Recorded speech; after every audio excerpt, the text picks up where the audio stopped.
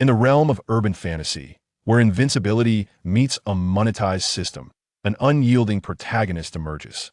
In his previous life, Li Feng was an ordinary individual, but fortune smiled upon him in this new existence, as he was reborn to parents who presided over a multi-billion-dollar conglomerate, thus becoming a super-rich heir. Initially, he intended to glide effortlessly through life. But fate took a cruel turn when his parents met a tragic demise, and their vast fortune was usurped. He found himself crippled by a vengeful enemy, reduced to a state of helplessness. Fortunately, the pay-to-become-strong system manifested, enabling him to gain power through monetary investment. Thus, his adversaries were doomed. Chapter 1. The Family's Bankruptcy, the Arrival of the System. This is the Jiangxing News Network, bringing you the latest report. Li Group, the largest private enterprise in the city, announced its bankruptcy 5 days ago. Li Group, boasting a staggering valuation of over 150 billion, succumbed to mismanagement and declared bankruptcy yesterday. The Sihai Group has initiated a takeover proposal for Li Group, which has already been approved by the Jiangxing government. Chairman Li Feng reportedly jumped from a building early this morning, allegedly unable to bear the blow of the family's collapse, leading to his suicide attempt. Fortunately, he survived the fall by landing on an awning below and is currently receiving treatment at the People's Hospital.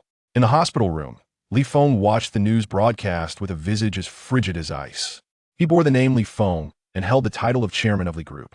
While also being a traverser of realms, perhaps it would be more apt to call him a reborn individual, for he retained memories from his past life. He vividly recalled his previous existence in a nation called China, where he had been obedient and diligent in his studies, laboring tirelessly for half a lifetime. At over 40, he had yet to find the opportunity to marry and start a family, ultimately succumbing to a sudden death from overwork. Upon awakening, he found himself as the firstborn of the Li family, inheriting a fortune of billions from birth, as if he were destined for greatness. Having endured a lifetime of hardship in his previous life, Li Feng had no intention of striving in this new one. Born in affluence, his sole focus was to savor life. Why should he toil when others chose to do so? His parents indulged him greatly, accommodating every whim he expressed. Yes, they had only one son. Their expectations were simple: to grow up healthy and eventually marry and procreate, ensuring the continuation of the Li lineage. Other aspirations were deemed unnecessary. Thus, Li Feng lived a life of unparalleled comfort, relishing the pleasures that had eluded him in his former life. Even when his academic performance faltered, his parents showed no concern, for their wealth rendered such matters trivial. Upon his graduation from university, his parents arranged a match with Lu Mengchen, a scion of another affluent family. Lu Mengchen was the epitome of elegance and wealth, and Li Feng had no reason to decline such a union. For a time, he believed that this idyllic existence was a divine reward, presuming that he would perpetually enjoy such bliss. As long as he refrained from entrepreneurial ventures, the family fortune seemed inexhaustible, likely spanning generations. However, calamity struck when his parents perished in a car accident. The driver, under the influence of alcohol, bore full responsibility, yet his parents were irrevocably lost. In the aftermath, Li Feng was thrust into the role of chairman of Li Group, a colossal enterprise fraught with overwhelming responsibilities he could hardly manage. Fortunately, his uncle extended a helping hand. Though the Sihai Group was smaller than Li Group, it still boasted an impressive valuation of over 30 billion. The familial bond between them had always been strong, and Li Feng never questioned his uncle's assistance. That he frequently sought his uncle's guidance and entrusted him with various tasks. Yet, within a mere month, disaster struck the company. Misappropriation of assets led to a financial collapse, followed by tax evasion allegations and multiple contractual disputes. Overnight, Li Group became a hollow shell, burdened with liabilities. Li Feng himself accrued significant debts, effectively rendering him and the company bankrupt. Stunned, realization dawned upon him. His uncle was the architect of this downfall. Perhaps even the tragedy of his parents was orchestrated by him. Li Feng had always believed in the inherent goodness of people, never anticipating the darkness that lurked within the world. Knave to such treachery, he felt utterly lost. In his despair, a group of unidentified creditors assaulted him, ultimately casting him from the rooftop. A blatant attempt to silence him. Miraculously, fate intervened. He landed on an awning, sparing his life, but leaving him with a broken spine, sealing his fate. Consumed by an overwhelming desire for vengeance, Li Feng yearned to eradicate the wretches responsible for his plight. Yet, his fury was rendered impotent by his incapacitation.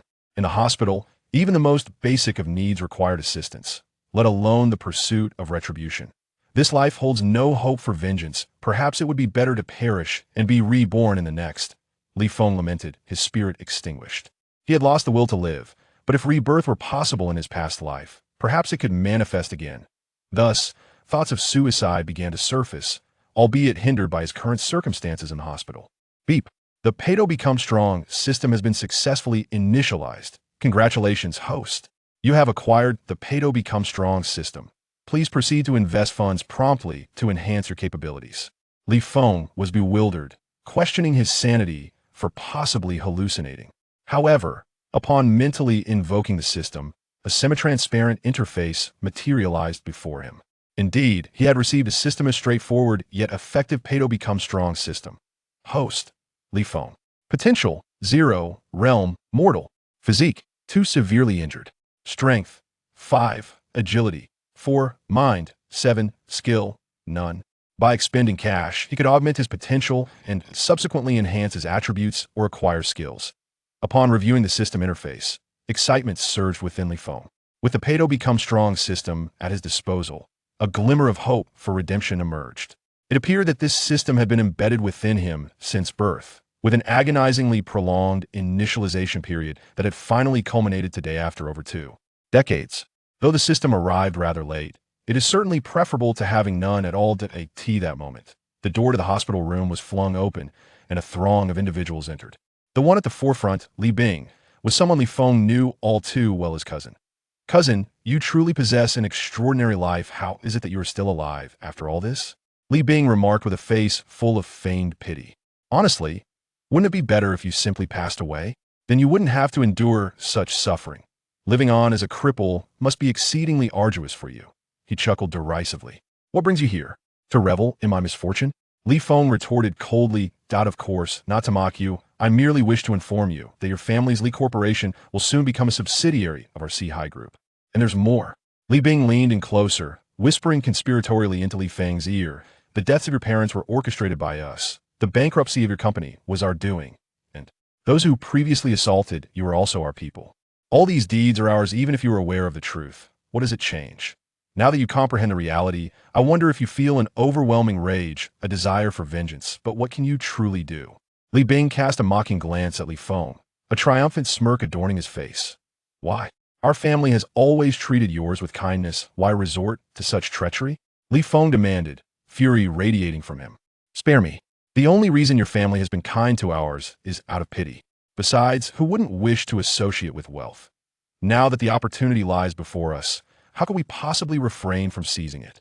Moreover, allow me to share another tidbit with you. Did you genuinely believe this matter was so simple?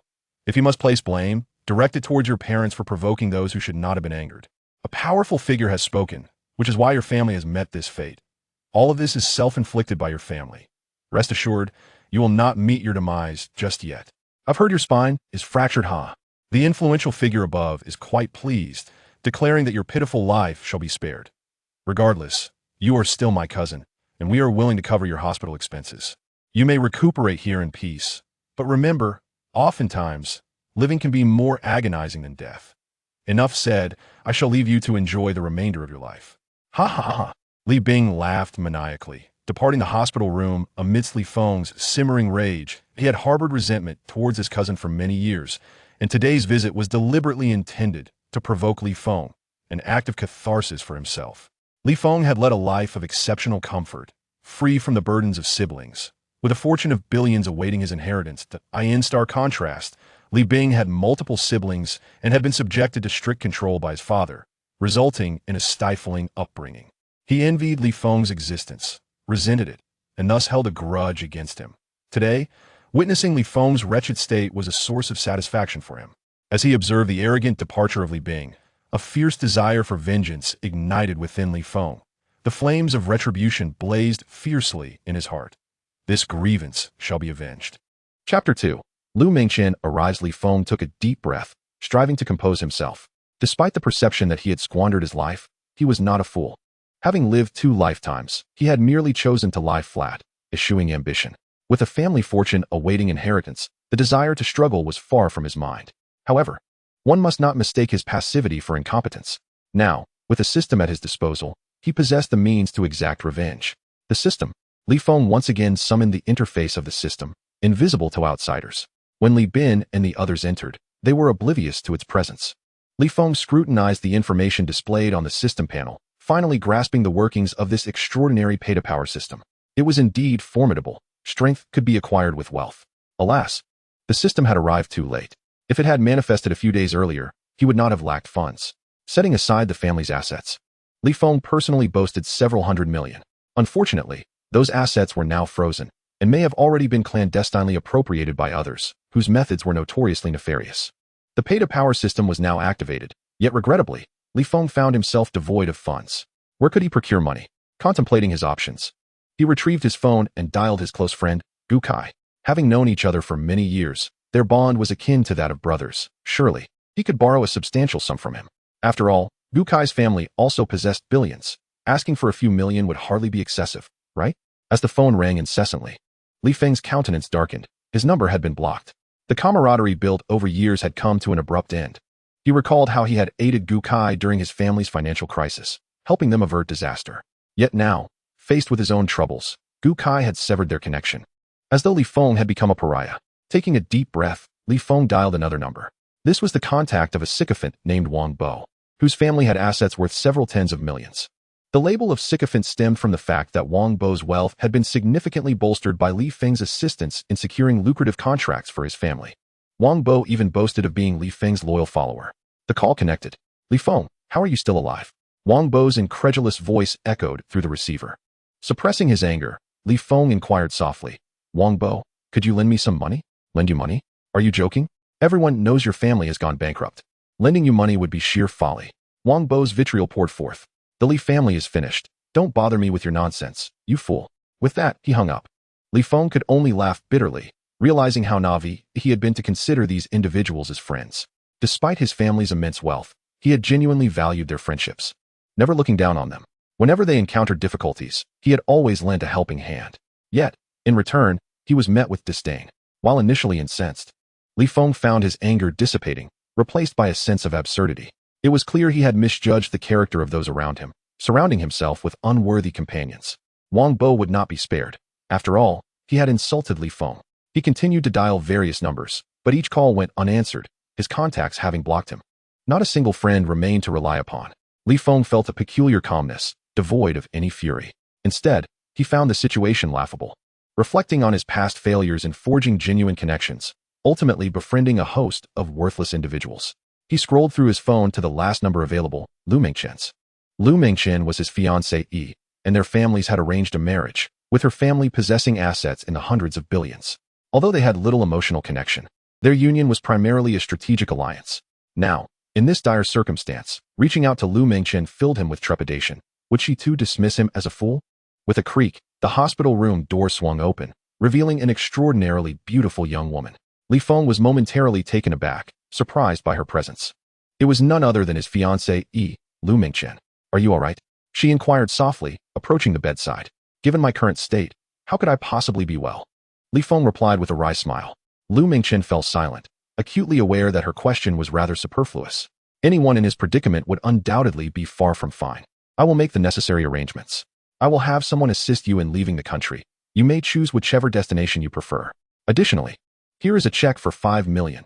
It should suffice for a time, she said gently, placing the check beside him. This is all I can do for you.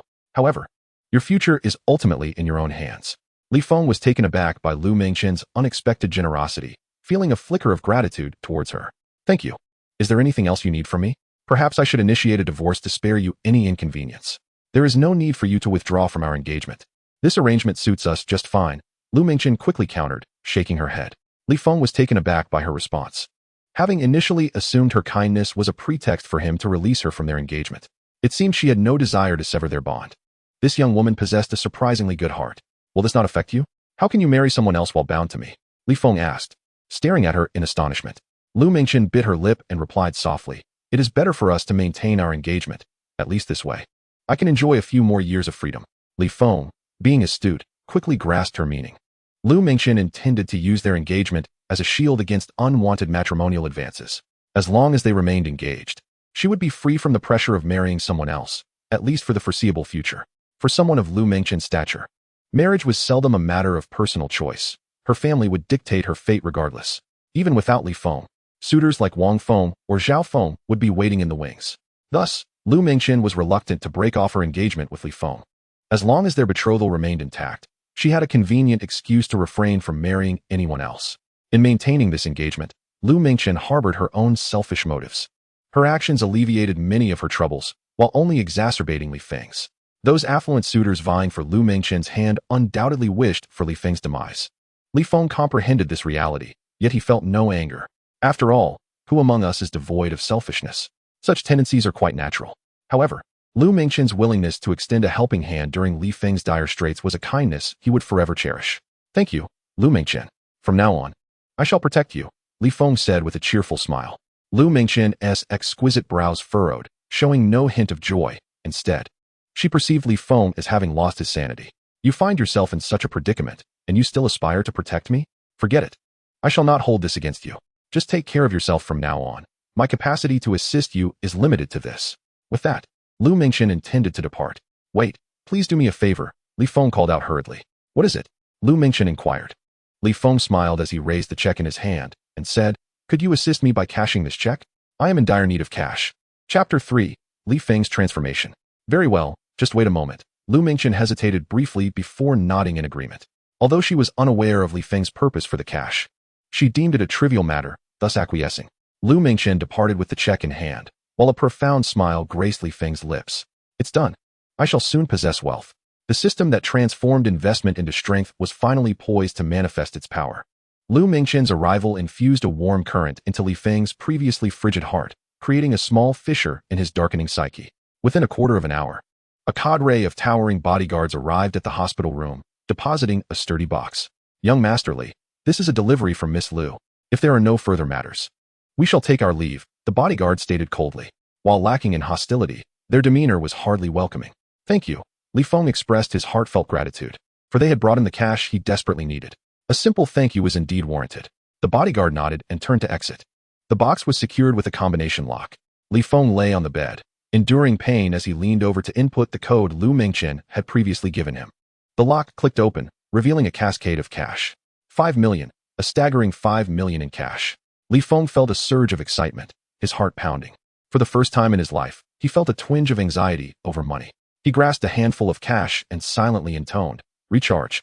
In an instant, the cash vanished from his hands. Successfully recharged 10,000 yuan, acquiring 0.1 point. A mere 10,000 yielded only 0.1 point. How insidious, Li Feng mused inwardly. Yet, he quickly composed himself and continued recharging. He grasped stack after stack of cash, completing the recharges. Successfully recharged 10,000 yuan, acquiring 0.1 point of potential. Successfully recharged 10,000 yuan, acquiring 0.1 point of potential. Successfully recharged 10,000 yuan, acquiring 0.1 point of potential. What a hassle. Is it not possible to recharge all at once? Li Feng thought, placing his hand atop the pile of cash in the box, silently wishing to recharge. Recharge 350,000 yuan, acquiring 35 points of potential. Recharge 100,000 yuan, granting 1 point of potential. Thus, 350,000 precisely equated to 35 points. The remaining cash was also fully recharged. 5 million in cash, utterly depleted, all recharged. Host, Li Feng. Potential, 50. Realm, mortal. Constitution, 2, severely injured. Strength, 5. Agility, 4. Spirit, 7. Techniques, none. Upon reopening the system interface, Li Feng now possessed 50 points of potential. He allocated 1 point to his constitution. A warm current coursed through his body, elevating his constitution from 2 to 3. However, he felt no visible change. He continued to add points. Constitution, 4. Constitution, 5. Constitution, 6. When his constitution reached 6 points, the label of severe injury vanished, replaced with light injury. Li Feng sensed a surge of power, his waist no longer pained, and sensation returned to his lower body. Yet, it was insufficient. He pressed on. Constitution, 7. Constitution, 8. Constitution, 9. Constitution, 10. Constitution, 11. Constitution, 12. Constitution, 15. In a single breath, he elevated his constitution to 15 points. Suddenly, a rush of warmth erupted from within, saturating his entire being. Li Feng heard a crack from his lower back as his fractured spine mended. He felt strength coursing through him. and his waist and legs finally regained a sense of normalcy. Cautiously, Li Feng rose from the bed, walking barefoot across the floor. 1 step, 2 steps, 3 steps. He was normal again. His body had returned to its full functionality. Upon inspecting the system interface once more, the words light injury had vanished. Li Feng flexed his limbs, and his entire body was thoroughly restored. Not only had he returned to normal, but his physique was now remarkably robust, healthier than before his injuries. The typical physical constitution of an average person ranges from 8 to 10 points, yet Li Feng had achieved a constitution of 15 points, surpassing the ordinary human threshold. Thus, he had obtained extraordinary physical prowess. Even his fractured spine had healed under the system's influence. The investment to strength system had granted Li Feng an unexpected boon. However, Li Feng refrained from further increasing his constitution, for while it had improved his physical condition, his strength and agility remained rather low. To truly enhance himself, he understood the necessity of a balanced allocation of points. Having enjoyed online games, he possessed his own insights regarding point distribution. Solely focusing on single attributes could never rival the strength of a versatile warrior, especially when ample points were available. He allocated points to strength, bringing it to 10. The pinnacle of ordinary strength is 10 points, so Li Feng aimed first for that threshold. Strength, 10 points. He felt every muscle and bone in his body fortifying, his previously flaccid muscles swelling with newfound strength. In mere minutes, he transformed from a frail youth into a muscular powerhouse. Impressive, truly extraordinary. Li Feng was overwhelmed with excitement. This was the might of the investment system. He felt an abundance of strength coursing through him. Continuing to increase his strength, he brought it to 15 points. Li Feng meticulously incremented his strength, and with each added point, his muscles underwent a remarkable transformation. His muscles and bones grew increasingly formidable. Li Feng understood. Increasing strength is not merely about augmenting one's physical power. It entails a comprehensive enhancement of bodily attributes. To attain a greater degree of strength, one must inevitably possess a more formidable physical constitution. His muscular density will intensify, and the resilience of his bones will also augment. Perhaps by continuously amplifying strength, one could enable the body to withstand gunfire. A fervent gleam flickered in Li Feng's eyes. Strength reached 15 points. Now, it was time to enhance agility. Currently at 4 points, he gradually increased it to 10 points. Following the enhancement of agility, Li Feng's physique underwent yet another transformation. The once enlarged muscles surprisingly compressed, becoming smaller, yet their elasticity and resilience heightened. This is the secret of agility. Its effect is straightforward. It amplifies one's speed and balance. In combat, the significance of agility cannot be overlooked. High health, robust defense, formidable attack, combined with elevated speed. This constitutes the quintessence of a perfect warrior. Agility was enhanced to 15 points. At this juncture, Li Feng's physical attributes, constitution, strength, agility, had all been elevated to 15 points, consuming a total of 34 potential points. He now had 16 potential points remaining. His body had undergone a remarkable transformation. Chapter 4. Introduction to Bagwazang.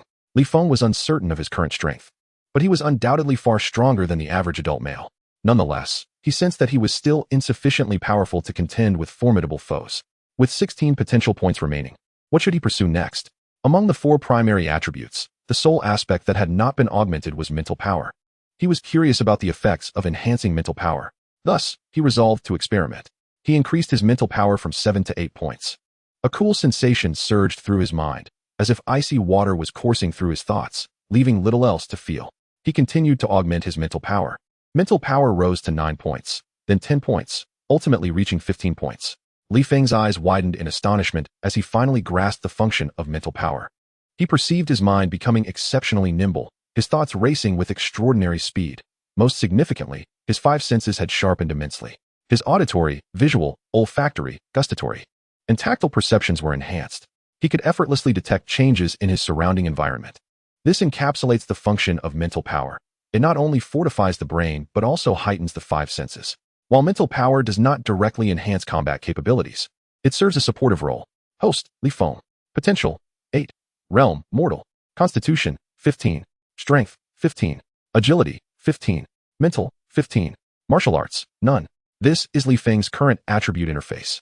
With 8 potential points remaining and all 4 primary attributes raised to 15 points, attribute points can no longer be increased. With only 8 potential points left, even if allocated entirely to attributes, the effect would be minimal. Hence, Li Feng must judiciously utilize the remaining potential points. The next objective is to acquire martial arts. Although Li Feng was unfamiliar with any martial arts, he could attempt to learn. He picked up his old mobile phone, a device that had sustained damage alongside him. Its screen marred by 3 cracks, yet still functional. This was his only means to access martial arts teachings at present. Li Feng remained uncertain about the nature of the martial arts mandated by the system. If it required internal cultivation techniques akin to the Jiangjinjing, he would be at a loss. However, if it pertained to styles like Tai Chi, Wing Chun, or Baguazhang, then he could devise a plan. For some time, Li Feng had aspired to learn martial arts, not for the sake of prowess in combat, but to strengthen his health.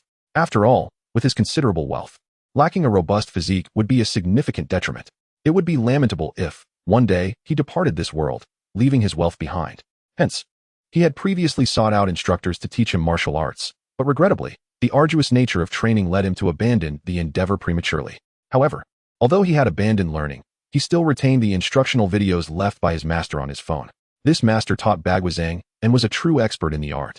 Li Feng had once witnessed a spar between his bodyguard, a former special forces operative, and this master, and it was evident that the bodyguard was no match for him. It was clear that this master possessed genuine skill. Unfortunately, after the family's financial ruin, all the special forces bodyguards were dismissed, leaving Li Feng without protection, thus giving ill-intentioned individuals an opportunity. Of course, had those adversaries been intent on harming Li Feng, even the presence of bodyguards would not have sufficed to avert disaster.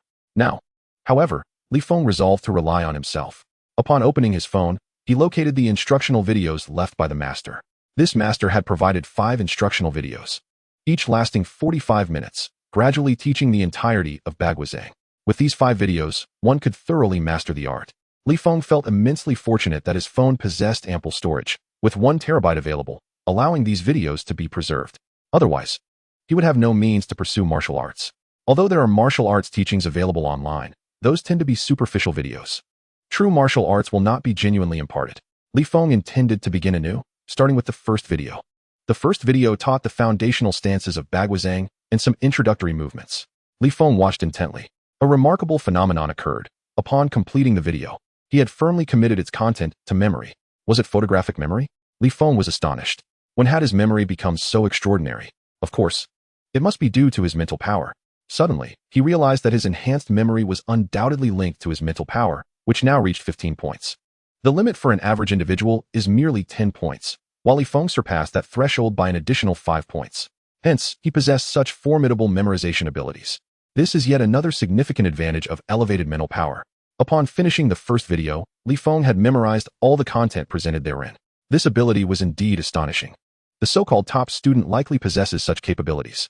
During this time, a nurse entered to check on Li Feng's condition, prompting him to quickly lie back down.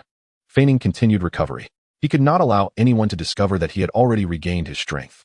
Fortunately, the nurse merely glanced at him before departing, and since Li Feng resided in a private VIP room, it afforded him the perfect environment to study martial arts undisturbed. With the nurse no longer interrupting him, Li Feng continued to watch the video, uninterrupted, allowing him to focus entirely on his studies. After spending several hours, Li Feng finally completed watching all 5 videos. His mind was now filled with the essence of Baji Quan.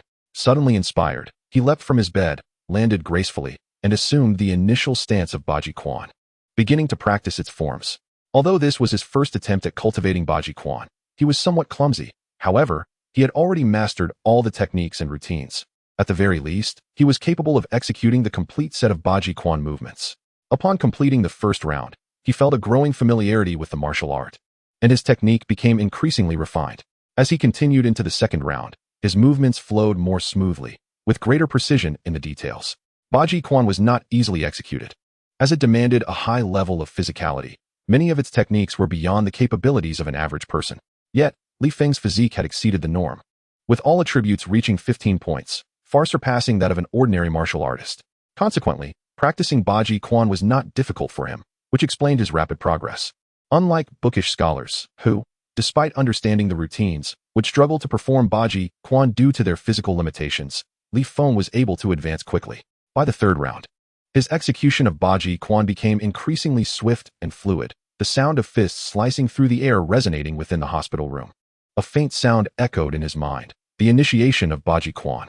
With a surge of excitement, Li Feng immediately accessed the system interface. Chapter 5. Mastery of Baji Quan. Host, Li Feng. Potential, 8. Realm, mortal. Physique, 15. Strength, 15. Agility, 15. Spirit, 15. Technique: Initiation of Baji Quan. The initiation of Baji Quan had been successfully recorded by the system. Li Feng was elated, realizing that his gamble had indeed paid off. Baji Quan, being a form of martial art, could be recorded by the system as long as one had initiated the practice. The condition for the system to record a technique was simply to reach the initiation level. Fortunately, Li Feng's current capabilities allowed him to grasp Baji Quan in a short time. Otherwise, the previous version of himself would have been hindered even by the initiation requirements. While entering the initiation phase was relatively easy, delving deeper into the practice would prove exceedingly challenging. However, with the Krypton Gold enhancement system at his disposal, it was time for him to experience its true power. Observing a plus sign next to Baji Quan, it was evident that he could enhance it using potential points. He allocated 1 point to Baji Quan, and in an instant, a surge of warmth coursed through his body, leaving him momentarily dazed. In that haze, he envisioned himself diligently practicing Baji Quan for 3 years, ultimately achieving a small mastery of the art. At the small mastery level, his strikes would echo like thunder, wielding formidable power. 1 potential point could elevate his initiation level Baji Quan to small mastery, sparing him 3 years of arduous training. This was the remarkable strength of potential points. After expending 1 point, he had 7 remaining. Li Feng continued to invest points, this time using 2, and once again, Baji Quan transformed.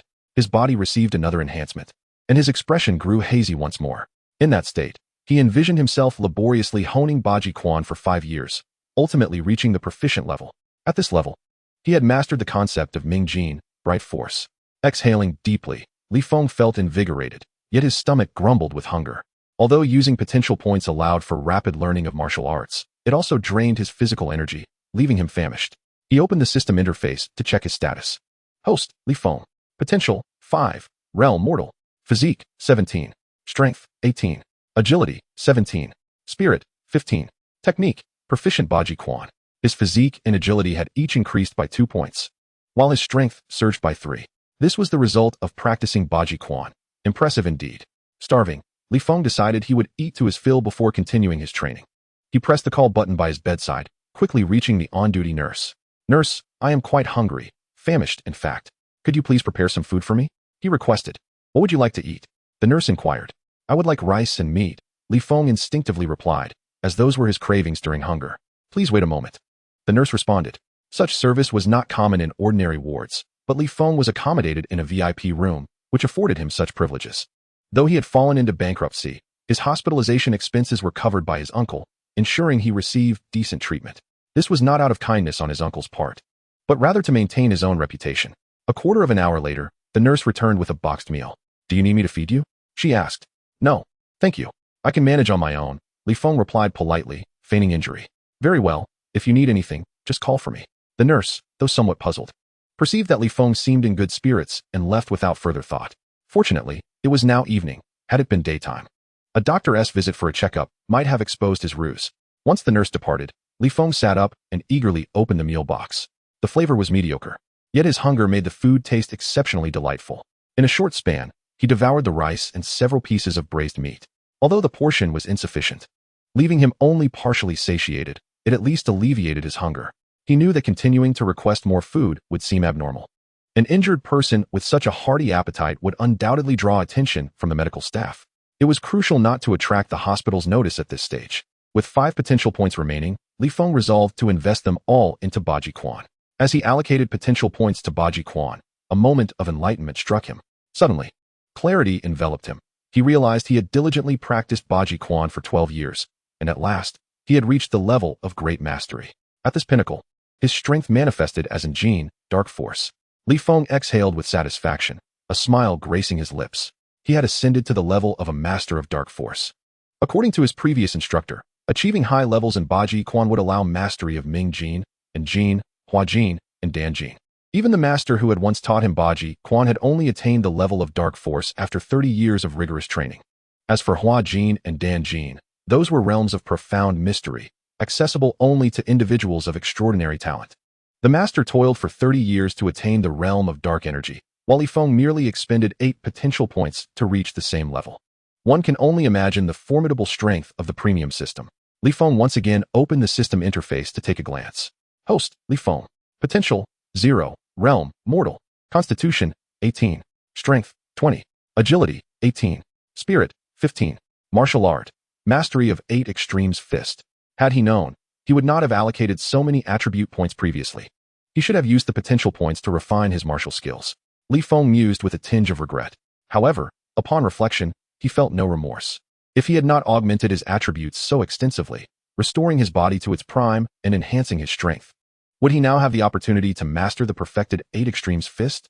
One cannot simply savor the last dumpling after consuming 10, forgetting the merit of the preceding 9. Moreover, the ability to acquire potential points through financial expenditure alleviates the concern of not being able to further cultivate his martial arts, provided he has the means.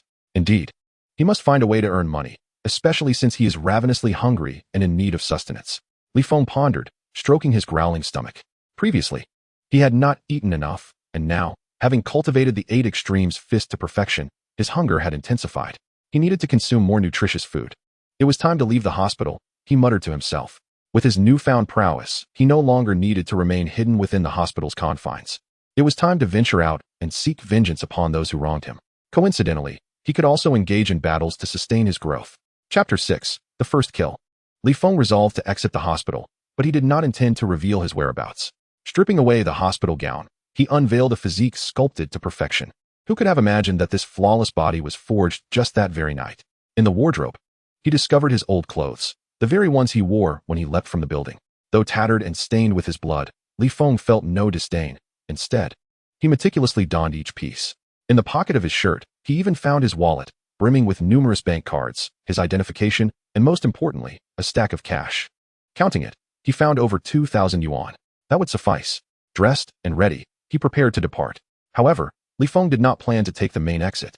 The hospital was riddled with surveillance cameras. Should he walk out in plain sight, his recovery would be exposed. He was not yet ready to unveil that fact.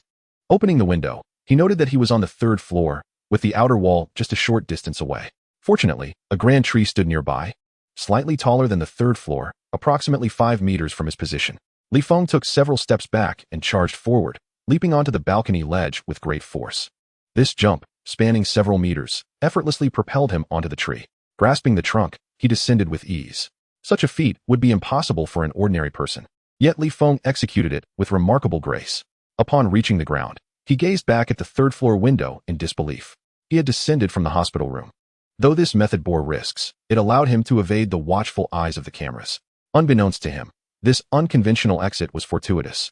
Had he left through the front door, he would have encountered the guards stationed there, individuals left behind by his cousin, Li Bin. Encountering them would undoubtedly lead to complications. Li Feng evaded surveillance, stealthily making his way toward the hospital's exterior. 3 minutes later, he scaled the hospital's boundary wall, finally emerging outside.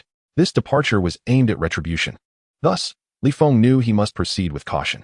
Outside the hospital wall lay a tree-lined path, where 2 men strolled, engaged in light-hearted conversation. Why hasn't that Li Feng died yet? Do we have to keep watching him every day? One remarked. Exactly, he's just a worthless piece of trash. Why must we be assigned to keep an eye on him? It's ruining my chances with the ladies, the other grumbled, their irritation escalating. Suddenly, a figure intercepted their path. Who is it? Li Feng. Upon recognizing his face, both men were taken aback. They could not fathom how the paralyzed Li Feng appeared before them. Exchanging glances, they lunged toward him, unaware of how he had transitioned from being incapacitated to fully functional. Yet, they were aware of their orders, to keep Li Feng in check.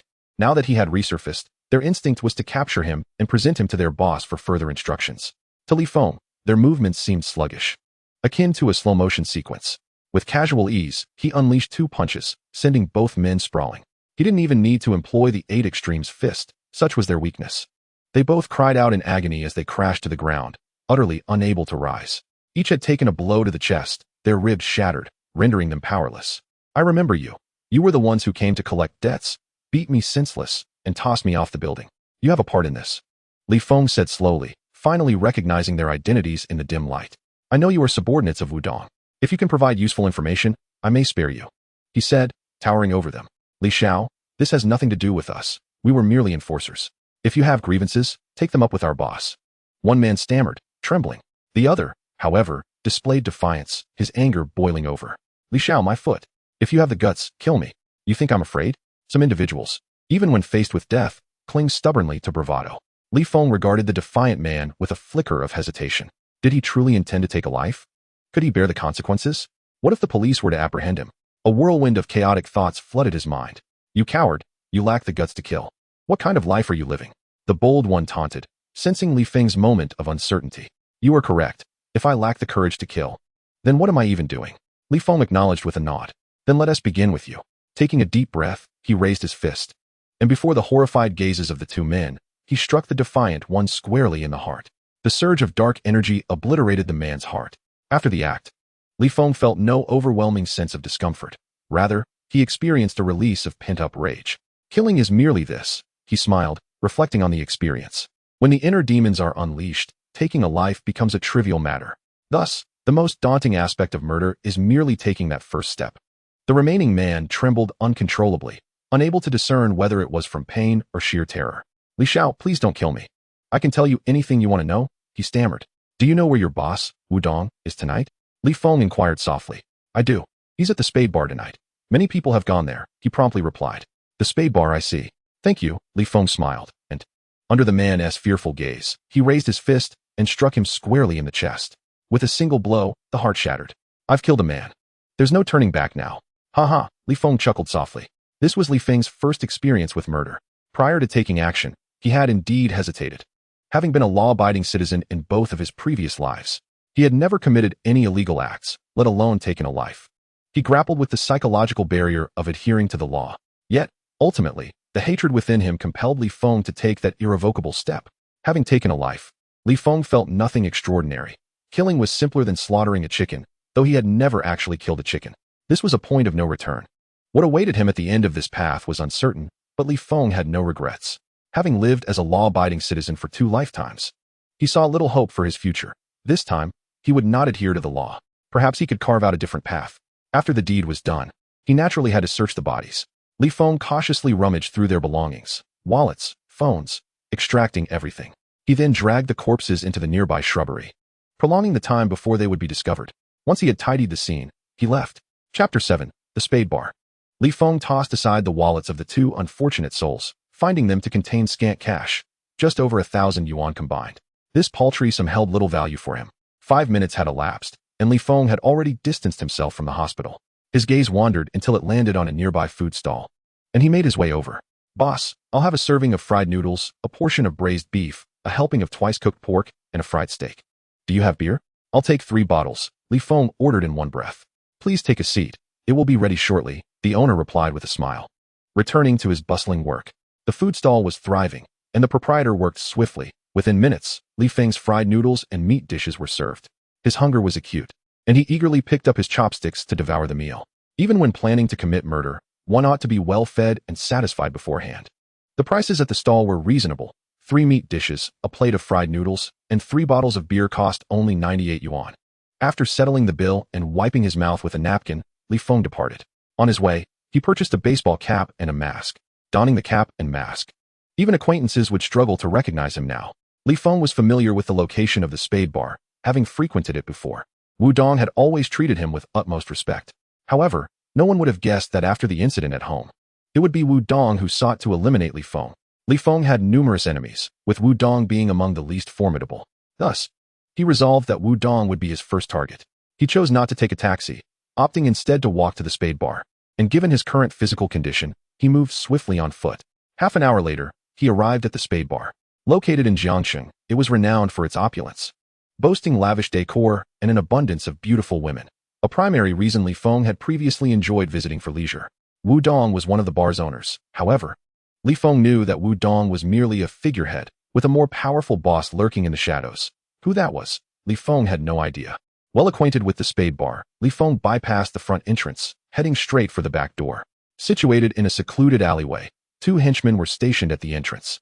Certain special guests would not enter through the front, but would instead utilize the back, which was the value of this entry point. At the back door, the 2 henchmen were smoking and boasting when they caught sight of a man clad in a cap and mask approaching. One of the henchmen coldly remarked, "Friend, you need to enter through the front. This area is off limits." Li Feng remained silent, pressing forward. "You are looking for trouble," the 2 henchmen cursed, moving to surround him. Suddenly, Li Feng sprang into action, lunging forward and delivering a punch to the left henchman. The left henchman was caught off guard, receiving a fatal blow to the throat, which shattered upon impact. He clutched his throat, making strange gurgling sounds. The other henchman, sensing the danger, turned to flee. Yet, His speed could not match Li Feng's. Before he had taken 2 steps, Li Feng had seized him by the hair and yanked him back. With a twist of his neck, it snapped cleanly. Turning to the henchman who had been struck in the throat, Li Feng observed that he was still alive, clutching his throat in agony. "Relax, it will be over soon," Li Feng reassured him, stepping closer and gripping his neck, twisting it with a forceful snap. As promised, the pain ceased. The man was dead. Li Feng hoisted each body, discarding them into a dimly lit corner. He even removed the clothing from one of them, donning it himself. The back door lacked surveillance cameras, ensuring that even a murder would remain undetected. This was precisely why Li Feng had chosen to enter through the back. However, once inside through the back, there were indeed cameras. Li Feng opted not to walk directly through, but instead climbed along the wall, effortlessly reaching the 2nd floor and entering the bar's restroom through a window. He was aware that adjacent to the restroom was a storage room, which doubled as the monitoring room. Outsiders were oblivious to this fact, but Li Feng, being a frequent visitor, was well informed. Exiting the restroom, Li Feng knocked on the door of the storage room. "Knock, knock, knock. Who is it?" came the voice from behind the door, but as they spoke, they were already opening the door, blissfully unaware that death awaited them. Upon the door's opening, Li Feng pushed inside and, without hesitation, unleashed a lethal assault. The monitoring room housed only 2 individuals, who were no match for Li Feng and were swiftly dispatched. Whether they were innocent mattered little to him. Individuals like them were merely a drain on resources, and Li Feng felt he was doing them a favor by sending them to their final resting place. After the killings, Li Feng secured the door and inspected the monitors. The monitoring room displayed over 40 surveillance feeds, revealing the happenings both inside and outside the bar. The rear entrance, devoid of surveillance footage, was a convenience devised by them for their own operational ease. "Found you," Li Feng remarked with a chilling smile as he observed a young man on the monitor. This young man was Wu Dong, who, despite being in his 30s, adorned himself flamboyantly, giving the impression of being nearly 25 or 26. With Wu Dong's location confirmed, Li Feng commenced his sabotage of the surveillance system. He first cut the power, then dismantled the mainframe, particularly extracting and shattering the hard drive within. Regardless of whether the cameras had captured his presence, he was determined that no footage would remain, thereby complicating any potential police investigation. After dismantling the surveillance, Li Feng exited the monitoring room, making his way toward the private booth where Wu Dong was situated, booth number 888, the largest and most opulent VIP area. In previous visits, this booth had always been reserved for Li Feng. Inside, Wu Dong lounged comfortably, flanked by attractive companions, reveling in an exceptionally good mood. He had successfully completed a task assigned by his superior and had been rewarded handsomely. Regrettably, he lamented that Li Xiao would no longer frequent his bar, resulting in a significant loss of income without Li Feng's patronage. Yet, the thought of receiving a bounty of 30 million seemed to overshadow any concern for Li Feng's absence. At that moment, the booth door swung open, and the intruder promptly extinguished all the lights within. The room was plunged into darkness, illuminated only by the faint glow of the television screen. "Damn it! Who turned off the lights?" Wu Dong cursed fiercely. Instantly regretting his words, he sensed a shadow looming before him, followed by a powerful punch that struck his abdomen. Wu Dong let out a pained cry, spewing blood forth, while his 2 female companions screamed in terror. Chapter 8. Master of Bajiquan. The 2 women emitted brief screams before being knocked unconscious by the shadow. Li Feng, however, refrained from inflicting harm upon them. He stepped forward and restored the booth's spotlight, allowing for a dim visibility of his surroundings. Wu Dong, having coughed up blood, looked up to see Li Feng, clad in a cap and mask. "Who are you?" Wu Dong stammered, trembling. Without uttering a word, Li Feng advanced menacingly toward Wu Dong, his eyes radiating murderous intent. Wu Dong felt the palpable threat in Li Feng's gaze. His heart raced in fear. When did I offend such a ruthless person? He thought anxiously. "Calm down, brother. Let us discuss this." Wu Dong quickly capitulated. "Where's the money?" "I merely seek wealth," Li Feng rasped deliberately. "Brother, money is no problem. I can get you the cash." Wu Dong responded, relieved at the prospect of negotiation. "I want 10 million in cash. Have it delivered here immediately, and I'll leave at once," Li Feng continued. 10 million in cash? "Brother, I can't possibly procure that amount." Wu Dong's face paled. "You are the one who had Li Feng killed. You must have access to his private accounts. Don't tell me you're broke now." Li Feng pressed further, maintaining his hoarse tone to conceal his identity. Wu Dong's complexion shifted once more as he realized the gravity of the situation. No wonder this person approached me, he thought. "Brother, I have money, but I simply don't have that much in cash right now. It's late, and even if I wanted to withdraw from the bank, I couldn't," Wu Dong hastily explained. "I am here to seek wealth, but if you fail to satisfy me, I won't hesitate to take your life. I have no qualms about adding another to my tally," Li Feng stated coldly. Hearing the truth in Li Feng's words made Wu Dong's heart tremble anew. As Li Feng spoke, he approached Wu Dong, placing a foot upon his arm. With a sickening crack, Wu Dong's arm was broken, and Li Feng applied further pressure. Wu Dong screamed in agony, but the sound was muffled by the soundproofing of the booth. After a lengthy moment, Li Feng finally released his foot, coldly demanding, "Have you made up your mind? Your life or your wealth? I choose life. Please spare me, and I will get you the money." Wu Dong quivered, never having experienced such torment before. Though he harbored a deep-seated hatred for Li Feng, his instinct for survival prevailed. "Please, grant me a moment. I need to gather cash from my subordinates," he pleaded. "Fine. Make your call. Just a reminder, I am a worthless life. If you try any tricks, I will ensure you pay the price," Li Feng warned ominously. "I wouldn't dare. I absolutely wouldn't." Wu Dong rushed to assure him. It is said that a villain must be tempered by another villain.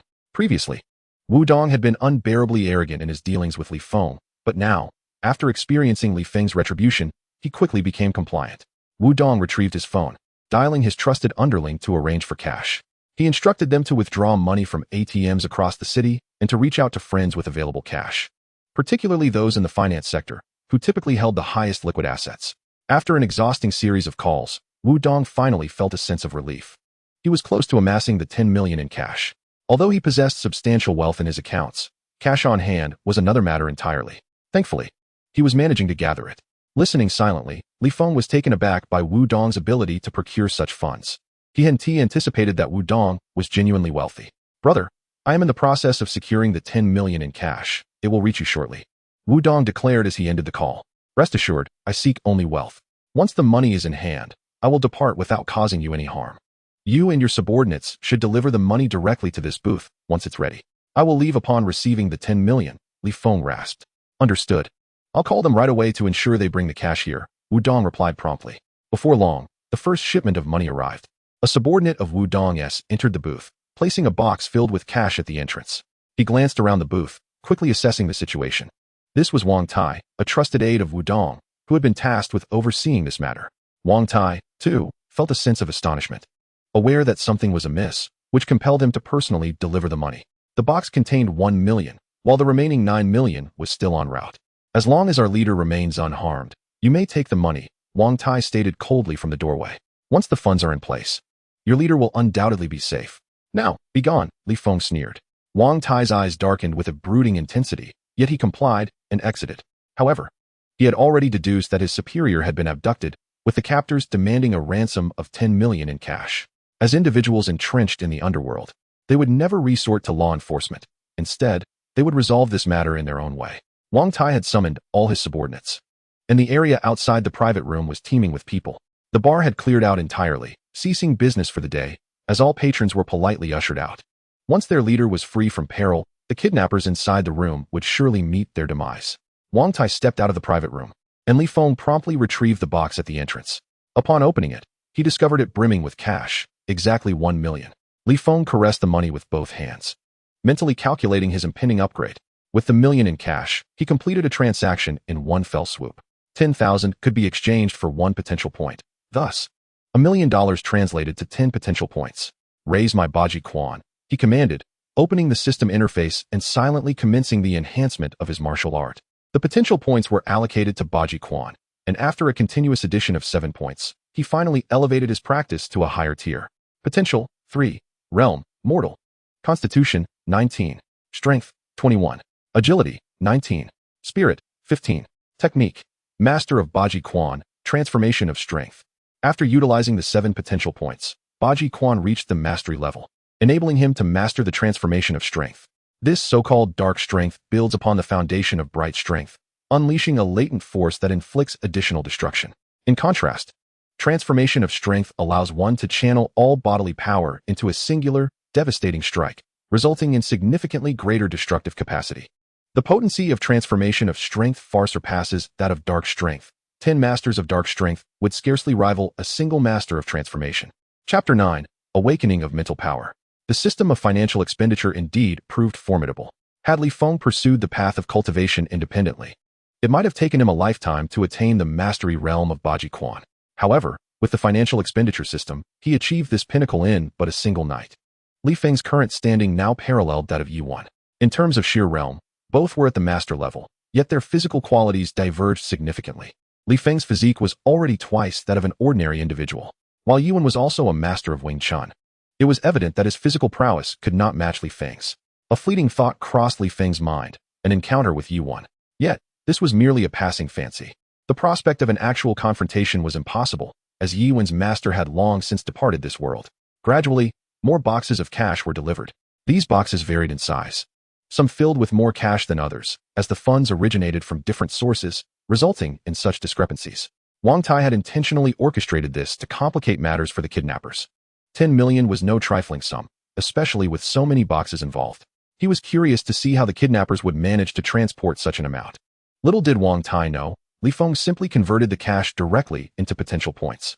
1 million, 2 million, 1.5 million, within a short span. He had recharged 5 million, acquiring 50 potential points. Ha ha ha, my Baji Quan can continue to ascend. Li Feng chuckled inwardly as he proceeded to invest points into Baji Quan. This time, after a consecutive infusion of 10 points, Baji Quan finally progressed to the next level. Upon reaching the pinnacle of mastery, Baji Quan attained a state of perfection, unable to be further enhanced. In that moment, as Baji Quan reached its zenith, Li Feng experienced a moment of disorientation. In a flash, the culmination of his 50 years of arduous training in Baji Quan unveiled the ultimate essence of the martial art. Baji Quan reached perfection, mastering the Dan strength. Dan strength is not merely an internal power, but a formidable application of force. It allows one to harmonize their strength, converting it into an unending surge of energy for striking. This is the essence of Dan strength. It is fearsome, capable of unleashing multiple-fold power, potentially tenfold. Such is the might of Dan strength. Li Feng exhaled, a glimmer of brilliance flashing in his eyes before it vanished. He had now truly become a master of Dan strength. Regrettably, the might of a Dan strength master does not quite align with the grandiose depictions found in novels. The notion of invulnerability is even further from reality. Yet, to an ordinary person, a master of Dan strength is indeed an invincible entity. The intricacies of Dan's strength eluded verbal description. Nonetheless, Li Feng felt an undeniable distinction between himself and an ordinary human. They were now two entirely different beings. Utilizing Dan's strength, he could effortlessly decimate an ordinary person. This exemplifies the terrifying prowess of a Dan strength master. Yet, it is essential to note that Dan strength is merely a method of force application, not a true internal cultivation technique. Li Feng softly mused. Baji Quan is revered as an internal martial art, capable of cultivating internal energy. Unfortunately, Baji Quan does not embody the authentic internal principles needed to cultivate the legendary internal true energy. Even with the system at his disposal, Li Feng could not harness Baji Quan to cultivate internal true energy. Upon reaching its maximum level, Baji Quan culminated only in Dan's strength, rather than internal energy. Li Feng glanced again at the system interface.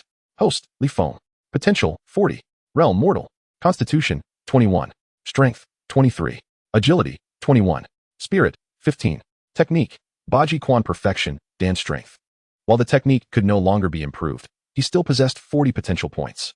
Moreover, an additional 4 million in cash awaited delivery. That 4 million could yield another 40 potential points.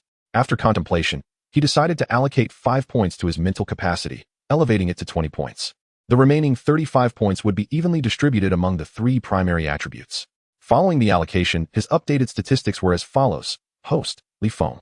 Potential, 0. Realm, mortal. Constitution, 34. Strength, 33. Agility, 33. Spirit, 20. Technique, Baji Quan perfection, Dan strength. Li Feng's physique was once again reinforced, rendering him significantly more powerful than before. Ha ha ha, this is the secret of warfare sustaining warfare. After waiting for another half hour, the final 4 million in cash was delivered. Wang Tai stood at the doorway, coldly stating, "Now, you may release our leader, correct? Wait for me outside for 5 minutes, and I shall have a brief conversation with your leader." Li Feng replied hoarsely. Wang Tai glanced at Wu Dong, who nodded in assent, prompting Wang Tai to exit the private room. The moment Wang Tai left, Li Feng immediately commenced his recharge. However, all of this was done discreetly, avoiding Wu Dong's awareness. Thus Wu Dong remained oblivious to the fact that the cash within the box had been completely depleted by Li Feng's transactions. Li Feng withdrew 100,000 in cash without recharging it, while the remaining 390,000 was entirely allocated to the system interface, consequently earning him 39 potential points. The 100,000 in cash was reserved for upcoming activities, which Li Feng secured on his person. As for the 39 potential points, they could not be left unattended, and he promptly allocated them. He prioritized increasing his mental strength. The higher his mental capacity, the more acute his perception of the surrounding environment became. Although mental strength did not directly enhance combatability, Li Feng placed significant importance on its augmentation. He elevated his mental strength to 30 points. At the moment it reached this threshold, he felt a prickling sensation at his brow, as if something was splitting open there.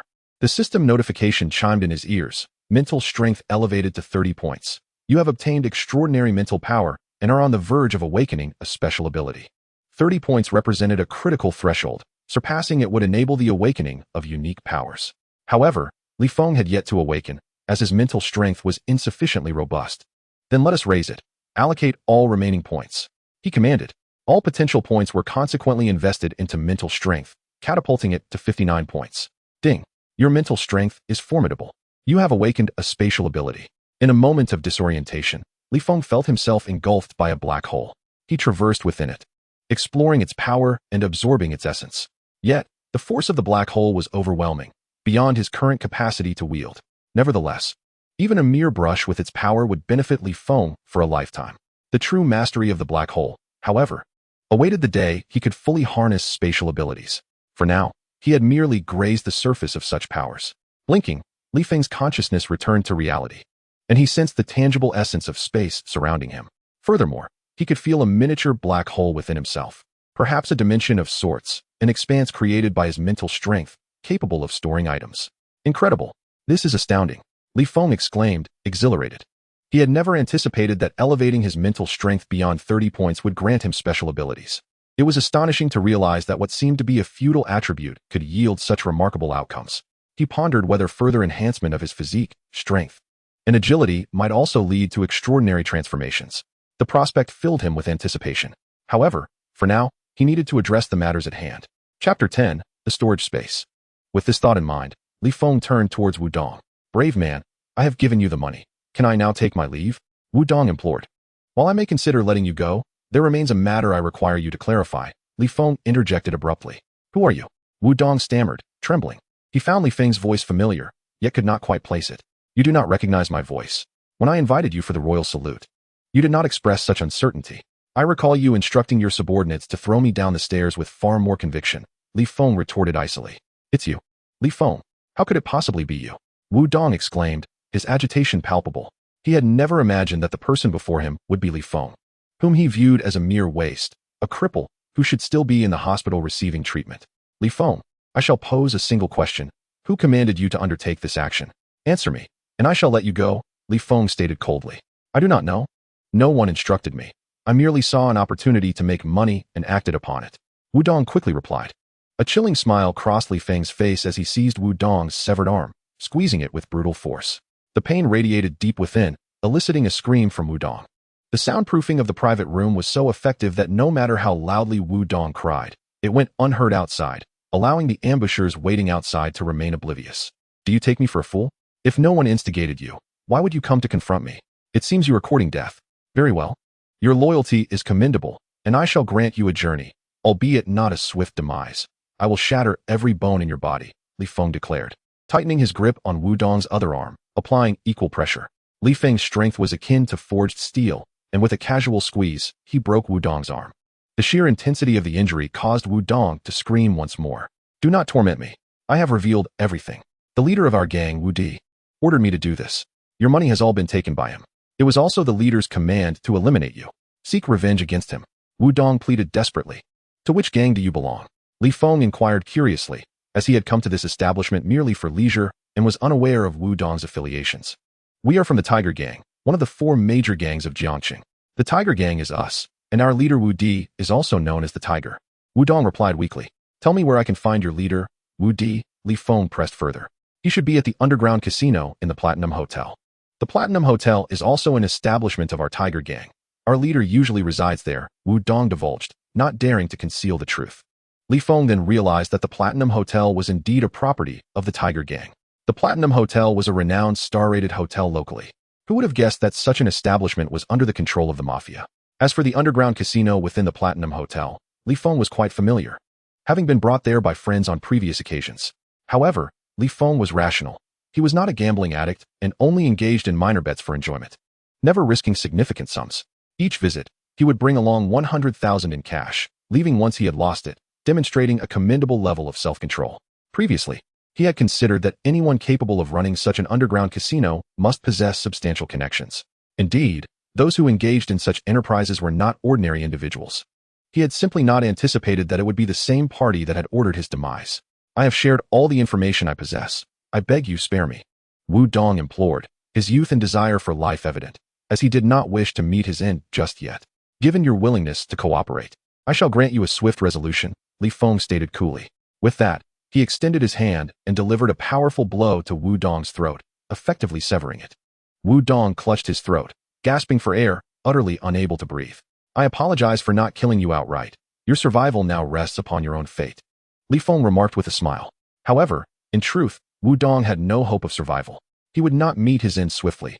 Rather, he would succumb to a slow and agonizing asphyxiation. Li Feng had no intention of sparing someone like Wu Dong. After dealing with him, Li Feng made his way towards the door of the private room. As he walked, a black vortex appeared beside him.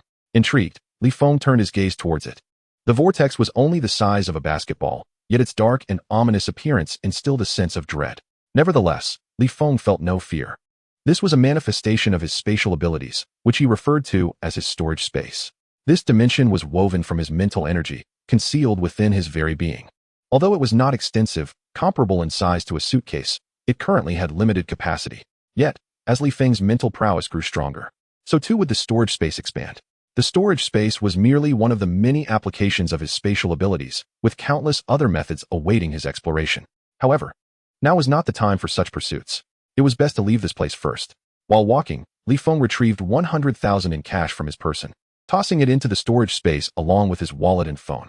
This action rendered him lighter and would facilitate his subsequent tasks. Additionally, as his phone was equipped with a tracking feature, placing it in the storage space would prevent anyone from tracing him through it. As Li Feng gently pulled open the door to the private room, blinding light poured in. Stepping out, he found himself face to face with the coldly composed Wang Tai. Flanked by over 20 henchmen wielding clubs. "You possess quite the audacity to stir up trouble here. Do not expect to leave alive tonight," Wang Tai declared with a frigid demeanor, pointing at Li Feng. In response, Li Feng uttered a mere 2 words, "Fool." As soon as the words left his lips, he surged forward, his figure akin to a bolt of lightning, reaching Wang Tai in the blink of an eye. Wang Tai had no time to react before a punch landed squarely on his chest, caving it in. In that instant, he drew his last breath. His lifeless body propelled backward. Chapter 11. Killing is effortlessly simple. Wang Tai lay dead, his face still etched with disbelief. He had never imagined he would perish so easily. Having grown up on the streets, he was well versed in brawling and had trained in free fighting, wielding a machete with the confidence to face 5 or 6 robust men. He believed his strength would secure his position as the top dog under Wu Dong. He thought tonight would be his moment to shine. Yet he had unwittingly forfeited his life so effortlessly. His existence was alarmingly fragile. One misstep, and it was over. Li Feng felt no particular emotion upon killing Wang Tai. To him, Wang Tai was merely an ordinary individual, no different from an ant that could be crushed without thought. After dispatching him, Li Feng accelerated into the throng of henchmen. His speed was remarkable, and in an instant, he stood before the first thug. Acting on instinct, the thug swung a knife at him. However, in Li Feng's eyes, the movement appeared achingly slow. He delivered a punch to the thug's solar plexus, and with a surge of energy, shattered the heart. The man fell lifelessly. Killing was that simple. Or rather, one might say, for a master, it was that easy. An ordinary person would struggle to take a life with mere fists, as their strength would often fall short. Yet for a master, a single punch sufficed. And for someone as formidable as Li Feng, it was even easier. As Li Feng plunged into the crowd, the movements of those around him slowed in his perception. This was due to his heightened senses and the augmentation of his spatial abilities, which enhanced his awareness of the environment. With the synergy of these effects, Li Feng's perception far surpassed that of an ordinary person. He even speculated that, should someone fire a gun at him, he might be able to see the trajectory of the bullet. Of course, he had no desire to test that theory. He preferred to avoid bullets altogether. "You are all pitifully weak, like a bunch of worthless fools. Can't anyone here present a worthy challenge?" Li Feng taunted as he continued his assault. In mere seconds, 6 henchmen had perished at his hands, each met with a singular, crushing blow. Li Feng's strikes were devastating. Anyone struck by his fist was guaranteed to suffer shattered bones and a crushed heart, dying on the spot. "Huh, you are truly pathetic." He laughed heartily, darting past one thug and playfully tapping the back of his head. This seemingly trivial gesture was akin to a jest, yet the thug's eyes widened, blood vessels bursting. As blood streamed from his nostrils, his body weakened, and he collapsed, dead. If one were to scan his brain at that moment, they would find it reduced to a pulpy mass. The human brain is typically resilient, encased in one of the strongest bones in the body. Yet Li Feng's energy could easily shatter that protective barrier. Thus, that light tap on the thug's head had effectively obliterated his brain. This method proved to be more efficient than a direct strike to the heart. Monster. He is a monster. Run. The remaining thugs finally grasped the gravity of Li Feng's power, one of them shouting in panic before turning to flee. Was it not too late to escape now? Li Feng sneered, quickening his pace in pursuit. His speed was akin to that of death itself, as he struck down the fleeing thugs with precise, lethal blows to the back of their heads. Within a span of less than 2 minutes, over 20 henchmen lay dead. Li Feng surveyed the scene, his gaze glinting with malevolence. He contemplated setting the place ablaze, but ultimately dismissed the idea. As the bar is located at the base of a towering building, should it succumb to flames, the entire structure would likely follow suit. Numerous residents inhabit the building, and the notion of claiming so many lives is unfathomable. Even for someone as ruthless as Li Feng. After all, he is still human, bound by his own moral constraints. Li Feng meticulously examined the scene once more before promptly turning on the faucet, allowing the steady stream of tap water to gradually engulf the bar. By the time anyone noticed the anomaly, the last remnants of evidence would likely be washed away by the deluge. Emerging from the bar, a fiery blaze of determination flickered within Li Feng. Previously, he had harbored a resolute intent to avenge himself, but now, confidence surged within him regarding his capacity for retribution. With his current abilities, he was certain he could exact his revenge. However, mere vengeance would not suffice. Li Feng aspired to execute his plan with finesse, seeking not only retribution but also a graceful exit. He was still young and possessed a system that aided him. He had no desire for an untimely demise. Upon exiting the bar, Li Feng casually hailed a taxi, providing an address before settling back in the rear seat to rest his eyes. A quarter of an hour later, he arrived at the Bluefield community, an aging residential complex with a history spanning over 3 decades. Here resided a familiar face, a person Li Feng deemed trustworthy above all others. At the entrance of the community, security personnel and surveillance cameras stood watch. Rather than approaching through the front, Li Feng opted to scale the wall to gain entry. For him, climbing was now a trivial endeavor. The Bluefield community comprised modest low-rise buildings, the tallest reaching only 6 stories, devoid of elevators and featuring only staircases. Arriving at room 302 in Building 7, Li Feng rang the doorbell. "Who is it?" came the voice of a woman from behind the door. "Aunt May, it's me, Li Feng," he replied softly. The door swung open to reveal an elderly woman, her face alight with excitement upon seeing him. "Young master, it's truly you. How wonderful. I'm so relieved you're safe. Come in, quickly," Aunt May exclaimed, her voice brimming with emotion. Li Feng smiled and nodded, stepping inside while offering her a supportive hand. "Are you all right, young master? I was so worried about you. Yet I felt powerless to assist."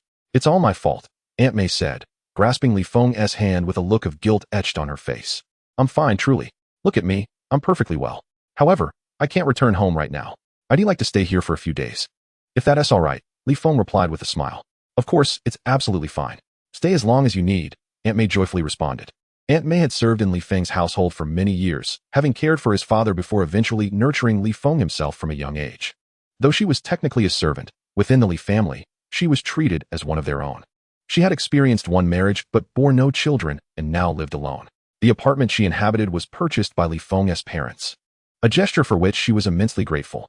Though Aunt May had retired due to declining health, she shared a deep bond with Li Feng, which prompted him to seek refuge with her. Upon leaving the hospital, he had no intention of staying in a hotel. Residing with Aunt May had long been his plan. Chapter 12. The unassuming Aunt May. "Young master, please tell me what has transpired," Aunt May urged after ensuring that Li Feng was comfortably seated and pouring him a cup of tea.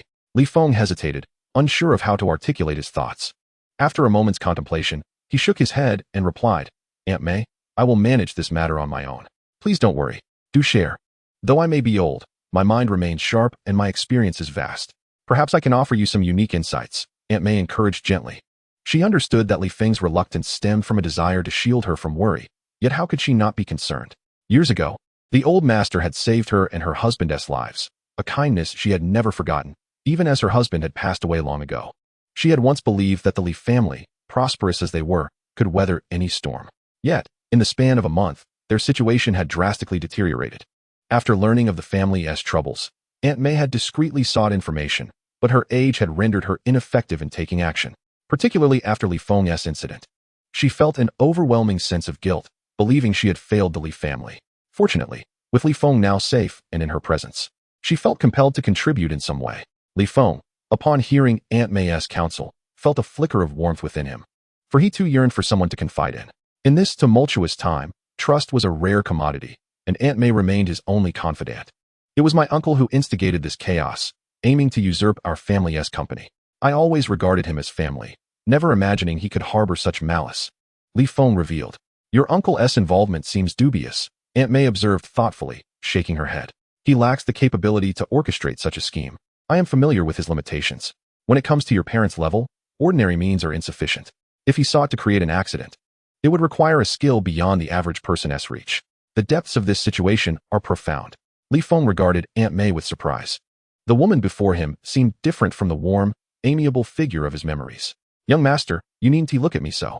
I am 75 years old. Having lived this long, I have encountered many things and gained a measure of wisdom, Aunt May smiled. Indeed.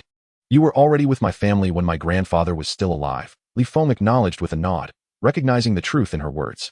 Aunt May studied him closely, her gaze revealing an unusual glimmer. Young master, have you been practicing martial arts? She inquired softly. Li Feng was taken aback, astonished that Aunt May could discern his training. He scrutinized her for any signs of abnormality, but found only the ordinary demeanor of an elderly woman. Aunt May, you can tell I've been practicing martial arts? He asked with curiosity. I have encountered many martial artists. Your current demeanor and aura closely resemble theirs, leading me to surmise that you have indeed been training. Aunt May explained gently. Ah, I see. Your insight is remarkable, Aunt May. I have indeed been practicing, Li Feng admitted with a slight nod, feeling no hesitation in acknowledging the truth. Given Aunt May's trustworthiness, he felt comfortable sharing this aspect of his life. It's getting late. You should rest now. We can discuss matters further tomorrow, Aunt May suggested with a smile. By the way, would you like to take a shower? A bath can help you relax. Aunt May inquired once more. All right, Aunt May, then I shall take a shower first, Li Feng replied. He subsequently headed to the bathroom to cleanse himself, and upon emerging, he found that Aunt May had transformed the living room sofa into a makeshift bed. Living alone, Aunt May had no spare beds, so Li Feng had no choice but to sleep on the sofa. However, he felt no discontent.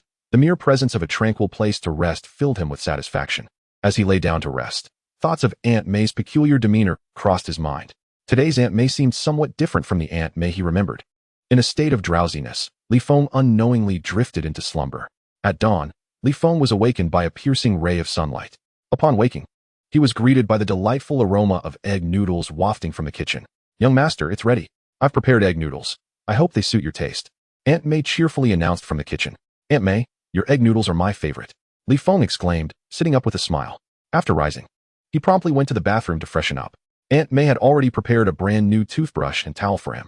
By the time Li Feng emerged from the bathroom, the dining table was adorned with 2 bowls of egg noodles, one small for Aunt May and a larger one specially prepared for him. Just as Li Feng joyfully began to enjoy his noodles, the gruesome murder case at the bar was finally uncovered. Captain Zhao Xueqing of the 3rd Squad of the Criminal Police was in a decidedly foul mood. Early that morning, the police received an emergency call reporting the discovery of multiple corpses. Upon arriving at the bar, the scene left Zhao Xueqing utterly horrified. The floor was littered with bodies, a sight she had never encountered before. Though still relatively young, she had been a police officer for several years and had witnessed her fair share of homicides, yet nothing compared to this. It dawned on Zhao Xueqing that this was a major case. Initially, Zhao Xueqing had felt a sense of excitement at the prospect of encountering a significant case. But upon assessing the situation, she realized this case would be exceedingly challenging to resolve. She gathered the basic details. A total of 28 bodies were found, with the only survivors being 2 barmaids. Unfortunately, these 2 women were also in the dark about the events, having been knocked unconscious at the onset of the incident. The assailant had expertly controlled their incapacitation, leaving them unconscious throughout the night until they awoke in the morning and called for help. However, they had no knowledge of the assailant's identity or appearance. Zhao Xueqing further examined the surveillance footage, only to find that the bar's cameras had been sabotaged, rendering them useless. Fortunately, there were numerous other cameras in the vicinity. A swift investigation of the surrounding footage revealed a suspicious figure, an adult male, wearing a hat and mask, making it impossible to discern his features. He stood approximately 6 feet tall and had a robust physique. Beyond that, little else was known. Before the bar case could be thoroughly investigated, 2 more bodies were discovered in a small grove outside the hospital. Chapter 13. The incident unfolds. Do not underestimate the power of the police. Under the scrutiny of law enforcement, Li Feng quickly entered their line of sight, primarily due to the 2 corpses found outside the hospital. Following the discovery, the police received a report from the hospital about a missing patient. That patient was none other than Li Feng. When the nurse conducted her rounds, she discovered Li Feng was missing and immediately alerted the authorities. Li Feng was not an ordinary patient. He was a critical case with a severed spine, and his uncle had provided ample funds for his treatment. Given his financial backing, the notion of a paralyzed patient voluntarily fleeing the hospital was unfathomable. Thus, the hospital promptly notified the police, who reviewed the surveillance footage, only to find no evidence of Li Feng's departure. He had not exited through the normal channels, but had been taken away from the window. The implication of being taken away was significant, as no one would believe that a paralyzed patient could escape on his own. Within the police department, internal communications indicated that while Zhao Xueqing was not directly responsible for Li Feng's disappearance, she was nonetheless aware of the case. All clues were pieced together, and Li Feng naturally fell into Zhao Xueqing's investigative purview. At this juncture, Zhao Xueqing did not suspect Li Feng to be the perpetrator. After all, a paralyzed individual could hardly commit such a crime. However, it was conceivable that the assailant had some connection to him, especially given Li Feng's evident mistreatment. A billionaire who had plummeted to bankruptcy, committed suicide by jumping from a building, and subsequently vanished from the hospital. Most crucially, the deceased were all members of the gang that had previously coerced Li Feng. All leads coalesced in Zhao Xueqing's mind, presenting a clear trajectory. She surmised that Li Feng was likely entangled in other matters. Despite the official narrative of suicide, numerous inconsistencies loomed large. Theoretically, if Li Feng had been framed, then his disappearance could be attributed to two possibilities. First, that he had been harmed and his body disposed of. However, it would be relatively easy to eliminate a paralyzed patient without needing to remove him from the premises. Thus, Zhao Xueqing hypothesized the second scenario. He had been taken by someone close to him. According to this second scenario, the person rescuing Li Feng was highly skilled, seeking vengeance for him.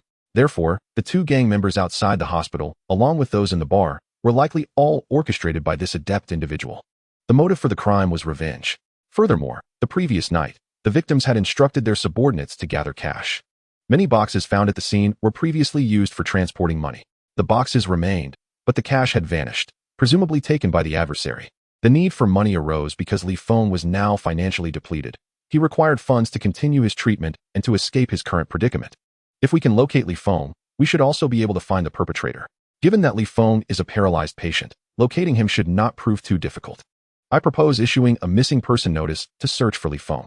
Currently, we lack sufficient evidence to issue a warrant for Li Feng's arrest, but we can certainly circulate a notice to find him first, Zhao Xueqing calmly articulated in the conference room of the police precinct. Her analysis gradually unraveling the case from a cloud of ambiguity. Excellent, well analyzed, Director Zhao Jinsuan remarked with a smile, affirming Zhao Xueqing's assessment. His gaze toward her bore a hint of admiration, for Zhao Xueqing was indeed his niece, and her prowess only served to amplify his pride. The remaining individuals nodded in agreement with Zhao Xueqing's analysis, finding no fault in her reasoning. Her assessment was remarkably astute and devoid of any illogical elements. Zhao Jinsuan cleared his throat and proclaimed, "The number of casualties in this case is alarmingly high.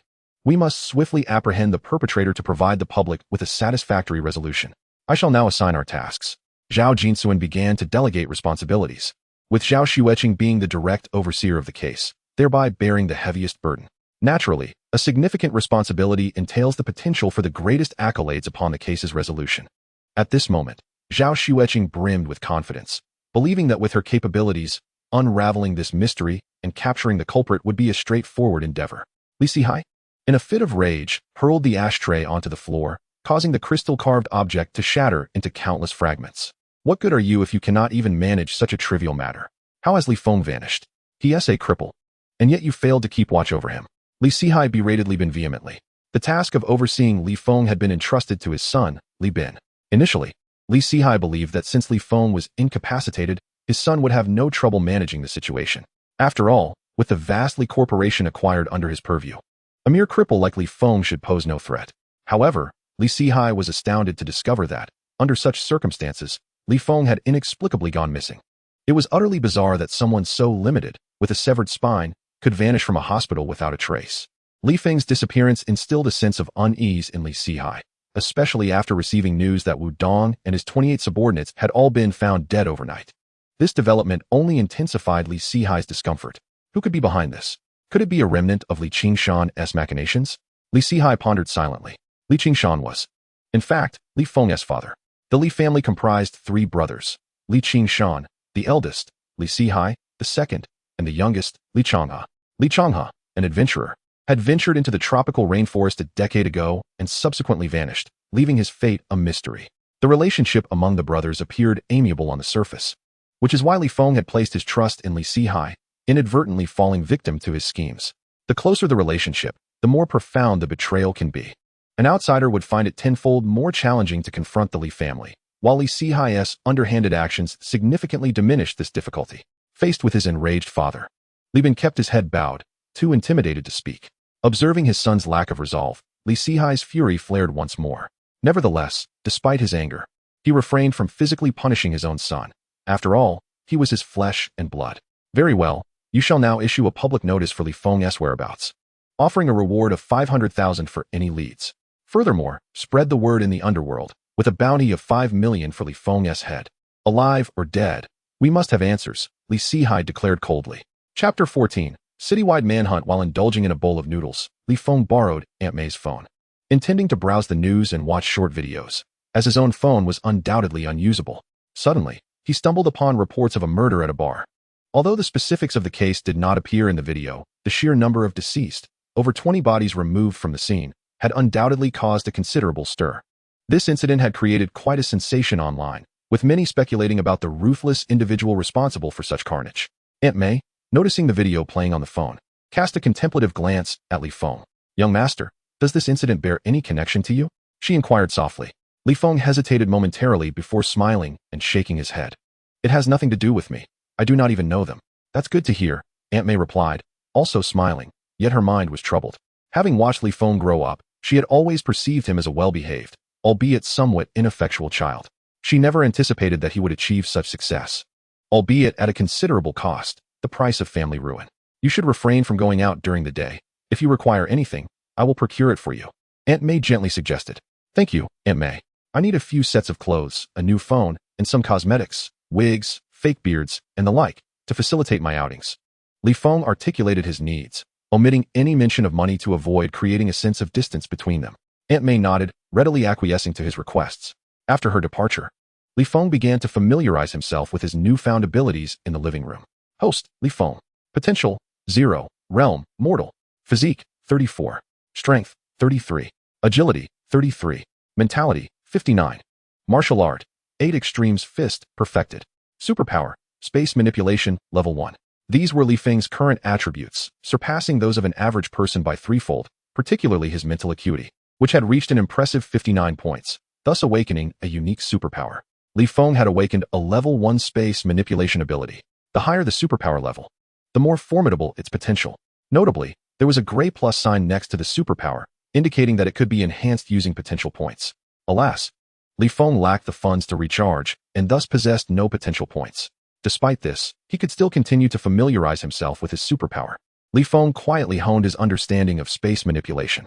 While this ability was immensely powerful, his current strength was too feeble, and with his superpower at level 1, he could not yet unleash its full potential.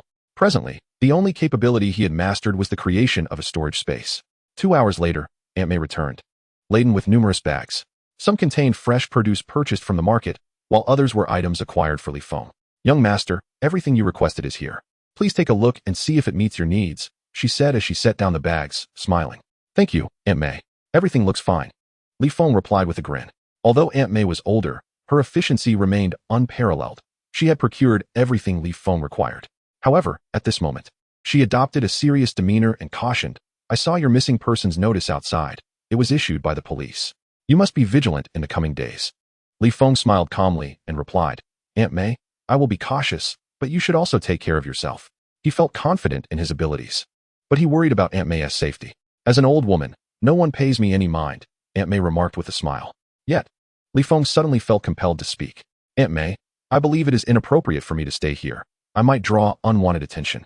After all, you have worked for my family for so many years, and my second uncle knows you.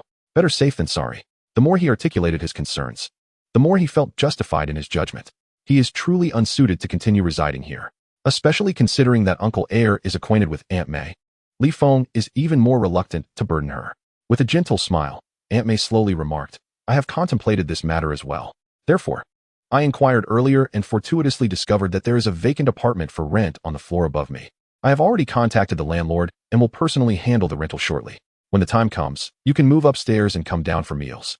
Upon hearing this, Li Feng raised his thumb in approval, grinningly complimenting, "Aunt May, your foresight is commendable." The rental process proceeded smoothly, to avoid complications. A year-long lease was signed for a total of 20,000 yuan, which Aunt May graciously fronted. After the rent was settled, the landlord departed. Having already moved into a new home and seldom visiting the property, rendering Li Feng's stay here exceedingly secure. While Aunt May might attract attention, it is unlikely anyone would suspect that Li Feng resides just above her. Seizing the opportunity during working hours when the surroundings were deserted, Li Feng promptly moved into the upstairs apartment. This unit, comprising 2 bedrooms and a living room, though somewhat aged, provided a comfortable living space for him alone. After dedicating over 2 hours to tidying up, this would henceforth be Li Feng's new abode.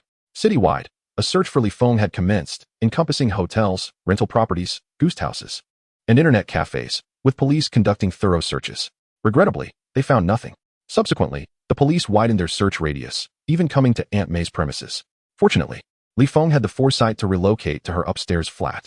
Nonetheless, the police did knock on the door of the rental unit, inquiring with the property management and learning that the landlord had vacated, leading them to ultimately leave the premises. Li Feng had already prepared himself for a potential confrontation while hiding inside, yet to his surprise, the police abandoned their inquiry. This was, in fact, quite typical, as the officers were merely following protocol and would not scrutinize every detail without a confirmed target. Given the vast number of residences in the city, it was impractical for them to conduct exhaustive checks. Although the search was not entirely thorough, it was evident that the police possessed considerable strength. For ordinary suspects, evading such a level of pursuit would indeed be exceedingly challenging. As the daytime hours quietly slipped away, nightfall descended. Li Feng adorned himself with a yellow wig, donned a hat, affixed a strip of faux facial hair, and changed into a tracksuit, transforming his appearance entirely. Pleased with his reflection, he nodded in satisfaction. The night of reckoning was about to commence. Chapter 15, The Casino Heist. Inside the Platinum Hotel, the leader of the Tiger Gang, Wu Di, wore a grim expression as he inquired, "Is there still no news of that kid?" "Boss, there's still no word," replied an underling cautiously. "Then send more people to search.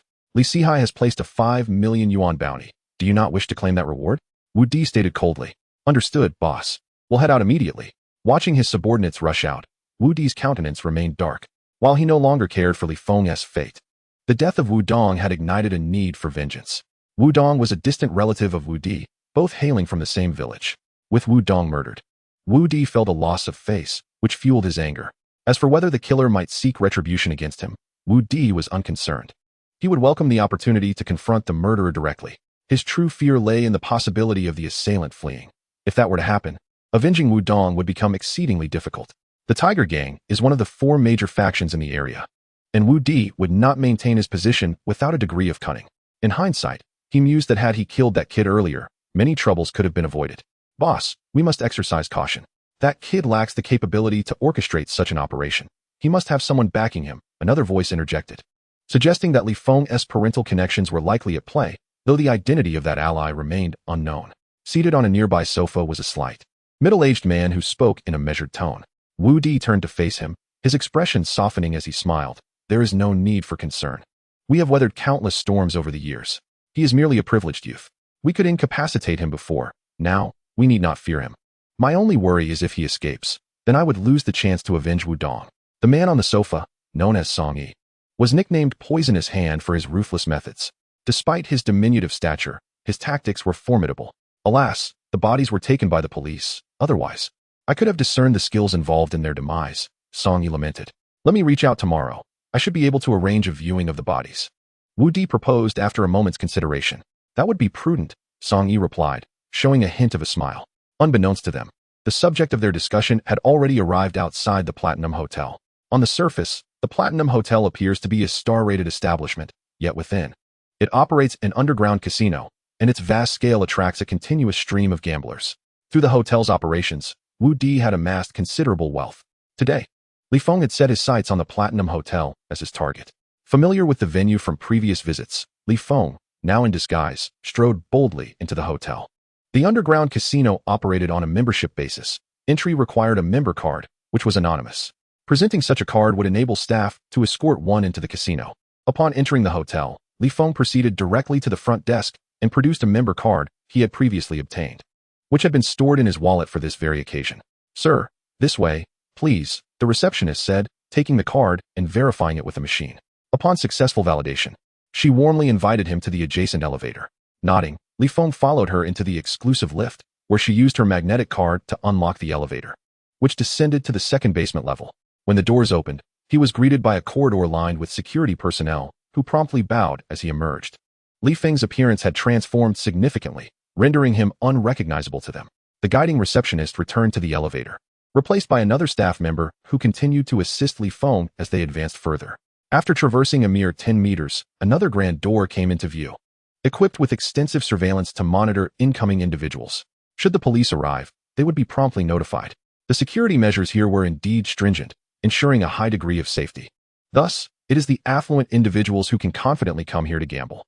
The grand entrance was only opened upon the assurance that Li Feng had arrived alone. As the doors swung open, a cacophony of sounds flooded out, revealing the bustling casino within. Li Feng was no stranger to this place. During his time as a wealthy heir, he had been brought here by his affluent companions. However, Li Feng was no fool. Even then, he only wagered modest amounts, never daring to gamble excessively. He was well aware of the adage that gamblers meet dire fates. Upon entering the casino, Li Feng extracted 50,000 yuan in cash from his pocket and proceeded to the exchange counter to convert it into chips. The exchange was swift, yielding 50 chips, each valued at 1,000 yuan.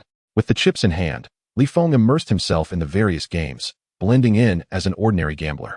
He flitted from table to table, occasionally winning but more often losing, and within a mere 10 minutes, he had already lost half of his chips. While gambling, Li Feng meticulously observed his surroundings. The casino was heavily guarded, with a dozen security personnel present, but he knew that many more lurked in the shadows. After all, a casino requires ample manpower to operate efficiently. The number of patrons far exceeded that of the guards, with over 100 gamblers on site. Exclusive VIP rooms housed additional high-stakes players. Although Li Feng had visited before, he had never scrutinized the establishment as intently as he did today. Having gathered extensive information about the casino, Li Feng's heightened mental acuity enabled him to remember the locations of all the surveillance cameras and the layout of the premises. It was nearly time to make his move.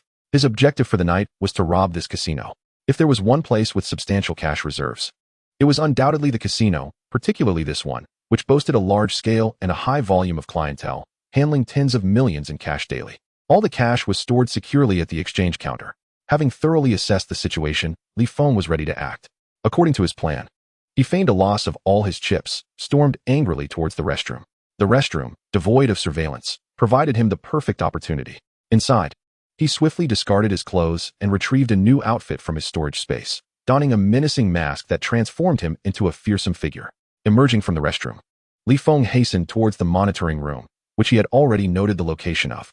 His movements were swift, but the monitoring room staff soon detected his unusual behavior, and all security personnel received an urgent report through their earpieces. Alert! A situation has arisen. Proceed to the monitoring room immediately. A throng of guards rushed toward the control center, which had already been securely locked. This sequence of events unfolded precisely as Li Feng had anticipated. Reaching the door of the monitoring room, he executed a forceful strike, reminiscent of the Iron Mountain crash, a devastating technique from the Eight Extremes fist, particularly potent when wielded by a master like Li Feng. With a resounding crash, the reinforced door was breached, not damaged, but the lock shattered. Inside the monitoring room, two security guards were left dumbfounded by the spectacle before them. Without hesitation, Li Feng charged at the two men, dispatching them with brutal efficiency. He understood that even against mere guards, he must employ his full strength. Thus, he struck to kill. A glance revealed the main server, which he swiftly disabled by severing the power supply and violently smashing it open to extract the hard drive. Utilizing his spatial abilities, he stored the hard drive in his storage space. Having completed his objective, he heard the approaching footsteps of the guards. Li Feng burst forth from the monitoring room, fully aware that the surveillance footage posed the greatest threat to his escape. With the cameras now disabled, his subsequent actions would be significantly less complicated. Outside the monitoring room, at least 10 guards had arrived, armed with stun batons. Should they strike him, even he would face considerable trouble. Li Feng's gaze swept over the batons, then abruptly returned to the monitoring room. When he re-emerged, he wielded 2 wooden sticks sourced from within. Armed with the sticks, he no longer feared the stun batons and charged at the guards. "You're asking for trouble," one guard shouted, swinging his baton toward Li Feng. If struck by such a weapon, Li Feng could only dread the outcome, yet he had no intention of testing that theory. Furthermore, The guard's movements were exceedingly slow. Li Feng effortlessly raised the wooden stick to block the baton and delivered a powerful kick that sent the guard hurtling backward, colliding into his companions, who also fell to the ground. The guard who had been struck coughed up blood, rendered incapacitated. All the guards were taken aback, their eyes filled with trepidation. Unfazed, Li Feng plunged into their ranks, deftly brandishing the wooden sticks and knocking them down one by one. Despite their numerical superiority, the guards were no match for Li Feng's skills. The narrow corridor could accommodate no more than 3 guards at a time, severely limiting their advantage. In under a minute, the corridor was strewn with fallen guards. Li Feng held nothing back. Those who lay defeated were either gravely injured or lifeless. The scene was nothing short of tragic. A few more guards arrived, but they were too terrified to approach. The casino patrons, equally startled, began fleeing in a frenzy, uncertain of what had transpired. They prioritized their escape, believing it wise to vacate the premises as quickly as possible. Upon re-entering the main hall, Li Feng was greeted by this chaotic scene. A faint smile crept across his face. He paid no heed to the fleeing gamblers and instead hastened toward the cash register. All the casino's cash was currently held there. Moreover, the cash register is designed solely for the influx of currency, not for its withdrawal.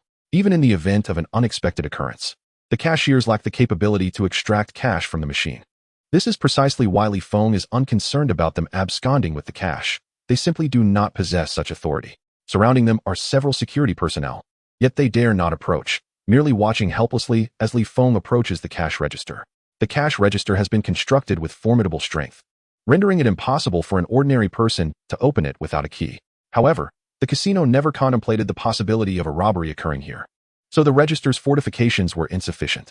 Li Feng had previously observed the entrance to the cash register, noting that it was merely a standard anti-theft door, which he was capable of breaching.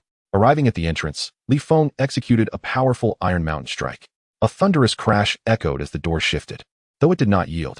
Once more, he struck with another Iron Mountain strike, causing the door to tremble violently. With a third strike, the lock was shattered, and the door swung open. The 2 cashiers within screamed in terror. "Get out!" Li Feng bellowed angrily.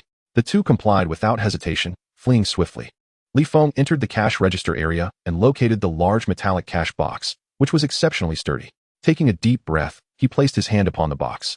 Activating his spatial abilities, a faint black glow emerged from his hand, intensifying until it enveloped his arm. Suddenly, Li Feng's arm penetrated the solid metal before him, allowing him to grasp the cash within the box. This was an alternative application of his spatial powers, enabling a part of his body to disregard physical barriers and traverse through space. Though his abilities were still relatively weak, permitting only his palm to penetrate the cash box, it sufficed for his purposes. Upon making contact with the cash, he chose to recharge. Recharge 35,520,000, obtaining 355 potential points. Li Feng nearly burst into laughter. 355 potential points represented a significant bounty. Chapter 17, Attribute Points Maxed. The exhilaration of acquiring 355 potential points almost overwhelmed him, yet he managed to retain his composure, refraining from an audible laugh as he hastened out of the cash register. Soon, the disappearance of the cash would surely come to light, but Li Feng was indifferent. No one would link this incident back to him. Exiting the cash register, he quickly made his way towards the exit, acutely aware that he had already lingered too long and could not afford further delays. Despite his confidence in his invulnerability here, prudence was always wise. Just then, Li Feng's ears perked up at the faint sound of footsteps behind him, accompanied by a sudden rush of wind aimed straight for his back. His senses, honed to a fine edge, detected even the most subtle of sounds. Responding instantly to the impending attack, he executed an iron bridge stance, leaning back while delivering a punch towards the source of the assault. The assailant, taken aback by Li Feng's awareness, reacted swiftly, intercepting the punch with an open palm. The collision of their strikes unleashed a tremendous force, sending Li Feng careening backward, skidding several meters upon impact. Such overwhelming strength. Beneath the mask, Li Feng's expression darkened. He glanced up to identify his attacker, recognizing him immediately as the infamous Poison Hand Song Yi. Though not intimately acquainted with Song Yi, Li Feng was aware of his reputation. Song Yi, equally astonished to encounter a master of the Dan level, understood that achieving such a level in internal martial arts was no trivial feat in contrast to ordinary fighters. He was well aware that a Dan level practitioner would typically outclass them. Fortunately, his training in internal martial arts had granted him the necessary internal energy to overcome Li Feng. With a casual flick of his wrist, Song Yi regarded Li Feng with an air of nonchalance. At this moment, Li Feng, masked and undisguised, had not yet been recognized by Song Yi, who remarked with a smirk, Your skills are impressive, my friend. Achieving the Dan level is no small feat. I admire your talents. Why not join me in my endeavors? If you seek wealth, I can provide it with ease. As long as you are willing to work with me, money is of no concern. Li Feng's heart sank. He had not anticipated being so easily bested.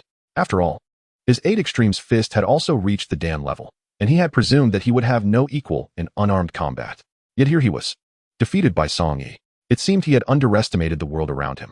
Having previously lived a sheltered life as a wealthy heir, he was oblivious to the martial arts community and the existence of formidable individuals like Song Yi. Li Feng had been under the delusion that his skills rendered him invincible. Now, he felt a flush of embarrassment. Suddenly, an unsettling sensation coursed through his hand. It felt numb and devoid of sensation. Raising it, he noticed it had turned an ominous shade of black and blue. He was poisoned. Casting his gaze towards Song Yi, he observed that the latter's hands had similarly taken on a purplish hue. Song Yi's hands were toxic. Li Feng had heard of Song Yi's notorious moniker, Poison Hand, but had previously assumed it referred to his ruthlessness. Now, he realized the moniker was quite literal. There was no misnomer in the title. Are you going to surrender or not? Give me a clear answer. Song Yi's tone turned icy. As the saying goes, talented individuals are hard to find. Despite his own formidable prowess, it was challenging for Song Yi to recruit capable subordinates. Only upon confirming Li Feng's mastery did he entertain the notion of recruitment. However, if Li Feng refused, he would have no choice but to resort to lethal measures. What martial arts do you practice? Li Feng feigned a hoarse tone, wary that his voice might betray him. With arrogance, Song Yi replied, "This is the poison sand palm of the Black Tiger Hall. To be defeated by it is a privilege. You are now poisoned. Unless you possess my exclusive antidote, you will undoubtedly perish within 7 days." What in the world is the Black Tiger Hall? Li Feng pondered silently. It was evident that the Black Tiger Hall was a sect of the martial world. Yet he had no prior knowledge of it. This illustrated the divide in circles. Li Feng had only traversed the realm of the privileged elite and had never engaged with martial artists, leaving him utterly ignorant of such factions. His previous arrogance, believing his martial arts prowess made him unparalleled in the urban landscape, now left him blushing with embarrassment. May I have a moment to consider? Li Feng attempted to buy time with a probing question. Who do you think you are? There is no room for negotiation here. I will count to 10. If you do not acquiesce, I will have no choice but to kill you. Song Yi replied coldly. Song Yi's gaze grew increasingly impatient. He sought to recruit formidable talents. Yet he was reluctant to invite trouble upon himself. Li Feng remained silent for a moment before swiftly opening the system interface. Host, Li Feng. Potential, 355. Realm, mortal. Constitution, 34. Strength, 33. Agility, 33. Spirit, 59. Martial art, 8 Extremes fist, perfected, Dan Shi. Special ability, space manipulation, level 1. System, allocate my points. He commanded. Add to all attributes except spirit for now. Boost constitution, strength, and agility simultaneously. The 8 Extremes fist is already perfected and cannot be augmented any further. The only way to enhance my power now is through attribute points. My spirit currently holds little significance, so I shall refrain from investing in it for the time being. Li Feng's primary objective was to amplify the other 3 core attributes. He feverishly allocated points, elevating his constitution, strength, and agility to 100 within a remarkably short span. Reaching the maximum limit, the allocation button turned gray, signifying that no further enhancements could be made. Faced with this unexpected limitation, Li Feng was momentarily taken aback. He had assumed that attributes could be continuously augmented. As he reached the pinnacle of his 3 primary attributes, a scorching energy surged forth from within Li Feng's body, coursing through him relentlessly. A sharp pain engulfed him, eliciting a suppressed groan. This sensation was familiar to him. It was the consequence of his body accommodating the surge in attributes. Previously, he had only made minor enhancements, which did not result in such severe side effects. However, this time, he had escalated his attributes to their maximum in a brief period, culminating in this intense reaction. What on earth are you doing? Song Yi inquired, his demeanor shifting to one of caution. Li Feng exhaled deeply, his expression now relaxed. He could sense a significant augmentation in his power. He was now equipped to contend with Song Yi. Without a moment's hesitation, Li Feng lunged towards Song Yi. Although Song Yi possessed considerable strength, their previous exchanges had revealed that he was not significantly more powerful than before. His toxic palms had merely inflicted substantial damage upon Li Feng. This time, however, Li Feng's speed had increased severalfold, catching Song Yi off guard. How swift! Song Yi exclaimed in astonishment. Li Feng closed the distance between them and unleashed a powerful punch aimed at Song Yi's chest.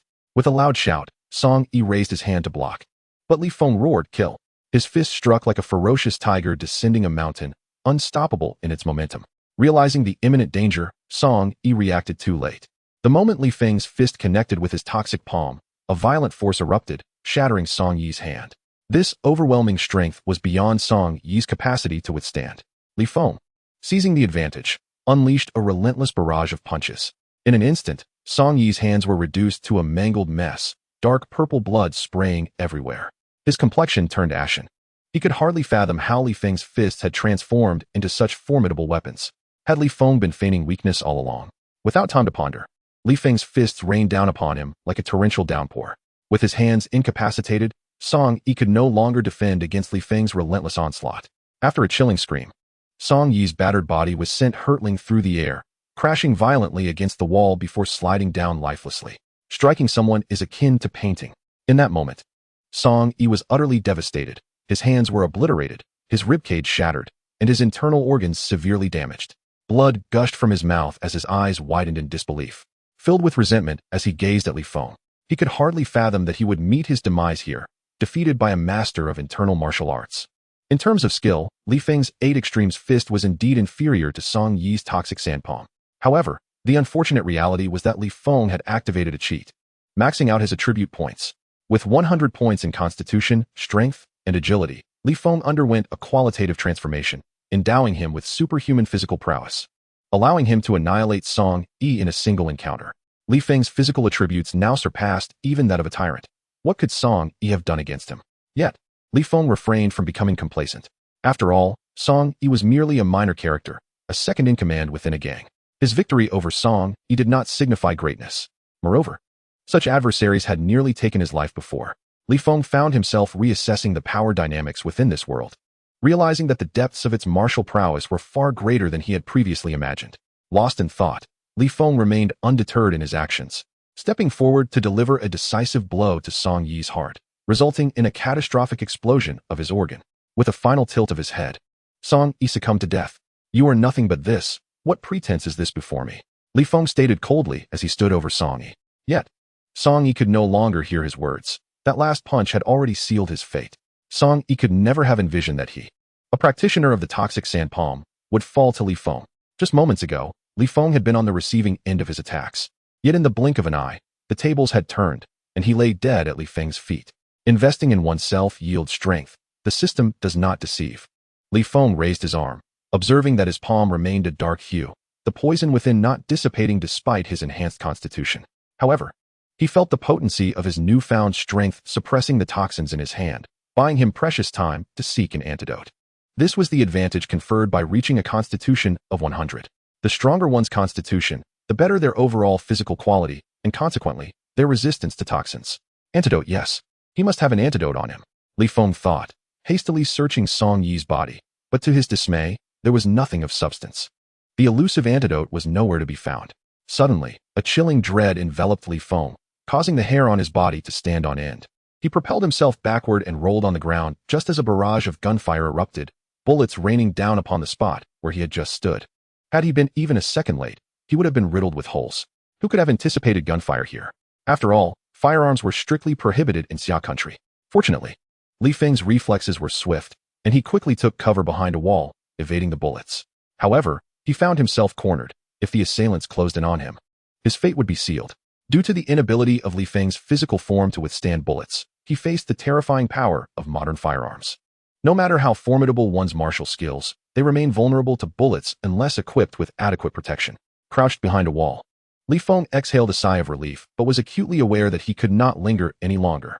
Every additional second spent increased the peril he faced. Cursed be it. He must retreat. As for the antidote to the poisoned sand palm, that could be addressed at a later time. For now, the toxic gas within his palm was under control and posed no immediate threat to his life. Seizing the moment, Li Feng hurled a nearby stool into the fray, successfully diverting the gunmen's attention. They unleashed a barrage of gunfire upon the stool, allowing Li Feng to dart forth. Although his speed could not rival that of a bullet, his reflexes outpaced the shooters, who were unable to match his swift advance. The bullets merely kicked up dust in his wake. With a burst of acceleration, he reached the casino's exit, delivering a powerful kick to the door that shattered it, and he charged through without a hint of hesitation. What a bunch of worthless fools.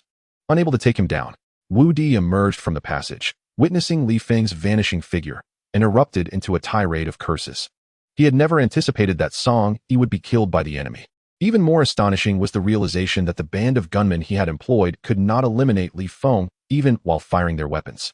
He did not know who the robber was, but this individual had destroyed his casino and slain Song Yi. Thus, a vendetta had been born. "Boss, the police are coming." A subordinate rushed in, breathless. "Damn it, clean this up quickly and be swift about it." Wu Di cursed. With the police en route, his immediate priority was to manage the scene effectively. It was imperative that the authorities did not uncover his casino. Although the establishment had been damaged, he could afford a few days of closure for renovations. However, if the police were to investigate, the consequences would be dire and the losses would mount significantly. The urgent matter at hand was not revenge, but rather dealing with the police. Li Feng navigated his escape unimpeded, bursting forth from the underground casino. Despite encountering security personnel along the way, they posed no challenge to him and were easily dispatched. Upon exiting the casino, Li Feng could already hear the wail of police sirens and immediately fled towards his pre-planned escape route. "There he goes, chase him." Detective Zhao Xueqing of the criminal police had spotted Li Feng and promptly issued a pursuit order. A swarm of police cars surged after him. Li Feng, clad in a mask and stained with blood, was conspicuously visible, inevitably attracting Zhao Xueqing's attention. Aware of the approaching police vehicles, Li Feng remained unfazed and simply accelerated, effortlessly scaling a 2-meter-high wall, disappearing from their view. "How is he so fast? Quick, pursue him!" Zhao Xueqing exclaimed, her expression darkening. By the time they entered the compound from the other side, Li Feng's figure was nowhere to be found. Because of the pursuit, when they arrived at the underground casino, it had already been meticulously cleaned up. The scene bore no resemblance to a casino, having been transformed into a storage room. Wu Di and his associates were not foolish. They had long prepared contingency plans. Unless caught red-handed, they could conceal the casino with just a little time, evading the police's grasp. Wu Di had successfully operated the underground casino for several years, thanks not only to his connections, but also to his own cunning. He had already vacated the premises, leaving a manager behind to handle the police. In response to the authorities' inquiries, the manager feigned ignorance, unable to provide any useful information. Frustration boiled within Zhao Xueqing. Yet there was little she could do. After all, the police needed evidence to act. Without it, words meant nothing. While she was aware of the underground casino, previous attempts to take it down had all failed, leaving them powerless. It was not a matter of police incompetence, but rather that higher-ups had intervened.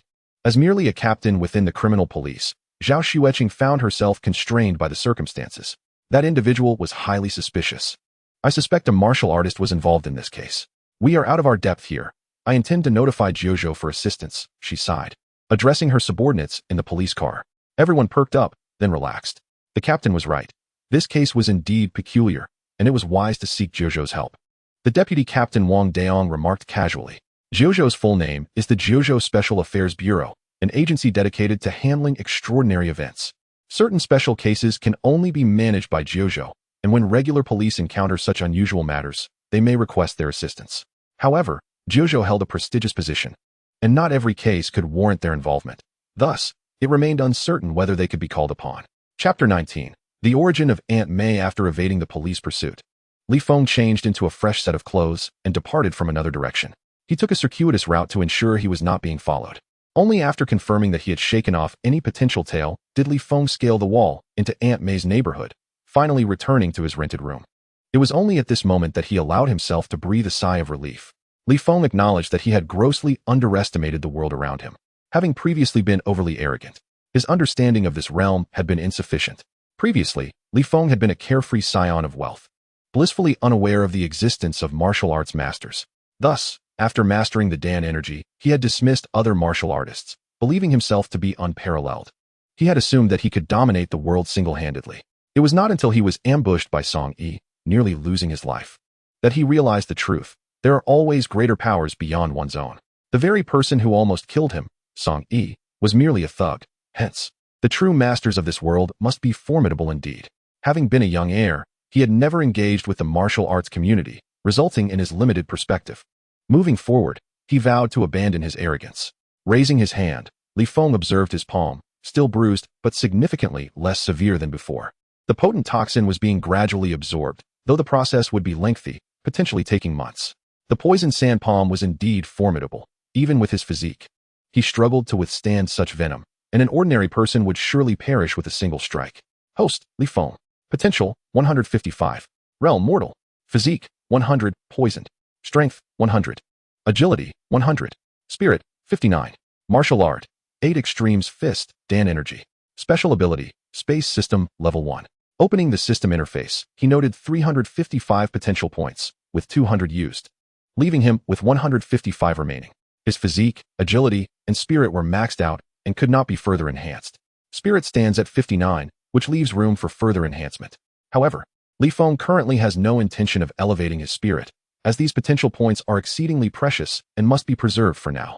Most importantly, Li Feng needs to ascertain how to continue allocating points. If attribute points can no longer be increased, how will he enhance his power? Oh, but it appears that he can allocate points to his realm. Suddenly, Li Feng noticed a marker indicating the possibility of point allocation in the realm section. Yet when he attempted to allocate points, it resulted in failure, citing insufficient points. To allocate points to the realm requires 1,000 potential points, equating to a staggering sum of 100 million. By comparison, this does not seem excessively daunting. In his previous circumstances, Li Feng had several hundred million in his private account. Yet, given the current situation, 100 million feels rather unattainable. After some exploration, Li Feng swiftly unraveled the mysteries of the premium system's upgrades. Previously, the realm section was entirely grayed out, indicating that the prerequisites for point allocation were not met, likely due to insufficient personal attribute points. All 3 primary attributes have been maxed out at 100 points, leaving him unable to increase them further. Yet the realm section remains available for enhancement. The elevation of the realm is intrinsically linked to one's attributes. Certain attribute requirements must be fulfilled to advance in realm. Li Feng speculated that after enhancing his realm, he would be able to allocate more attribute points. This, of course, remains a mere hypothesis. Only after advancing his realm will he discover the truth. Li Feng felt a burgeoning anticipation regarding the elevation of his realm. However, at present, he possesses only 155 potential points, rendering him incapable of progressing in realm. He needs to amass more funds to bolster his strength. A rhythmic knocking at the door interrupted his thoughts. Li Feng was certain it was Aunt May, as this was their agreed-upon signal. Approaching the door, he peered through the peephole and confirmed Aunt May's presence. Upon opening the door, he observed a sigh of relief escape her lips upon seeing him unharmed. Once inside, Aunt May whispered, "I was unable to reach you earlier, which caused me considerable worry. Now that I see you are safe, I am at ease." Li Feng had left his phone in the storage space, making it impossible for her to contact him. "Oh, your hand. Have you been poisoned?" Aunt May exclaimed upon noticing the alarming dark hue of Li Feng's palm. It was evident to her, given her experience, that he had indeed been poisoned, though the nature of the toxin remained unknown. "How did this happen? If the situation is dire, we must seek medical assistance," she spoke softly, her tone laced with profound concern. Having watched Li Feng grow, she certainly wished to avoid any calamity befalling him. Li Feng, struck by a thought, inquired, "Aunt May, are you familiar with the poison sand palm? I encountered a master of it." The mention of the poison sand palm caused Aunt May to frown in dismay. It is a notoriously malevolent martial art and exceedingly difficult to master. The poison sand palm necessitates the cultivation of a unique internal energy technique, followed by years of practice striking iron sand laced with toxins. Once mastered, the practitioner's hands become imbued with lethal poison. Although they may appear normal at first glance, upon channeling their internal energy, their hands turn black and become highly toxic. A single strike can result in certain poisoning. Moreover, the composition of the poison varies between practitioners, complicating the task of finding an antidote, which is a significant source of concern regarding the poison sand palm. "What color were your assailant's hands? Were they entirely black?" Aunt May inquired further. "No, they were a shade of bluish purple," Li Feng recalled. "That is fortunate. Had they been completely black, it would indicate a master of the poison sand palm. Since they were bluish purple, it suggests their skill has not yet reached its pinnacle. We still have time to devise a means of detoxification." Aunt May sighed in relief. Li Feng was again taken aback, realizing that Song Yi's mastery of the poison sand palm was still incomplete, which likely contributed to his survival. However, a more profound question began to brew in Li Feng's mind. "Aunt May, who exactly are you? How do you possess such knowledge? And is the internal energy technique truly real?" Indeed, internal energy techniques exist. However, ordinary martial arts are already challenging for the average person to master, let alone internal energy techniques, which require an extraordinary talent for martial arts, truly a rare find. Even if an ordinary individual were to obtain the internal energy technique, mastering it would remain beyond their reach, Aunt May explained, observing Li Feng's astonished expression. After a pause, Aunt May continued, "The reason I possess this knowledge is a long story. In fact, I was once a member of the martial world." Chapter 20, The Secret Manuscript. 50 years ago, Aunt May said with a smile playing upon her lips. It was a time long past. She then recounted her origins. Aunt May's surname is not May, but rather Zhu, with the given name Qian, hailing from a family of martial artists. She had perfected the family's signature technique, the willow leaf flying dagger, to an extraordinary degree, earning the title of thousand-handed Guanyin Zhu Qian in the martial world. At 18, she ventured into the world of martial arts, where she encountered a young man, and they later became husband and wife. Aunt May's husband, named Mei Chong Kong, is the origin of her surname. He too was a martial artist, practicing the plum blossom fist and the light-footed technique known as grass on the fly. The young couple, having gained fame early, were brash and adventurous, adopting the moniker of Plum Blossom Bandits as they traversed the martial world, committing numerous acts of robbing the rich to aid the poor. Though daring, they exercised caution and managed to evade trouble on several occasions. However, one fateful encounter involved confronting a ruthless merchant, only to discover that he was backed by formidable experts. The couple was overpowered and severely injured, ultimately rescued by Li Feng's grandfather. To their dismay, the forces behind the merchant were immensely powerful, and they traced the origins of both families. They dispatched experts to obliterate the Zhu and Mei families, a case that caused quite a stir at the time. Filled with regret, the couple realized it was too late to turn back. Moreover, Mei Chong Kong's injuries were grave, and despite the Li family's substantial efforts, they could only prolong his suffering. After several years recuperating within the Li household, Mei Chong Kong eventually passed away. Disheartened, Aunt May, who had benefited from the Li family's kindness, chose to live in obscurity within their household, a life she has led for 50 years. Now, Aunt May is well past her prime, her martial prowess diminished to a mere fraction of its former glory. She is, at best, in better health than an ordinary elderly person, but when it comes to martial skills, they are almost non-existent. Back then, I too was struck by that individual and sustained internal injuries that have never healed. Even now, my body has yet to fully recover, Aunt May lamented. Upon hearing this, Li Feng was astounded to learn of Aunt May's remarkable background, realizing that such an extraordinary master existed within his own household. Li Feng, filled with frustration, remarked, Aunt May, had I known you possessed such exceptional skills, I would have sought your tutelage in martial arts long ago. Who knows, I might have already become a master myself. Aunt May shot him a sidelong glance and replied with a smile, do you not recall? When you were a child, I did teach you martial arts, but you were unable to endure the hardships and chose to abandon it. Li Feng's eyes widened in realization. Indeed, Aunt May had instructed him in martial arts during his youth. However, being a privileged heir, he had already contemplated a life of ease, unwilling to subject himself to the rigors of martial training. Thus, he had forsaken the path of martial arts back then. Little did he know that Aunt May was genuinely skilled. Had he been aware of her martial prowess, he would undoubtedly have dedicated himself to learning. It is curious, Aunt May mused, your aptitude for martial arts was never exceptional, and your foundation was lacking. Therefore, I did not pressure you to continue training. Given your poor qualifications, it would be expected that even if you desired to pursue martial arts, you would achieve little. Yet now, I observe you with profound vitality and vigor, resembling someone who has mastered martial arts. That is indeed perplexing. With a grin, Li Feng softly replied, Aunt May, I have encountered a fortuitous event. Ah, that explains it. However, this matter is yours to keep. Do not divulge it to others, nor mention it to me, Aunt May said sternly, though her heart swelled with joy for Li Feng. One of her lingering doubts had finally been resolved. She had sensed something strange. Li Feng, an ordinary individual, had undergone such remarkable transformation in a short span. Yet, she had refrained from inquiring further until now. Wait here, I shall fetch something, Aunt May suddenly announced. Certainly, Aunt May, take your time, Li Feng responded promptly. Previously, he had perceived Aunt May as merely an ordinary elderly woman, but now he understood her background was far from simple, and he felt an increasing respect for her. 5 minutes later, Aunt May returned, carrying a wooden box resembling the size of a backpack, which appeared rather heavy. Li Feng quickly accepted the box, discovering it weighed at least 50 pounds. No wonder Aunt May had struggled to bring such a heavy box. This box employs a Lubon lock. Allow me to open it, Aunt May stated. After pressing a few points on the box, a keyhole appeared.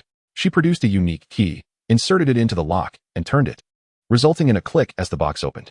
The sight that greeted Li Feng was exhilarating. Inside lay an array of secret techniques, numerous volumes of martial arts manuals. Aunt May gently caressed the covers of the books, murmuring, these are martial arts manuals passed down through the Zhu and Mei families. I had intended to take them to my grave due to the lack of suitable heirs, but now that you have shown promise in martial arts, I entrust these secrets to you. Try to see if you can master them. I will definitely succeed, Li Feng declared, radiating confidence. Aunt May smiled at his assurance. It was a good sign that her young master displayed such self-assurance. far better than being timid. Let me introduce these to you. This is our Zhu family's Willow Leaf Flying Daggers manual.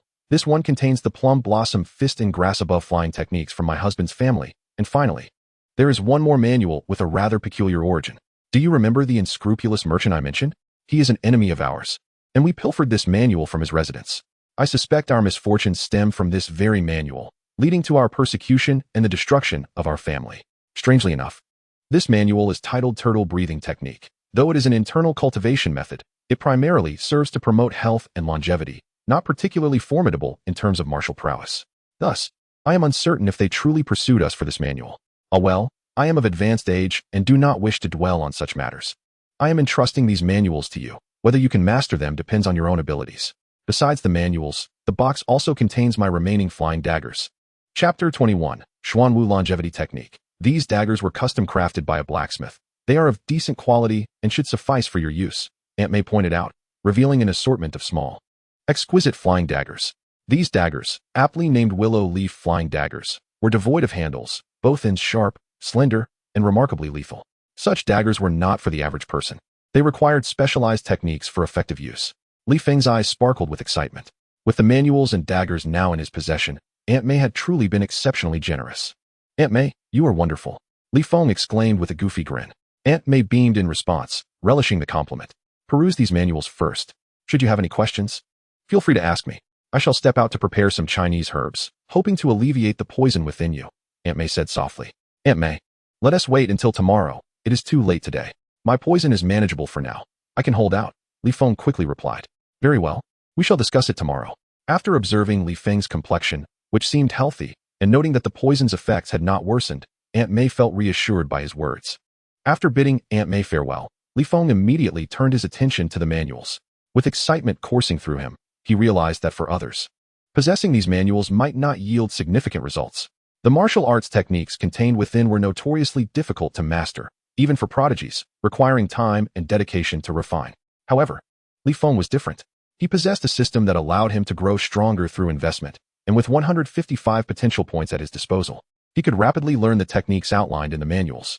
Before him lay 4 manuals: Plum Blossom Fist, Grass Above Flying, Willow Leaf Flying Daggers, and Turtle Breathing Technique. Li Feng's gaze settled first on the Turtle Breathing Technique. According to Aunt May, this was the highest grade manual among the 4. The other 3 had been studied by Aunt May and were accessible, but this particular manual was too profound and elevated. Aunt May had possessed the manual for 50 years without making significant progress, which was also due to her physical injuries from a past incident that had taken half her life, leaving her unable to fully recover and thus incapable of mastering such intricate internal cultivation methods.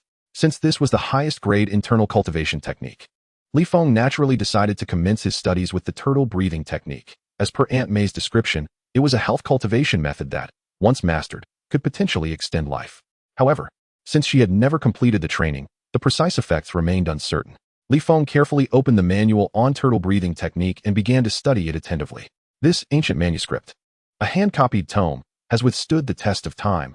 Its pages, though their material remains a mystery, have not succumbed to degradation even after 50 years, and the inscriptions upon them are as legible as ever. Within the teachings of the tortoise breathing technique, 36 movements are meticulously documented, each accompanied by a corresponding method of breath control. There are no esoteric mysteries to decipher, only a straightforward path of cultivation. However, while these techniques may be accessible in theory, their practical application is exceedingly challenging. The 36 movements themselves are inherently difficult to execute. The average individual would find it nearly impossible to perform such peculiar postures. Furthermore, the necessity of synchronizing one's breath adds an additional layer of complexity. Aunt May possesses the knowledge of how to practice, yet she herself has been unable to achieve success. Can I master this? Li Feng pondered, albeit with a willingness to attempt it. With all 3 of his physical attributes already maxed out at 100 points, he had transcended the limits of human capability. If he were unable to succeed, it would be even more improbable for others to do so. Let us give it a try. Li Feng once more scrutinized the manuscript, committing the cultivation methods to memory, and then commenced with the first movement. The first, the second, the third. Li Feng was left somewhat bewildered. It seemed rather effortless. Initially, he had doubted his ability to perform these bizarre motions, yet upon truly beginning his practice, he discovered that he could execute them with ease. Indeed, this was the formidable effect of having all 3 attributes at a perfect score of 100. Li Feng mused, a satisfied smile gracing his lips. While the tortoise breathing technique may be beyond the reach of ordinary individuals, Li Feng found it remarkably manageable. Nonetheless, the completion of all 36 movements was still no simple feat, as each one required precise breath control. After over an hour of diligent practice, Li Feng finally completed all 36 movements. At that point, he was drenched in sweat, and a peculiar sensation of soreness and numbness enveloped his body. Apart from this, he felt no other sensations. It was at this moment that the system notification chimed in. Xuanwu longevity technique successfully recorded. Li Feng paused for a moment before promptly accessing the system interface. Host, Li Feng. Potential, 155. Realm, mortal. Physique, 100. Poisoned. Strength, 100. Agility, 100. Mentality, 59. Cultivation techniques. 8 extremes fist, perfection, dance strength, Xuanwu longevity technique, entry level. Abilities, space system, level 1. Xuanwu longevity technique. Li Feng exclaimed in astonishment. He had clearly practiced the tortoise breathing technique, yet upon system registration, it had transformed into the Xuanwu longevity technique. This indicates that the tortoise breathing technique was merely a pseudonym, concealing the true name of the method. The authentic title of this practice is indeed the Xuanwu longevity technique. In comparison to the tortoise breathing technique, the name Xuanwu longevity technique is undeniably more melodious. Now, as Li Feng contemplated this, he realized that such a name must signify extraordinary power. Although he had yet to reach the entry level, its potential had already been acknowledged within the system interface, allowing for direct allocation of points. The option to allocate points to the Xuanwu longevity technique had appeared. Spending 1 potential point, he entered the initial stage. A faint aura began to emanate from his limbs, coursing through his meridians before gradually settling within his dantian, becoming anchored there. Internal energy? Genuine internal energy. Li Feng exclaimed in delight. Regardless of whether it be dark strength, bright strength, or dance strength, none truly represented internal strength. Rather, they were mere applications of energy. Yet, with the Xuanwu longevity technique, even at the entry level, he had already cultivated authentic internal energy. Though this energy was still weak, it held immense allure for Li Feng. Let us continue to allocate points. Chapter 22, Willow Leaf Flying Daggers. He proceeded to allocate additional points. By expending 3 potential points, he reached the minor completion stage. The Xuanwu longevity technique at minor completion significantly enhanced the internal energy within his dantian by at least 5-fold. Simultaneously, the system interface underwent a transformation. Host, Li Feng. Potential, 151. Realm, mortal, requires 970 points for advancement. Physique, 100. Poisoned. Strength, 100. Agility, 100. Mentality, 59. Cultivation techniques. 8 extremes fist, perfection, dance strength. Xuanwu longevity technique, minor completion, defense enhancement, healing enhancement, longevity increase. Abilities, space system, level 1. Upon entering the minor completion stage, the Xuanwu longevity technique exhibited special effects. Not only did the Xuanwu longevity technique evolve, but the required potential points for advancement also decreased from 1,000 to 970. Li Feng understood that cultivating internal energy could reduce the consumption required for realm advancement. This was indeed good news, though it held little immediate relevance for him. Let us continue to allocate points. Continuing to expend 6 potential points brought him to the proficient stage, 10 points to reach the major completion stage, 15 points for the master stage, and 30 points for the perfection stage. With each advancement, the internal energy within his dantian would grow stronger and purer, and upon achieving the perfection stage, the internal energy would be 100-fold compared to its initial state. Moreover, once he reached the perfection stage, the internal energy would autonomously circulate within his body without requiring any effort from Li Feng. The internal energy would thrive, endlessly replenishing itself. This is the essence of the perfection stage. However, upon attaining perfection, he could no longer allocate points. Host, Li Feng. Potential, 90. Realm, mortal, requires 700 points for advancement. Physique, 100. Poisoned. Strength, 100. Agility, 100. Mentality, 59.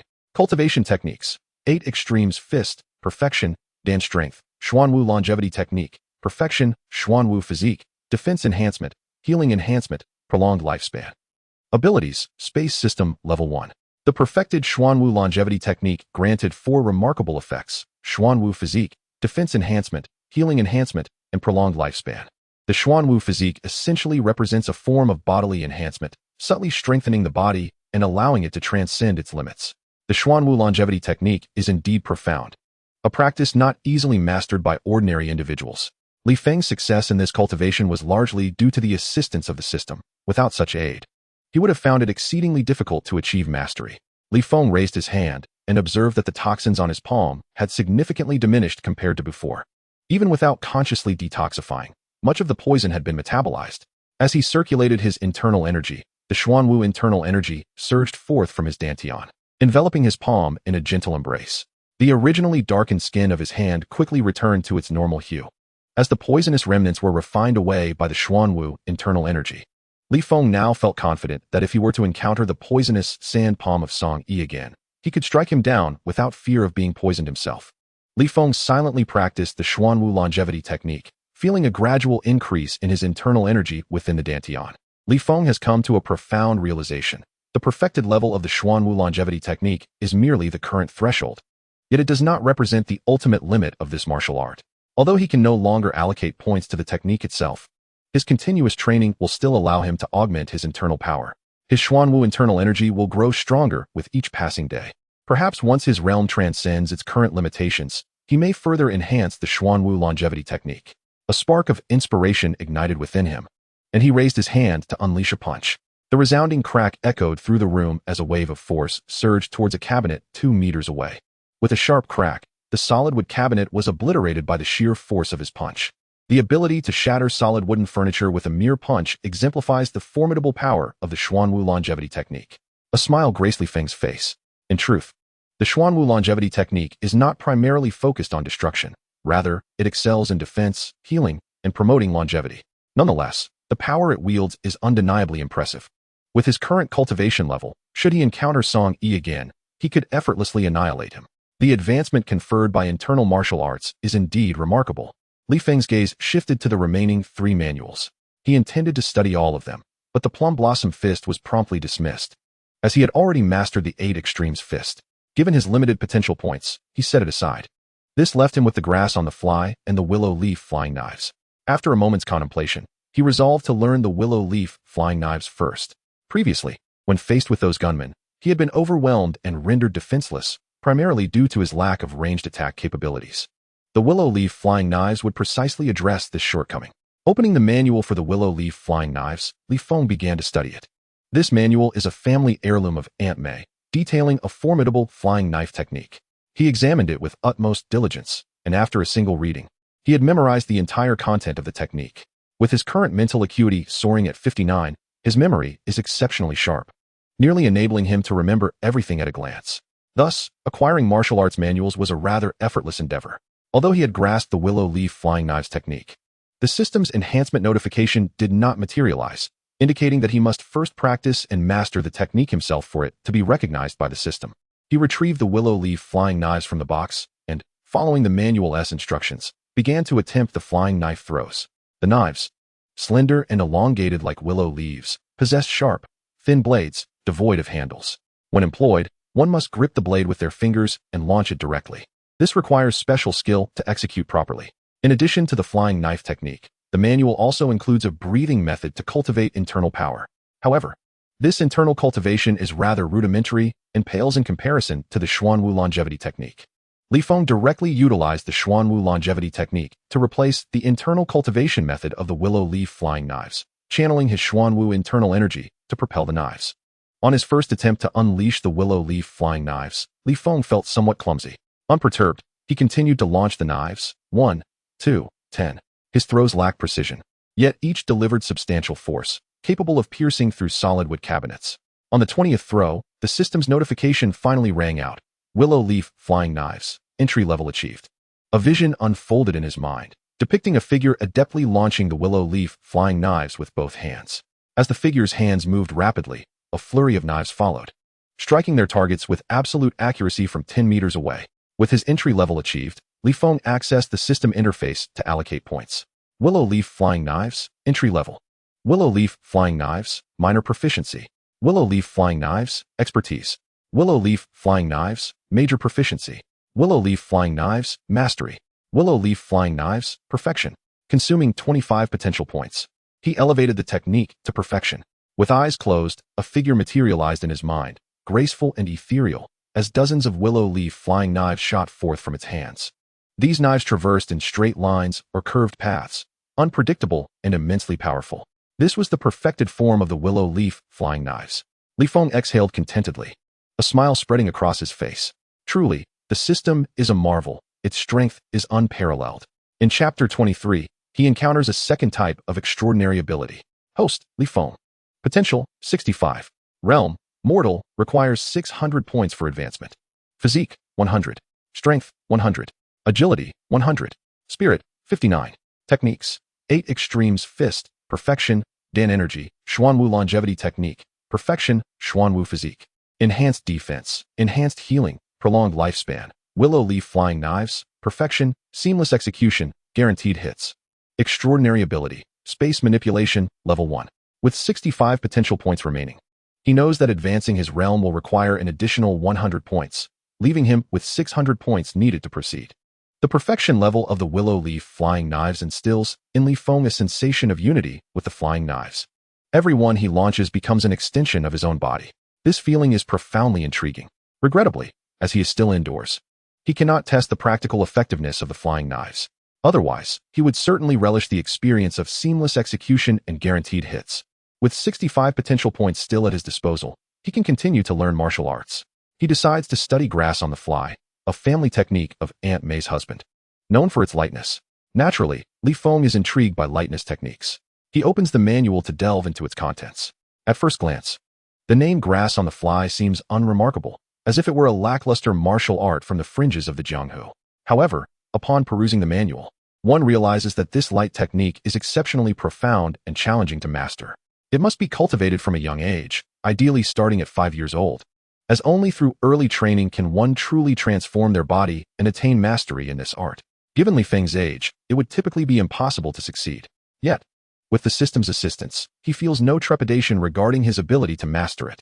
Grass on the fly comprises 2 components, the cultivation method and the technique itself. The cultivation method serves to strengthen and transform the body, while the technique is the essence of the light skill. Li Feng reviewed the cultivation method but chose not to practice it, confident in his physical prowess. Instead, he directly commenced with the technique. Although he was indoors, this did not hinder his practice of grass on the fly. Clearing the furniture from the living room, he created a spacious area to practice the light skill. Grass on the fly excels in long-distance sprinting and lightness techniques. While long-distance sprinting may not be feasible indoors, the lightness technique is perfectly suited for the space. With his natural aptitude and photographic memory, mastering the grass on the fly light technique proved to be a breeze. In a matter of moments, he achieved entry-level proficiency. Subsequently, he simply allocated points to enhance his abilities. Consuming 25 potential points, the light technique swiftly advanced to perfection. At the moment of reaching perfection, Li Feng felt a fleeting daze as he envisioned a figure darting swiftly through the woods. The figure darted through the environment with remarkable speed and an ethereal grace, effortlessly traversing the complexities of the forest. This exemplified the mastery of the grass gliding technique, reaching its pinnacle. Host, Li Feng. Potential, 40. Realm, mortal, requires 550 points for elevation. Constitution, 100. Strength, 100.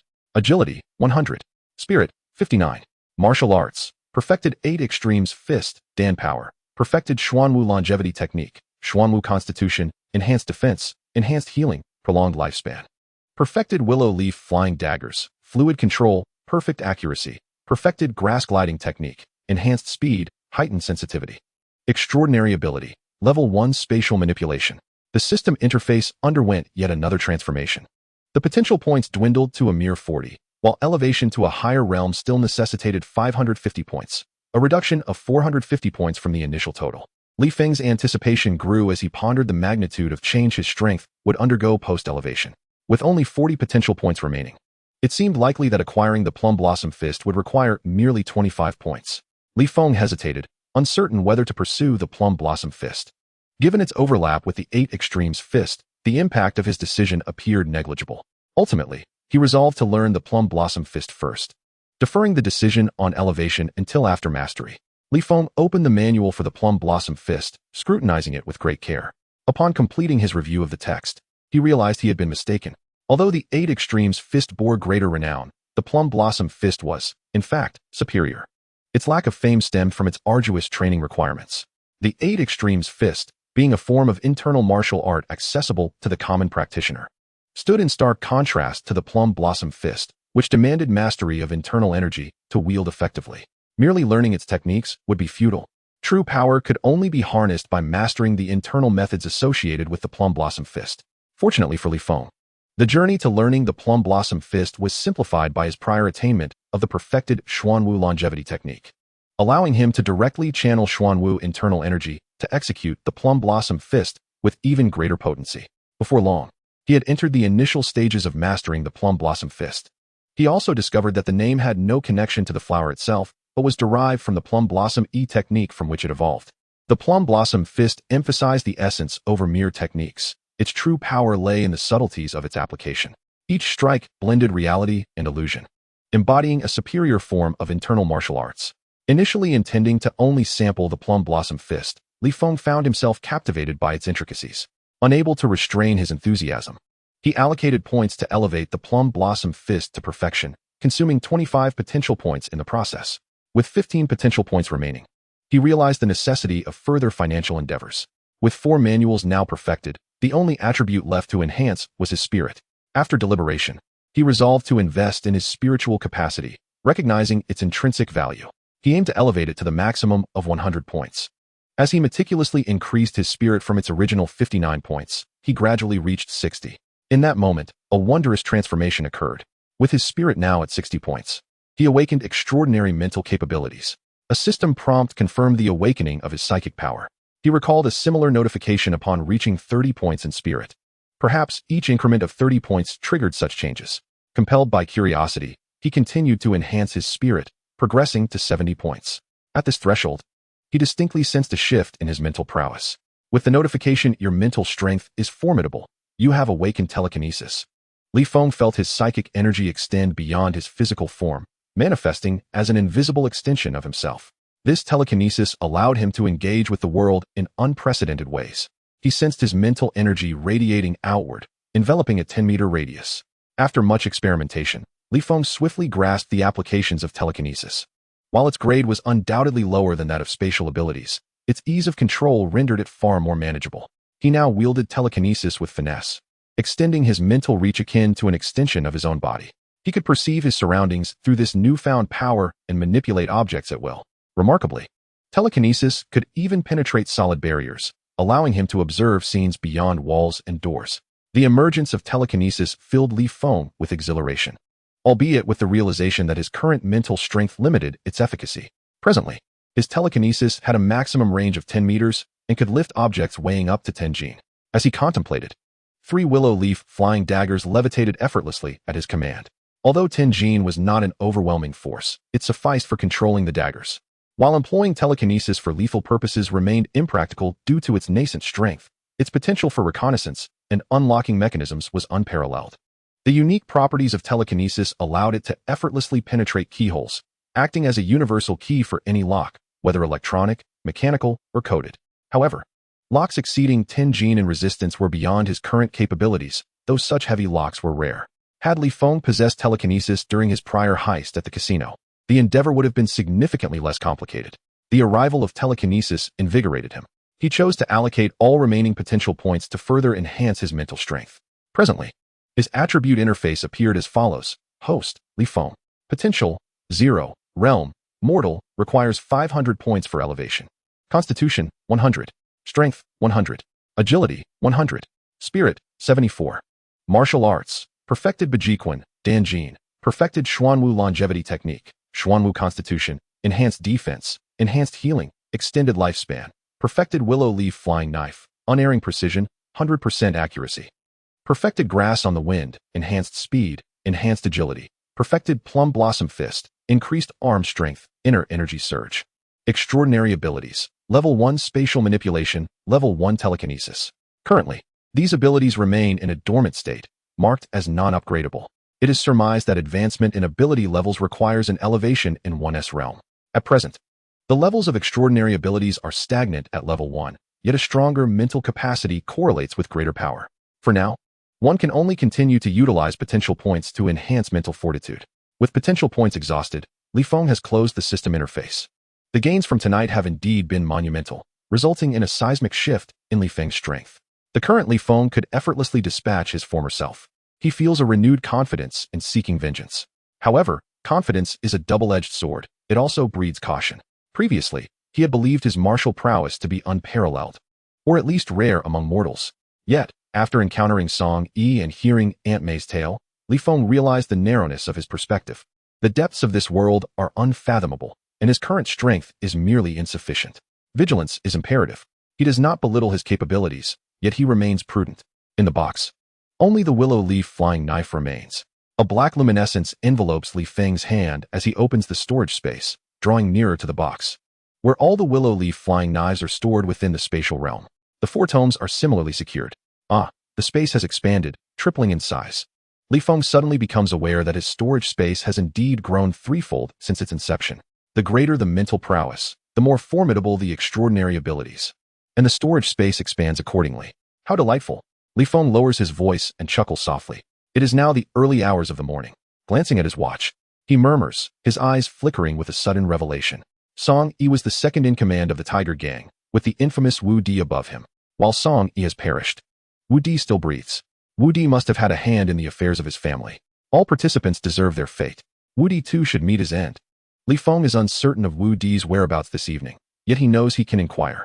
A counterattack is in order, he whispers. Having made his decision, Li Feng dons a fresh set of athletic attire, affixes the demon mask, and gracefully leaps through the window. For an ordinary person, such a jump would spell injury, or worse. Yet Li Feng is no ordinary individual. As he descends, he deftly grasps the windowsill with one hand, slowing his descent, while his feet lightly tap against the wall, further reducing his speed. By the time he lands, his descent is remarkably gentle, leaving him unscathed. This lightness of movement is truly extraordinary. Such feats transcend mere agility. They stem from Li Feng's formidable prowess and exceptional qualities. Upon landing, he gazes upward at the height from which he has leapt, marveling at the impossibility of it all. He had never imagined he could jump from such heights and emerge unscathed. His current abilities are merely the beginning. The potential for future growth is staggering. Taking a deep breath, Li Feng steadies his emotions and swiftly races toward the community's exit. Within the complex, numerous surveillance cameras are present. Yet Li Feng navigates through the blind spots, moving like a shadow, seamlessly traversing the blind areas before vaulting over the walls and escaping the community. The entire process flows effortlessly, astonishingly swift. The grass on the wind technique lives up to its reputation. Once outside the community, Li Feng emits a triumphant chuckle, quickly stifling it before setting off. Li Feng is unaware of Wu Di's residence, but he knows that the Platinum Hotel is among Wu Di's most significant establishments, likely guarded by trusted subordinates overseeing its management. Capturing one of these individuals should yield information on Wu Di's whereabouts. Should he fail to locate Wu Di, it would merely serve as an opportunity for exercise. Having recently mastered several formidable martial arts, he is eager to test his newfound abilities. Before he can exit the alley, however, he hears faint cries for help. Li Feng pauses, a fleeting moment of hesitation crossing his expression, then without a second thought, he dashes toward the source of the distress. Li Feng does not aspire to be a hero, but he is more than willing to lend a hand in the face of injustice. Chapter 25, The Flying Knife Murders. In the early hours, Yang Xiaoman finishes her night shift and, eager to return home, opts for the shadowy alleyway. While the path is less than ideal, it is a shortcut, shortening her journey by at least 10 minutes. She has traversed this route many times and knows it well. However, tonight, misfortune strikes. As she reaches the midpoint of the alley, a large hand suddenly seizes her from behind. Startled, Yang Xiaoman gasps, only for the hand to swiftly cover her mouth. A powerful arm drags her into the dimly lit alley. Her eyes widen in terror as 3 imposing figures appear from the darkness. They pull her further into the shadows. Thanks to the faint glow of the street lamps, Yang Xiaoman recognizes them. Her heart sinks. They are Jiang Mingliang, Li Xiaofeng, and Qian Yunkai, her former classmates. Jiang Mingliang had pursued her during their university days, but she had rebuffed his advances. Yang Xiaoman had no intention of dating. Her family circumstances were dire, and she could barely afford her tuition. She needed to work tirelessly during her spare time to earn money. Romance was a luxury she could not afford, and her rejection had ignited Jiang Mingliang's fury. Look at the fear in Yang Xiaoman's eyes. It seems she has recognized our identities. Jiang Mingliang chuckled darkly. Li Xiaofeng joined in the laughter. Indeed, our cover is blown. What shall we do now? Should we silence her? Qian Yunkai brandished his phone to record, grinning with sadistic glee. Silencing her is a must, but before we do, we can indulge ourselves a bit. The hand that restrained Yang Xiaoman belonged to Jiang Mingliang, who suddenly spat venomously. You wretched girl, I wanted you to be my girlfriend, and you refused. Now you will pay the price. If you had just complied and been my girlfriend, I wouldn't have to kill you. Instead, You will now be our plaything before your demise. Enough talk. Your words are only exciting me further, Li Feng replied with a sinister laugh. The three individuals had completely abandoned any semblance of normalcy, resembling demons from the underworld. Yang Xiaoman, in a state of sheer terror, struggled violently, emitting muffled cries. First, seal her mouth, commanded Jiang Mingliang. As the trio swiftly bound Yang Xiaoman's limbs and silenced her with transparent tape. Despite her desperate attempts to resist, her feeble sounds went unnoticed. A mere whisper in the desolate surroundings. Cry all you want. No one is here to hear you. Thank you for finding such an ideal location. Otherwise, we would never have had the opportunity to act, Jiang Mingliang boasted. The area was surrounded by dilapidated houses, long abandoned, and this forsaken alleyway, cloaked in the stillness of the early morning, posed no threat of passers-by. With her hands and feet restrained and her mouth sealed, Yang Xiaoman was rendered powerless. A lamb awaiting slaughter. The sight of her plight invigorated Li Feng and the others. This was not their first offense. They had committed 2 prior acts. During their initial attempt, fear had gripped them, but by the second, they had grown increasingly adept. Now, on their third endeavor, they exhibited an unsettling confidence. Unperturbed by the prospect of capture. It must be said, the ineptitude of law enforcement often astonished them. Had the police intervened after their first crime, countless victims could have been spared. Qian Yunkai raised his phone to record, while Jiang Mingliang and Li Feng donned animal masks, one a pig, the other a dog. Masked and ready, they prepared to strike. Yang Xiaoman's frantic struggles intensified, her eyes bloodshot and filled with terror.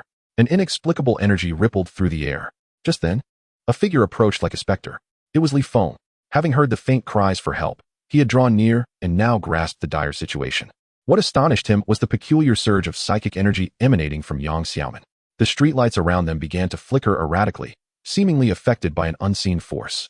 Li Feng's gaze fixed upon the captured Yang Xiaoman, recognizing the strange psychic waves radiating from this young woman.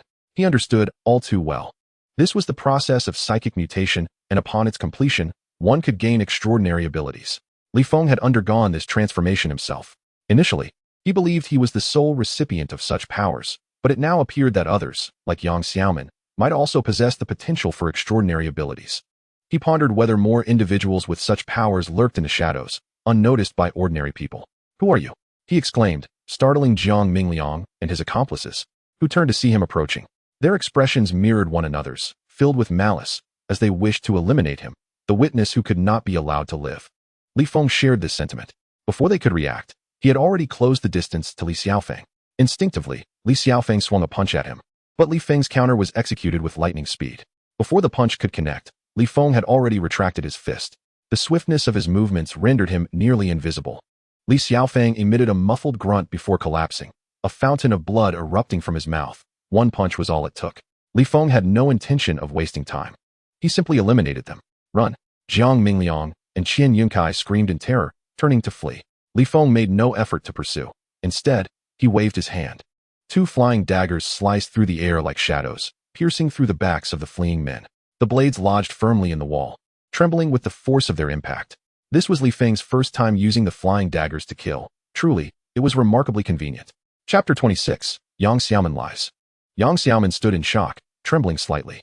She had not anticipated her rescue, let alone the extraordinary prowess of her savior. The act of killing had been executed with such ease and decisiveness. Li Feng merely glanced at her before gesturing with his hand, channeling his inner energy. A gust of wind swept past Yang Xiaoman, severing the ropes binding her limbs. This display of skill was nothing short of astonishing. Yang Xiaoman was left in disbelief, questioning whether she had encountered a ghost. This reality exceeded her comprehension. Li Feng, however, paid her no mind, stepping over the body to retrieve the 2 daggers embedded in the wall. The flying daggers were irreplaceable.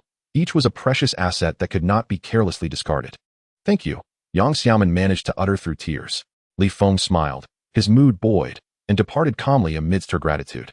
Yang Xiaoman, clutching her body, wept softly before wiping her tears and dialing the police. Upon learning that a murder had occurred, law enforcement responded promptly, with patrol cars arriving swiftly. As the police arrived, Yang Xiaoman could no longer contain herself, breaking down into tears, yet the tension within her finally eased.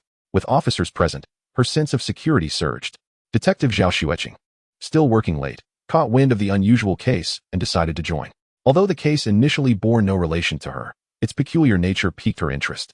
By the time Zhao Xueqing arrived, the scene was bustling with officers, and Yang Xiaoman had begun recounting her ordeal. Zhao Xueqing reviewed her statement and sensed the complexity of the case. Approaching Yang Xiaoman, she gently asked, "Yang Xiaoman, could you please reiterate what transpired?" "Of course," Yang Xiaoman replied with a nod. She proceeded to recount how she had found herself in that place and how she had been captured by the three classmates. Before reaching the pivotal moment, I thought I was doomed, but suddenly, a shadow appeared. I couldn't see who it was, the light was dim, and all I could discern was a silhouette. After the shadow emerged, the three demons were swiftly dispatched by it, and the ropes binding my hands and feet were severed. I could not fathom what the shadow had done. It seemed akin to sorcery. Yang Xiaoman spoke earnestly. Yet, Yang Xiaoman was not entirely truthful. She hadn't actually seen a shadow, but rather a man donned in a mask. Although she was unaware of his identity, she recognized him as a virtuous savior, a grand hero who had rescued her. However, given that he had perished, she could not allow her hero to suffer because of her. Thus, Yang Xiaoman chose to weave a falsehood. She was a good girl, yet being good did not preclude her from telling lies. Even the police were swayed by her words. Finding no trace of deceit, Zhao Xueqing felt an increasing headache. She was certain this was yet another case that the police would be unable to unravel. Those capable of such deeds were far from ordinary individuals. Fortunately, this time, it was not innocent civilians who had been slain, but rather three criminals, which offered Zhao Xueqing some solace. Meanwhile, as Zhao Xueqing dealt with the case, Li Feng had returned to the Platinum Hotel. Previously, he had fled from the establishment in disarray, but now he faced it with composure. Even if he encountered those gunmen again, he would not flinch. The question remained, could he locate Wu Di here? Alas, he lamented inwardly, lacking the support of an intelligence system. Yet, the absence of such intel mattered little. This was Wu Di's domain, managed by his subordinates, and capturing a live informant for questioning would suffice. Li Feng's gaze fell upon the hotel before him, and he circled to the side, leaping directly into the air. With a single bound, he soared to a height of 10 meters, nearly 3 stories high. This was the extent of Li Feng's current leaping prowess. Upon landing on the building, he grasped the window and climbed onto it.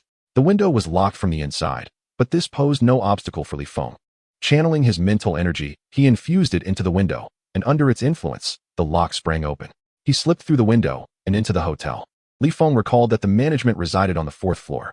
Once inside, he ascended the staircase to the 4th floor, opting against the elevator due to the surveillance within. He was not keen on exposing himself just yet. By this time, it was already the early hours of the morning, and even the hotel was enveloped in a profound silence. Li Feng realized he had not chosen the most opportune moment to arrive. Nevertheless, since he was there, he resolved to take some action. He decided to investigate the general manager's office. As he approached the office, he heard a cacophony of voices within. Damn it! Who knows what kind of fool has the audacity to cause trouble here, leaving us in this predicament? Exactly, otherwise we wouldn't be drowning our sorrows here. We would have long since gone home to our wives. Huh, you all go home to your wives. I plan to hit the bar and entertain someone else's wife. You rascal. You lot should be grateful you're not in trouble. Don't you realize how many have perished tonight? Us surviving is already a stroke of luck. Those with worse fortune have already met their end.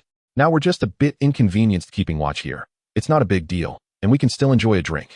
Brothers, how about I contact a few beauties to come over? Guaranteed to cheer everyone up. Damn, we definitely need some beauties. I won't sleep a wink without them. The room buzzed with a mix of conversations, but Li Feng gleaned enough to comprehend the situation. These individuals were Wu Di's subordinates, stationed at the hotel to maintain watch due to the events of the day. Their spirits were understandably low, given their overtime duty, which explained their grumbling. Naturally, they would not speak ill of Wu Di. Their complaints were merely expressions of frustration.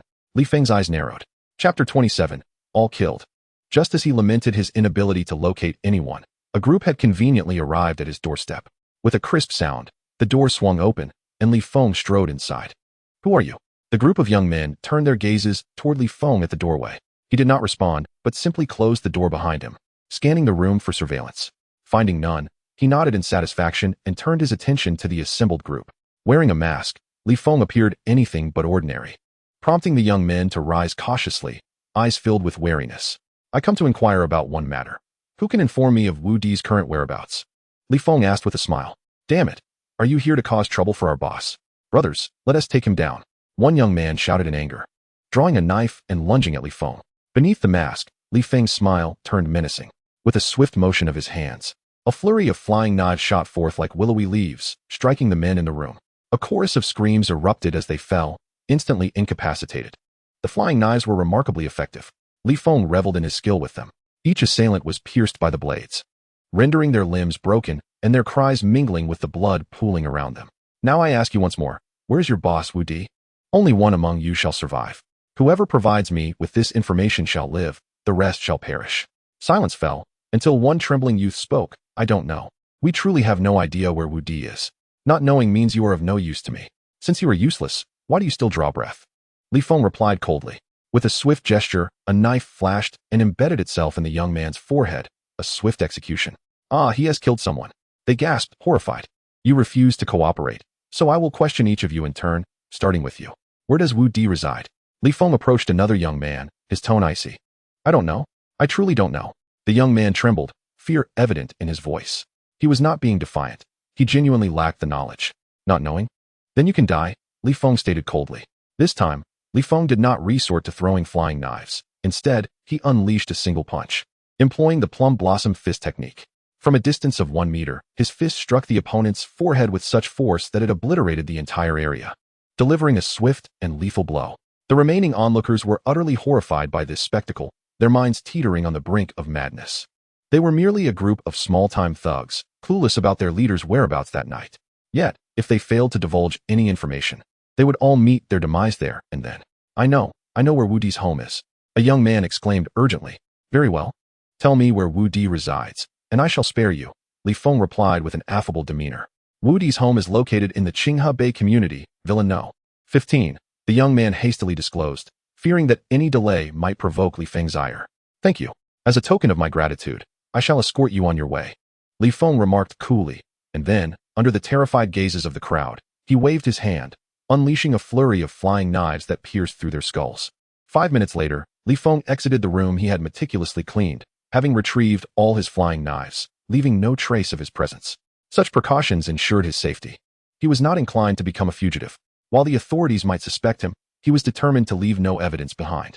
Upon leaving the hotel, Li Feng hurried towards the Qinghe Bay community, a location with which he was intimately familiar, as it had once belonged to his family. The proximity of the community to the hotel allowed him to arrive in less than 15 minutes. Scaling the wall effortlessly, he entered the premises, avoiding surveillance cameras as he made his way to Villa number 15. Knowing Wu Di personally, he felt confident that a mere encounter would confirm whether this was indeed the Wu Di he sought.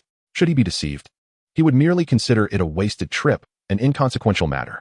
As he approached Villa number 15, he sensed a peculiar aura emanating from within. Slowing his movements, he extended his mental energy to assess the situation inside.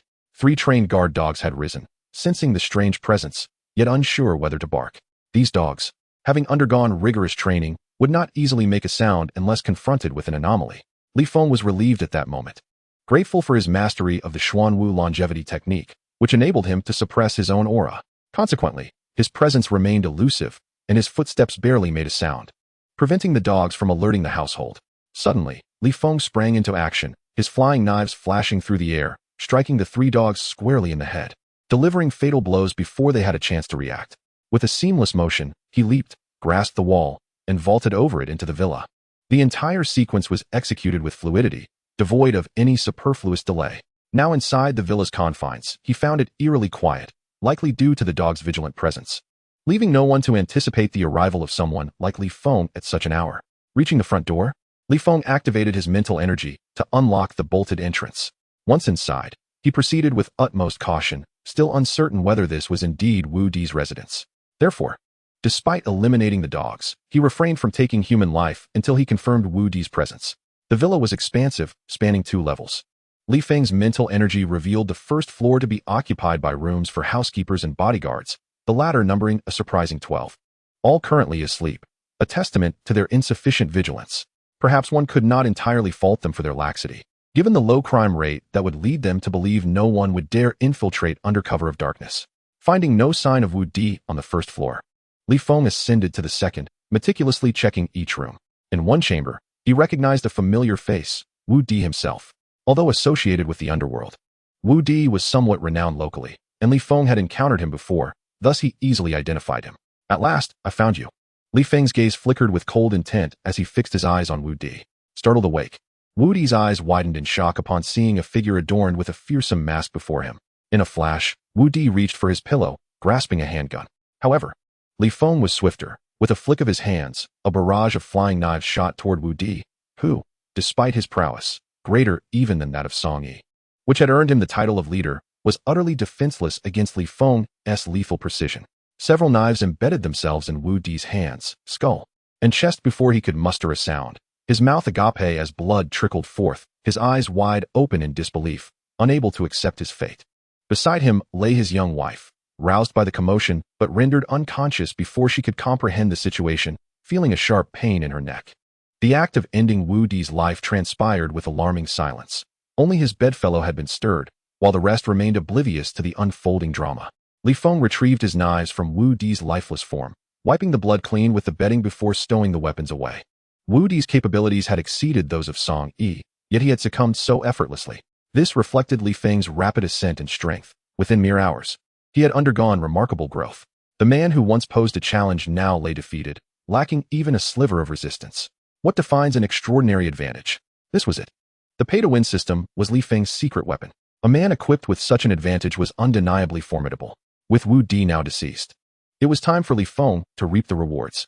As for whether there would be any gains, he remained uncertain. Gradually, he extended his mental energy throughout Wu Di's room, searching for any hidden treasures. If there were any gains to be had, they undoubtedly lay within Wu Di's chamber. I found it. A gleam of joy illuminated Li Feng's face as he uncovered a safe concealed within the walls of the room. The location of the safe was exceptionally discreet, embedded within the wall itself, making it nearly impossible to discern under normal circumstances. However, Li Feng utilized his telekinetic abilities to search, enabling him to penetrate the wall and locate the hidden safe. With a swift punch, he shattered the wall, pulling down a substantial section, thereby revealing the hidden safe before him. The safe was sizable and remarkably intricate, necessitating both a key and a password for access. Given Wu Di's demise, even if the key were discovered, the safe would remain impervious. Nevertheless, Li Feng possessed telekinesis. He quietly infused his mental energy into the safe, meticulously deciphering the structure of the combination lock and identifying the mechanism to unlock it. With a surge of will, he effortlessly disengaged the lock. Unlocking with telekinesis proved infallible. Devoid of the need for a code or key, Li Feng could breach any lock. With a decisive effort, he swung the safe open. Inside, it was brimming with an abundance of cash, likely exceeding 1 million. Yet, in this context, the cash was the least valuable asset, merely serving as a reserve. Aside from the currency, there were numerous property deeds, all registered under Wu Di's name. Li Feng collected them all without hesitation. Following that were various jewels, the true treasures of the safe. The gems curated by Wu Di were of exceptional worth. Lesser valuables would hardly find a place in such a secure enclosure. This collection of jewels could easily amount to several tens of millions, though their liquidity would pose a challenge. In addition to the jewels, there was a considerable quantity of gold, with bars numbering in the hundreds. A small pouch caught Li Feng's attention. Upon opening it, he was dazzled by the sight of high-quality diamonds within. Moreover, 2 martial arts manuals lay nestled inside. Glancing at the titles, Li Feng recognized them as Iron Cloth Shirt and 12 Paths of Tan Leg. Uncertain of their efficacy, he decided to take them regardless. Having thoroughly emptied the safe of its contents, Li Feng closed it once more. The haul was indeed substantial, eliciting a smile beneath his mask. Had this transpired before his financial collapse, such possessions would have elicited little interest. However, for the now bankrupt Li Feng, the fruits of the night were exceedingly gratifying. This excursion had not been in vain. He could return home contentedly. With a slight smile, he strode out of the villa, his steps light. At that moment, a figure emerged under the moonlight, coming into Li Feng's line of sight. Before him stood a middle-aged man clad in a sharply tailored suit, peculiarly donning sunglasses even at this late hour. The suited man regarded Li Feng with a slight smile, speaking in a calm tone. "I do not know who you are, but I require your cooperation for an investigation." "Who are you?" Li Feng inquired with curiosity. "My name is Chun Mo, from the 9 continents," he replied slowly. 9 continents? What does that mean? Li Feng asked, perplexed. "Ah, it seems you are a newcomer unaware of the significance of the 9 continents," Chun Mo explained. "The full name is the 9 Continents Special Affairs Bureau, tasked with addressing extraordinary incidents that ordinary police cannot manage. Your case falls under our jurisdiction. Comply and come with me. You cannot escape. Cooperate and follow us," another voice interjected. Soon, 5 figures emerged from the shadows, surrounding Li Feng. Though a twinge of anxiety flickered within him, Li Feng remained composed, uncertain of his adversary's true capabilities. Could they be yet another assembly of elite martial artists? Fortunately, his mental fortitude was commendable. He feigned calmness and asked, "Is your 9 Continents an official organization?" "One could say that. We are the official enforcement body dealing with criminals like you. Do not entertain thoughts of resistance. You cannot evade us. There are 6 of us, each a master in their own right. Surely, you do not wish to find yourself missing limbs? Chen Imo smiled. Then let us see how formidable you truly are. Li Feng replied with a grave tone. Subdue him, Chen Imo commanded. In an instant, the 5 figures lunged toward Li Feng. He was taken aback by their sluggish movements. Were these the promised national experts? How could they be so slow? A thought flickered in his mind. Was this a feigned weakness? Growing more cautious, he resolved to strike with greater ferocity.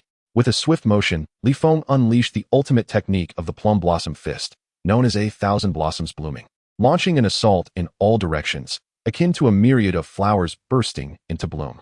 The flurry of punches emanated from him, propelling the 5 advancing figures away in an instant. The outcome was swiftly determined. The 5 members of the 9 continents could not withstand even a single blow from Li Feng. Dumbfounded, Li Feng mused, these are the so-called official experts? Is this all they have? He chuckled, initially believing they were merely feigning weakness. Instead, he found their capabilities genuinely lacking. Not that they were utterly inept. They surpassed Song Yi by a margin, yet in daylight, encountering such adversaries would have necessitated his retreat. However, Li Feng was no longer the same man. 9 continents are but this, he remarked nonchalantly. The plum blossom fist. Chen Imo uttered in surprise, having overestimated the strength of the man before him. He had not anticipated that, in real combat, the opponent's prowess would be so underestimated. Even with 5 teammates attacking simultaneously, they still failed to subdue him. Recognizing the martial art employed, he murmured, it seems you are formidable. It's your turn now, Li Feng declared as he charged toward Chen Imo, eager to conclude this encounter without further delay. Remaining calm, Chen Imo swiftly removed his sunglasses. His eyes, a striking shade of blue, glimmered with an eerie luminescence. A confident smile curled upon his lips, betraying his assurance in his abilities. Li Feng raised an eyebrow, watching as 2 beams of azure light shot forth from Chen Mo's eyes, piercing through to enter his mind. A flicker of confusion danced in Li Feng's eyes as phantoms materialized around him. Malevolent spirits surged forth, poised to pounce. An illusion? Yet, it lacked potency. Regaining his composure, Li Feng unleashed the full force of his Xuanwu inner strength, causing the visions to wane. The illusions lingered, but their impact on Li Feng had diminished to its nadir. With a swift motion, Li Feng launched 36 willow leaf flying knives towards Chen Imo. Chen Mo's eyes widened in disbelief, astonished that the person before him possessed such remarkable skills. Faced with the terrifying onslaught of flying knives, Chen Imo could no longer maintain his bravado. He swiftly evaded the attack. Li Feng expertly maneuvered the knives, enveloping Chen Imo entirely. Despite his utmost efforts to dodge, Chen Imo barely escaped the knives' wrath, yet in doing so, his illusions faltered. Suddenly, a powerful hand reached out, grasping Chen Imo by the neck and whisking him away at breakneck speed. Chen Imo attempted to resist, but the tightening grip rendered him powerless. This was dire. Their captain had been captured. They needed to pursue, but how could they? Even if Li Feng carried someone, they were no match for his speed. A quarter of an hour later, beneath an archway, Li Feng unceremoniously deposited Chen Imo onto the ground. Chen Imo lay there, disheveled and defeated, resembling a lifeless dog. After a few coughs, he gradually regained his composure. What do you intend to do? He asked, looking up at Li Feng with calm resolve. Given that he had not been killed on the spot, it was likely he would not be harmed further. His safety seemed assured. Yet, he was utterly perplexed as to why Li Feng had abducted him. Li Feng's voice was hoarse as he replied, having spent much time in seclusion. I am not well versed in worldly matters. Thus, I seek your assistance in gathering some information. This was the very purpose behind Li Feng's actions. He had never before encountered individuals from Chen Mo's circle and was entirely ignorant of their affairs. Hence, upon meeting Chen Imo, an official from Jiuzhou, the desire to inquire about information arose. Chen Imo was taken aback, never expecting that his abduction would serve such a purpose. However, this motive was not entirely incomprehensible. Realizing Li Feng's intention, Chen Imo began to speculate about his identity. Li Feng must be a disciple from a reclusive sect in the mountains, which explained his formidable skills. It was no wonder he had bested Chen Imo. I can answer your questions, but in return, I require answers to some of my own, Chen Imo stated. Agreed. I shall ask first, and once I am finished, you may inquire, Li Feng asserted firmly. Very well, proceed, Chen Imo replied. I wish to understand the classification of individuals like us, the levels of prowess, and what tier you belong to, Li Feng inquired. Did your elders not inform you? Chen Imo asked, intrigued. They did not, so you may enlighten me, Li Feng responded. We categorize ourselves into 5 tiers based on combat strength, from highest to lowest. They are extraordinary, gold, silver, bronze, and black iron. Each tier possesses distinct combat strength metrics. A combat strength exceeding 100 but less than 1,000 is classified as black iron. My combat strength is 900, placing me in the upper echelon of black iron. With further effort, I could ascend to bronze. Gold, silver, and bronze each have their own combat strength benchmarks. These benchmarks are a comprehensive set of data indicators, which cannot be succinctly explained. They require specialized assessments for accurate determination. The only exception is the extraordinary tier, Chen Mo continued, his expression grave as he spoke of the latter. To attain gold status, one must surpass a combat strength of 10,000. The extraordinary tier is no longer defined by mere data. However, I am unfamiliar with the distinctions within the extraordinary tier. I know only that it transcends the realm of the ordinary, granting abilities akin to those of gods. Each nation's extraordinary individuals are akin to nuclear weapons in their significance. They rarely intervene directly, yet their existence prevents chaos from erupting. My knowledge of the extraordinary is limited. I have only heard that our great Xian nation has no more than 10 such individuals. Even so, we rank among the top 10 most powerful nations. The most formidable federal empire today possesses no more than 15 extraordinary beings. Each one serves as a stabilizing force. You cannot be jesting with me, Li Feng exclaimed, astonished. The information Chen Mo shared seemed almost surreal. Extraordinary beings, akin to divine entities. The weight of this revelation pressed heavily upon Li Feng. I have no need to jest with you. Moreover, this information is known to most martial artists. It is not considered secretive, and I have no reason to deceive you. Chen Mo replied with calm sincerity. Extraordinary or not, I have my own system, Li Feng mused silently. He exhaled deeply, feeling the burden within him dissipate. He realized that his power could be augmented through investment. With sufficient resources, he too could ascend to the extraordinary tier. Is the extraordinary tier truly the pinnacle? Li Feng pressed. I cannot say for certain. The information we receive indicates that the extraordinary tier is the strongest, but beyond that, we remain in the dark. I have yet to encounter even silver or gold tiers, Chen Mo replied softly. Beneath his mask, Li Feng suddenly smiled. The distinction of extraordinary held little relevance to his current situation. Consider this, with a population of 1 billion in Great Xia and fewer than 10 extraordinary beings. Those individuals must occupy the most significant positions of power. They are elevated, with a vast chasm separating them from the ordinary populace. Even if Li Feng sought to provoke these extraordinary beings, he would have no opportunity to do so. Thus, his concerns lay more with the silver and gold tiers. What causes the anomaly in your eyes? What technique is that? Li Feng inquired curiously. It is not a technique. It is a supernatural ability, Chen Mo explained quietly. This phenomenon began approximately 30 years ago when the world underwent astonishing transformations. We refer to this change as the awakening. Among humanity, certain individuals experience an awakening, granting them extraordinary powers, such as immense strength, the ability to breathe fire, or even invisibility. I, for instance, have awakened a visual technique, allowing me to ensnare my opponents in illusions. We call these individuals awakened. An awakened's abilities require ongoing training and development. Yet they can simultaneously cultivate martial arts to enhance their physical prowess. Different individuals adopt various approaches. Some focus solely on their supernatural abilities, while others, like myself, pursue both paths concurrently. Chen Mo explained earnestly. Chen Mo's cooperative demeanor significantly improved Li Feng's impression of him. Through Chen Mo, Li Feng gained a profound understanding of the truths that underpin this world. Even the origins of the Black Tiger Hall were known to Chen Mo. Both Song Yi and Wu Di emerged from the ranks of the Black Tiger Hall. This organization is a formidable sect within the martial world, boasting a plethora of skilled practitioners. The most formidable of these practitioners has attained the rank of silver, a level not to be underestimated. For an ordinary person, a silver-level master is an invincible force. Are you familiar with the Li family? Why was no one concerned when calamity befell them? Li Feng inquired suddenly. The Li family? Chen Mo paused, momentarily startled as he registered which Li family was being referenced. We have investigated their situation. It was not the work of martial artists and has already been handed over to the police. Our jurisdiction at Jiuzhou is limited to special cases. Ordinary matters do not fall within our purview, Chen Mo replied, shaking his head. I see, so this represents a loophole? Li Feng remarked with a cold smile. It was evident that those who targeted the Li family were well acquainted with the workings of Jiuzhou, opting to use ordinary individuals rather than martial artists to execute their plans. In doing so, Jiuzhou found itself unable to intervene, and regular police officers would be ill-equipped to manage such a case. Are you a member of the Li family? Chen Mo ventured cautiously, having cooperated extensively merely to ascertain Li Feng's background. The Li family has done me a great favor. I have come to repay that debt. I will take Li Feng with me and ensure his recovery. Li Feng spoke softly. This was a deliberate strategy on Li Feng's part. Should he reappear in good health, there would be less suspicion surrounding him. Chun Imo harbored no doubts regarding Li Feng's explanation. Rather, it clarified all of his previous uncertainties.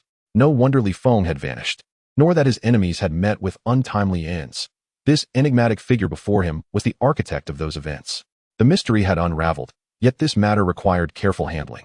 After all, Jiuzhou served as enforcers of the law, tasked with upholding its dignity. The actions taken thus far had already skirted legality, necessitating Jiuzhou's obligation to enforce the law. Of course, there existed an exceptional circumstance. If one were to join Jiuzhou, any past transgressions could be pardoned. However, not everyone qualified for such amnesty. It depended significantly on the nature of the deeds committed.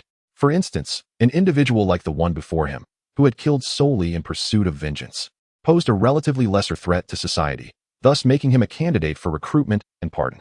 With this in mind, Chun Imo promptly proposed, "Brother, have you considered joining Jiuzhou? If you do, all your prior actions can be absolved.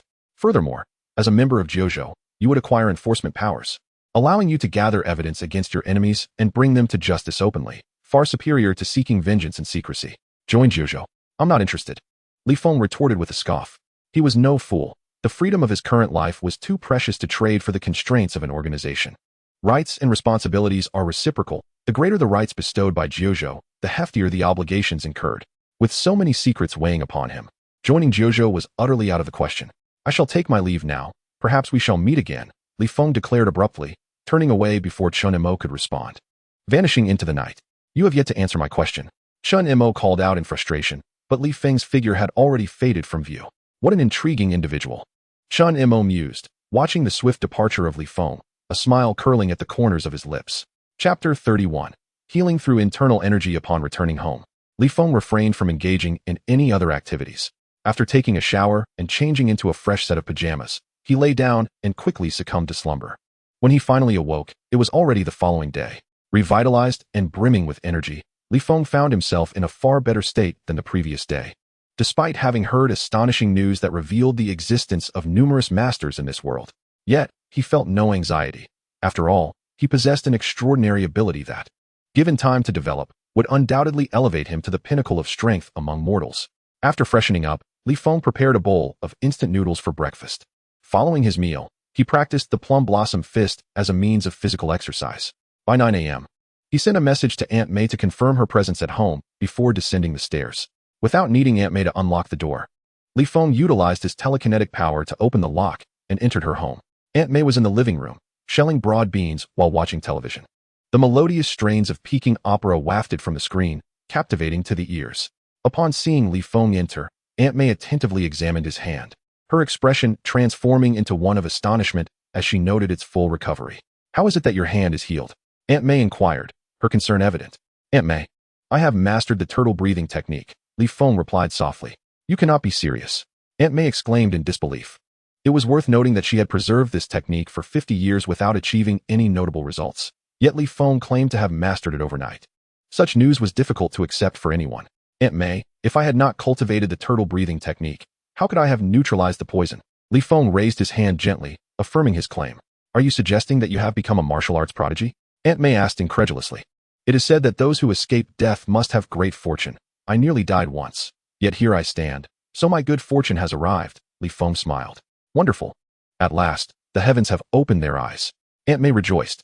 "By the way, Aunt May, now that I have mastered the turtle breathing technique, I can teach it to you and even help heal your ailments," Li Feng stated earnestly.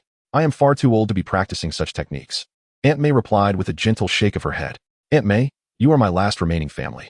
I wish for you to live a long life. And do you not wish to see my child born? I hope you can help raise my child when the time comes.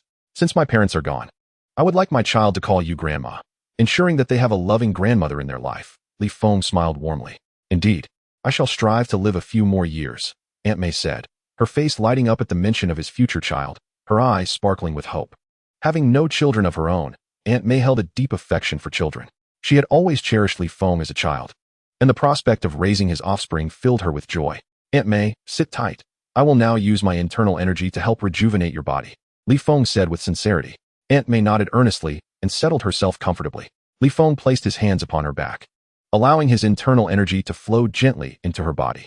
Through the examination of internal energy, Li Feng discerned the truly dire state of Aunt May's health. The primary issue lay in her unresolved internal injuries from years past, exacerbated by her advancing age, which inevitably further deteriorated her condition. Fortunately, Li Feng had cultivated his internal skills to a consummate level, granting him the ability to manipulate them with ease. Moreover, his mastery of the Xuanwu longevity technique, renowned for its prowess in health maintenance and healing, was perfectly suited to remedy Aunt May's affliction. The Xuanwu longevity technique excels in defense and recuperation. However, it lacks the requisite potency for combat. Thus, it would be prudent for Li Feng to seek a martial art more adept at warfare should the opportunity arise. Yet, he was uncertain of the ramifications that might ensue from practicing two divergent internal disciplines simultaneously.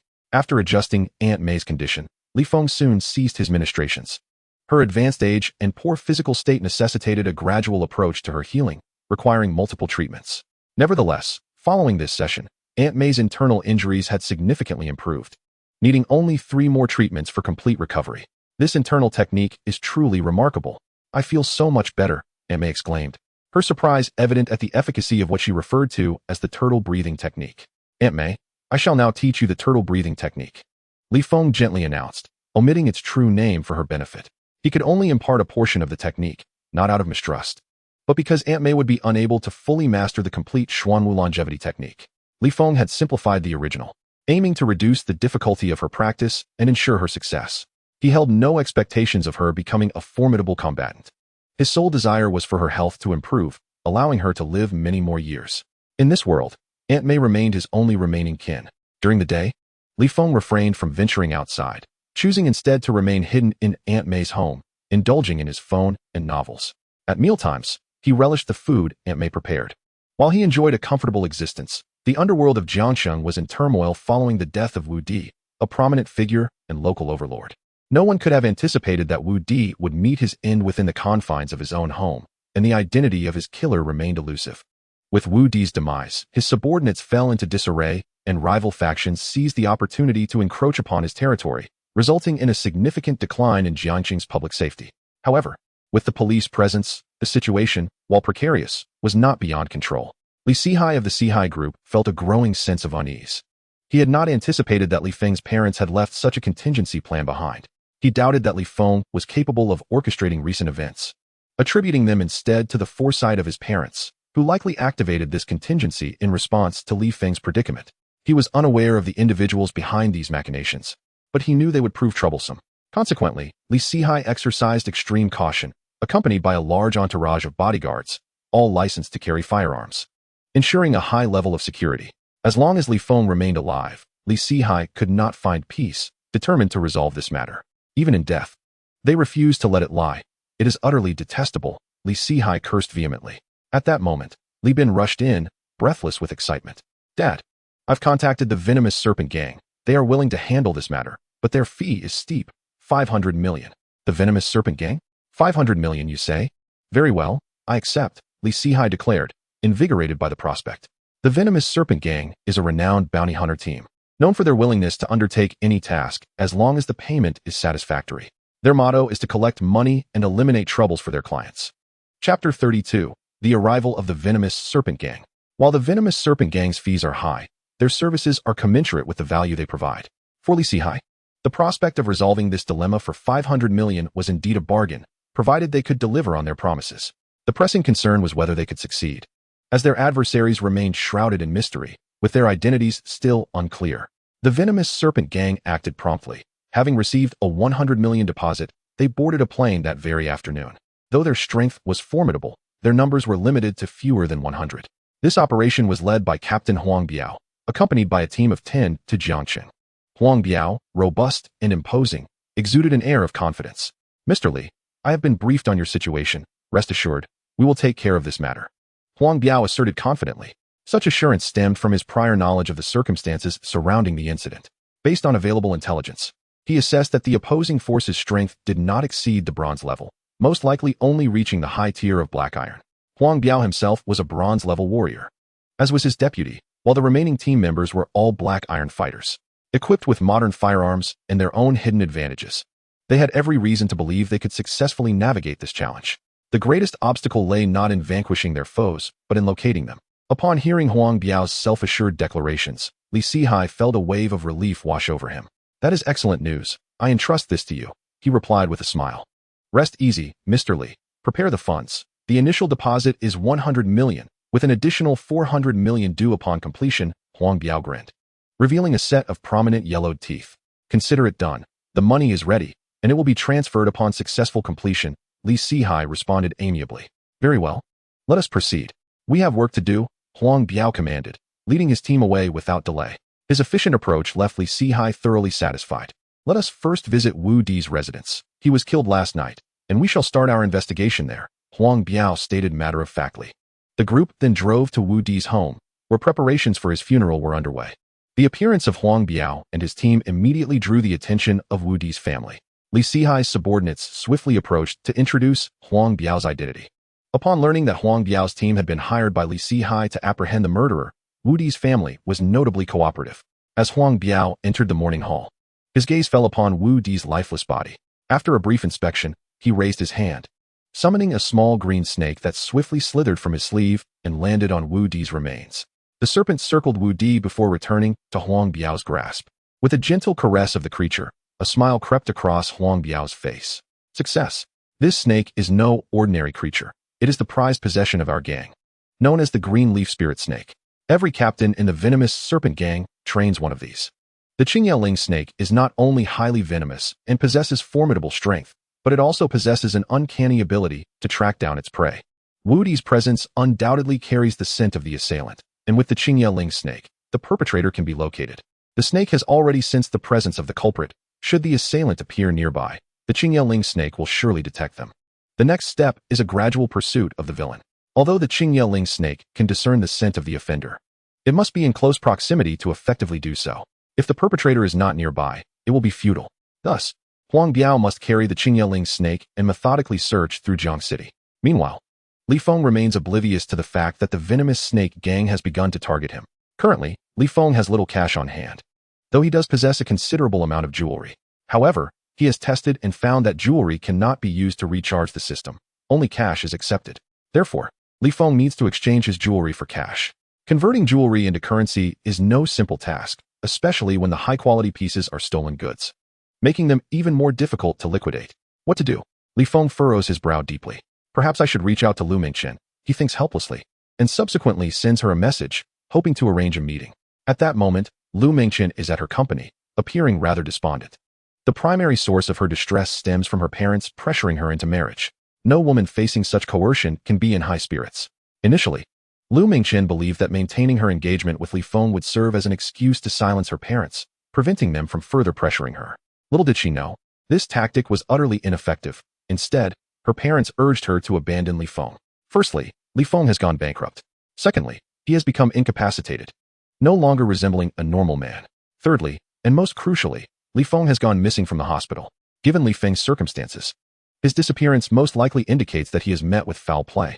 In light of these developments, Lu Mingchen's mood is understandably bleak. Just then, her phone vibrates, and she receives a text message from an unknown number claiming to be Li Feng, requesting to meet. The message also expresses gratitude for the 5 million cash she sent while he was in the hospital. Could it truly be Li Feng? It must be him, she reasons, as he knows my private phone number and is aware of the 5 million cash gift. This is undoubtedly Li Feng. Lu Mingchen exhales, feeling a flicker of joy. Although she and Li Feng do not share romantic feelings, they have known each other for many years and can be considered good friends. Thus, she is genuinely concerned for his safety. Are you all right? Lu Mingchen inquires. I'm better than ever, Li Feng replies, and I wish to meet you. I have some items that need to be liquidated, and I hope you can assist me by preparing a sum of cash. I require 20 million. These items will be yours. An image is sent to Lu Mingchen's phone. Gazing at the jewelry in the photo, she is taken aback. Lu Mingchen has a discerning eye and can immediately tell that these pieces are of exceptional quality, their value substantial. Acquiring such jewelry for 20 million would indeed be a lucrative deal for her. Of course, from a liquidation perspective, Li Feng is not at a loss either, as these jewels serve him no purpose unless converted into cash. Chapter 33. Lu Mingchen's curiosity. Li Feng and Lu Mingchen finalize their arrangements before ending the call. 2 hours later, Li Feng meticulously applies makeup, affixing a fake beard and wig, and changing into a different outfit. His appearance undergoes a significant transformation. Even acquaintances would struggle to recognize him now. While he may not completely alter his identity, he can at least conceal his true visage, making it more difficult for others to identify him. After finishing these preparations, Li Feng cautiously climbs over the wall to exit the residential complex. Although it is daytime, his heightened awareness allows him to sense his surroundings acutely, enabling him to evade pedestrians and escape unnoticed. An hour later, Lu Mingchen awaits him at the designated tea house. Glancing at the clock, she notes that she has been waiting for half an hour, and Li Feng has yet to arrive, causing her some anxiety. Just then, a knock sounds at the window.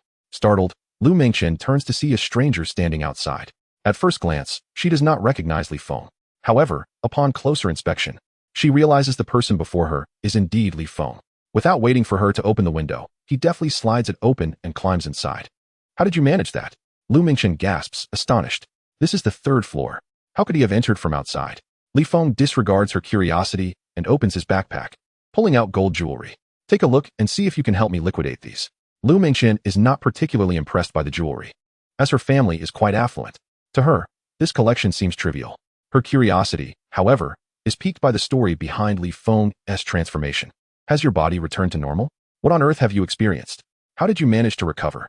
Lu Mingchen gazes at Li Feng, her eyes filled with astonishment.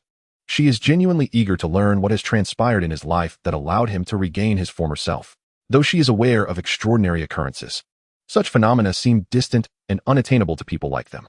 I've had some extraordinary experiences, Li Feng reluctantly admits. I don't wish to deceive you, but I cannot divulge everything just yet. Not even a little? Lu Mingchen presses, her curiosity deepening. The more he refrains from sharing, the more intrigued she becomes. She genuinely wants to understand what Li Feng has gone through. I can tell you this much. I not only returned to normal, but I have also become quite skilled. Li Feng states earnestly. Skilled? To what extent? Lu Mingchen inquires, her gaze tinged with skepticism. I leapt up to the third floor.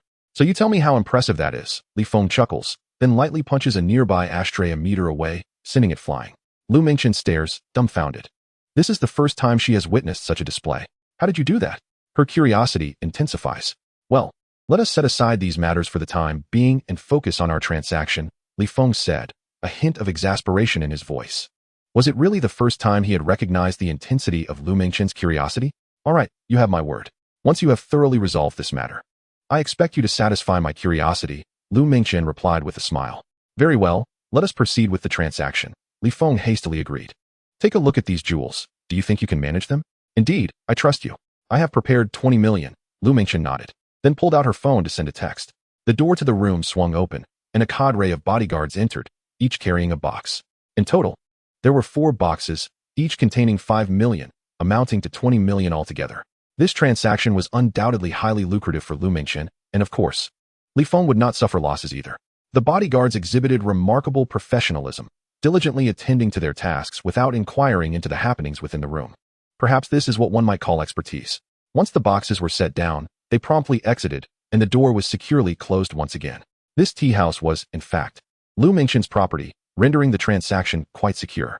Furthermore, today the establishment was cleared of all outsiders. What are your plans for this cash? And what do you intend to do moving forward? Lu Mingchen inquired once more. A woman's curiosity, once ignited, is nearly impossible to suppress. Lu Mingchen was no exception. In her previous perceptions, Li Feng had merely been a spoiled brat, neither a villain nor particularly capable. However, he had evidently transformed, and her intrigue regarding him had grown. Did you handle those cases, or was it the person who saved you? Lu Mingchen suddenly posed another question. Why are you so full of questions? You weren't like this before. Li Feng chuckled, bemused by her inquisitiveness. While he understood her curiosity, he was reluctant to provide answers, as it would be too cumbersome. Thank you once again. Should you encounter trouble in the future, you can always reach out to me, Li Feng said earnestly. No need to wait for the future. I have trouble right now, Lu Mingchen responded seriously. My parents say you are dead and that I should marry young. They are already arranging blind dates for me. What should I do? You're already my wife. Isn't your father and mother being a bit excessive? They could at least wait until I'm truly dead before making such arrangements. Li Feng replied, visibly displeased. Though they had not made significant progress, they at least had an engagement. The notion of Lu Mingchen being arranged to remarry while he was still alive was understandably unsettling for him. Lu Mingchen felt a rush of emotions upon hearing him refer to her as his wife. Her cheeks flushed slightly, yet she maintained her composure. You should be the one to answer that. How did such a grand estate come to this unfortunate state? If you had shown a bit more ambition, perhaps it wouldn't have ended up like this. Li Feng shook his head. It's futile. My uncles have been scheming against me for years. They have bided their time and will not let me escape easily. Whatever I do, they will find a way to eliminate me, if I weren't already considered dead. He spoke softly, leaving the most crucial part unvoiced. Were it not for the intervention of the system, granting him an opportunity to alter his fate, he would have had no chance of survival in the previous scenario. Lu Mengchen understood the unspoken secret woven within his words. Yet, it was a pity that Li Feng was unwilling to divulge more. Just wait a little longer. Soon, I will be able to appear openly, Li Feng said. Looking at Lu Mengchen with earnestness, Lu Mengchen nodded thoughtfully. Take care of yourself. My ability to assist you is quite limited. You have already helped me tremendously. Thank you for the 5 million back then, and today, for the 20 million. Li Feng expressed his gratitude. Lu Mengchen was somewhat taken aback by his words. She truly struggled to comprehend what her previous 5 million and today's 20 million meant to Li Feng. If I require more cash, can you arrange it? Li Feng ventured tentatively. 20 million was substantial, yet insufficient for Li Feng's needs. To elevate his standing, that amount would not suffice. However, acquiring cash was no simple task. Even when he was the chairman of the Li family, mobilizing large sums was challenging. Bank transfers posed no issue, but obtaining substantial cash was fraught with complications. How much more do you need? Lu Mengchen asked, her brow furrowed. Li Feng glanced at the system. He needed 500 potential points to elevate his status. 500 points equated to 50 million. Without hesitation, he replied, ideally, I would need another 50 million. Of course, I wouldn't let you suffer losses. I still have jewelry and some gold. If that isn't enough, I can compensate you later, Li Feng added. 50 million? Must it be cash? Lu Mengchen inquired. Her expression troubled. Yes, I only require cash, Li Feng confirmed promptly. If Lu Mengchen could indeed procure 50 million, he could elevate his standing. I need time. 50 million is no trifling sum. The 20 million I prepared for you today has already exhausted my resources, Lu Mengchen admitted, visibly challenged. While Lu Mengchen was indeed from a wealthy family, her personal assets were not extensive, especially when it came to cash, making it even more difficult to gather. Very well. I will consider alternative solutions, Li Feng said suddenly, his smile returning. In truth, he had not expected Lu Mengchen to resolve the cash issue entirely. He merely seized the opportunity to test the waters. If successful, it would be fortuitous, but if not, it posed no significant problem. He had plenty of ways to acquire cash. Do not worry. I will devise a means to procure the funds within a few days. Just await my news. Lu Mengchen said softly after a moment of contemplation. She was uncertain what Li Feng intended to do with such a large sum, but the Li Feng before her exuded a distinctly different aura. Lu Mengchen contemplated making an investment, not in a company, but in a person. Thank you very much, Li Feng said with a smile. Though he expressed gratitude, Li Feng did not rely solely on Lu Mengchen. He would also seek his own avenues to secure cash. What do you plan to do with this cash? Lu Mengchen asked, gesturing toward the boxes in the room. 20 million in cash was no small matter, necessitating 4 boxes for transport. Li Feng could not carry such a substantial amount alone. Rest assured, I will handle it. Let us conclude our meeting for today. After you leave, instruct the attendant to wait 10 minutes before entering, Li Feng stated. Lu Mengchen comprehended Li Feng's intentions. Though she was immensely curious about his subsequent actions, she nonetheless adhered to his instructions. Lu Mengchen exited the room but did not leave the tea house, instead instructing the waiter not to enter the chamber. 10 minutes later, she returned to open the door herself. Upon entering, she was astonished to discover that the boxes within the room remained untouched. He couldn't have taken all the money. Could he? Lu Mengchen mused to herself. Driven by an insatiable curiosity, she approached and opened one of the boxes. To her utter surprise, the box was empty. Not a single banknote remained, let alone 5 million in cash. A smile crept across Lu Mengchen's face as she proceeded to open the other 3 boxes, only to find them equally devoid of any cash. Li Feng, how on earth did you manage this? She pondered aloud, her curiosity about the events surrounding Li Feng deepening. Little did she know that often, the journey of falling in love begins with curiosity. Meanwhile, Li Feng strolled through the bustling streets, his spirits soaring as a smile graced his lips. The 2 million in cash had been fully recharged.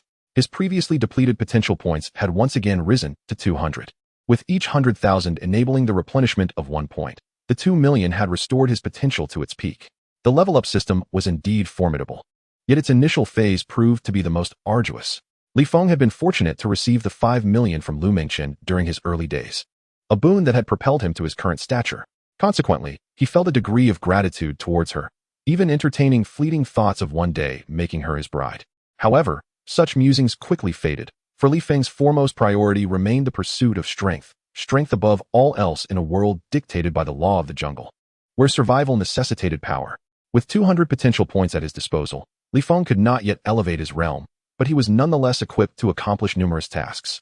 He took a leisurely walk around the street to ease his frayed nerves, simultaneously accessing the system interface to allocate points to his mental strength. His mental prowess, initially at 74 points, steadily increased until it reached 90. At that moment, a system notification chimed in. Chapter 34, Telepathy. Having elevated your mental strength to 90 points, you have acquired extraordinary mental capabilities and are on the verge of awakening a supernatural ability. Another alert followed. Li Feng discerned the pattern. Accumulating 30 points would allow for the awakening of a new ability at thresholds of 30, 60, and 90 points. Exhaling in relief, his face radiated joy. If this pattern holds true, each increment of 30 points will grant me a new power. How extraordinary that would be. With a smile, Li Feng continued to invest points into his mental strength. As his mental prowess burgeoned, it eventually reached 100 points, triggering a remarkable transformation accompanied by a strange sensation in his mind. The system notification chimed again. Ding. Your mental strength is formidable. You have awakened the ability of telepathy. Li Feng's mental energy surged, radiating outward in waves. Within a 30-meter radius, he became attuned to the thoughts of those nearby. The voices of passers-by echoed in his mind. I'm so hungry. Making money is too hard. That girl last night was incredible. That damned boss. If it weren't for the money, I wouldn't bother with him, and I lost 300,000 last night. How am I going to explain that at home? Li Feng halted, his expression one of astonishment as he gazed at the surrounding pedestrians. Telepathy. This is telepathy. I can hear the thoughts of those around me. He was genuinely astonished by the power to listen to others' innermost sentiments. However, this ability did have its limitations. Not every thought could be perceived. Only those imbued with intense emotion could be grasped by Li Feng. Most passers-by lacked particularly strong sentiments, thus eluding his perception. Yet, when their thoughts were fervent, they became easily detectable to him. Telepathy allowed him to sense the mental states of others, a powerful gift indeed. Li Feng's demeanor grew serious as he recognized his capacity to control this newfound ability. When left unchecked, his telepathy could extend outward, sensing the thoughts of those within a defined range. However, this method had its flaws. It could only perceive strong emotions, leaving the mundane thoughts unnoticed. Yet, he could actively manipulate this ability. Fixating on a man nearby who was engaged in a phone call, Li Feng concentrated his telepathy, creating a direct line to the man's mind.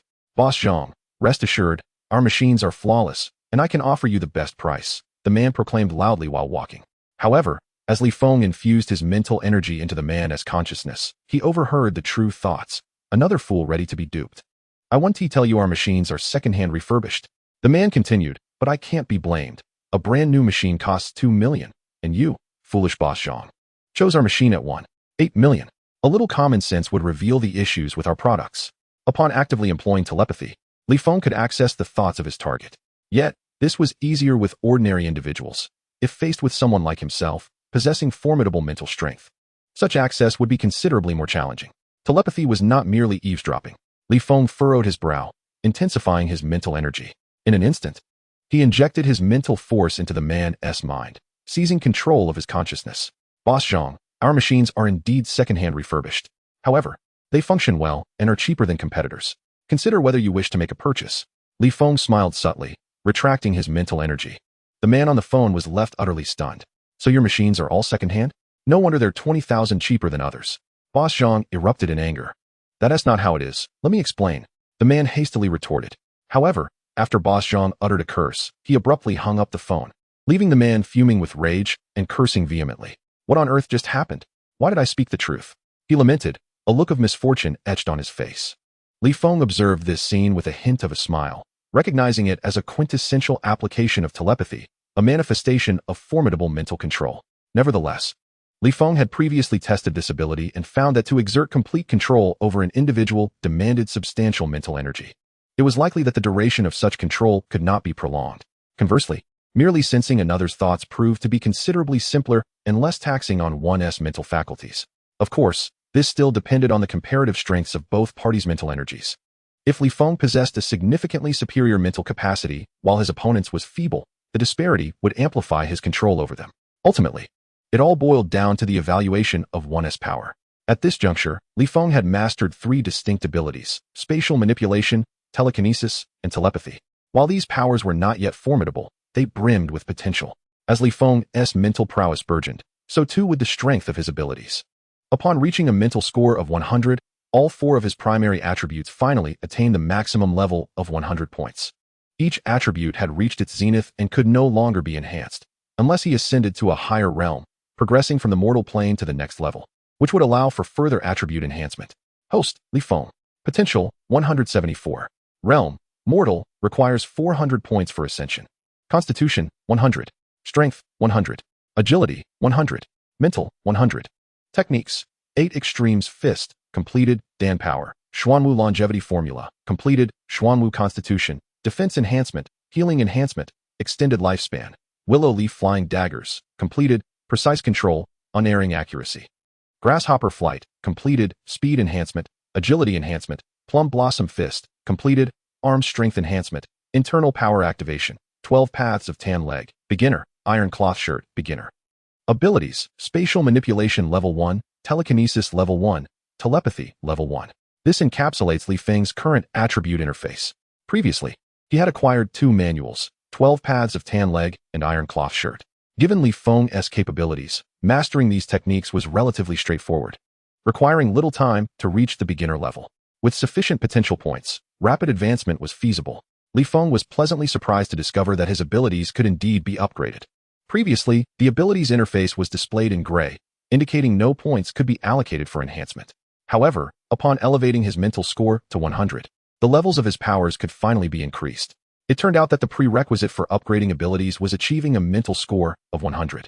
Enhancing abilities in public posed certain inconveniences, and Li Feng was uncertain if unexpected events might occur.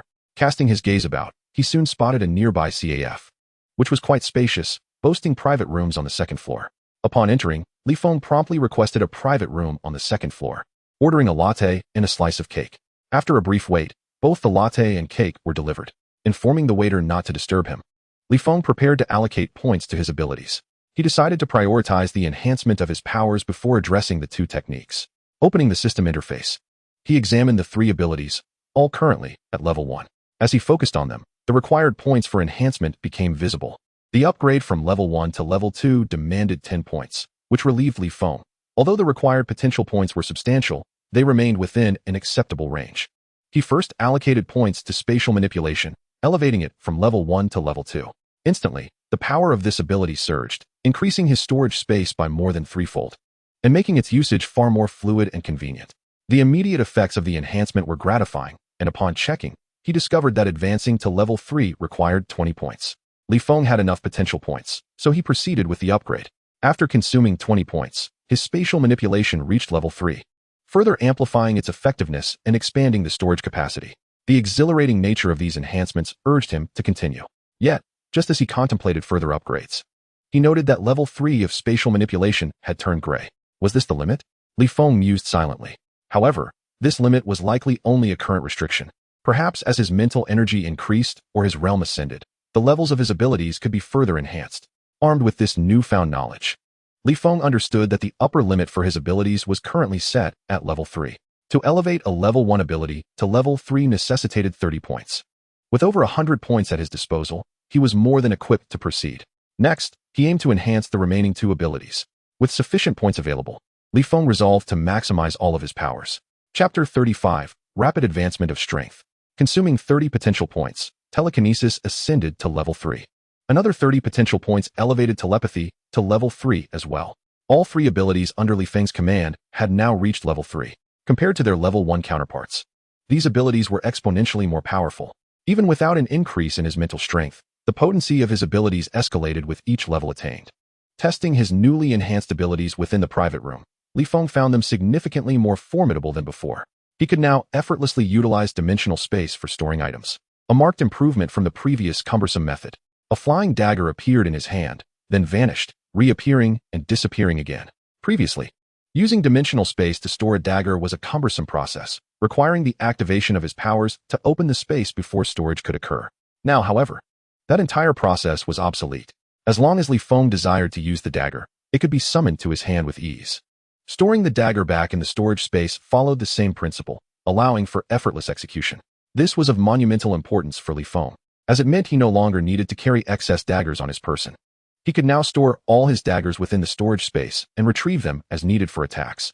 When not in use, these daggers would remain concealed from prying eyes. This development not only enabled effective concealment of the daggers, but also allowed Li Feng to carry a greater number of them. His storage space had expanded to the size of a room, capable of accommodating a vast quantity of daggers. Storing tens of thousands was entirely feasible. As long as Li Feng could forge a sufficient number of daggers, he would no longer need to fret over their quantity in the future. Not merely a matter of concealing throwing knives, it signifies that Li Feng can wield them with greater swiftness. Typically, masters of hidden weapons conceal their knives upon their persons, retrieving them only when the need arises. However, this retrieval process consumes precious time. Li Feng, on the other hand, is spared such inconvenience.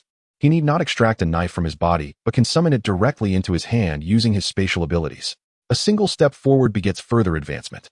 For a master of hidden weapons, this slight edge in speed holds monumental significance. It delineates the chasm between life and death. The enhancement of his mental energy is substantial. At this juncture, his mental prowess can extend to a radius of 50 meters, although this range represents his limit. Within 30 meters, the effectiveness is optimal, while beyond that distance, its potency begins to wane. Not only has the range of his mental energy expanded, but its strength has also intensified. Li Feng remains uncertain of the exact magnitude of his mental force. However, he finds that he can lift the metal table before him, which weighs no less than 100 pounds. He estimates that his mental energy can likely move objects weighing up to 150 pounds. Li Feng's mental capabilities have reached a commendable level of strength. Such an upper limit of 150 pounds is more than sufficient for lethal purposes. Being in another's establishment, he refrains from testing his mental energy too vigorously, lest he inadvertently damage the private room. Nonetheless, he senses that his mental force is ample for ending the life of an ordinary person. If paired with a sharp blade, it would effortlessly slice through a common man's throat, rendering murder a trivial endeavor. Both his spatial abilities and mental energy have grown formidable. His telepathy, now enhanced to level 3, has also become more potent. By expanding his telepathic reach, he can effortlessly perceive the thoughts of those around him.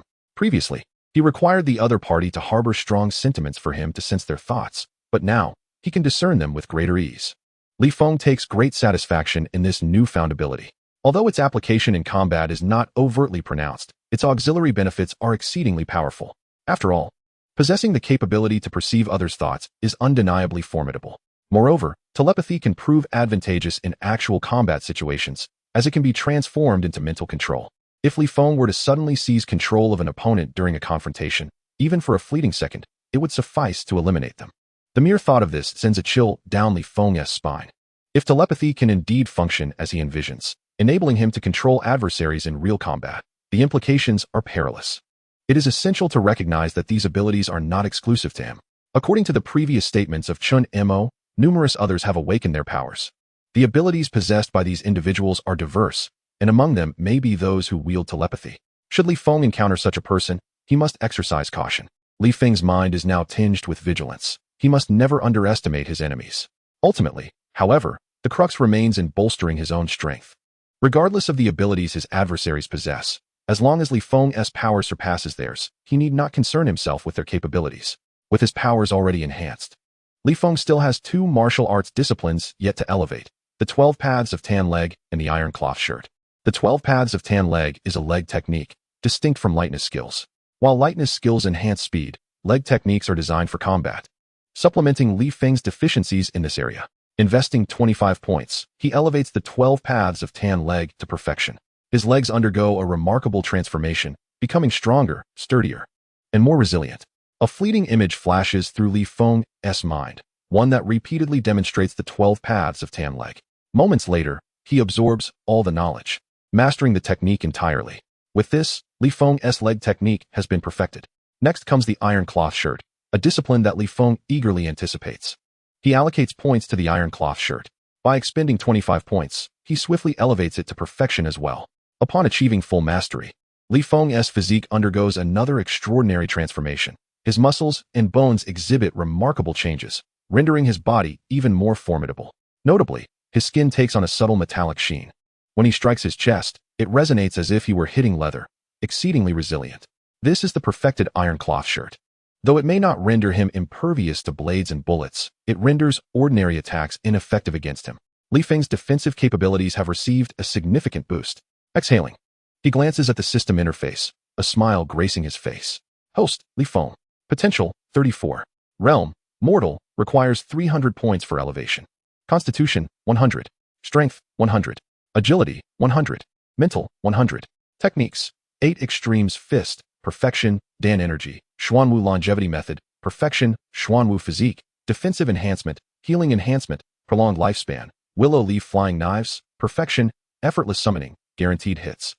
Grass on the fly, perfection, speed enhancement, agility enhancement, plum blossom fist, perfection, arm strength enhancement, internal energy activation, 12 paths of tan leg, perfection, leg technique enhancement, agility enhancement. Iron cloth shirt, perfection, iron skin and bones, defensive enhancement. Abilities, spatial system level 3, mental energy level 3, telepathy level 3. Chapter 36, Confrontation.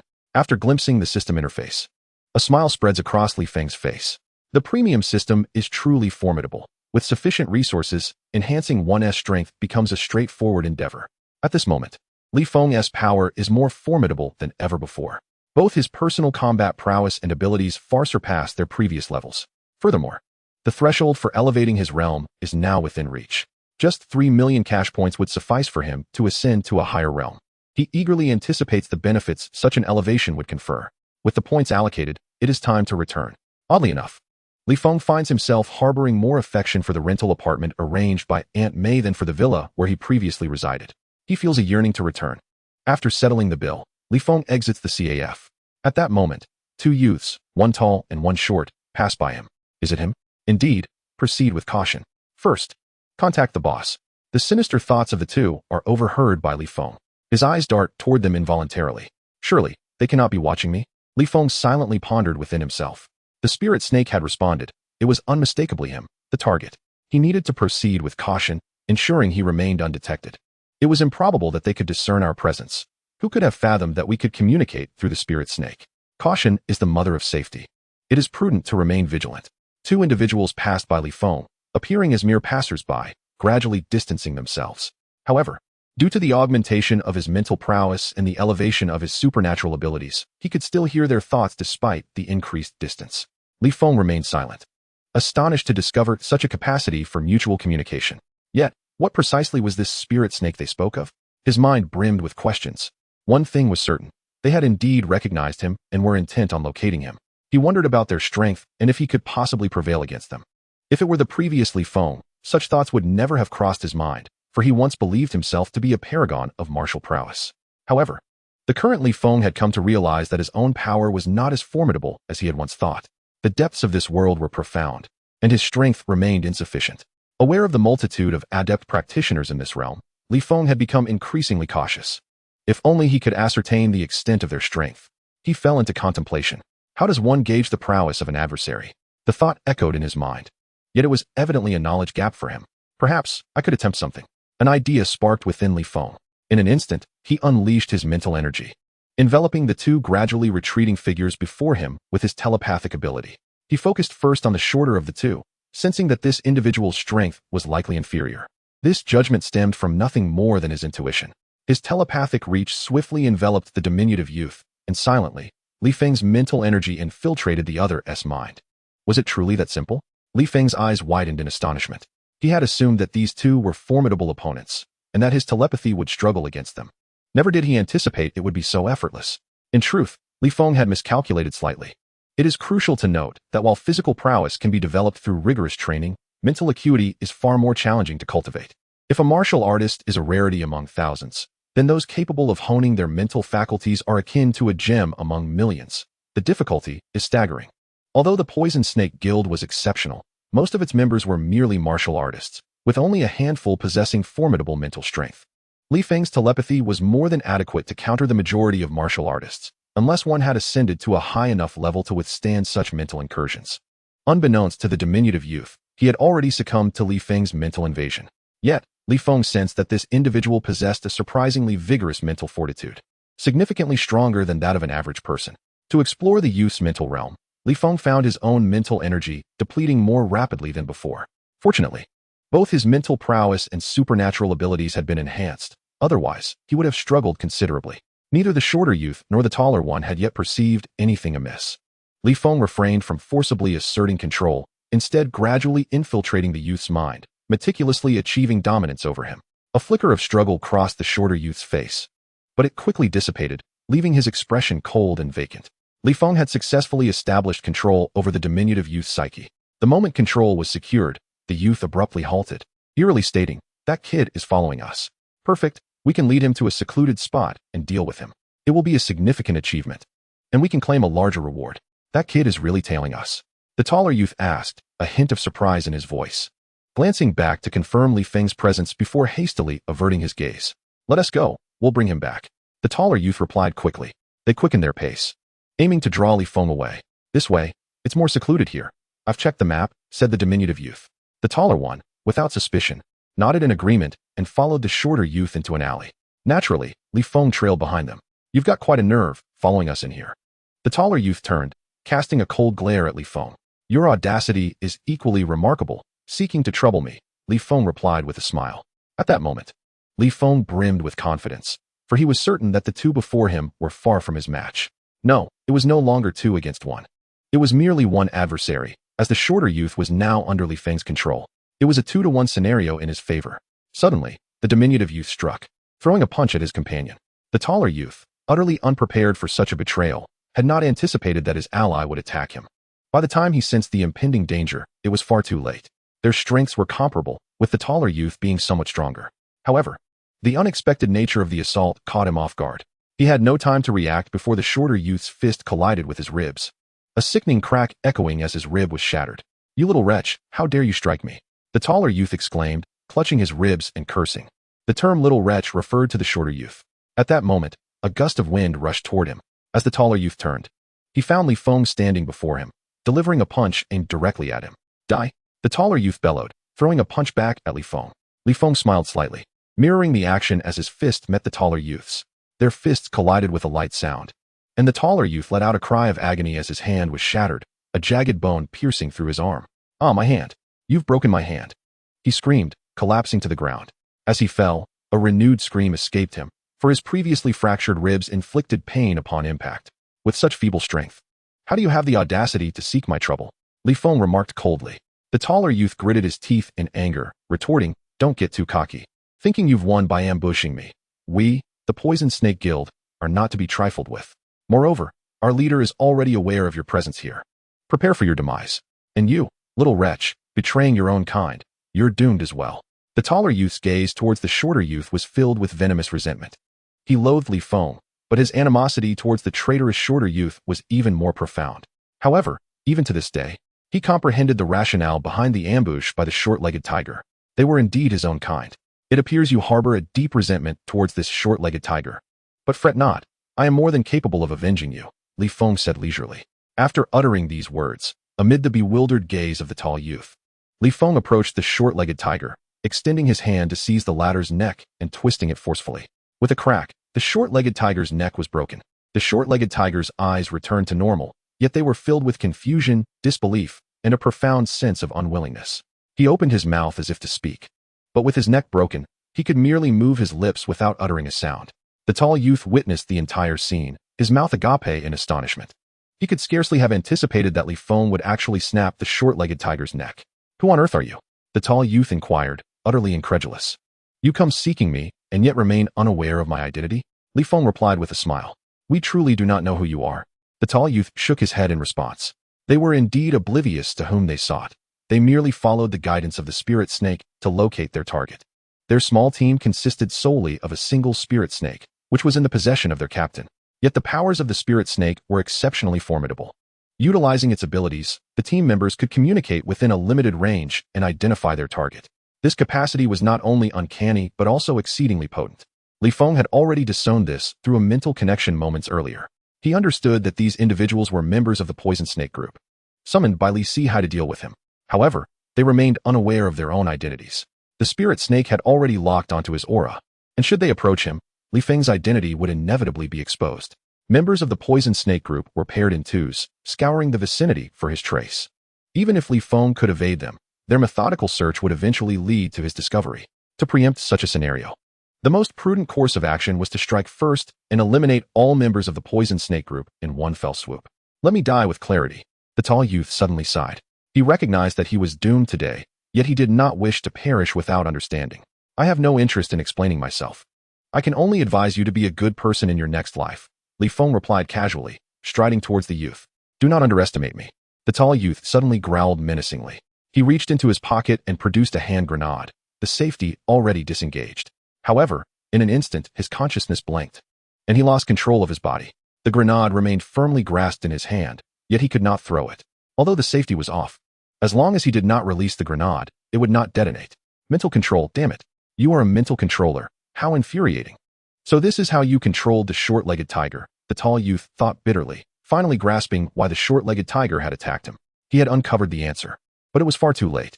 He too had fallen under the opponent's control. Suddenly, the tall youth regained control of his body. The mental control has dissipated. Am I saved? He exclaimed with delight, but as the words left his mouth, he saw the grenade fall from his grasp. His eyes widened in horror as he attempted to flee, but it was too late. The grenade hit the ground and exploded with a thunderous roar.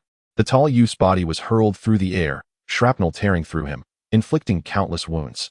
He felt an excruciating pain throughout his body. His consciousness began to fade, and an overwhelming fatigue washed over him, compelling him to sleep.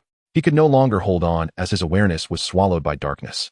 Li Feng observed the explosion from a distance, watching as the youth was obliterated before departing the scene. The Poison Snake Group had sent a small squad, comprising 10 members, of which 2 were now deceased, leaving 8 remaining. Among the survivors, both the captain and vice-captain were bronze level, while the remaining members were iron level. Li Feng felt confident in handling the iron level members, but the bronze level posed a significant challenge. He had yet to engage a bronze level opponent and thus lacked certainty. However, the threat presented by these 8 individuals was too great to ignore. They had to be dealt with. Li Feng's gaze flickered as he began to contemplate his next move. Chapter 37, Suicide Assault. Fortunately, the adversaries this time were not the entirety of the Poison Snake Group, but merely a small squad. The Poison Snake Group possessed considerable strength, with some members reaching silver level, a force capable of standing firm even at the national level. Li Feng was not yet equipped to handle silver-level adversaries, but he felt confident against bronze-level foes. His advantage was evident. The enemy was unaware of his identity while he possessed knowledge of their movements and members. He was even fully aware of their current location. I shall return home first, and then act tonight, Li Feng mused silently. Compared to daytime, nighttime afforded greater convenience for his operations. Moreover, during the day, the members of the Poison Snake Group were actively searching for him, and he had no knowledge of their whereabouts. Rather than seek them one by one, it would be more prudent to wait until evening when they returned to their base before striking. The city was vast, and they would struggle to locate him quickly. Nevertheless, Li Feng underestimated the capabilities of the Jiuzhou. Upon nearing his residential area, he halted. Why have they not returned? Is he truly Li Feng? This case was proving to be quite troublesome, dragging on without resolution. Do not let me catch you. Otherwise, I will make you pay. Li Feng paused as he discerned some distinct thoughts. This time, it was not the Poison Snake Group, but rather the thoughts of the Jiuzhou members. Their inner musings were immediately perceived by Li Feng. Where are they? Li Feng scanned his surroundings, his gaze settling on a second-floor window across the way. Jiuzhou members were concealed there. This vantage point offered a clear view, allowing them to monitor the surrounding area. Had it not been for Li Feng's ability to hear their thoughts, he would never have noticed their presence surveilling the neighborhood. As expected of Jiuzhou, they found this place so swiftly, Li Feng shook his head, abandoning any thought of returning. The Jiuzhou were at odds with the Poison Snake Group. While the Poison Snake Group was a private organization, even if Li Feng annihilated them all, the impact would be minimal. However, the Jiuzhou were an official organization, and should he eliminate any of their members, there would be no turning back for him. Despite having killed many, Li Feng was acutely aware of who could be killed and who could not. Jiuzhou members fell into the latter category. At least, they could not be killed openly. Even if one must eliminate their target, they must leave no trace behind. Yet, the members of Jiuzhou before him evidently fall into the category of those who cannot be harmed. Li Feng felt a sense of helplessness. It was clear he could no longer reside here. He retrieved his phone and sent a message to Aunt May, then turned to leave. Having already transcended the most vulnerable phase, even this place of refuge held no sway over him. He could only hope that this incident would not adversely affect Aunt May. The Serpent Gang operated without moral boundaries. Should they become aware of his connection with Aunt May, they would undoubtedly take her hostage. However, Jiuzhou was different. They would not harm her. Rather, they would protect her. Li Feng departed with composure, not disturbing a single soul. In the room, Aunt May glanced at the message she had received on her phone, a smile gracing her face. Aunt May I see your phone? A melodious, youthful voice inquired beside her. With a sigh of resignation, Aunt May passed her phone over. The girl, seemingly around 18, with long, straight black hair and dressed in a professional uniform, appeared more like a high school student. Chen Mo stood respectfully beside her. The girl looked at the message on the phone and chuckled. He discovered us. How amusing. I wonder how he found out about our personnel. Chen Mo, taken aback, exclaimed, Director, how could Li Feng have realized our presence? See for yourself, she replied, handing the phone to Chen Mo. He took the device and quickly scanned the content, confirming that Li Feng had indeed departed. Let them continue to monitor. We'll take our leave for now, the girl said, smiling, choosing not to answer Chen Mo's question. Her name was Tang Shui, a silver-ranked officer and the director of the Jiangxing branch of Jiuzhou. The case surrounding Li Feng piqued her interest, prompting her to personally investigate, which led her directly to Aunt Mei. Although Aunt Mei revealed nothing, she lacked the capacity to resist Tang Shui. Fortunately, Li Feng had discovered Jiuzhou's existence and had not returned home, thus evading capture. This Li Feng indeed possesses some capabilities. I find him increasingly intriguing, Tang Shui remarked as she exited the room. It is rather interesting. Our investigations indicate that Li Feng was once an ordinary individual, nearly meeting his demise after being thrown from a building. Although he survived, he suffered a spinal injury that rendered him incapacitated. Yet, in a remarkably short span, he has regained his health and acquired formidable combat prowess. Something extraordinary must have transpired within him, Chen Mo added. It is highly probable that he has awakened some abilities. Tang Shui agreed. But what kind of ability remains unknown? Chen Mo expressed his curiosity as well. In recent years, the number of awakened individuals has surged, leading to a decline in public safety, Tang Shui noted, shaking her head. The phenomenon of awakening refers to ordinary individuals suddenly gaining extraordinary powers, a situation that was once rare but has become increasingly common in recent years. However, the state has maintained stringent control over such matters, ensuring that the general populace remains unaware of the awakening events. The government aims to absorb these awakened individuals, recognizing their significant potential as vital national resources. As long as they are not malevolent, the state seeks to integrate them. If not, they must be registered and monitored. 90% of the country's ability users and martial artists are officially registered. Naturally, not everyone is willing to be assimilated. Some prefer to join civilian organizations, such as the Serpent Gang. The government's stance on these civilian organizations is permissive, provided they refrain from unlawful activities and do not betray the nation. It is not that the state is unwilling to take firm action. Rather, the current international landscape is precarious, with formidable external adversaries. The majority of the nation's resources are directed outward, resulting in a certain laxity regarding internal affairs. This has allowed organizations like the Serpent Gang to persist. Despite her youth at just 18, Tang Shui boasts a formidable background and skills that earned her the position of director at the Jiangxing Jiuzhou branch. Her primary goal in this visit was not to capture Li Feng, but to ascertain whether he was worthy of being integrated into Jiuzhou. Indeed, Tang Shui intended to recruit Li Feng as a member of Jiuzhou, which falls within their operational responsibilities. Naturally, if Li Feng did not meet the criteria for recruitment, Tang Shui would not hesitate to eliminate him on the spot. Now that Li Feng had escaped, their only option was to seek him out anew. Mobilize resources to monitor the Li family's father and son. Li Feng will undoubtedly seek them out. We shall wait for the opportune moment, Tang Shui commanded coolly. Unbeknownst to Li Feng, he had narrowly evaded capture. Had circumstances been different, he would have fallen into Tang Shui's grasp. As a silver-ranked expert, he currently lacked the ability to contend with such formidable opponents. Have the short-legged tigers made contact yet? Huang Biao asked gravely. The duo had been missing for several hours, a situation that was decidedly abnormal. Any instance of disappearance was highly suspicious. They were most likely either dead or had been captured, given that they were pursuing a suspect. The likelihood of something having gone awry was significantly heightened. Boss, we have news. The bodies of the short-legged tigers and Lao Gao have been found. The short-legged tiger was strangled, while Lao Gao perished from his own grenade, Vice Captain Qian San reported somberly. This news was far from welcome for their team, which had already dwindled to 10 members, now reduced to 8.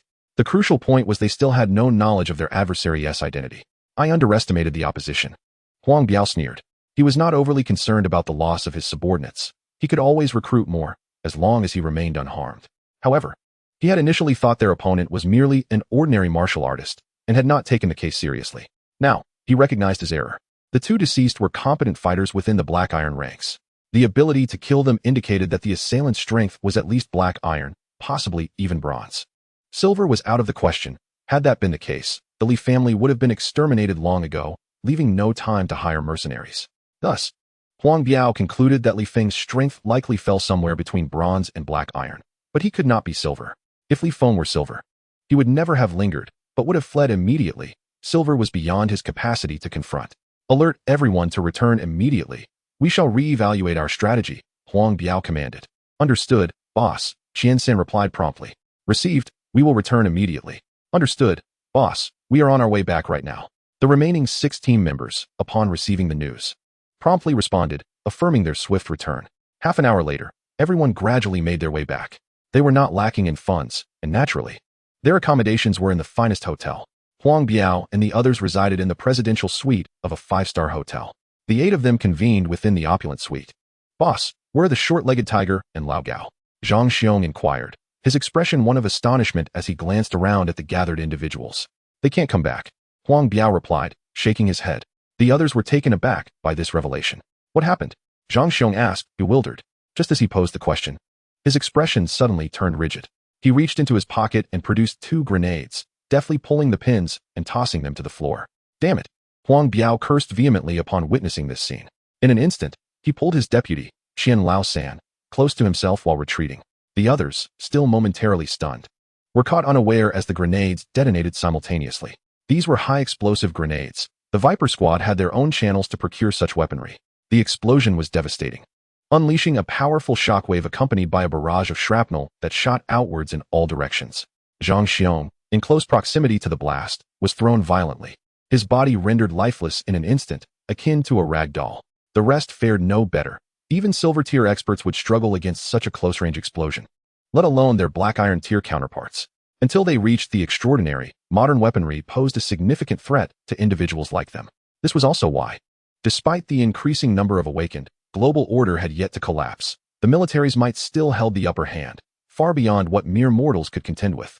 After the explosion, the scene lay in utter disarray, blood and dismembered limbs strewn across the floor.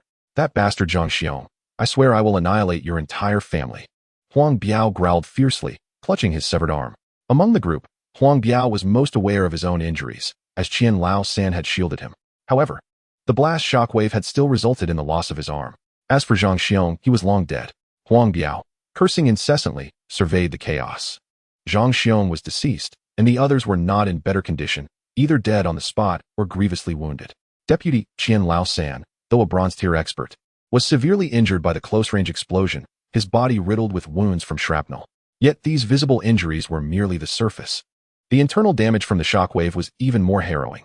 Damn it, why did Zhang Xiong do that? He died too. What was his motive? A bewildered Huang Biao struggled to comprehend Zhang Xiong's suicidal assault. At that moment, a figure burst into the room. Upon entering, this figure immediately brandished his hands, launching a flurry of flying knives at Huang Biao. Flying knives? Huang Biao's eyes narrowed as he swiftly drew his dagger, parrying the onslaught. Impressive. The force behind the flying knives was immense, causing Huang Biao's wrist to tingle with the impact. Chapter 38. The complete annihilation of the Viper Squad. I knew someone was behind this. I finally caught up with you. Huang Biao bellowed, his body enveloped in a green aura. Li Feng's flying knives, against this protective energy, could not penetrate. Die. Huang Biao sprang from the ground, lunging at Li Feng. Li Feng retreated, the flying knives in his hands continuing to rain down like a torrential downpour. These knives were fierce, their energy formidable, and the relentless assault forced Huang Biao to a standstill. While his protective energy was formidable, it could not solely withstand the barrage of flying knives. How can you be so strong? You're just black iron, Huang Biao shouted in frustration. As their confrontation unfolded, their respective strengths became evident. Huang Biao was certain that the opponent before him was merely a high-level black iron and not yet at the bronze tier. Had he not been injured, he would have had no fear of such an adversary. However, in his current state, having been affected by the blast and with one arm blown off, his strength had significantly diminished. Faced with Li Feng's flying knife assault, he was already feeling overwhelmed. You despicable bastard, I won't let you get away with this. Huang Biao cursed as he fought while retreating. Huang Biao stepped back, but Li Feng pressed forward, his flying knives becoming increasingly lethal, his hands unleashing all their might, creating illusions of multiple blades.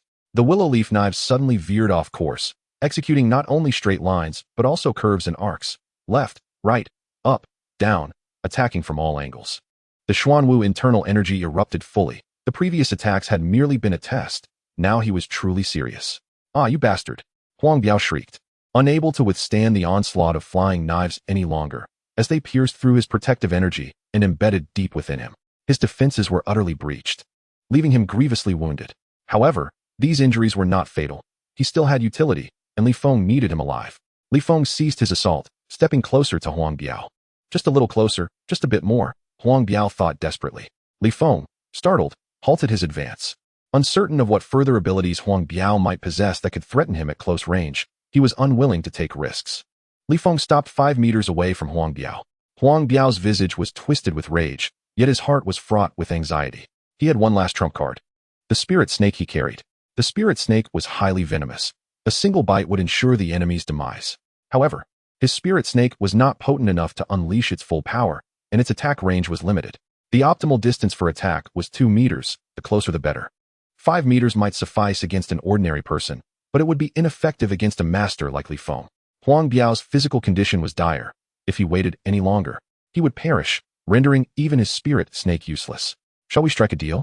Spare my life, and I will agree to any terms you set, Huang Biao said weakly. Huang Biao had not given up on counterattacking. He merely sought to entice Li Feng to come closer with his words. Li Feng remained silent, coldly observing Huang Biao, intensifying his psychic intrusion into Huang Biao's consciousness. Ah, it's mental power. You're an esper, damn that Li Sihai, Huang Biao exclaimed, his expression contorted. He had thought his mission was merely to deal with ordinary individuals, never imagining he would face an esper. The extraordinary beings known as psychics are far from ordinary individuals. Despite being a bronze-tier warrior, when confronted with the enigmatic and unpredictable abilities of a psychic, the odds of victory are significantly diminished. Of course, not every psychic possesses immense power, yet their uncanny nature is something that Huang Biao would rather avoid provoking. Take, for instance, the psychic standing before him. Huang Biao was unaware of the individual's identity, yet he recognized the formidable martial prowess of his opponent, who was also a psychic of the mental domain. Psychics of the mental domain are a collective term for those capable of launching attacks using psychic energy, a form of assault that ordinary individuals are utterly defenseless against. One of the vice leaders within the Poison Snake Gang is a psychic of this nature, capable of unleashing mental assaults during combat. Huang Biao, aware of such abilities, immediately understood that he was facing a mental attack when he encountered Li Feng's psychic connection. With a grim countenance, Huang Biao concentrated all his mental energy. Although he was not a psychic himself, as a bronze-tier warrior, his mental power was not something to be trifled with. His mental energy could barely withstand Li Feng's psychic intrusion. 100 points of mental energy is still insufficient, Li Feng pondered silently. While he thought this, he continued to strengthen his own mental energy. Li Feng was in prime condition, whereas Huang Biao was gravely injured and could not endure for much longer. As Li Feng's mental power grew stronger, Huang Biao's face twisted in agony, blood streaming from his eyes and nose. The resistance of Huang Biao's mind weakened further. At that moment, a small green snake slithered out from Huang Biao's sleeve, swiftly approaching Li Feng. However, with a distance of 5 meters between them, Li Feng was already on high alert. With a flick of his wrist, he launched a throwing knife that cleanly severed the snake's head. The creature posed no threat and was easily dispatched. Thus, Huang Biao's final trump card was lost. Huang Biao's gaze grew vacant, his last vestiges of resistance evaporating. Li Feng successfully completed his mental invasion. Blood continued to flow from Huang Biao's features, his complexion turning an ominous shade of dark purple. Suddenly, a phantom of a green snake materialized within Huang Biao's mental realm, lunging towards Li Feng's psychic energy. Li Feng was uncertain of what this entity was, but out of caution, he chose to defend himself immediately. The phantom snake lunged at his mental energy, attempting to bite and attack. Li Feng snorted coldly, unleashing his mental power to engage in battle with the phantom snake, a clash of psychic forces. The phantom snake was remarkably powerful, and Li Feng found himself at a disadvantage. At that critical moment, Huang Biao succumbed to death, and the phantom snake emitted a final, reluctant roar before dissipating entirely. Li Feng retracted his mental energy. The phantom snake was not a manifestation of Huang Biao's abilities. Rather, it was the power of another, lying dormant within Huang Biao's mental realm until triggered by Li Feng's attack. The opponent's mental power was significantly stronger than his own, and Li Feng recognized that he was not yet a match for it. Nevertheless, he would not underestimate himself. His abilities were merely in their infancy. It was entirely reasonable that he was not yet a match for such adversaries. In time, as his strength grew, he would undoubtedly be able to confront such foes. Do not belittle yourself, but also do not underestimate the world, Li Feng solemnly reminded himself. The commotion had drawn considerable attention, and time was of the essence. Li Feng needed to act quickly. It was time to search the bodies, although he was uncertain if he would yield any rewards. He hurriedly began to examine the corpses, indifferent to cash and valuables, seeking martial arts manuals instead. Ah, there truly is a manual, Li Feng exclaimed joyously, having discovered a tome on the body of Qian Laosan. Unfortunately, he found nothing of value on the others, including Huang Biao. Thankfully, the find on Qian Laosan's body made the endeavor worthwhile. The scene was already in disarray, rendering cleanup unnecessary, so Li Feng turned to depart. The elevator was not an option. He opted for the stairs. Just as Li Feng was leaving, hotel security and police arrived promptly in response to the deafening explosion of the grenade. Upon reaching the first floor, Li Feng encountered a hastily advancing squad of officers. Zhao Xueqing's gaze was inexplicably drawn to Li Feng. He bore an unfamiliar visage, a bearded face, yet she felt an uncanny familiarity with him. Instinctively, she extended her hand, addressing him. "Sir, please halt. We need your cooperation for an investigation." Li Feng merely smiled, not breaking his stride. Instead, he activated his lightness skill and accelerated towards the exit. "Watch out, everyone!" Zhao Xueqing reacted swiftly, drawing her firearm and aiming it at Li Feng. Yet, at that moment, she felt her vision blur and her consciousness begin to fade. The weight of the gun in her hand became unbearable, and she nearly collapsed on the scene. The other officers also sensed their awareness dulling. Although their reactions were not as pronounced as Zhao Xueqing's, their reflexes significantly diminished as their minds slowed. By the time they regained their senses, Li Feng had vanished without a trace. "That individual is problematic." Zhao Xueqing gritted her teeth, fully aware that such an individual was beyond the capability of an ordinary police officer to confront. She longed for the power of the psychics to combat these criminal psychics. However, such abilities were not simply attainable by desire. Zhao Xueqing undoubtedly exemplified a good police officer, yet when faced with psychic criminals, she found herself utterly powerless. Only the 9 provinces had the capacity to deal with such threats. Fortunately, the number of psychics was not excessively high, and instances of psychic criminality were relatively rare. Otherwise, public safety would not be as secure as it presently is. Nevertheless, the current situation remained precarious, as the number of psychics was steadily increasing, foreshadowing a rise in psychic-related crimes. The responsibility of the 9 provinces was growing ever more significant. Upon exiting the hotel, Li Feng wore a slight smile.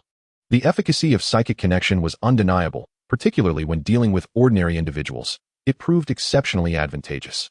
In a brief span, even the police could be influenced by Li Feng.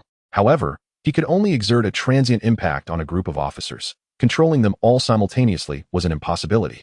Much like his previous encounter with a member of the Poison Snake Gang, he had seized the opportunity to subdue the lone individual, subsequently controlling his mind to orchestrate a suicide attack using a grenade.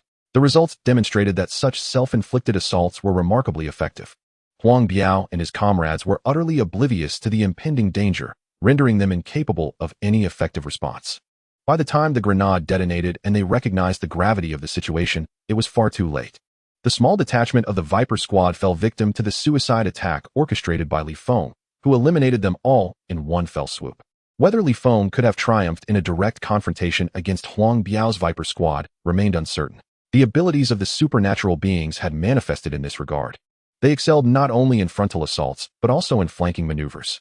As Li Feng strolled down the street, he cast a glance at the ominous sky, a faint smile gracing his lips.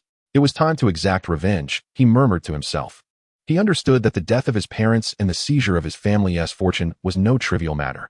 Behind Li Sihai lurked a formidable force. However, Li Sihai was also one of the principal culprits, and tonight, vengeance would be his. Li Feng would not spare those who stood behind Li Sihai. Within the villa, Li Bin hung up the phone, his face a mask of terror. "Dad, something has happened.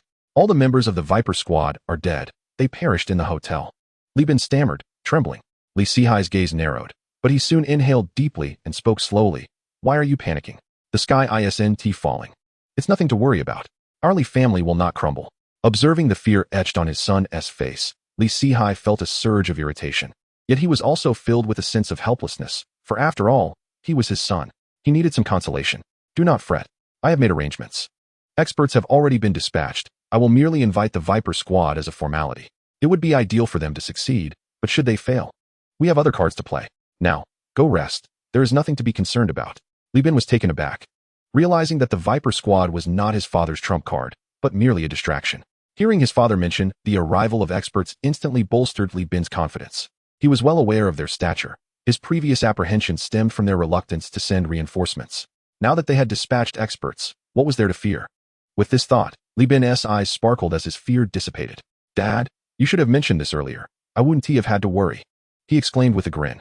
"I fear you might blurt out something, and we would be left vulnerable," Li Sihai retorted sharply. "Remember, for the next few days, do not venture outside. We shall wait for that person to come to us.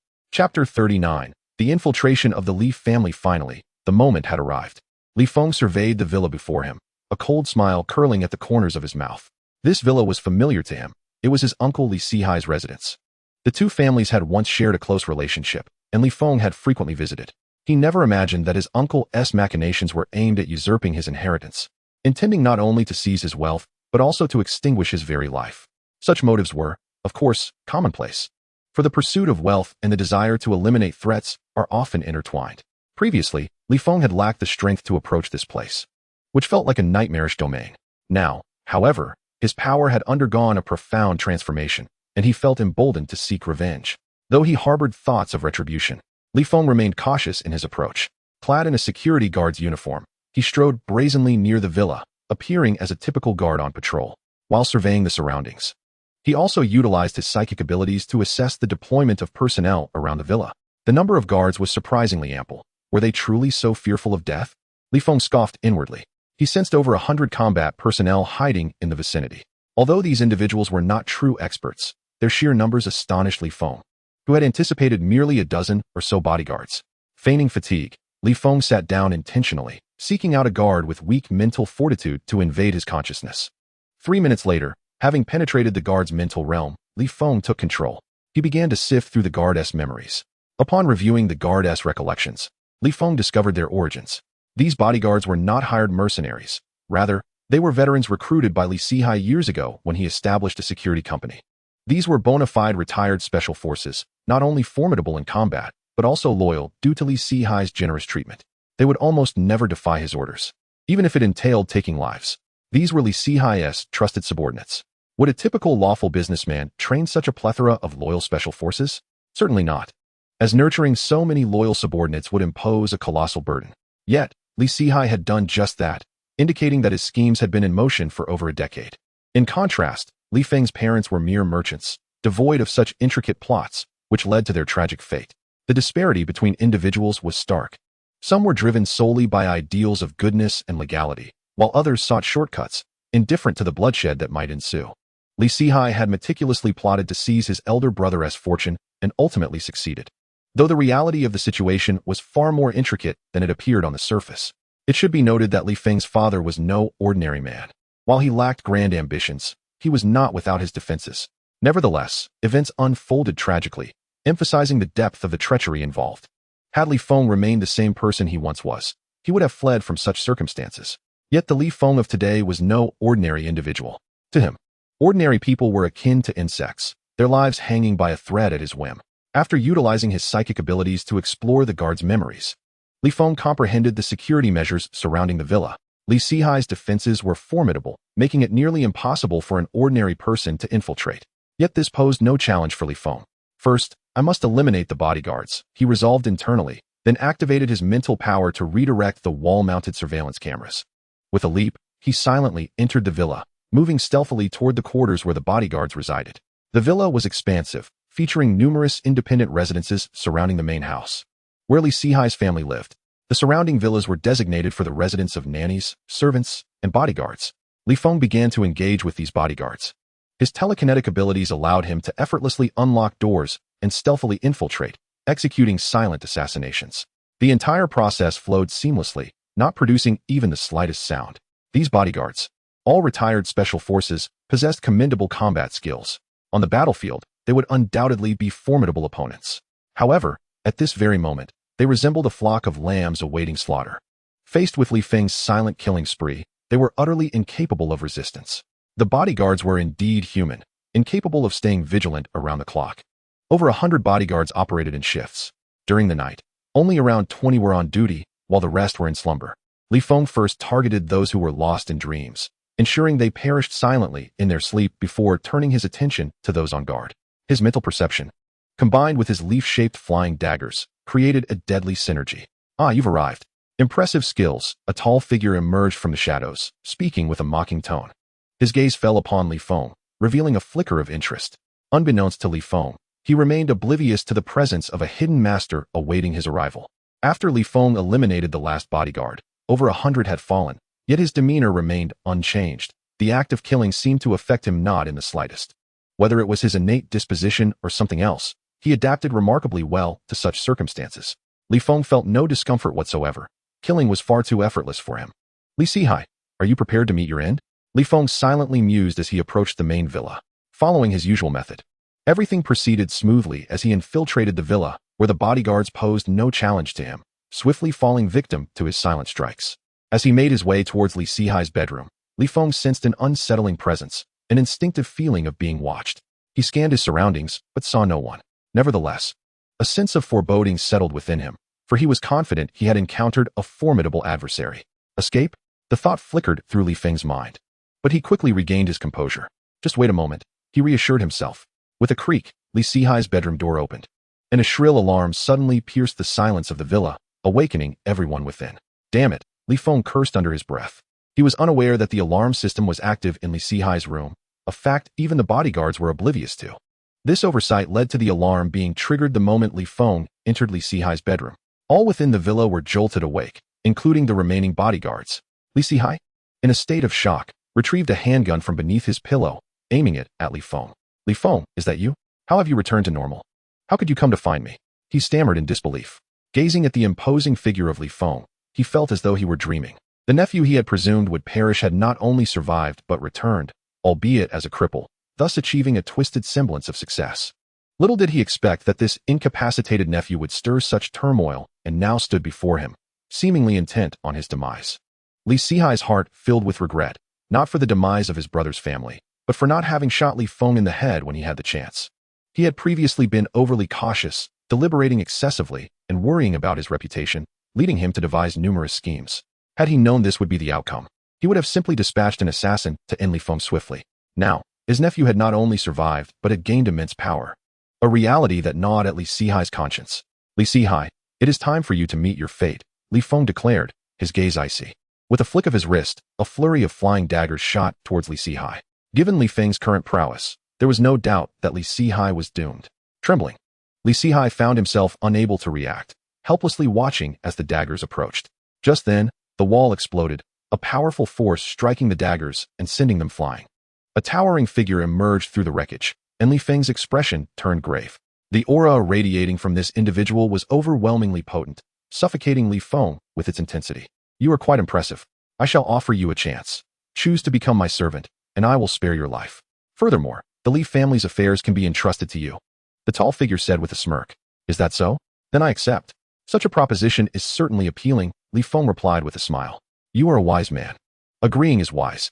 In that case, consume this 5 poisons pill, the towering figure said, extending his hand to reveal a pill nestled within his palm. This must be the 5 poisons pill he mentioned. Do I really need to take a pill? Li Feng questioned skeptically. Naturally, we must ensure your obedience. How could we proceed without it? The figure responded with a chilling laugh. As the dust settled, Li Feng finally beheld the figure's appearance. Towering nearly 2 meters tall, clad in a suit that seemed almost restrictive due to his muscular build, he sported a prominent bald head. His skin shimmered with a brass-like sheen, exuding an air of the extraordinary. After consuming this 5 poisons pill, you will belong to me. I will ensure your safety and allow you to manage the Li family. The bald man stated calmly. Yet, this declaration sent ripples of unrest through Li Sihai. The Li family's vast fortune, worth over 100 billion, would be handed over to Li Feng upon his agreement? Such a notion was unfathomable. He had fought tooth and nail to seize this inheritance from his brother, and he could not allow it to slip into the hands of his brother's son. Li Sihai wished to argue, to voice his dissent, but the imposing figure before him rendered him speechless, fearful that any protest might result in his immediate demise. For a fleeting moment, Li Feng felt a pang of temptation, but he quickly masked it with a smile. Li Feng chuckled softly, shaking his head as he remarked, "What a pity, I refuse to be anyone's dog." "Indeed, that is quite unfortunate," the bald, muscular man replied calmly, his voice devoid of any discernible emotion. He merely stowed away the 5 poisons pill with a sense of gravity. The bald man's gaze remained tranquil. Even after Li Feng's rejection, there was little fluctuation in his demeanor. He regarded Li Feng as one might regard a corpse. Though a smile adorned Li Feng's face, he was acutely aware that the individual before him was a formidable adversary, his spirit and resolve having reached an unprecedented peak. With a swift motion, Li Feng brandished his hands, unleashing a flurry of flying daggers that hurtled toward the bald man from all directions. To challenge a rock with an egg, how presumptuous, the bald man coldly stated. As his words fell, an extraordinary transformation overtook his skin, rendering his entire body as if forged from metal, emanating a golden aura of energy. He paid little heed to the incoming daggers, neither dodging nor defending himself. All the daggers struck against his form, colliding with his energy and producing a cacophony of metallic clangs. Damn it, Li Feng cursed under his breath, hastily retreating. You cannot escape, the bald man declared in a chilling tone. With a sudden stomp, he propelled himself forward like a cannonball, charging at Li Feng with unparalleled speed. Li Feng sensed the imminent attack behind him. His body pivoted instantaneously, and a surge of energy grazed past him, crashing into the wall and shattering it. Before Li Feng could evade, a blast of energy erupted from the debris, striking him with the force of a cannonball and sending him hurtling away. How dull, utterly weak. The bald man's voice echoed in the air. The impact of that blow was overwhelming. Despite Li Feng's utmost defensive efforts, the sheer force sent him flying from the villa. He crashed through 2 walls and landed heavily in the garden outside. The moment his feet touched the ground, disregarding his injuries, he sprang forward. You cannot escape. The bald man descended from above, blocking Li Feng's path entirely. With a wave of his hand, a terrifying aura enveloped Li Feng. Li Feng crossed his arms in a defensive posture, but the force of the energy collided with his arms, propelling him away. So uninteresting, devoid of any excitement. Your power is so feeble, yet you orchestrate such elaborate schemes, compelling me to chase after you. Do you not deserve to die? The bald man spoke coldly. His gaze toward Li Feng laced with mockery. He reveled in the power dynamics, wanting Li Feng to experience despair and suffering before his inevitable demise. Li Feng exhaled slowly, fixing his resolute gaze upon the bald man. He understood that death was a looming possibility. This adversary was undeniably formidable, and the chasm between their strengths was insurmountable by any cunning strategy. Before absolute power, all cleverness and trickery were rendered mere farce. Li Feng felt this keenly. The imposing figure before him was certainly not a mere bronze-level opponent, but perhaps silver or even gold. The tactics he had previously employed had proven ineffective. Neither telekinesis nor mental communication could sway this powerful foe. Indeed, the supernatural could not contend with fate. If the heavens decreed his death here, then even his vast potential would not shield him from the threat of mortality before he could fully realize it. If I am to perish today, then I shall take one with me, he bellowed, channeling his mental energy to its utmost. However, his target was not the bald man, but rather Li Sihai within the villa. Curse this wretch, daring to play tricks before me. Prepare to die? The bald man sensed Li Feng's covert maneuver, his expression turning icy as his energy surged, leaving no room for restraint. He was intent on murder. With a thunderous blast, the ground beneath him erupted as he launched himself toward Li Feng, unleashing a punch. The sheer force of the impending blow was accompanied by a deafening sonic boom that sent pain shooting through Li Feng's eardrums. I am finished, Li Feng spat blood, bracing for the arrival of death. Get lost. A voice rang out, followed by a chilling wave of ice sword energy descending from above, directly obstructing the bald man's trajectory. Should he continue forward, he would undoubtedly collide with this lethal force. Despite his imposing stature, the bald man exhibited remarkable agility, deftly evading the icy assault even at high speed. He retreated, landing firmly on the ground. A young girl of 18, clad in a professional uniform, descended from above, wielding a blue longsword that radiated an icy chill. The Xianbing sword, Tang Shui? Is this a matter your Tang family intends to intervene in? The bald man inquired, his brow furrowing in question. What? Is your Jin family planning to wage war against our Jiuzhou? Tang Shui replied coldly. She understood that the Tang family could not suppress the Jin family, yet she held the position of director of the Jiuzhou branch. This was a testament to her cunning. This lad is not one of your Jiuzhou people, the bald man stated icily. Not in the past, but he is now. Isn't that right, Li Feng? The girl, Tang Shui, answered without glancing back. Indeed, I am one of Jiuzhou's, Li Feng declared loudly, though he knew not who the girl was. He recognized that she could contend with the bald man and understood that to deny it would surely spell his doom. Joining Jiuzhou was infinitely preferable to death. Naturally, if Jiuzhou demanded he become their dog, he would not hesitate to betray them. Tom would tell. See, he is now one of my Jiuzhou people. Jin Gang, does your Jin family wish to go to war with us? Tang Shui stated coldly. Fear not, my Jin family dares not wage war against Jiuzhou. Jin Gang replied with a mocking smirk, the disdain palpable in his tone. Good, then return to your Jin family, and refrain from coming to Jiangcheng in the future. This is my territory, Tang Shui proclaimed proudly, showing no regard for Jin Gang. Jin Gang narrowed his eyes, a dangerous glimmer flashing within. After a moment, he withdrew his gaze, nodding with a smile. Very well, I shall remember your words today. And you, I shall remember you as well. Live well. Do not die too soon, for I shall claim your life in due time." With that, he allowed his energy to dissipate rapidly, returning to a normal state. He departed without hesitation. Only after Jin Gang had distanced himself did Tang Shui relax her guard. "You must remember this man. His name is Jin Gang, a formidable weapon of the Jin family, possessing silver-level prowess. Do not be deceived by his brutish appearance. He is as cunning as a fox and exceedingly difficult to deal with. Had I not intervened today, you would have perished." The girl turned to face Li Feng, her clear, cold gaze fixed upon him. At last, Li Feng was able to discern the features of the girl before him. She was indeed 18 years old, with long, straight, and silky black hair. Her features were strikingly three-dimensional and exquisitely refined, exuding an essence reminiscent of a Western maiden, undeniably beautiful. Li Feng had encountered countless enchanting girls and had indulged in many, yet none could rival the exceptional allure of the girl before him. It wasn't merely her looks. It was her unique aura that captivated him profoundly. Yes, it was her aura. The distinctive quality she possessed was utterly mesmerizing. Although Li Feng was no novice, he momentarily found himself entranced before swiftly averting his gaze, expressing his gratitude. "Thank you for saving my life earlier." "There's no need for thanks. My assistance comes with conditions," she replied coolly. "There are two stipulations. First, you must not die. Second, you are to join Jiuzhou. As a member of Jiuzhou, I am obligated to provide aid to my own, so your life now belongs to us. If, upon investigation, I find you have a path leading to your demise, I will not hesitate to end your life." "What do you mean by a path to death?" Li Feng inquired, perplexed. He wished to delve into the girl's memories, but as he approached her with his mental energy, he lost control, unable to access her thoughts. "If you attempt to use your mental powers against me again, I will kill you," Tang Shui stated coldly. "Apologies, it's a habit I've developed," Li Feng quickly replied. For someone of her caliber, Li Feng's telepathy was utterly ineffective. Such habits are detrimental and may invite peril upon yourself.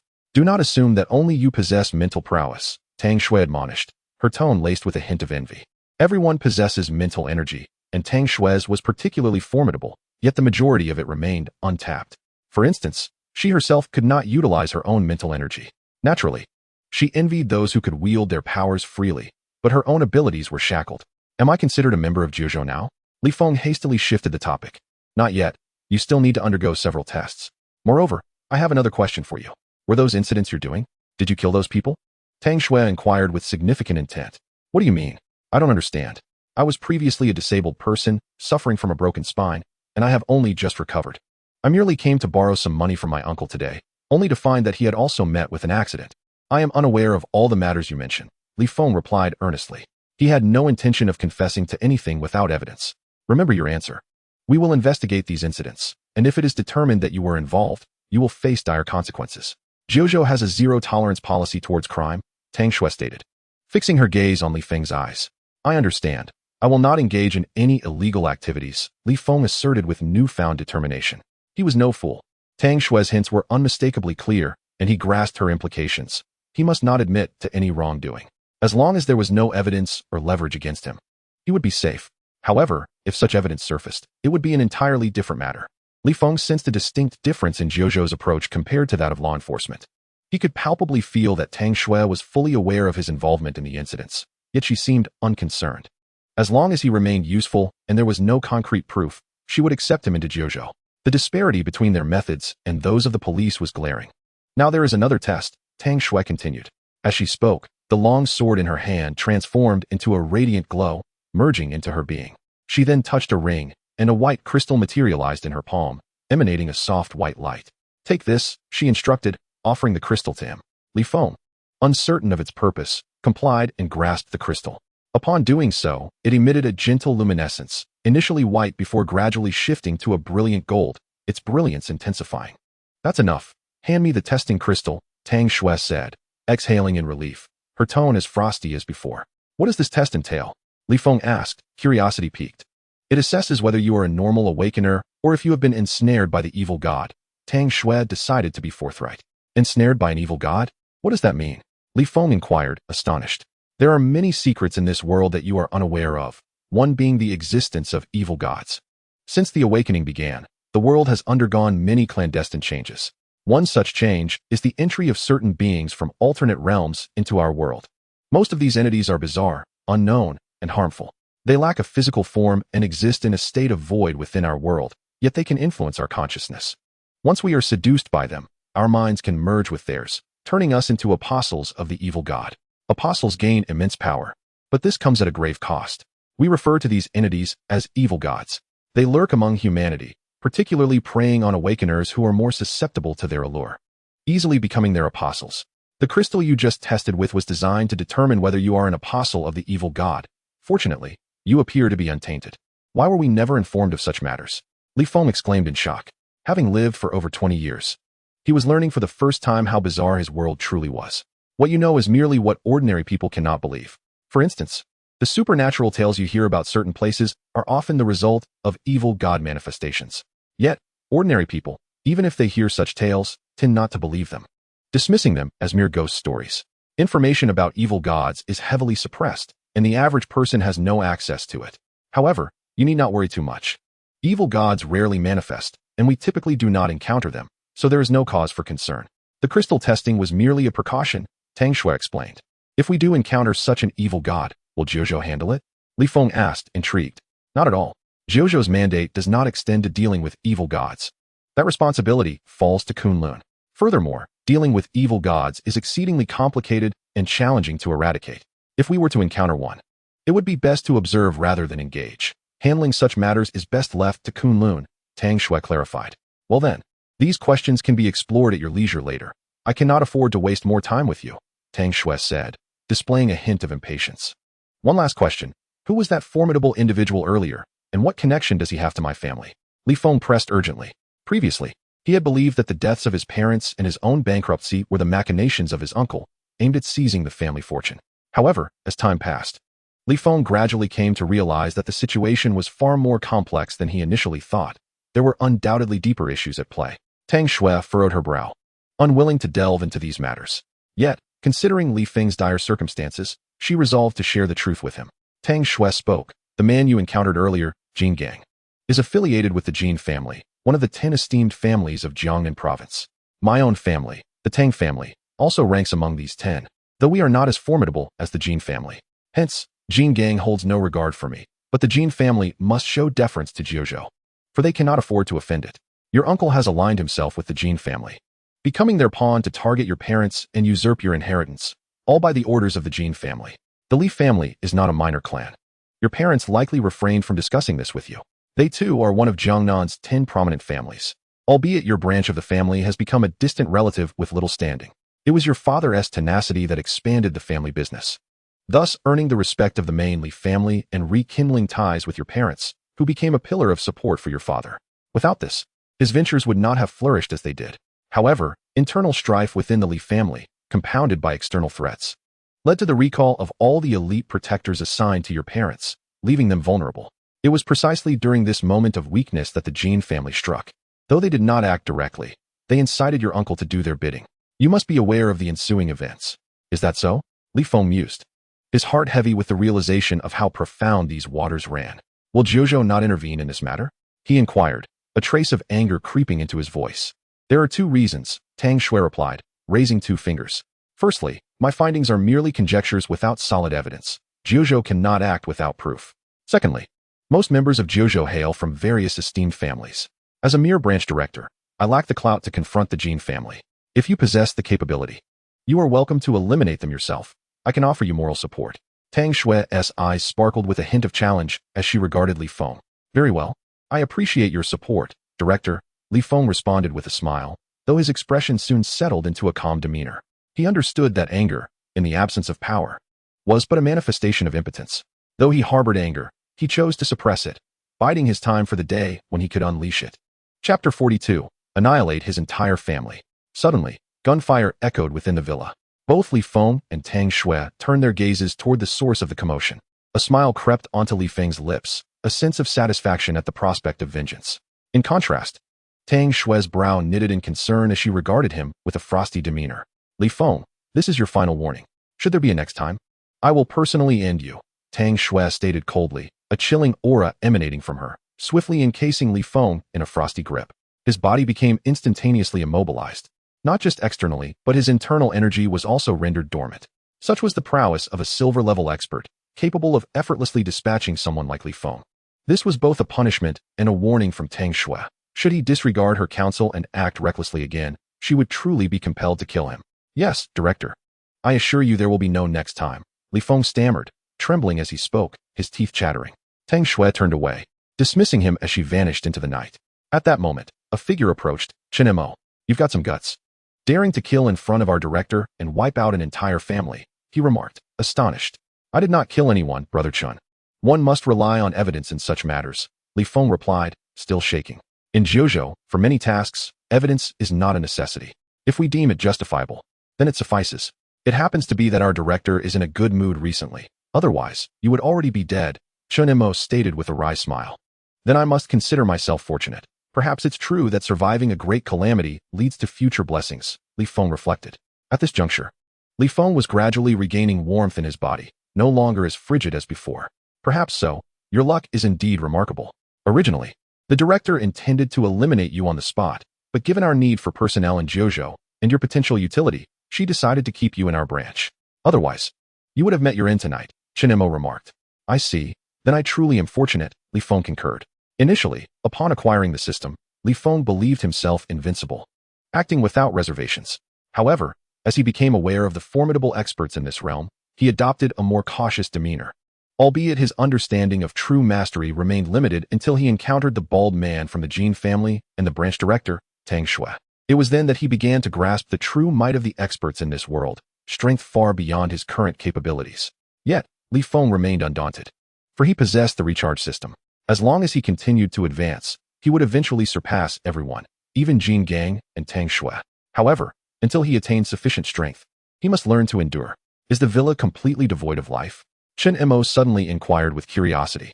I cannot say for certain. I haven't ventured inside. But I suspect it is likely empty, Li Feng replied with a chilling grin. Shall we take a look? Chen Mo suggested. Though he was already making his way toward the villa, he believed Li Feng's assessment, recalling the gruesome events that had transpired there, orchestrated by Li Feng himself through his mental control abilities. During his confrontation with Jin Gang, Li Feng had completely dominated Li Sihai, compelling him to eliminate his entire family. Tang Shui had sensed this, which was why she had issued her warning earlier. Had Li Feng not agreed to join Jiuzhou, Tang Shui would have undoubtedly killed him for his actions that night. As the saying goes, one's position dictates one's perspective. Had Li Feng remained a solitary wanderer, Tang Shui would have shown him no mercy. Yet now, as a member of Jiuzhou, she was inclined to favor him. However, Tang Shui's leniency had its limits. She had already granted Li Feng his final opportunity, along with a chance for vengeance.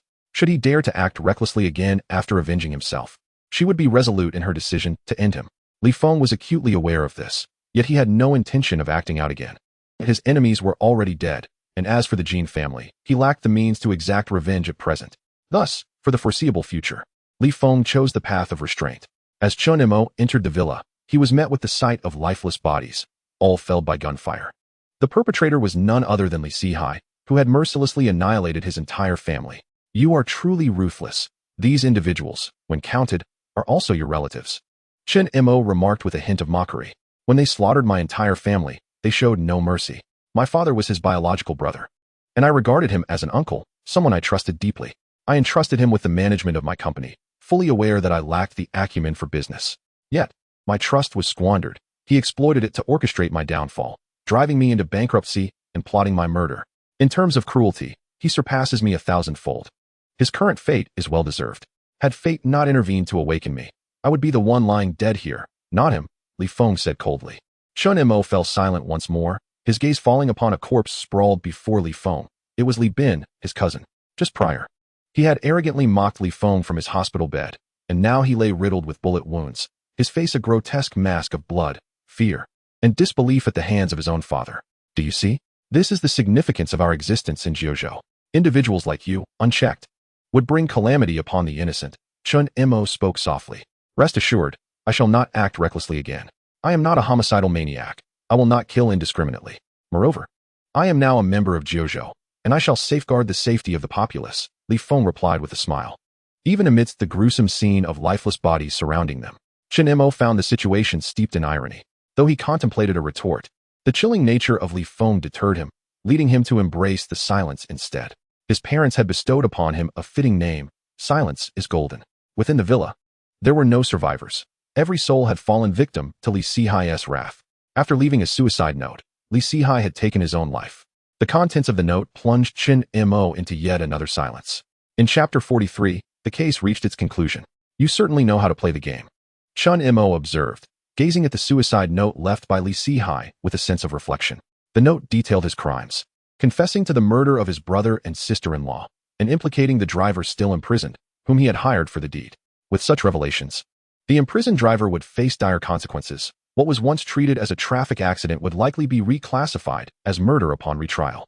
Li Feng's machinations to usurp Li Feng's inheritance and his intent to eliminate Li Feng were also delineated in the note, concluding with his torment of nightmares wherein his brother and sister-in-law sought retribution. Unable to endure the mental torment, he had slaughtered his family to atone, ultimately taking his own life. He bequeathed his entire estate to his nephew, Li Feng. Not only was there a note, but Li Feng had also recorded a video while on his phone. After finalizing these acts, he had ended his own life. With the note and video will, it appeared that Li Feng would inherit his uncle's estate, provided no external interference occurred. Given this evidence, can I inherit the estate? Li Feng inquired. Despite his preparations, the outcome remained uncertain, prompting him to seek Chun Mo's counsel. Though he had once assaulted Chun Mo, they had forged an unspoken bond through their shared experiences. Roughly speaking, Chun Mo replied in a hushed tone. Li Feng's actions made Chun Mo uneasy, yet he could not help but feel sympathy for Li Feng's plight. Leaving his emotions in a tumultuous state, how should we proceed here? Li Feng asked again. Although Chun Mo's demeanor was less than enthusiastic, Li Feng understood that he was fundamentally a good person. With no one else to consult, he turned to Chun Mo. I have already notified the police. Once they arrive, we can depart. Tomorrow, I will take you to Jiuzhou for testing and registration to facilitate your onboarding process, Chun Mo stated. Is that so? Thank you. Li Feng expressed his gratitude. As they conversed, the sound of police sirens echoed outside. Their arrival was imminent. A throng of officers burst in, led by the familiar and striking officer Zhao Xueqing. Upon witnessing the scene within the villa, she was taken aback, her eyes landing on both Li Feng and Chun Mo with surprise. Chun Mo, Zhao Xueqing recognized him, having previously established a rapport. As for Li Feng, while she had not interacted with him, she was aware of his notoriety. Li Feng, I didn't expect to find you here. We have some questions for you, Zhao Xueqing said sternly, drawing her firearm and aiming it at Li Feng. Faced with the muzzle of her gun, Li Feng exhibited no sign of panic, bolstered by the conviction that he would emerge unscathed, a trait characteristic of a man of strength. Officer Zhao, please refrain from discharging your weapon. We were the ones who called for help. As for Li Feng, he is now one of us in Jiuzhou, Chun Mo interjected urgently. Li Feng is now one of you. Zhao Xueqing gasped in astonishment. While she was not entirely familiar with Jiuzhou, she recognized its immense authority. If Li Feng had indeed joined their ranks, the police would have no grounds to apprehend him. Officer Zhao, you should focus on managing the scene. This incident is quite significant.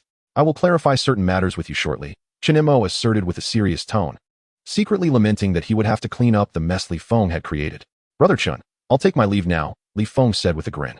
Very well, I shall reach out to you tomorrow. Chun Mo nodded in agreement. Li Feng smiled, winking at Zhao Xueqing before turning to depart. It's you. It must be you. I know it. Zhao Xueqing suddenly exclaimed, recognizing Li Feng. The mysterious figure she had encountered several times before was indeed Li Feng. At that moment, she finally connected the dots regarding his identity, having failed to do so in their prior encounters. However, Zhao Xueqing's abilities remained formidable. Upon catching sight of Li Feng's eyes this time, she finally recognized him. Li Feng smiled faintly, disregarding Zhao Xueqing entirely as he turned to leave the villa. Amidst her furious yet helpless gaze, Captain Chun, could you enlighten me on the matter at hand? I require your explanation, Zhao Xueqing stated seriously as she regarded Chun Mo before her. Certainly, but our conversation must remain confidential. Come, let us sit and discuss. Chun Mo gestured towards the sofa, taking a seat at the opposite end. Reluctantly, Zhao Xueqing complied and sat down. As it turns out, Li Feng is also a victim in this matter. His uncle sought to usurp Li Feng's inheritance, and tragically, Li Feng's parents were also victims of his uncle's malevolence. This led to the ruin of Li Feng's family, as his uncle acquired their assets and even attempted to eliminate Li Feng by throwing him from a building, resulting in Li Feng's paralysis. Upon hearing this, Zhao Xueqing felt a pang of shock. She had her suspicions regarding the situation but lacked the evidence to substantiate them. Only now, with Chun Mo's revelations, did she grasp the true extent of the events, and she couldn't help but feel a measure of sympathy for Li Feng. What happened next? Wasn't Li Feng rendered a disabled person? How has he returned to normal and even joined Jiuzhou? Zhao Xueqing inquired hastily. Had events concluded there, the subsequent tragedies would not have unfolded, and Li Feng would not have faced such ruin. Eventually, Li Feng awakened, regaining his health and acquiring extraordinary abilities. Typically, When an ordinary individual gains such powers, they seek vengeance, and Li Feng was no exception. Thus, he was responsible for the subsequent cases. However, his quest for retribution was not indiscriminate. He did not kill heedlessly. Consequently, our chief, recognizing Li Feng's considerable skills, has integrated him into Jiuzhou. This case can now be closed, Chen Mo stated solemnly. But is it truly appropriate for someone like Li Feng to join Jiuzhou? Zhao Xueqing questioned with dissatisfaction. Officer Zhao, I understand your concerns, yet you are aware of our precarious circumstances. We must unite greater forces. While Li Feng has engaged in unlawful actions, his strength is indispensable to us. Very well, I comprehend, Zhao Xueqing sighed in resignation. Following that, her curiosity piqued once more. By the way, what are Li Feng's abilities? Are they truly formidable? Chapter 44, A Night of Sweet Dreams. Ultimately, Zhao Xueqing's curiosity remained unquenched, for even Chen Mo was unaware of the true extent of Li Feng's abilities. However, Chen Mo did know that Li Feng's combat prowess surpassed his own, perhaps falling within the bronze tier. As for the precise classification, he could not ascertain. In reality, the divisions of black iron, bronze, silver, and gold are not as precise as they may seem. They do not signify distinct realms, but rather a classification of combat power values. It is akin to the categorization of heavyweight and lightweight boxers based on their weight. In contrast, they classify individuals based on their inherent combat power values. Li Feng had returned to Aunt May's residence. Upon seeing him, Aunt May was taken aback. Young master, how did you return? She exclaimed in surprise. The earlier visit from those individuals seeking Li Feng had terrified her. Now, witnessing his return at night heightened her concern for his safety. Aunt May, it's all resolved. The ones who came looking for you were likely from Jiuzhou. I have now joined them. I am one of Jiuzhou now, Li Feng explained with a smile. Briefly recounting the events of the evening, Aunt May stared at him in disbelief, struggling to reconcile the Li Feng before her with the young master she remembered. After a moment, she finally smiled softly and said, as long as it's resolved, that's good. Aunt May, I'm hungry, Li Feng said. His face contorted in mock frustration. Aunt May's smile deepened as she responded, just wait, I will prepare some egg noodles for you. All right, Aunt May. Remember to add plenty of scallions, Li Feng replied with a grin. 10 minutes later, a steaming bowl of aromatic egg noodles was placed before Li Feng. He was truly hungry and eagerly dug in with his chopsticks. Aunt May's culinary skills remained exceptional. Her egg noodles were simply delightful. Aunt May, do you know if there are any relatives left in the Li family? Li Feng inquired between mouthfuls. Aunt May paused before saying, I have heard of them. They exist and are quite formidable. However, our connection to them has grown distant over the years, akin to distant relatives. And we haven't been in contact for many years. It was only after your father achieved success that the main family reached out to him, and with their assistance, your father's business flourished. He never mentioned these matters to you, believing you were too young and did not wish to burden you with such worries. Aunt May explained gently. I see. Do you have more information about the main family? Li Feng asked curiously. Aunt May chuckled softly. I don't know much.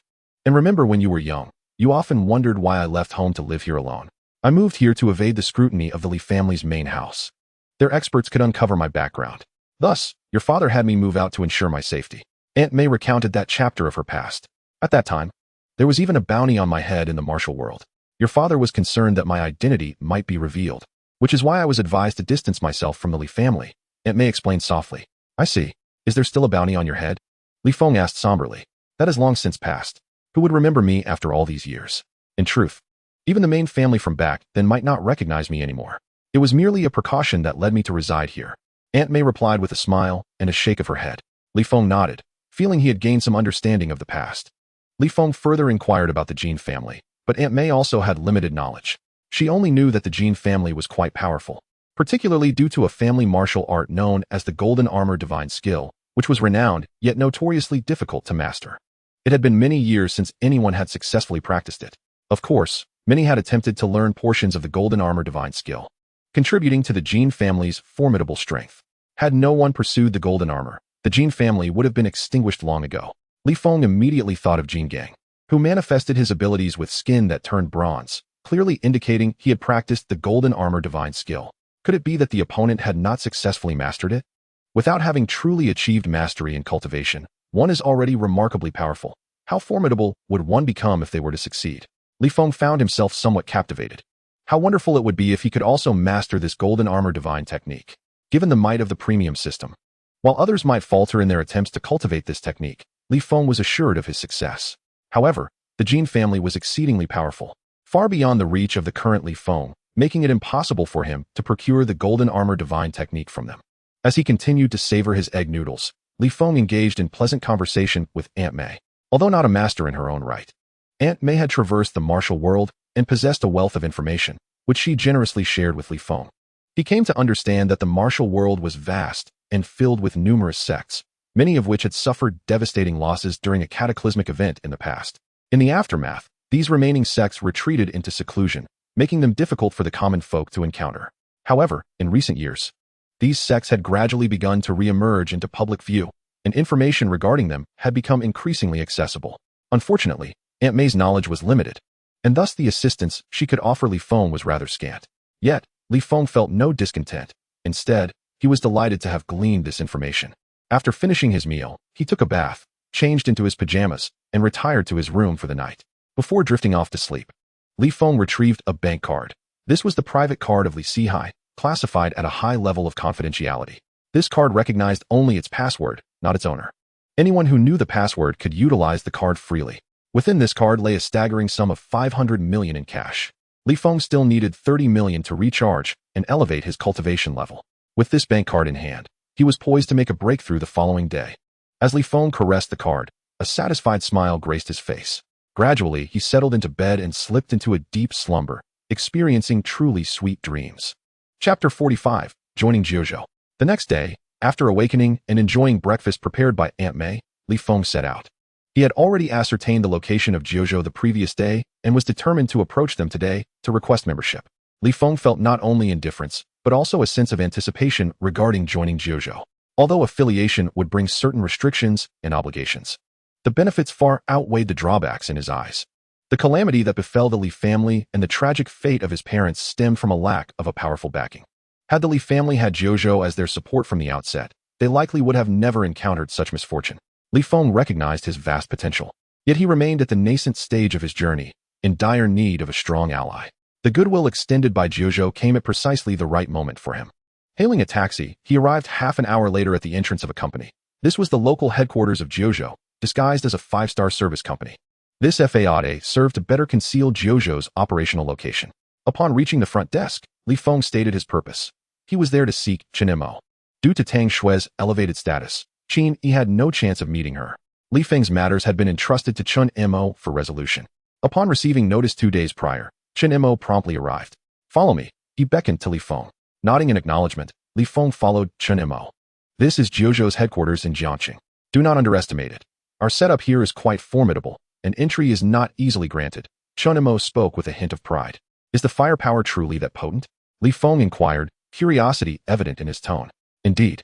While I cannot disclose specifics, I can assure you that if the likes of King Kong dared to stir trouble here last night, he would not have survived a minute. Such is the advantage of having state support," Chen Mo replied nonchalantly, though the air of boasting was unmistakable. Li Feng nodded silently, reflecting on the might of the nation, or perhaps more accurately, the prowess of modern technology. Although they were already formidable compared to ordinary people, they paled in comparison to modern weaponry. Not to mention, even someone like Li Feng would find themselves defenseless against a barrage of bullets. Yet, this scenario was only temporary. As Li Feng continued to advance, his mental prowess would grow, allowing him to exert control over those wielding firearms. Once he achieved that, even the most formidable weapons would pose no threat to him. Unbeknownst to Chen Mo, as he led the way, he began to elaborate on the company's structure. The true combatants of Jiuzhou were few, with only a little over 100 operatives stationed in Jiangqing. However, the staff numbered in the hundreds, primarily consisting of administrative personnel, as combatants typically did not reside at the headquarters. Nevertheless, the headquarters boasted an array of weaponry, ensuring adequate defense even in the absence of combat personnel. Chen Mo was currently escorting Li Feng to complete the employment formalities. However, before proceeding with the paperwork, Li Feng's combat abilities needed to be assessed. Li Feng was quite intrigued by the prospect of this evaluation. Yet, he soon discovered that the testing process was rather tedious. The assessment of combat capability involved a comprehensive evaluation, starting with physical fitness tests that included strength, speed, and endurance, among other metrics. Medical personnel also conducted thorough examinations of Li Feng's health. Initially, Li Feng had anticipated some element of mystery surrounding the testing, but it turned out to be akin to a routine physical examination, lacking the grandeur he had imagined. Nonetheless, since he was already present and the testing was complimentary, Li Feng willingly participated. However, after the series of evaluations, he realized that the practical significance of these tests was somewhat limited. True combat was not merely a contest of statistics. Having higher numbers did not guarantee victory. Of course, the tests did have their merits. They provided insight into his current abilities and their standing. Eager to ascertain his own level, Li Feng cooperated fully during the assessment. While most of the evaluations were straightforward, it was during the psychic ability assessment that Li Feng noticed something unusual. During this segment, Jiuzhou employed certain talismans for Li Feng's cooperation in the evaluation. As he activated his psychic abilities, the talismans began to glow brilliantly. Li Feng was uncertain of the nature of these talismans, but sensed that they were far from ordinary objects. He inquired about them. Yet Chen Mo could not provide much information either, as his own rank was relatively low, limiting his knowledge. He only knew that these talismans were provided by Kunlun and were specifically designed for testing psychic abilities. He was unaware of any more specific information. After enduring over 2 hours of testing, Li Feng's combat power data was revealed, a score of 1,650, categorizing him within the bronze tier. The methodology behind this calculation eluded him, yet it became apparent to Li Feng just how vast the chasm was between himself and the adept warriors. As the formidable King Kong was classified as silver tier, boasting a combat power of at least 5,000. With Li Feng's score resting at a mere 1,600, the disparity was indeed substantial. It was no wonder that when he had previously encountered King Kong, victory had seemed utterly unattainable. King Kong's prowess was simply too overwhelming. Once Li Feng's combat data was disclosed, Chen Mo exhibited little astonishment. After all, Li Feng had previously overwhelmed him effortlessly. He himself was already at the high end of the black iron tier, not far from the bronze level. Therefore, it was hardly surprising that Li Feng possessed such capabilities. Let us proceed to complete the necessary formalities, Chen Mo gestured, leading Li Feng to the administrative office. The paperwork turned out to be the simplest part of the process. They already had Li Feng's records on file, requiring only his signature. However, the ultimate placement of Li Feng was a choice that he had to make himself. Chen Mo elucidated. In Jiuzhou, we actually have 2 types of combat positions. One is akin to mine, belonging to the Jiuzhou combat group, which you may regard as a formal establishment with structured organization. The other is the consultant group, which, while offering certain advantages, entails fewer constraints. Chapter 46, Mundane Martial Arts, Secret Techniques, and Divine Skills. Combat group? Consultant group? Could you elaborate on the specifics? Li Feng inquired with curiosity. Certainly, Chen Mo nodded. Originally, there existed only the combat group, with the consultant group emerging later due to changing circumstances. In the past, anyone who joined Jiuzhou was considered a formal member, thereby belonging to the combat group. However, in recent years, the number of martial artists and awakened individuals has surged. Yet not all are willing to submit to Jiuzhou's regulations, preferring to join civilian organizations instead. To address this unique situation, the consultant group was established. Let me clarify the distinctions between the combat group and the consultant group. The combat group comprises Jiuzhou's formal members, holding official military ranks and enjoying special welfare benefits, thus having superior conditions. However, they are also required to fulfill duties for Jiuzhou. Conversely, the consultant group consists of non-regular personnel, still under Jiuzhou's jurisdiction, lacking official military ranks and special benefits, yet they are not obligated to undertake tasks assigned by Jiuzhou. I understand now. The combat group represents full-time employees who must work but enjoy better compensation, while the consultant group consists of temporary workers who can forego duties but lack benefits. Li Feng nodded in comprehension. In fact, I would recommend you join the combat group to become a formal member, as the benefits provided there are truly exceptional. Jiuzhou possesses profound resources, offering not only powerful techniques, but also various training materials. Do you not aspire to attain greater strength? You have witnessed our director's combat prowess. It is only through Jiuzhou's support that she has achieved such formidable capabilities. Only by joining Jiuzhou and gaining access to its resources can you hope to grow. Chen Mo urged. Li Feng, however, remained unmoved. He was distinct from others, possessing a system that allowed him to strengthen through monetary expenditure. He felt no need for additional resources. Yet, he was genuinely intrigued by the techniques. Is it true that members of the consultant group cannot access techniques and resources? He inquired. That's not entirely accurate. Chen Mo scratched his head, a rare gesture of uncertainty. All members of Jiuzhou can access resources and techniques. However, the combat group enjoys preferential treatment, while the consultant group does not receive such extensive benefits. Regardless of whether one is in the consultant or combat group, techniques can be obtained as long as one possesses sufficient merit points for exchange. Merit points for exchange. Please elaborate. Li Feng's interest was piqued. We have our own merit point system in Jiuzhou. Members of the combat group receive 100 merit points monthly and can earn additional points by completing tasks. Conversely, members of the consultant group do not enjoy such benefits. They can only earn merit points upon task completion. Merit points can be exchanged for techniques, elixirs, and training resources. Do not underestimate these resources. They are vital for individuals like us. For instance, Jojo produces a spirit-nurturing pill, which enhances mental strength, a precious asset for those like you who possess awakened mental faculties. One pill requires 2,000 merit points for acquisition. Regarding techniques, they are categorized into mundane martial arts, secret techniques, and divine skills.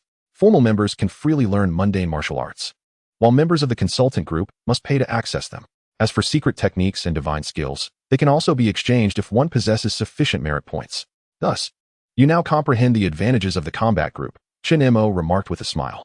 While Li Feng had initially harbored no intention of joining the combat group, the classification of techniques ignited his curiosity. What are the distinctions among the three categories of techniques? He pressed on.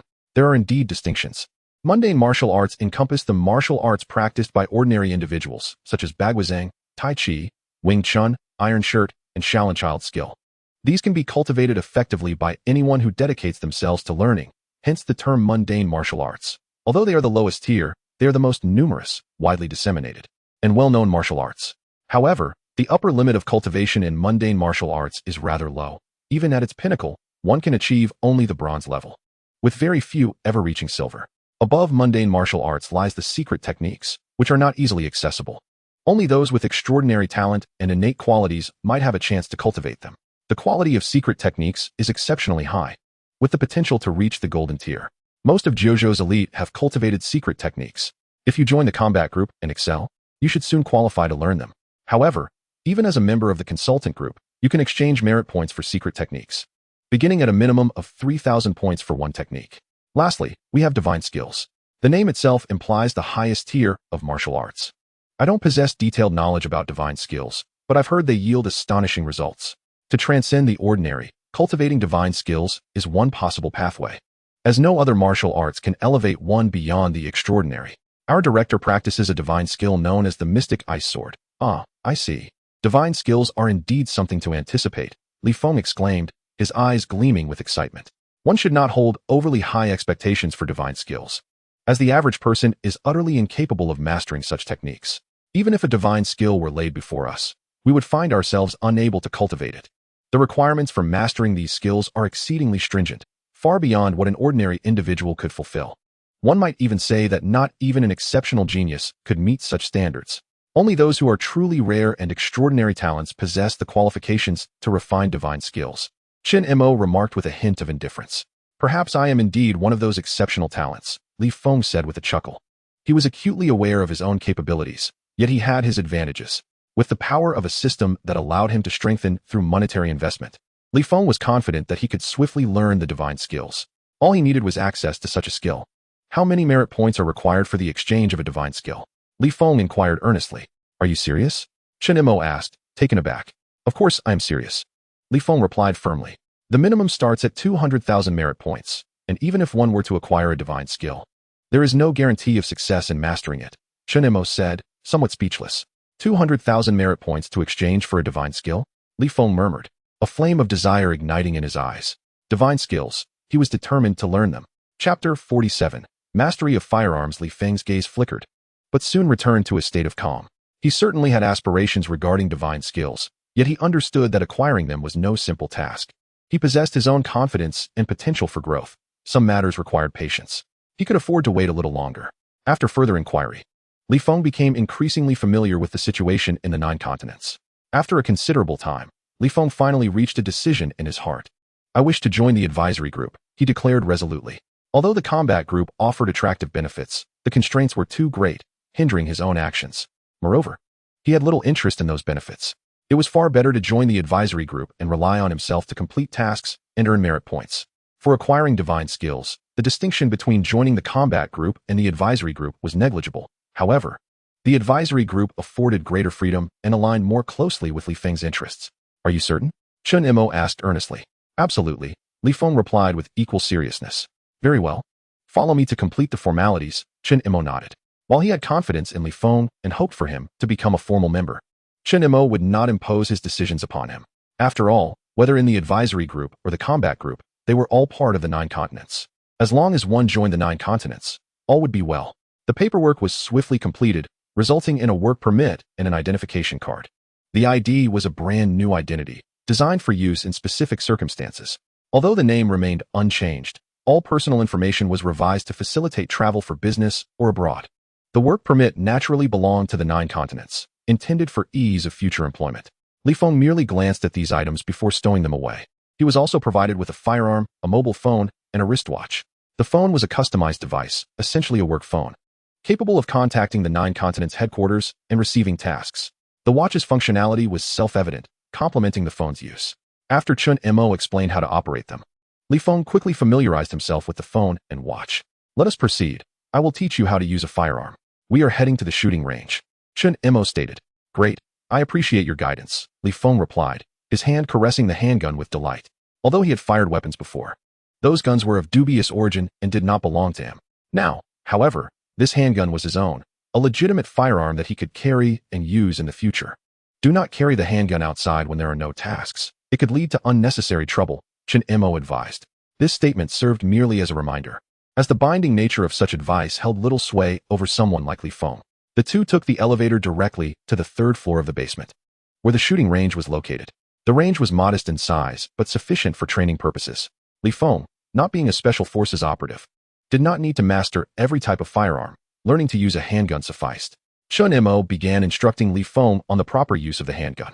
Li Feng absorbed the information quickly, mastering the nuances of handgun operation within half an hour, reloading, aiming, and firing. Everything was executed with remarkable precision and ease. Just then, the system notification chimed. After emptying his magazine, Li Feng leisurely reloaded. While doing so, he accessed the system interface to check for updates. To his delight, a brand new skill had appeared, Firearm Proficiency, Beginner. Li Feng's heart soared. He had not anticipated that shooting could be classified as a skill, and furthermore, that it could be recorded by the system. This was excellent news. Additionally, he discovered that he could allocate points to enhance his firearm proficiency. Firearm Mastery, Beginner. Firearm Proficiency, Minor Success. Firearm Proficiency, Expert. Firearm Proficiency, Advanced. Firearm Proficiency, Grandmaster. Firearm Proficiency, Perfection. Spending 25 points, Li Feng achieved perfection in firearm proficiency. His hands underwent a peculiar transformation, and a vision flashed before him. A figure began to fire with a speed akin to lightning, yet with absolute accuracy, their marksmanship divine. This was the effect of attaining the perfected level of firearm proficiency. Chun Mo observed Li Feng's growing skill, but chose not to linger, turning his attention to his phone instead. He remained oblivious to Li Feng's extraordinary transformation. Li Feng's reactions were lightning fast. In the blink of an eye, he returned to normal. At that moment, Li Feng had mastered a level of marksmanship that could be described as that of a sharpshooter.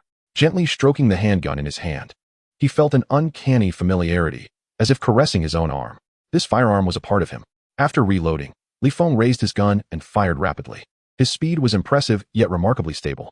When the magazine was emptied, the target was pulled before him, revealing only a single bullet hole. It was not that Li Feng had only hit once. Rather, each bullet had struck the same spot, resulting in a single overlapping hole. A smile crept onto Li Feng's lips, thoroughly pleased with his marksmanship.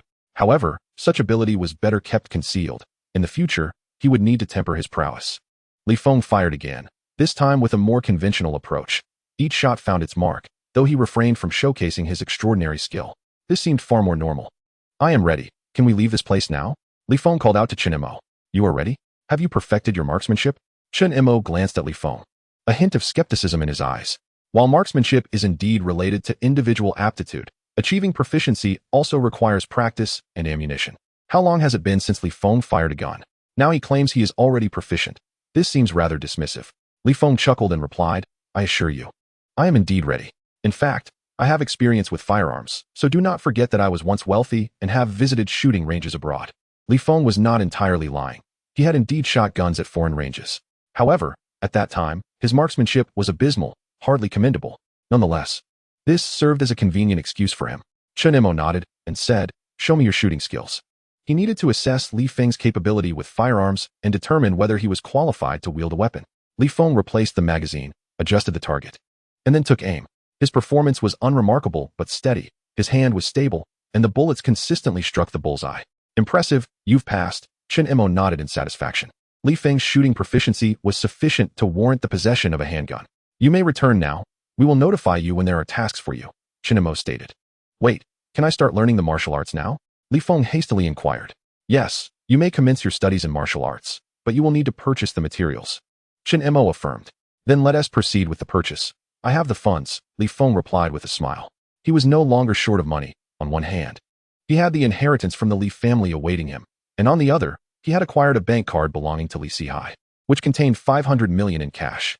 Thus, Li Feng was indeed financially secure at present.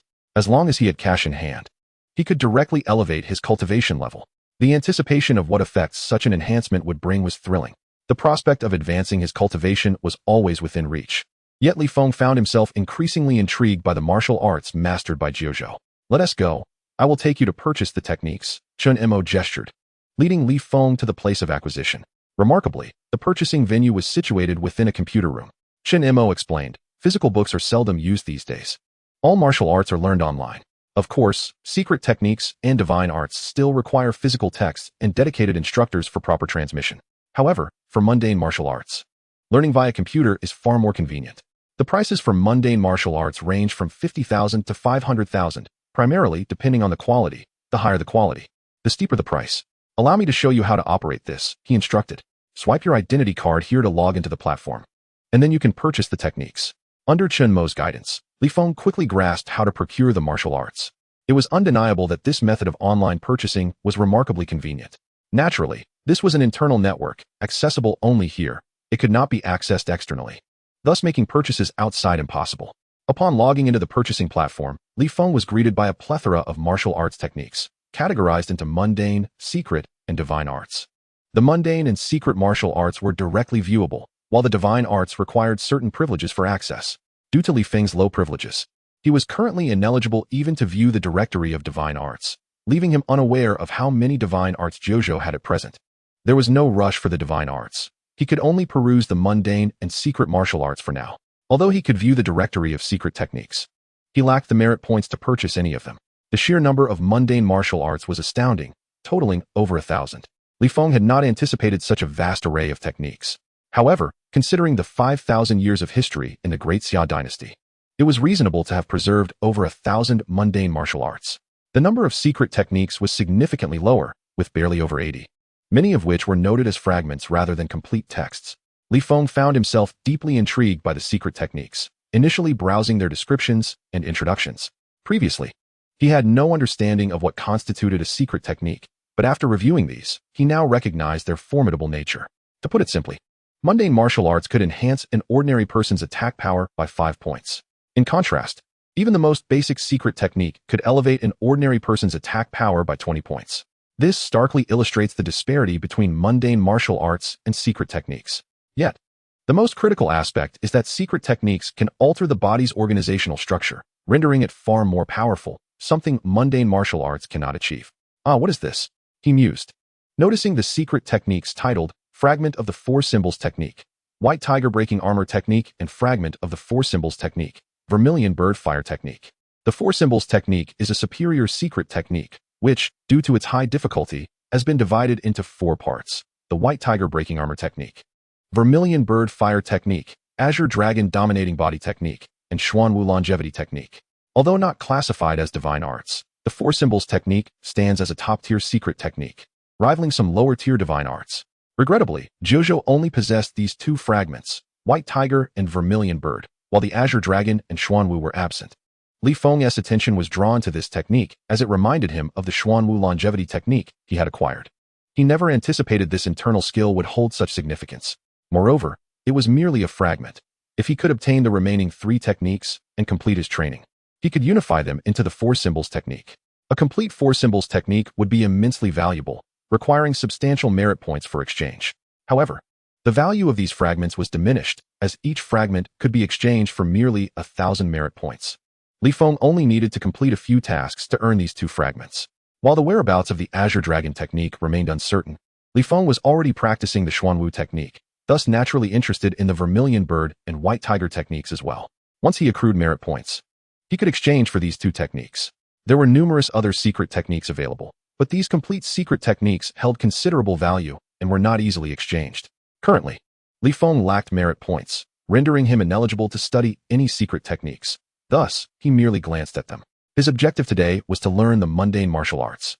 Opening the mundane martial arts interface, over 1,000 techniques appeared before him, neatly categorized into sections such as fist techniques, palm techniques, hidden weapons, leg techniques, lightness skills, and more.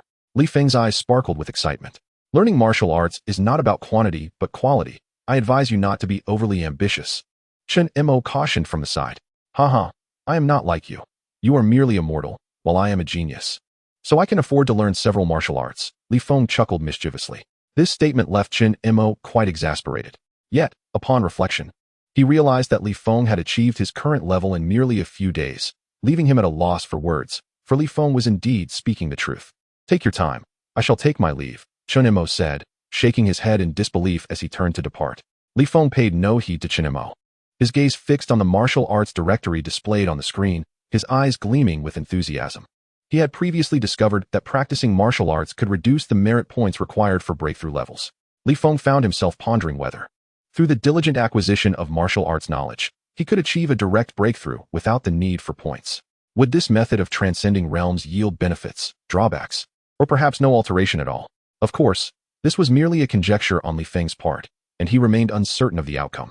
However, the opportunity to experiment with this hypothesis had now presented itself, as he was able to purchase an abundance of mundane martial arts for study. Unlike others, who were constrained by limited capabilities and could only learn a few techniques, Li Feng was uniquely equipped with a system that allowed him to absorb a vast array of martial arts. The more techniques he mastered, the more formidable his strength would become. Thus, he resolved to acquire numerous martial arts and embark on this trial, hoping for a delightful surprise. Chapter 49. Purchasing mundane martial arts. Currently, Li Feng was not short on funds, yet his points were dwindling.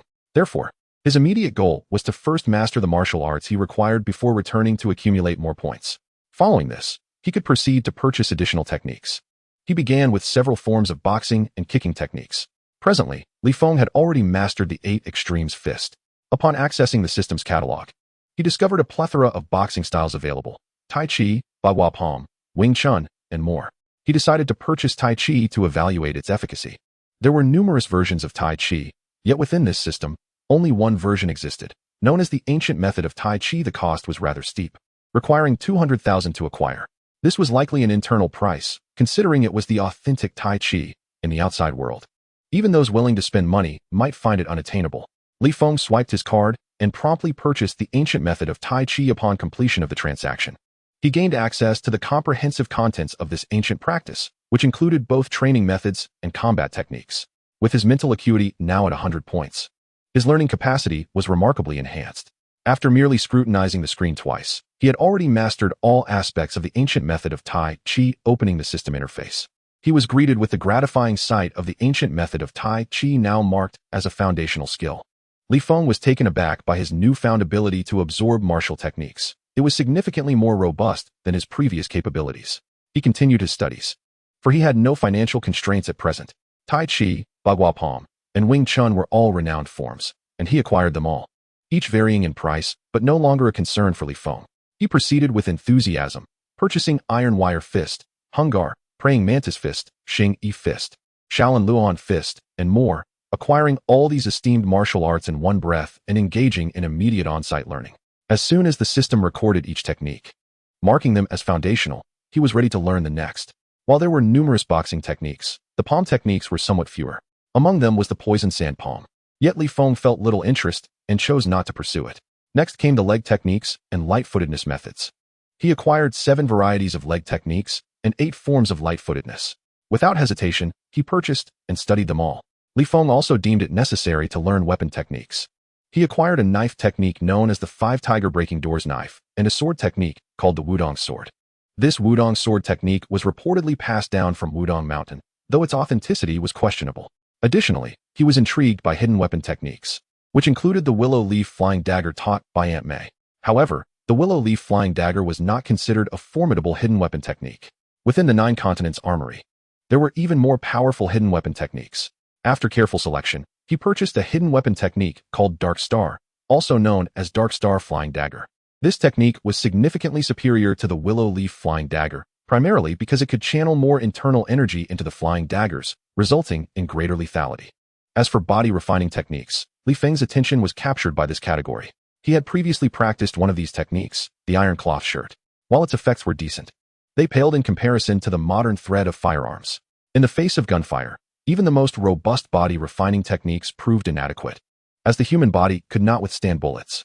The iron cloth shirt, 13 Guardians golden bell shield, golden armor technique, iron mesh technique, Shaolin iron crotch technique, iron head technique, iron bone technique, and iron skin technique. There were indeed numerous body refining techniques. After scanning through these options and making selections, Li Feng acquired several that piqued his interest and studied them on the spot. Li Feng's actions did not go unnoticed by the system's back-end staff. However, he had not violated any regulations. The sheer volume of techniques he purchased at once drew attention, but no one took his behavior too seriously, merely perceiving it as frivolous. After all, with such a large number of techniques, even with Li Feng's accelerated learning speed, it would take considerable time to fully master and record them in the system interface. Unbeknownst to him, the morning had swiftly passed. All right, you've acquired the techniques. Does this truly hold any interest? Chen Mo received news of Li Feng's extensive purchases and felt compelled to offer advice. These mundane techniques, no matter how well practiced, lack a promising future. It would be wiser to accumulate merits and invest in a secret transmission instead. Learning these mundane techniques is merely a means to broaden my horizons, Li Feng replied with a smile, nodding in acknowledgement. Broadening your horizons is fine, but you ought to be focusing on secret transmissions given your potential, Chen Mo advised, conceding. Understood. Thank you. Li Feng expressed his gratitude once more. It's already noon. Let me treat you to lunch, Chen Mo remarked upon glancing at the time. Sounds good, but this meal is on me, Li Feng insisted. Chen Mo recognized Li Feng's financial affluence and refrained from contesting. The two proceeded to the cafeteria, where Li Feng treated Chen Mo to a meal. Chapter 50. Elevation of Realms. After their meal, Li Feng did not resume his martial arts acquisition. The techniques he had already amassed were sufficient for his needs. In the afternoon, he prepared for a breakthrough in his realm. Li Feng was filled with anticipation regarding this advancement, curious about the benefits it might bestow upon him. To facilitate this upgrade, he required cash. He had previously contacted the bank to arrange for 100 million in cash. This time, Li Feng intended to recharge with 100 million. The mere thought of it brings an exhilarating thrill. Once again, Li Feng reached out to the bank, confirming that the preparation for the 100 million in cash was complete, and he was ready to collect it. However, instead of heading directly to the bank, Li Feng opted to first reserve an opulent suite at a hotel. He then took the luxury vehicle provided by the hotel to the bank.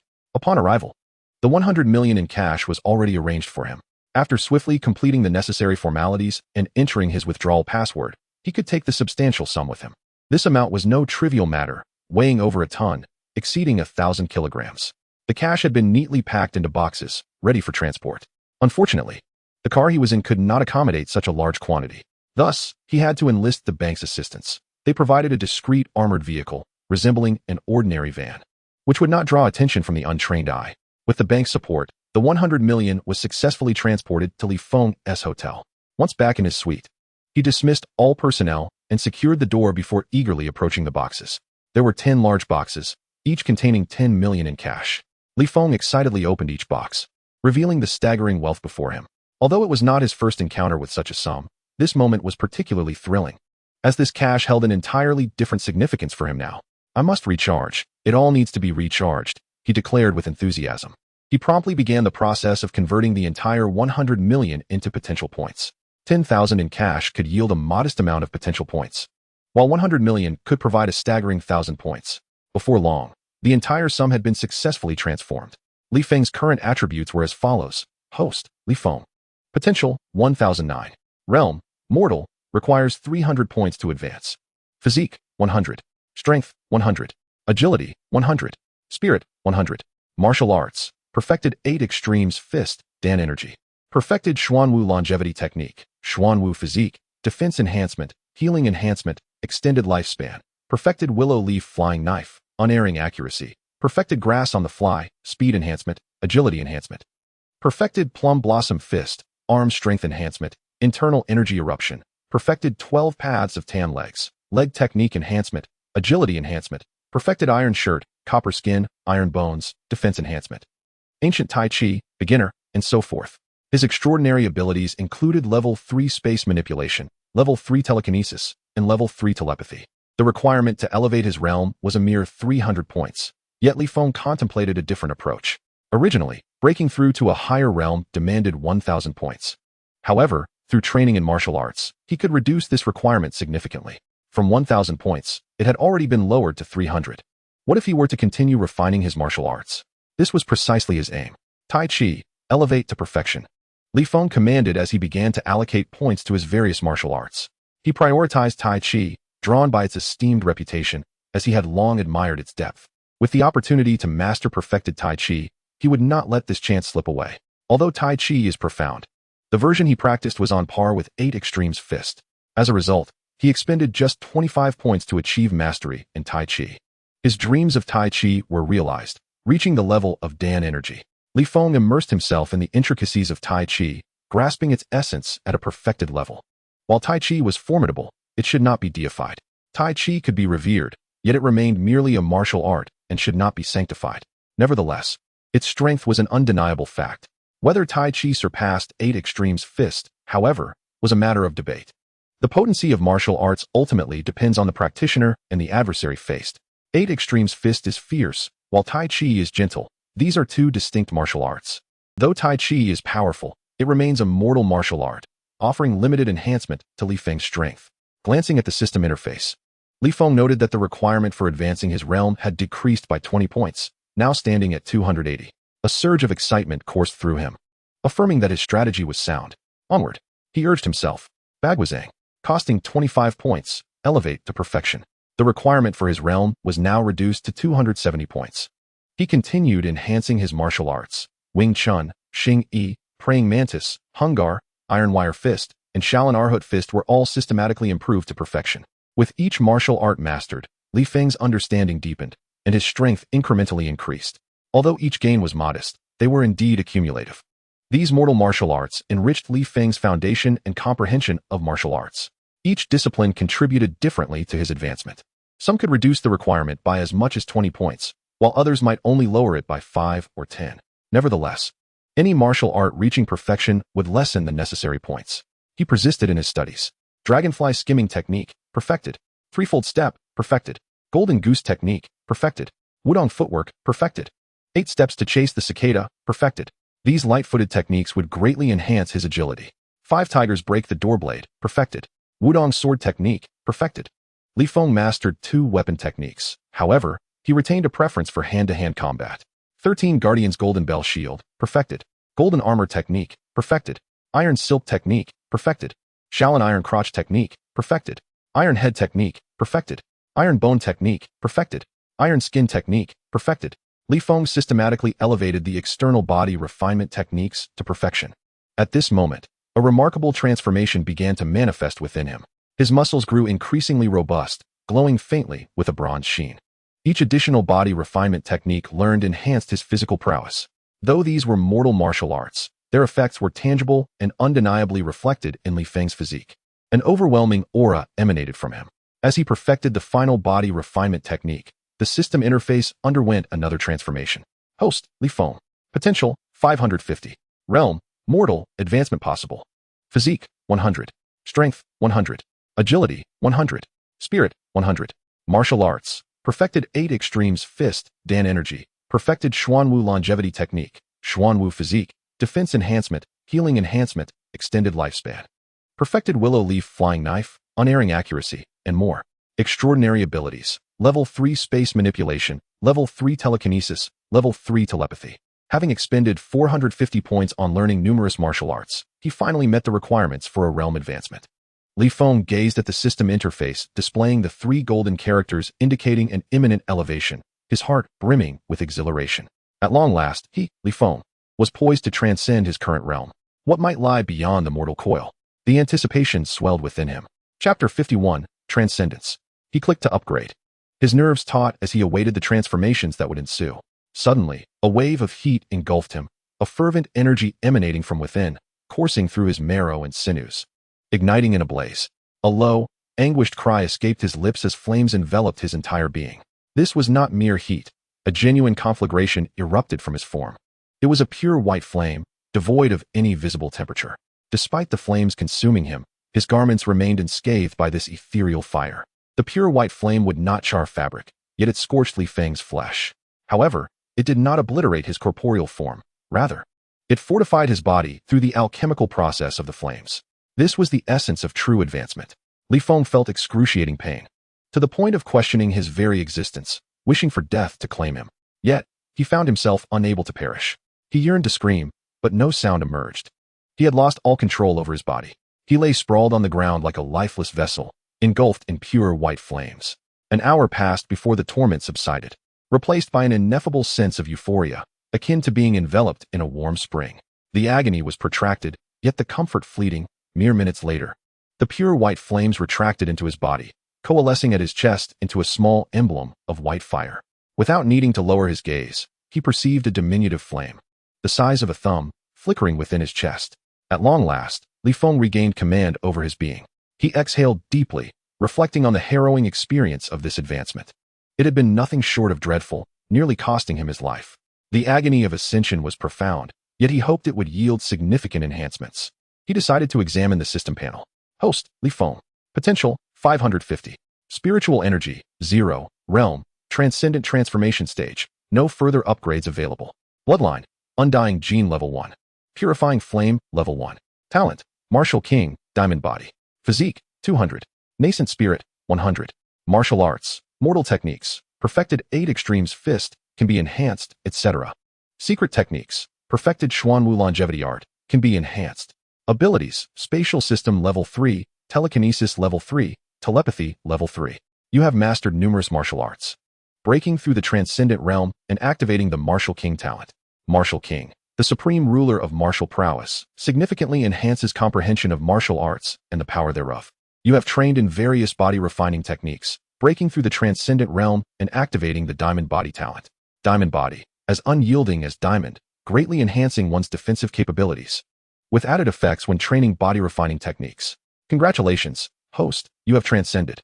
Li Feng was left in a state of disbelief. He rubbed his eyes, repeatedly scrutinizing the system interface, confirming time and again that he was not mistaken. Transcendence. He had truly achieved it. Was it not said that one could only transcend after reaching the pinnacle of gold? How had he transcended so swiftly? Chen Mo had once described the transcendent as the mightiest beings in this world. Li Feng had long envied their status, fantasizing about the day he too might become transcendent. Yet, he had not anticipated that day would arrive so soon. Now, he was indeed transcendent. I am transcendent. Just how powerful am I? What secrets does transcendence hold? Li Feng exclaimed with fervor. He continued to peruse the system panel, eager to uncover the mysteries of his newfound abilities. The system panel thoughtfully elucidated the nature of transcendence. Transcendence, an evolution of life, a leap in genetics. The process of advancing from a lower form of life to a higher one.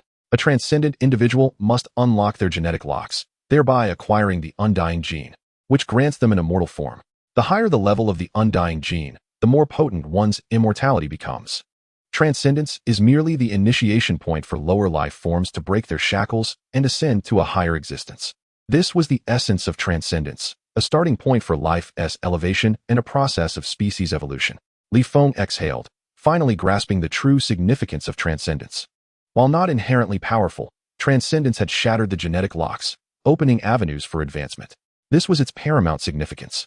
Transcendents were no longer mere mortals, representing a distinct biological category.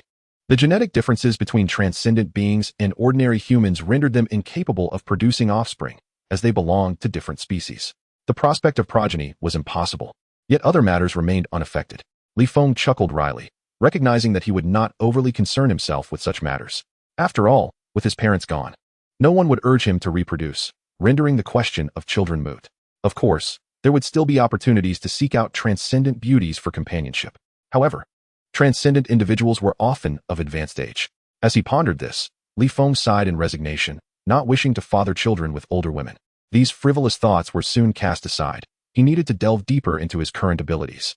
There was no doubt that transcendence was formidable. Yet Li Feng's strength remained comparatively modest. Clearly, he differed from the typical transcendent.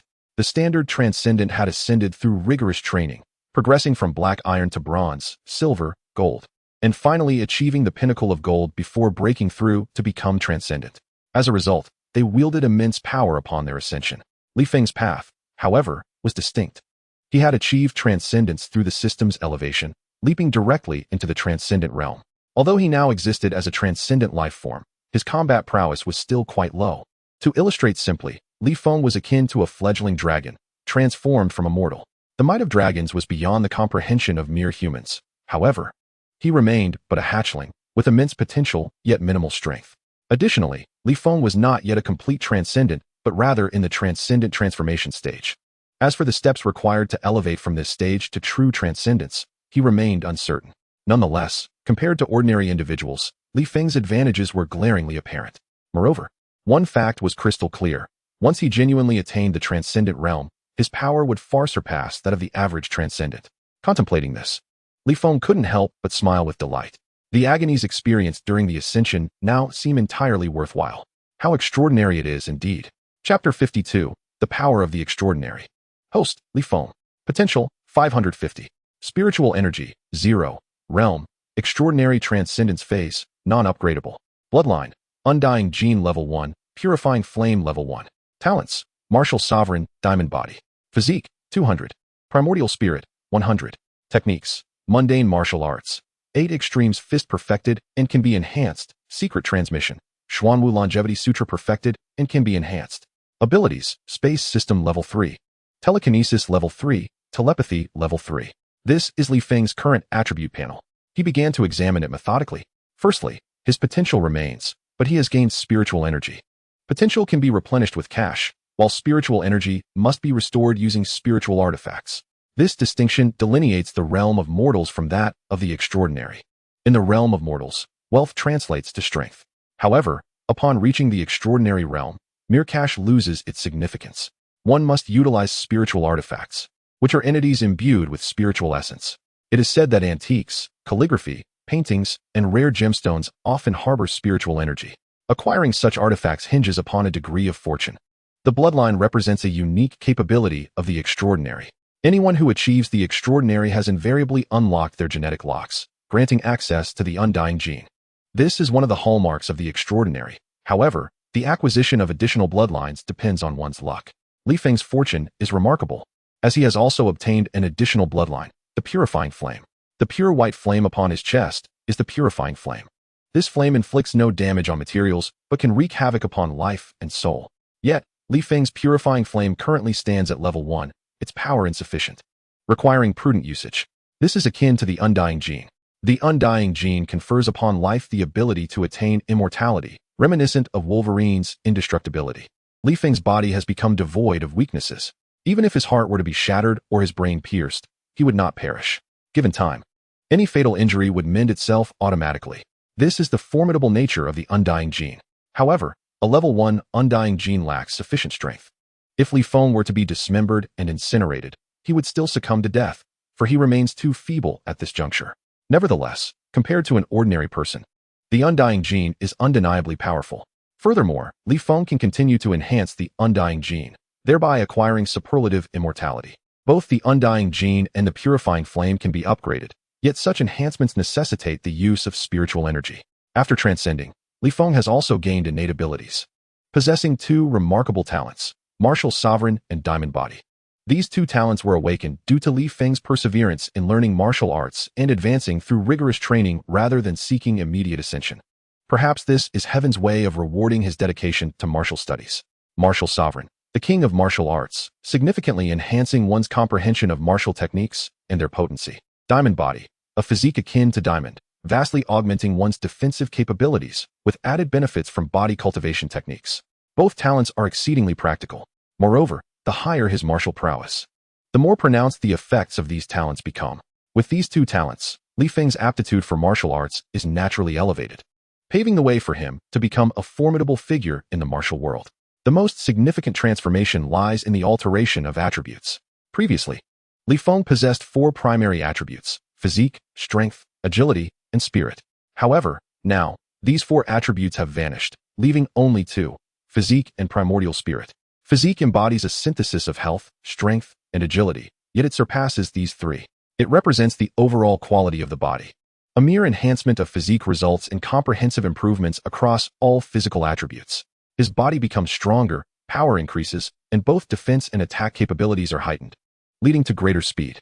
Previously, when allocating points, one had to deliberate whether to prioritize health, strength, or agility. Now, such considerations are rendered obsolete. One simply needs to allocate points to physique. Li Feng carefully assessed his current bodily state. discovering that 200 points of physique surpasses his previous physical condition several-fold. The exact multiplier remains unclear to him. Yet it is undeniably a great leap beyond that of an ordinary individual. While the strength of his physique may be astonishing, the changes to his primordial spirit are somewhat alarming. It is only now that Li Feng notices a diminutive figure residing within his mind. This is his primordial spirit. His mental power has become personified, manifesting as a small figure. Though tiny, it exists on a microscopic level, invisible to the naked eye, yet Li Feng can perceive it. This figure resembles Li Feng himself, albeit in a cartoonish form, exuding a blend of cuteness and charm, composed entirely of mental energy. The presence of the primordial spirit allows Li Feng to wield his mental powers with greater ease and potency. Although his mental energy has not surged dramatically, it has increased marginally. However, its essence has transformed qualitatively. This is akin to the metamorphosis of 1 pound of brass into 1 pound of gold, its weight unchanged, yet its very nature altered. This delineates the disparity between mental energy and the primordial spirit. Li Feng also harbors a sensation. He feels he could persist through reliance on his primordial spirit alone, should his physical form be obliterated.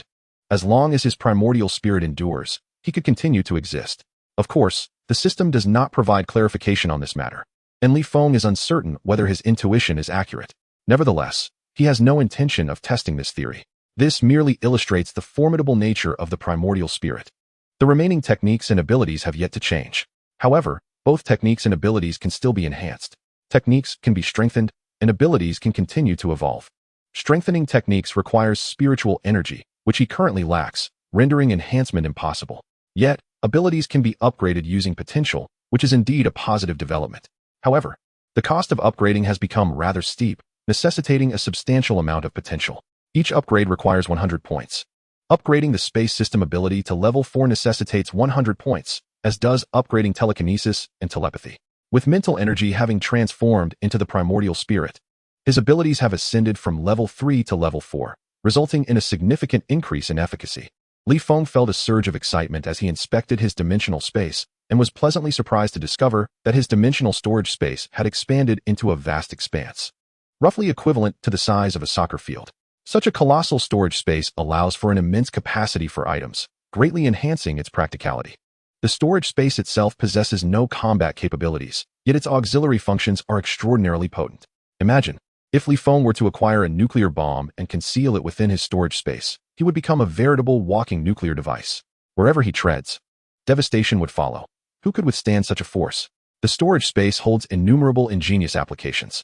In Chapter 53, Annulment of Engagement, it is evident that even similar supernatural abilities can exhibit significant differences. Take, for instance, the spatial abilities. Li Feng's spatial powers do not allow for instantaneous movement or teleportation. However, they enable him to establish a dimensional space. Others might possess spatial abilities that permit teleportation and instantaneous travel, but this is also contingent upon Li Feng's current capabilities, which are still in their infancy. As his powers evolve, alterations are likely to ensue.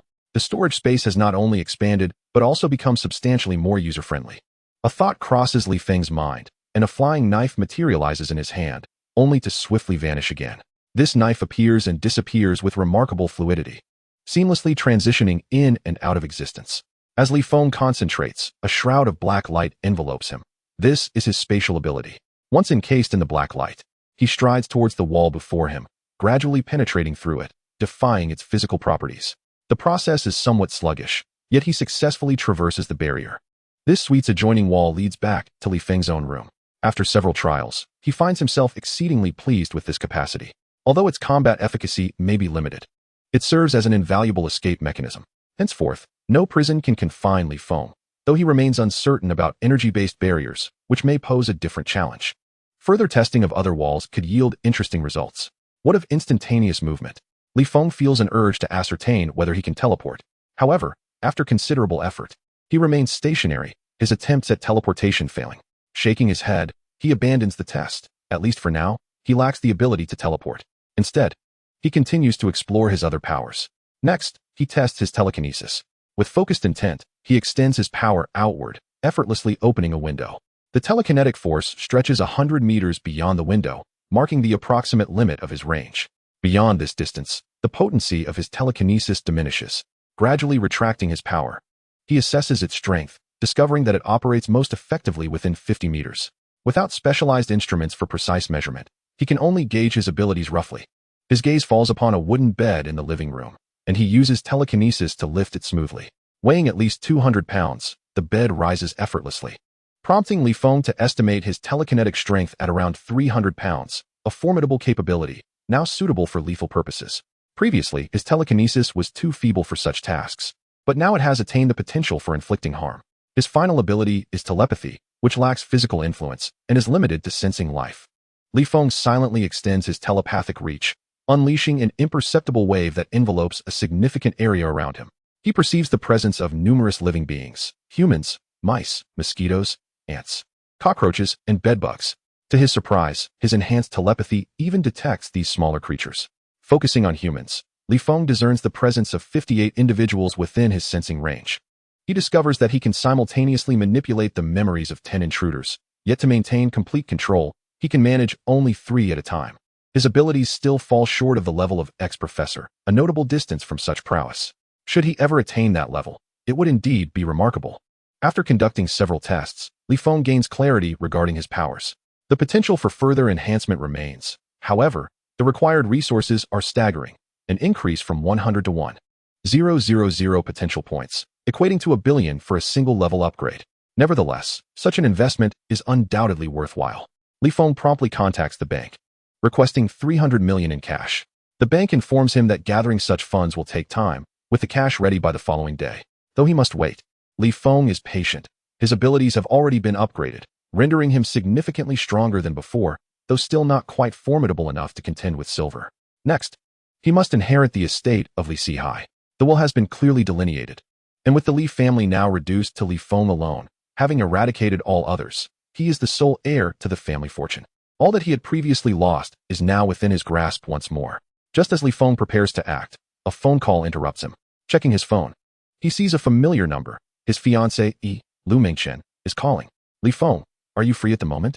My parents wish to meet with you regarding our engagement. They want to discuss some matters. Lu Mingchen's voice is tinged with profound resignation. Li Feng pauses for a moment before responding. I am available now. Let us meet. They agree to convene in a private room at a hotel. After hanging up, Li Feng ponders the situation. He surmises that Lu Mingchen's parents are likely pressuring her to annul their engagement. This time, it seems she may be unable to withstand the pressure, compelling her to seek him out to fulfill her parents' demands. As for the recent events surrounding the Li family, it is probable that Lu Mingchen and her family remain unaware. After all, the police have sealed off the information, and only a select few are privy to the truth of the complete annihilation of the Li family. Li Feng does not dwell on it. Although he harbors some affection for Lu Mingchen, he has not truly fallen in love with her. Should she wish to break off their engagement, he would acquiesce to her desires. Upon arriving at the hotel, Li Feng follows the attendant to room 999. Security stands at the entrance, but recognizing Li Feng, they grant him immediate entry. Inside, he finds only Lu Mingchen and her parents, Lu Yuan and Wang Qin. Lu Yuan appears somewhat haggard, while Wang Qin's expression is grim. Xiao Feng, you've arrived, Lu Yuan greets, forcing a smile that lacks sincerity. Lu Mingchen pressed her lips together, remaining silent. Although Wang Qin's countenance was grim, she managed to utter, Xiao Feng, are you all right? Uncle Lu, Aunt Wang, I am quite well, Li Feng replied with a smile. In stark contrast to the despondent atmosphere surrounding Lu Mingchen and her family, Li Feng's disposition was genuinely cheerful. As he surveyed the trio before him, a faint smile graced his lips as he inquired, is there something amiss? Please feel free to speak candidly. Li Feng preferred straightforwardness. He found it far more beneficial to address matters directly rather than engage in prolonged hesitations. Alas, we are left with no choice but to be frank with you, Lu Yuan said with a sense of resignation. He continued, you and Lu Mingchen are betrothed, and under normal circumstances, you would be destined for marriage. However, a minor complication has arisen. You are well aware of your family's situation, and while we have not placed any undue burdens upon you, indeed, it was Lu Mingchen who aided you previously. Our family is now facing some difficulties. Thus, Lu Mingchen must break off the engagement, and we hope you can comprehend our predicament. Is this visit solely to discuss the cancellation of our engagement? Li Feng replied evenly, displaying no surprise at the prospect of the annulment. After all, it was evident that the Lu family sought him out for this very matter. Although they were not yet wed, their engagement necessitated a formal dissolution for Lu Mingchen to pursue another marriage. Otherwise, her reputation would suffer greatly. Li Feng chose to ignore the two elders, turning his attention to Lu Mingchen and asking, what is your stance? Are you encountering difficulties? I agree to the annulment. And I hope you can acquiesce to this as well, Lu Mingchen murmured, her gaze lowered, revealing her evident distress.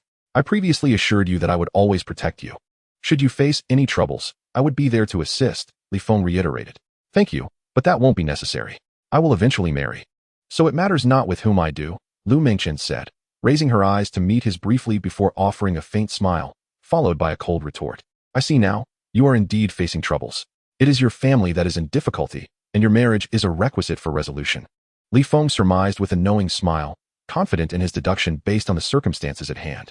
This matter is not for you to concern yourself with. You cannot even manage your own affairs, so why meddle in ours? It would be best for you to acquiesce swiftly and return the marriage certificate to us. Wang Qin interjected, her tone sharp with impatience. Wang Qin, ever the opportunist, had little regard for Li Feng now that he had fallen from grace. Her prior willingness to acknowledge him had been her maximum concession, and her patience had now worn thin. Very well, if it is a marriage certificate we are discussing, let us proceed with the annulment. I have no intentions of marrying in this lifetime anyway, Li Feng replied with a chuckle, producing the marriage certificate as if performing a magic trick. Lu Mingchen and the others exchanged puzzled glances, but chose not to dwell on it. Upon seeing the certificate, Wang Qin's spirit lifted, as a weight was finally lifted from her chest. She had feared Li Feng might persist in pursuing her daughter, complicating matters further. With the certificate in hand, Wang Qin snatched it and tore it in half on the spot. Lu Mingchen stared blankly at this scene, her mind momentarily vacant. The engagement she once held was now irrevocably severed. In times past, when her parents were still present, Li Feng had contemplated marriage. But now he had embarked on a different path, abandoning even the thought of matrimony. However, while he had no intention of marrying, it did not imply he would eschew the company of women altogether. Indeed, he found himself drawn to beautiful women, though he had no plans to wed them. In a world teeming with beauty, Li Feng was not one to settle for a single partner. He would certainly seek out multiple captivating women. Having resolved this matter, we ought to take our leave, Wang Qin stated hastily, eager to vacate the premises without delay. Please wait. Our business remains unresolved, Li Feng interjected. I consent to the annulment with Lu Mingchen, yet I do not intend to simply relinquish her, for she is a woman I once cherished. Lu Mingchen was indeed beautiful. Had she not been, Li Feng would never have agreed to their engagement in the first place. Despite the changed circumstances, he found it unacceptable for the woman he once admired to marry another man without clarity, especially when it was evident she was reluctant. Lu Feng, please do not involve yourself in our affairs. You are incapable of doing so. If you require financial assistance, we can still offer you support. How does 5 million sound? That should suffice as compensation, Wang Qin urged, her tone laced with urgency. Lu Feng, this predicament is quite severe, beyond your ability to influence. Focus on your own life. Do not concern yourself with mine, Lu Mingchen said softly, appearing to have given up entirely. Li Feng smiled slightly, his expression growing serious as he addressed Lu Mingchen. In the hospital, when you offered me 5 million, I promised I would protect you for life. No one shall impose upon you, not even the heavens. Tell me, what troubles you face? A flicker of gratitude stirred within Lu Mingchen. Yet she understood that the difficulties before her were far too grave for Li Feng to intervene. She bit her lip and gently shook her head. Li Feng, please refrain from boasting. You cannot even safeguard yourself, so why pretend otherwise in our presence? Had you remained the heir of the Li family, perhaps there would have been a glimmer of hope for you to intervene, but now, you are nothing. Take my advice. Gather your funds, and leave the country immediately. The consequences of staying could be dire, Wang Qin taunted, her demeanor one of derision. Such was Wang Qin's character. She thrived on the vulnerable. When the Li family held power, she had treated Li Feng with utmost regard, viewing him as a prospective son-in-law. Now that he had fallen into bankruptcy, her attitude had undergone a complete transformation. Indeed, Xiao Feng, this is not a matter for you to meddle in. You should take the money and depart. Here is a check for 5 million. Take it, and leave quickly, Lu Yuan said, placing the check before Li Feng. Li Feng scoffed. Engaging in conversation with you is truly exhausting. I will discern the answers myself. Activating his telepathic abilities, Li Feng swiftly infiltrated the minds of the three before him. As ordinary individuals, they possessed no means of resisting his mental intrusion. The three individuals were momentarily rendered speechless, their consciousness entirely under the dominion of Li Feng. Should he command them to take their own lives, they would comply without hesitation. The terror of mental control is indeed profound. Chapter 55. Striking one's own face. The process of delving into memories was exceedingly swift. Within mere seconds, Li Feng grasped the entirety of the circumstances. As his abilities intensified, so too did the speed at which he could access memories. Previously, when Li Feng sought to explore memories, he lacked such rapidity. Now, He was fully aware of the truth of the situation. The truth, while simple, was disconcerting. A wealthy young man had set his sights on Lu Mengchen. Initially, she had rebuffed his advances, but this young man, not only possessing a formidable background but also lacking in virtue, unleashed his connections and financial power against Lu Mengchen's family business. Within a matter of days, the Lu family found themselves unable to withstand the onslaught.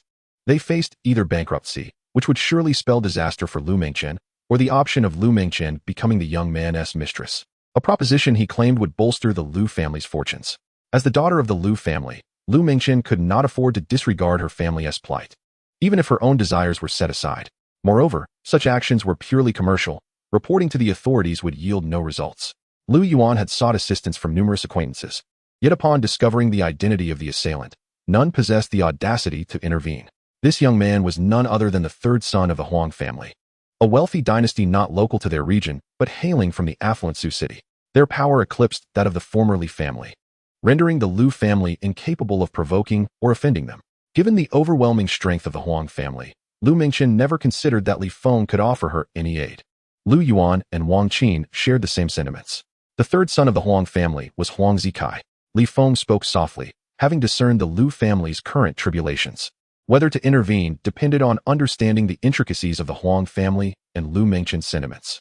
With this thought, Li Feng turned to Lu Mengchen, intent on uncovering her perceptions of him. The power of telepathy was indeed extraordinary, allowing him to effortlessly access another's memories, thus enabling a profound understanding of that individual. A person's memories are extensive, and despite Li Feng's enhanced capabilities, it took considerable time to sift through Lu Mengchen's significant recollections. Notably, one revelation brought him joy. Lu Mengchen had never been in a romantic relationship, nor had she ever kissed, a fact that filled Li Feng with delight. Moreover, Lu Mengchen's physique was splendid. While not overwhelmingly large, it was perfectly proportioned, alleviating any concerns about future progeny lacking nourishment. Lu Mengchen harbored a fondness for Li Feng. Though it was tempered, the prospect of love seemed entirely implausible. Conversely, she felt a profound loathing for the third son of the Huang family, for Li Feng had never coerced her.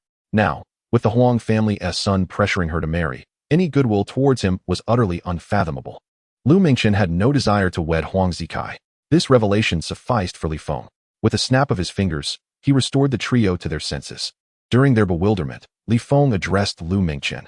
Since you are unwilling to marry Huang Zikai, I assure you this matter will be resolved. What would you like to do? Upon regaining her composure, Lu Mengchen asked in astonishment. Li Feng merely smiled, opting against elaboration, for explanations were tedious.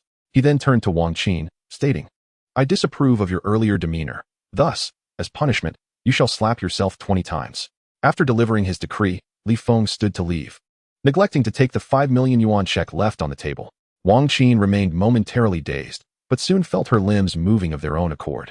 Her hand involuntarily rose to deliver a resounding slap to her own cheek. Slap, slap, slap. Wang Qin struck herself repeatedly, landing 20 powerful blows, leaving her face swollen and bloodied at the corners of her mouth. Each slap was delivered with considerable force, resulting in such an effect. What are you doing to yourself? Everything was fine. Look, your face is all swollen. Lu Yuan exclaimed in disbelief. He attempted to intervene, but found himself powerless against his wife's strength. Lu Mengchen watched in wide-eyed astonishment, her heart swelling with a measure of satisfaction. Though Wang Qin was her mother, the constant pressure to marry was burdensome. She had once been compelled to wed Li Feng, and now she was being forced to consider Huang Zikai. Thus, witnessing her mother suffer at her own hand brought Lu Mengchen a sense of relief. I don't know. I can't control it. This must be a curse. Oh, I understand now, it's Li Feng. Before he left, he instructed me to slap myself 20 times, and I complied without question. Wang Qin's realization struck her like lightning. The truth of the matter becoming clear. She recognized that her self-inflicted slaps were undoubtedly the result of Li Feng's interference. Yet, she pondered what he had done to achieve such control. How could a simple command compel her to strike herself? He is an ability user. Li Feng is an ability user, Lu Yuan exclaimed. Having heard rumors of these special individuals, he deduced Li Feng's identity upon witnessing his wife's condition. Ability users are a collective term for those possessing extraordinary powers, encompassing various subcategories such as warriors, awakened ones, sorcerers, mages, knights, ninjas, and spirit masters. These are not mere game roles, but real, existing lineages. These individuals, once a rarity, have increasingly appeared among the populace in recent years. However, the average person remains unaware of their existence. Lu Yuan had only learned of them by chance. Are you saying Li Feng is an ability user? Wang Qin asked incredulously. She had heard of the formidable and enigmatic nature of ability users. While she lacked specific knowledge, she understood that as an ordinary person, it was prudent not to provoke such individuals. If Li Feng truly possessed such powers, it would be wise to avoid antagonizing him in the future. Wait a moment. If Li Feng is an ability user, how could his family face bankruptcy? How could he end up crippled? And how did he return to normal? As Wang Qin pondered, her voice gradually diminished. She began to grasp where the issue lay. Right, Li Feng should have been disabled. He should be bedridden. How did he become normal again? Chapter 56. Not a good person.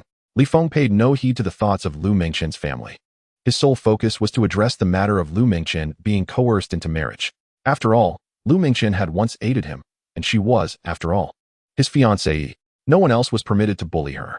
Upon exiting the private room, Li Feng swiftly retrieved his mobile phone, accessed the Zhuzhou dark web, and input Huang Zikai's identity information to investigate the specifics of the Huang family. This is the immense advantage afforded by organized backing. Even though Li Feng's status in Zhuzhou was not particularly high, he could still access ordinary information. The internal messages of such organizations are classified into levels, and Li Feng was restricted to investigating only the most basic intelligence. However, he could generally uncover information about ordinary individuals. Such an ability was already quite formidable. The details of the Huang family were soon revealed to Li Feng. A family that could be unearthed by him was evidently not of great standing.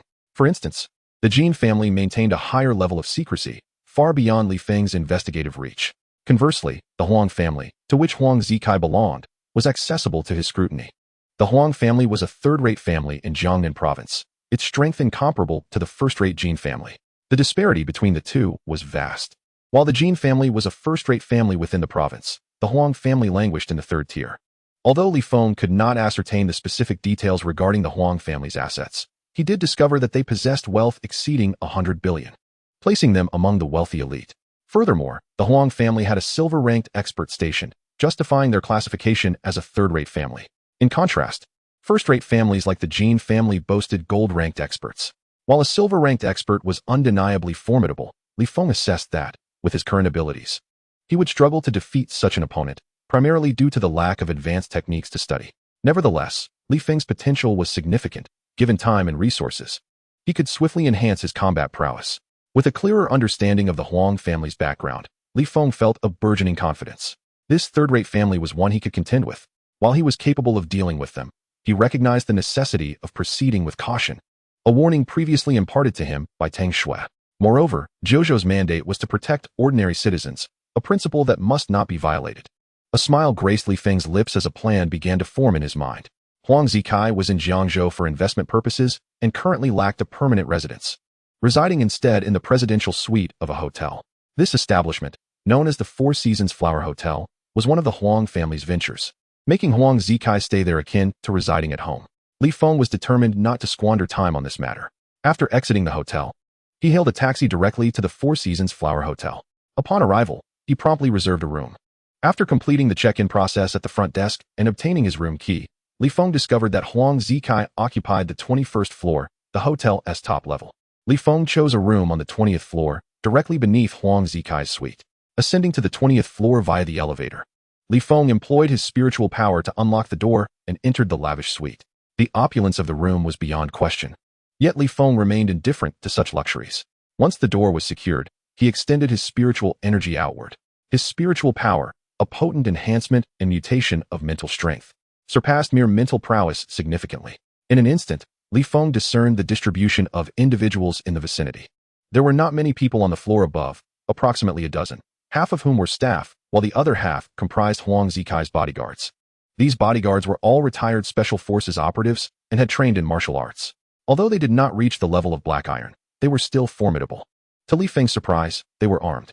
Wealth and power facilitated the acquisition of gun permits. By establishing a legitimate bodyguard company, they could apply for gun licenses, allowing them to possess firearms legally. This was something ordinary individuals could scarcely imagine.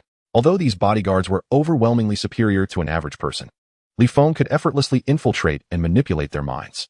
Huang Zikai was currently absent, leaving behind these guards while he attended to matters outside.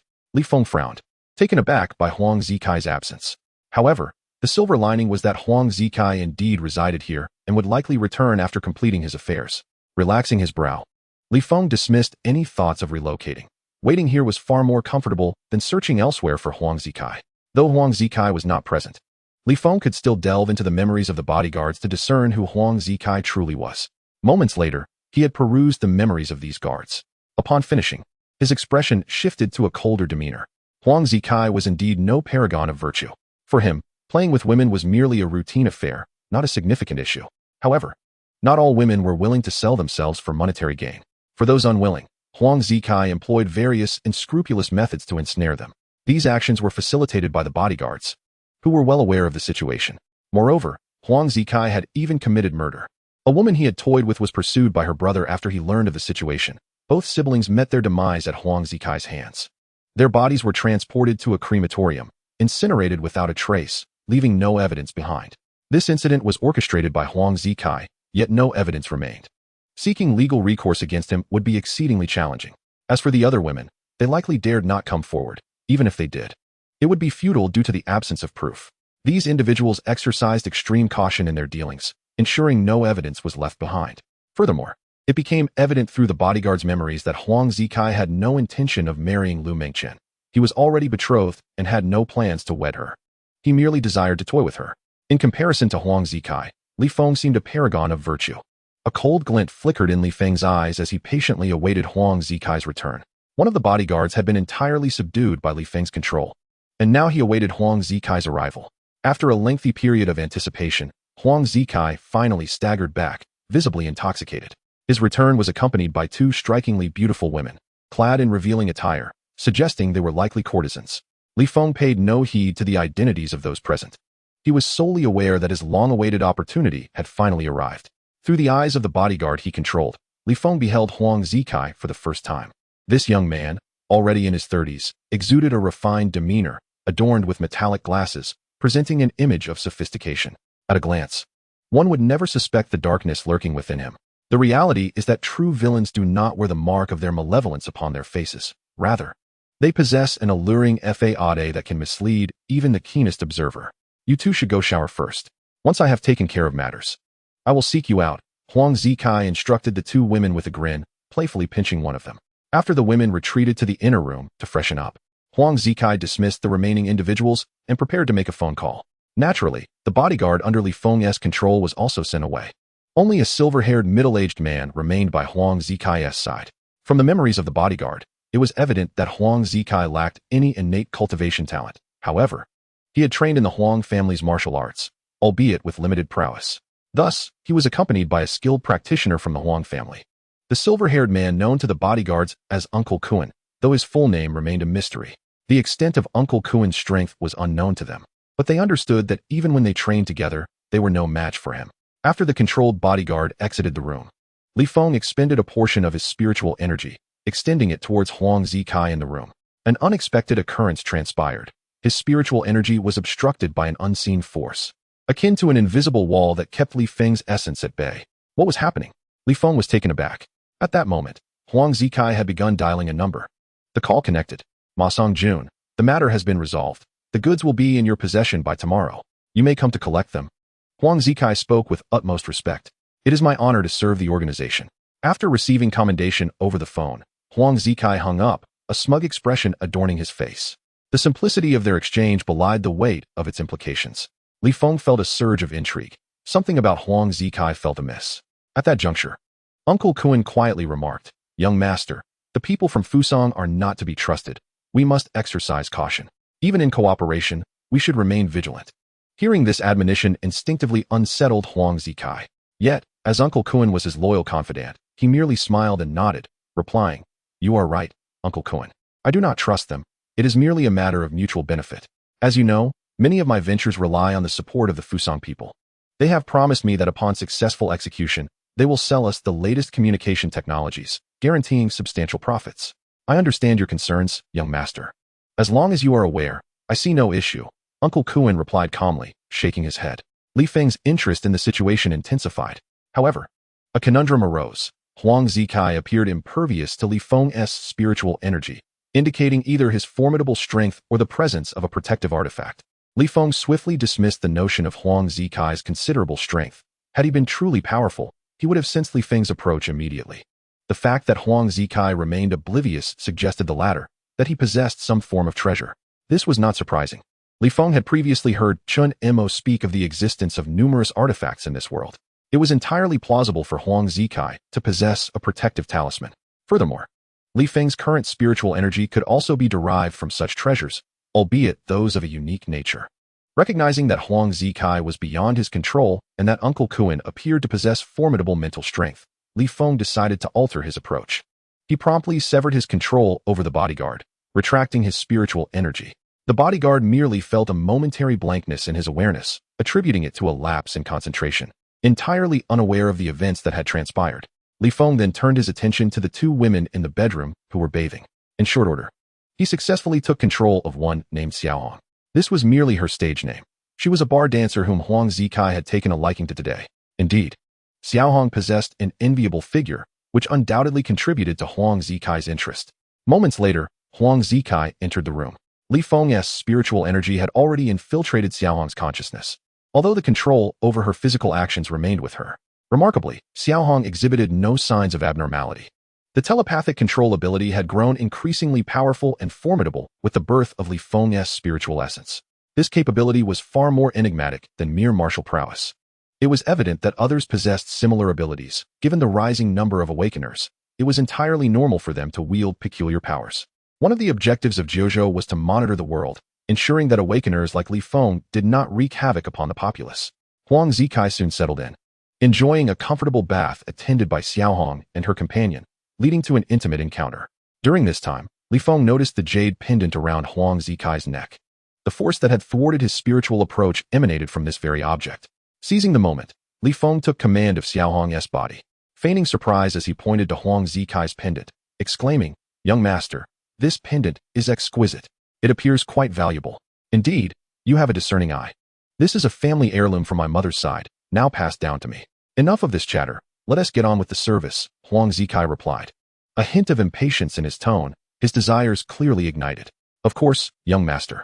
However, considering the pendant's high value, it might be best not to wear it during the impending chaos, lest it be damaged. Let me take it off for you," Xiaohong suggested, her demeanor softening as she gently removed the pendant from Huang Zikai's neck. In his lust-driven haze, Huang Zikai found himself agreeing with Xiaohong's reasoning. With the imminent conflict on the horizon, it seemed prudent to remove the pendant, convinced it would be safe in any case. As he contemplated, the family heirloom was taken from around his neck. Chapter 58. Is this considered an achievement? The instant the pendant was removed, Li Feng activated his spiritual force, directly invading Huang Zikai's mental realm. Huang Zikai's expression shifted dramatically, his countenance contorting in struggle. His mental fortitude was not to be underestimated. He actually managed to detect Zhang Feng's psychic intrusion and engaged in a brief resistance. However, merely a minute later, Huang Zikai's mind was completely subdued. It was fortunate that Huang Zikai possessed a relatively commendable level of mental strength. Otherwise, given Li Feng's spiritual prowess, he would have been under control much sooner. Huang Zikai reclined on the bed, allowing the two women to attend to him, while in reality, Li Feng was delving into Huang Zikai's memories. Xiaohong and her companion were somewhat taken aback by Huang Zikai's seemingly lifeless posture, yet they thought little of it. Particularly for Xiaohong, her memories felt fragmented, as if she had just lost a portion of them. Upon reflection, she felt a peculiar sense of normalcy, as if nothing had transpired at all. This sensation left her bewildered, and she assumed it was merely a lapse in her mental clarity. Many individuals experience such feelings in their daily lives, as if they have momentarily misplaced a fragment of their memory, unable to recall their previous actions, yet still convinced they had indeed done something. Should such occurrences arise, it is highly probable that one's psyche has been manipulated by some external force. Nonetheless, for the average person, there is little cause for concern. As long as no misfortune has befallen them, they are truly safe. Li Feng quietly examined Huang Zikai's memories, and with each revelation, his heart grew colder. This fellow was indeed no good man. Initially, Li Feng believed Huang Zikai had merely killed a pair of siblings, but he soon discovered that the extent of his misdeeds was far greater than he had previously realized. The bodyguards were not privy to the full truth. They were only aware of minor transgressions, while the truly vile acts were carried out by Huang Zikai's trusted subordinates. Astonishingly, Huang Zikai was involved in the organ trafficking trade, as well as the sale of corpses and even living individuals. The nature of this enterprise was disturbingly peculiar. His motives were not purely financial. Rather, he was serving a mysterious organization. Huang Zikai himself was unclear about the specifics of this organization, only knowing that he was a peripheral member. This enigmatic group referred to itself as the Holy Sect, although its true name remained unknown to Huang Zikai. The Holy Sect provided him with holy water, which purportedly extended one's lifespan. Originally, Huang Zikai's cultivation was rather feeble, but with the aid of the holy water from the Holy Sect, he experienced meteoric advancement in his abilities. Despite his lackluster training aptitude and considerable laziness, his power surged dramatically due to the holy water. Huang Zikai was indeed shrouded in secrets. Not only was he in collusion with the people of Fusang, but he also had ties to this mysterious holy sect. The holy sect did not require monetary compensation. Instead, they demanded bodily organs and corpses, which Huang Zikai dutifully supplied on a regular basis. As a result, he had taken the lives of at least 100 individuals, leaving him with blood on his hands and a reputation steeped in sin. His dealings with the Fusang people, however, seemed less significant in comparison, as they merely involved the trade of antiquities. The Fusang individuals were interested in a relic from the Jiangxing Museum and enlisted Huang Zikai to procure it. Such artifacts from museums are not easily acquired through mere monetary transactions, and if the Fusang people were to attempt it themselves, it would be exceedingly troublesome. Thus, they sought the assistance of their good friend, Huang Zikai, to secure the artifact. Huang Zikai was particularly adept at engaging in such dubious dealings. He had already established connections within the museum and had found someone willing to sell the antiquity. Of course, this was not through legitimate means. Rather, it involved swapping genuine artifacts for replicas, which would then be sold as authentic. This was not his first foray into such schemes, and he was confident no one would uncover the ruse. After all, the counterfeit artifacts were expertly crafted and preserved within glass cases, leaving outsiders with no opportunity for thorough inspection. Hence, even counterfeit items would go undetected. Li Feng also made an unexpected discovery within Huang Zikai's memories. He uncovered a secret technique. This technique belonged to the Huang family and was known as the Huang family mental method. It remained unclear whether it was initially named thus or had been renamed later. Li Feng meticulously recorded the Huang family mental method, eager to study it upon his return. With clarity on Huang Zikai's affairs, Li Feng could no longer allow him to remain free.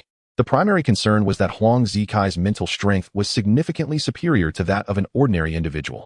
If Li Feng were to release him, he would immediately sense the control exerted over him, complicating matters further. Thus, Li Feng resolved to contact Jiuzhou. After a moment's contemplation, he took out his phone and called Chen Mo. He was not well acquainted with Jiuzhou's personnel, so he could only reach out to the ever-reliable Chen Mo brother Chen Mo.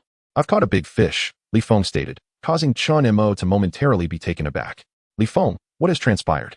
Chen Mo inquired, his brow furrowing at a troubling premonition that perhaps Li Feng was up to no good once more. "Caught a big fish. Haha, does this count as my achievement?" Li Feng chuckled. "If it truly is a big fish, it would definitely be your merit. Please elaborate on the details," Chen Mo urged earnestly. Li Feng recounted the events without reservation, explaining how his fiancée was coerced into an arranged marriage, prompting his investigation into the matter, which ultimately led him to uncover Huang Zikai's involvement in organ trafficking and his collusion with the Fusang people to steal a museum artifact. Moreover, the human organs for sale were affiliated with an organization known as the Holy Sect. This situation was undoubtedly more complicated than it appeared. Upon hearing this, Chen Mo was taken aback, realizing that Li Feng had indeed caught a significant player. "Where are you now? I will gather my team and come immediately. Ensure you keep a close watch on him and avoid causing any disturbances to prevent alerting others," Chen Mo instructed promptly. "All right, please hurry. I fear I may not be able to wait much longer," Li Feng replied slowly. "We will be swift," Chen Mo assured before abruptly ending the call. Feeling a surge of determination, Li Feng activated his spiritual power, rendering Huang Zikai and his two companions unconscious, ensuring they would remain in this state for the foreseeable future. While awaiting Chen Mo's arrival, Li Feng took the opportunity to examine the Huang family mental method and discern its true effectiveness. Chapter 59, The Primordial Heart Sutra. As Li Feng perused the Huang family mental method and absorbed its intricacies, a system notification appeared, revealing that he had acquired a new skill. He had learned the Primordial Heart Sutra at the introductory level. The so-called Huang family mental method was, in fact, the Primordial Heart Sutra. The name Primordial Heart Sutra certainly carried a far more prestigious connotation than Huang family mental method. It seemed the Huang family had opted to name their technique in such a way to showcase their martial prowess. Were it not for Li Feng possessing the system, which restored the original names of martial arts upon acquisition, he would have remained oblivious to the fact that the true name of the Huang family mental method was, in reality, the Primordial Heart Sutra. The Hunyuan Heart Sutra is, in essence, a martial art of the Buddhist sect. characterized by a gradual cultivation process that fosters a state of equilibrium and tranquility, alleviating any concerns regarding potential issues during practice. However, this mental discipline necessitates the support of Buddhist teachings. The more profound the understanding of Buddhist principles, the more refined the internal energy becomes. It is no wonder that the Huang family, being merely a second-tier clan, struggles to achieve remarkable results with this martial art, as they lack a genuine heart inclined towards Buddhism. The truth is, superior martial arts are exceedingly rare, leaving them with little choice. It is not that the Huang family desires such skills, but rather that they have no alternatives. The secrets of Jojo cannot be disseminated externally, even if one joins Jojo. They can only learn individually and cannot impart their knowledge to their clan. Thus, even if a member of the Huang family were to study the Jojo techniques, they cannot return to share them with their family. Furthermore, families like the Huang clan tend to harbor a degree of aversion towards organizations like Jojo, rarely opting to join. As Li Feng accessed the system interface, he discovered the Hunyuan Heart Sutra listed as an entry-level skill, available for point allocation. Unlike the Xuanwu longevity technique, the Hunyuan Heart Sutra is a complete secret transmission. The Xuanwu longevity technique is merely a fragment of such transmissions. Only by amalgamating 4 distinct secret teachings can one attain the comprehensive 4 symbols technique. The allocation of points for secret techniques can be achieved using potential points, which can be replenished with cash, allowing Li Feng ample freedom in their usage. In reality, with Li Feng's current capabilities, the cultivation of secret techniques is quite manageable. Nevertheless, even with ease, one must engage in gradual practice. There is no substitute for the comfort of point allocation. In truth, the genuine allocation of secret techniques demands a greater expenditure of potential. To initiate the Hunyuan Heart Sutra, a cost of 10 potential points is required. Li Feng's expression turned contemplative as he envisioned himself meditating on the Hunyuan Heart Sutra for 3 long years, finally achieving mastery of its fundamentals. Within Li Feng's dantian, a surge of internal power emerged, representing the Hunyuan internal energy. A person can, in fact, cultivate multiple internal techniques. However, most individuals refrain from doing so due to concerns about conflicting attributes and the limitations of their own energy. Li Feng, relying on point allocation for his training, need not worry about temporal constraints, but he must remain cautious of attribute conflicts. Fortunately, the Xuanwu longevity technique and the Hunyuan Heart Sutra do not conflict. Rather, they complement each other. Upon opening his eyes, Li Feng gained a genuine understanding of the Hunyuan Heart Sutra. This remarkable internal cultivation method from the Buddhist tradition cultivates an internal force that is remarkably harmonious, capable of complementing any other internal technique. Li Feng attempted to harmonize the Hunyuan internal energy with the Xuanwu internal energy. Instead of clashing, they synergized, resulting in a formidable enhancement of power. Such is the wondrous utility of the Hunyuan Heart Sutra. Having merely scratched the surface, he couldn't help but wonder what further advancements might lie ahead. With no time to waste, he resolved to continue enhancing his skills. With an abundance of potential points at his disposal, he had the freedom to allocate them as he pleased. The stages of the Hunyuan Heart Sutra include initiation, minor achievement, proficiency, major achievement, mastery, and perfection, cumulatively consuming 120 potential points to reach the perfected state. At this point, the Hunyuan internal energy within Li Feng's dantian had become remarkably robust, at least 30 times more potent than at the initial stage. This 30-fold increase signifies not only a quantitative change, but a profound qualitative transformation. The perfected Hunyuan internal energy embodies a fundamental enhancement. It is not merely stronger, but the true essence of the Hunyuan Heart Sutra has finally revealed itself. Once cultivated to perfection, the Hunyuan Heart Sutra facilitates the harmonious blending of any internal technique, ensuring that the practitioner does not succumb to madness. For instance, if Li Feng were to practice both the 9-yang divine art and the 9-yin manual, 2 internal techniques with differing attributes, simultaneous cultivation would typically be fraught with difficulty. However, with the Hunyuan Heart Sutra to mediate, he could engage in his training without concern. This exemplifies the profound essence of the Hunyuan Heart Sutra. Undoubtedly, the Huang family has underestimated its true value. From Huang Zikai's memories, it is evident that the members of the Huang family themselves hold a certain dissatisfaction with their clan's techniques. Their own martial arts, when practiced by their kin, fail to stand out, characterized by slow cultivation speeds and moderate power, lacking any particularly formidable aspects.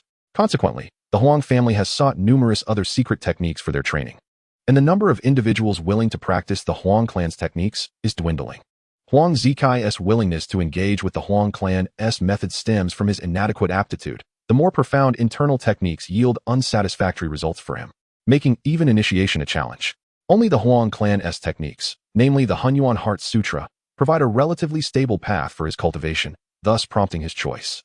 Having cultivated the Hunyuan Heart Sutra to its perfected state does not imply that further training is impossible. Perfection signifies a level of martial prowess rather than a cessation of cultivation. Post-perfection, continued internal training will gradually deepen one's internal energy. The true masters require decades of diligent practice to accumulate their internal force. Zhang Feng possesses a high martial level, yet his training duration is insufficient, resulting in a lack of foundational depth. Thus, when faced with silver-tiered adversaries, he possesses no means of resistance. The older generations of gold and silver-tiered warriors have effectively traded time for strength, their decades of arduous training yielding formidable internal prowess, a culmination of years that cannot be matched by Li Feng's rapid ascent. In truth, Li Feng's progress is already remarkably swift. From the moment he acquired the system to his current state of power, mere days have passed, less than a month, in fact. His current capabilities are nothing short of extraordinary. With curiosity piqued, he glanced once more at the system interface, pondering the potential benefits of strengthening techniques. Now that he had attained a perfected level, he contemplated the possibilities of enhancement, albeit with the caveat that such fortification requires spiritual energy, which he has yet to acquire. The pressing question remains, how does one obtain this elusive spiritual energy? Perhaps items imbued with spiritual qualities can yield spiritual energy. Might Huang Zikai's jade pendant qualify as such an item? A sudden realization struck Li Feng as he recalled the pendant. It lay just upstairs, easily retrievable. A wave of dark energy enveloped him, shrouding his form in an ethereal glow. He leaped gracefully, effortlessly reaching the ceiling, and, as if it were non-existent, penetrated through it. This was the manifestation of his spatial abilities. Upon entering the room, his gaze fell upon Huang Zikai and the others, resting on the bed. His attention was drawn to a jade pendant resting on the bedside table, an exquisite piece of Hetian jade, pure and flawless, radiating beauty. Releasing the dark energy, Li Feng grasped the jade pendant, and at the moment of contact, a system prompt appeared, indicating the presence of spiritual energy. Would he like to recharge? Elation surged through him as his earlier conjecture proved correct. Indeed, it could be recharged with spiritual energy. Without hesitation, he opted to proceed with the recharge. Acquiring 280 points of spiritual energy, Li Feng observed a beam of white light being absorbed from the jade pendant. Subsequently, a system notification announced the acquisition of 280 points of spiritual energy. This jade pendant contained 280 points of spiritual energy, though he pondered whether this amount was substantial or meager. After all, this was his first experience, and he had no reference for comparison. With future absorptions, he would gain a clearer understanding. Meanwhile, the jade pendant that had absorbed the energy rapidly developed cracks and shattered completely. It appeared that once an item absorbed spiritual energy, it could no longer be preserved and would be irreparably damaged. Evidently, spiritual energy was of immense significance to these items. Once lost, they became utterly worthless. However, Li Feng felt no pangs of regret, for he understood that this energy would undoubtedly enhance his own strength. In comparison to external objects, the elevation of his own power held far greater value. As Chun Mo was soon to arrive, Li Feng had no intention of departing. He would remain here to keep watch over Huang Zikai, ensuring that this scoundrel did not flee. Seizing the opportunity before Chun Mo's arrival, he decided to test the effects of the spiritual energy. With 280 points at his disposal, it should significantly bolster his abilities. He resolved to enhance his martial arts techniques first, contemplating the most effective use of his points. The enhancement of attributes yielded minimal effects when the points were scarce. Thus, the strengthening of techniques was paramount. Therefore, when points were limited, he prioritized augmenting his martial arts skills, intending to consider attribute enhancements only when surplus points became available. Upon accessing the system interface, Li Feng was astonished to discover that spiritual energy could be utilized to enhance his supernatural abilities. His 3 supernatural powers had already reached level 4, and advancing from level 4 to level 5 required 1,000 potential points. Unfortunately, Li Feng's potential points were insufficient for this enhancement. However, after recharging his spiritual energy, the system interface revealed that he could expend 10 points of spiritual energy to elevate a level 4 supernatural ability to level 5. This indicated an astonishing conversion rate, where merely 10 points of spiritual energy could substitute for 1,000 points of potential. Nonetheless, Li Feng was not foolish enough to make the exchange. After all, he possessed ample cash, which was relatively easy to acquire, but this spiritual energy lacked a dedicated channel for procurement. Every point was precious. Thus, he resolved to conserve it. Temporarily foregoing the enhancement of his supernatural powers, he opted to prioritize his martial arts techniques. Once a technique reached perfection, it would present the option for further enhancement. The ordinary martial arts required 1 point of spiritual energy for enhancement, while the Xuanwu longevity technique required 3 points, and the Hunyuan Heart Sutra necessitated 10 points per enhancement. He decided to ascertain the effects of enhancing the ordinary martial arts first, as the lower cost made it a more suitable choice for testing. Li Feng had an extensive repertoire of ordinary martial arts. However, he was uncertain about which to select. After some consideration, he realized that the standard techniques offered little benefit. Thus, he resolved to test the enhancement of body-refining martial arts to uncover their true value. With this in mind, he directly chose to enhance the Iron Cloth Shirt. Enhancement of Iron Cloth Shirt 1. Your perfected Iron Cloth Shirt has undergone enhancement, increasing its power. You have unlocked technique enhancement. Multiple techniques of the same level and type can be fused by expending points. A system notification appeared, leaving Li Feng momentarily stunned. The enhancement of his technique had not only increased its power, but he had not anticipated the possibility of fusion. Could this signify the true essence of technique enhancement? The ordinary martial arts could only be enhanced once and could not be further improved after that. However, post-enhancement, they could be fused into a higher-level technique. Would the fusion of ordinary martial arts lead to the creation of a secret transmission? This thought ignited a surge of excitement within Li Feng. Yet, it was premature to celebrate. The specific effects required testing. Next, he focused on enhancing his body-refining techniques. He selected the 13 Bodyguards Golden Bell Shield for enhancement. Enhancement 1. The Iron Cloth Shirt Enhancement 1 and the 13 Bodyguards Golden Bell Shield Enhancement 1 can be fused, consuming 5 points of spiritual energy, resulting in a new ordinary martial art.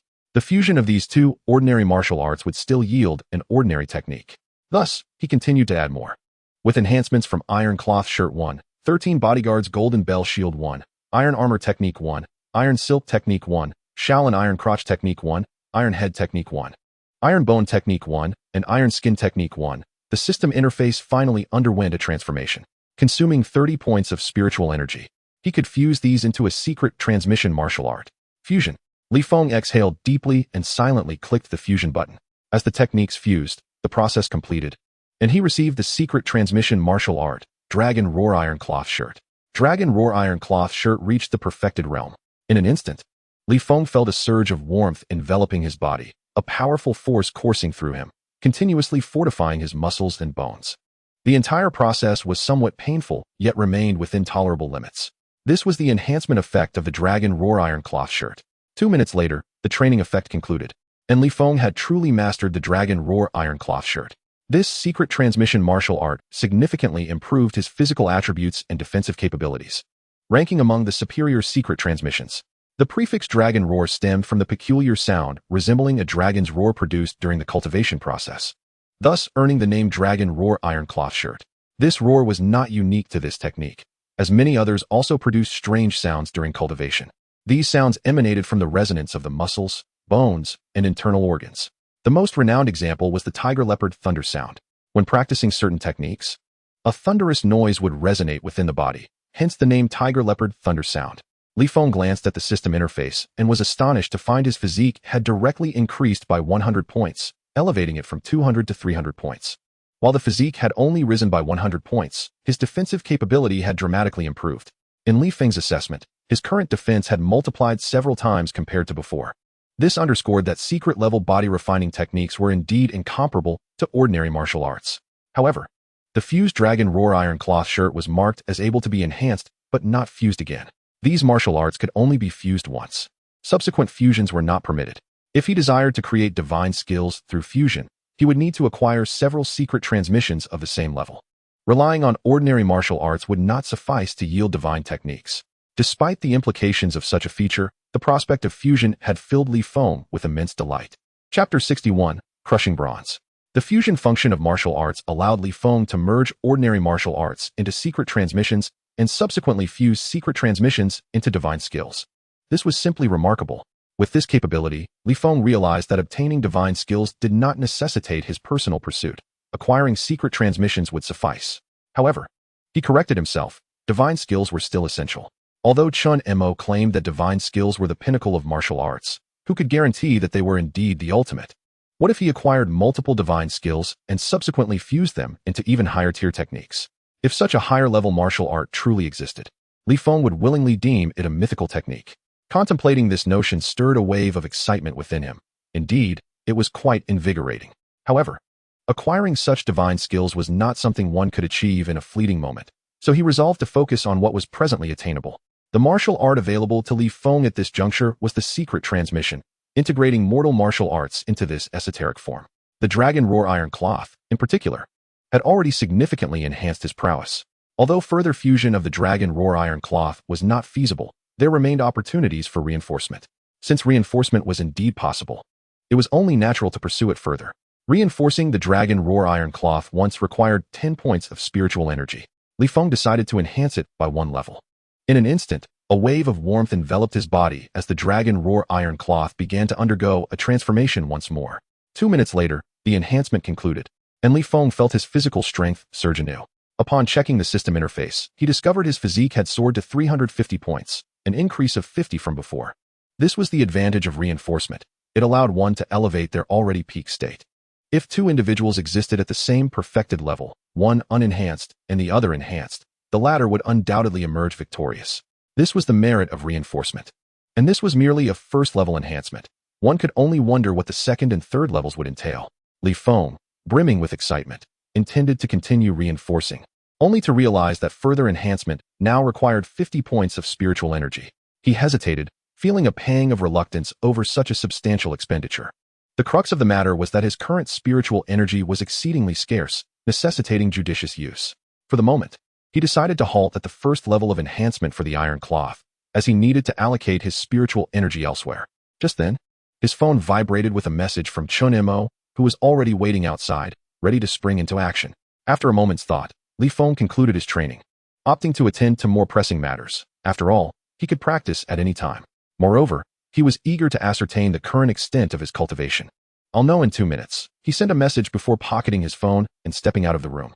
The instant Li Feng emerged from his suite, he startled both the security guard and Uncle Kuan. While the bodyguard hesitated, Uncle Kuan immediately sensed something amiss, throwing open his door and striding out. Upon seeing Li Feng emerge from his young master's room, Uncle Kuan was taken aback. "Who are you? Where's my young master?" he demanded in a low voice. "Zhou, Li Feng, and Huang Zikai are implicated. You might as well surrender," Li Feng replied nonchalantly. Uncle Kuan was taken aback by this revelation. He was well aware of what Zhou represented and recognized that his young master had engaged in actions he ought not to have. His first instinct was to flee, but the gratitude he owed to the Huang family quickly quelled that thought. Moreover, facing a mere youth, after a lifetime of martial practice, he could hardly believe he would be unable to subdue him. Since there was only one opponent, there was no need for further dialogue. Action was required.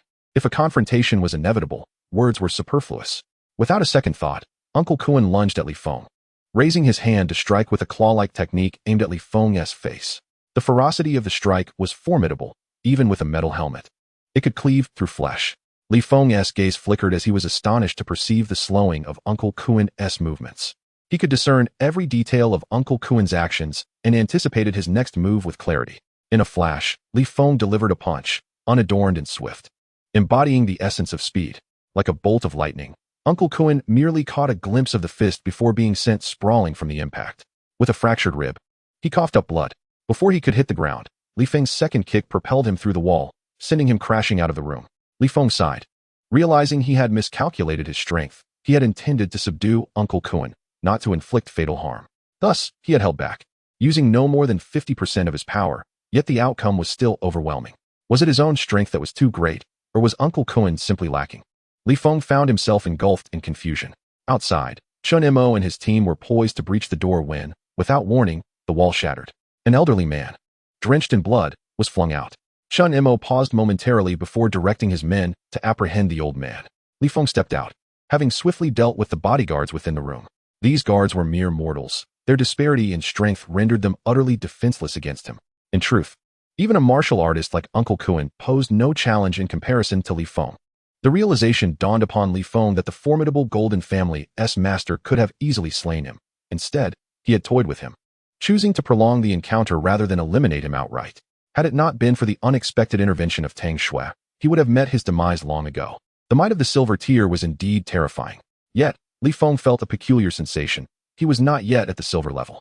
Thanks to the cultivation of the secret Dragon Roar Iron Cloth, his defensive capabilities had perhaps already reached that echelon.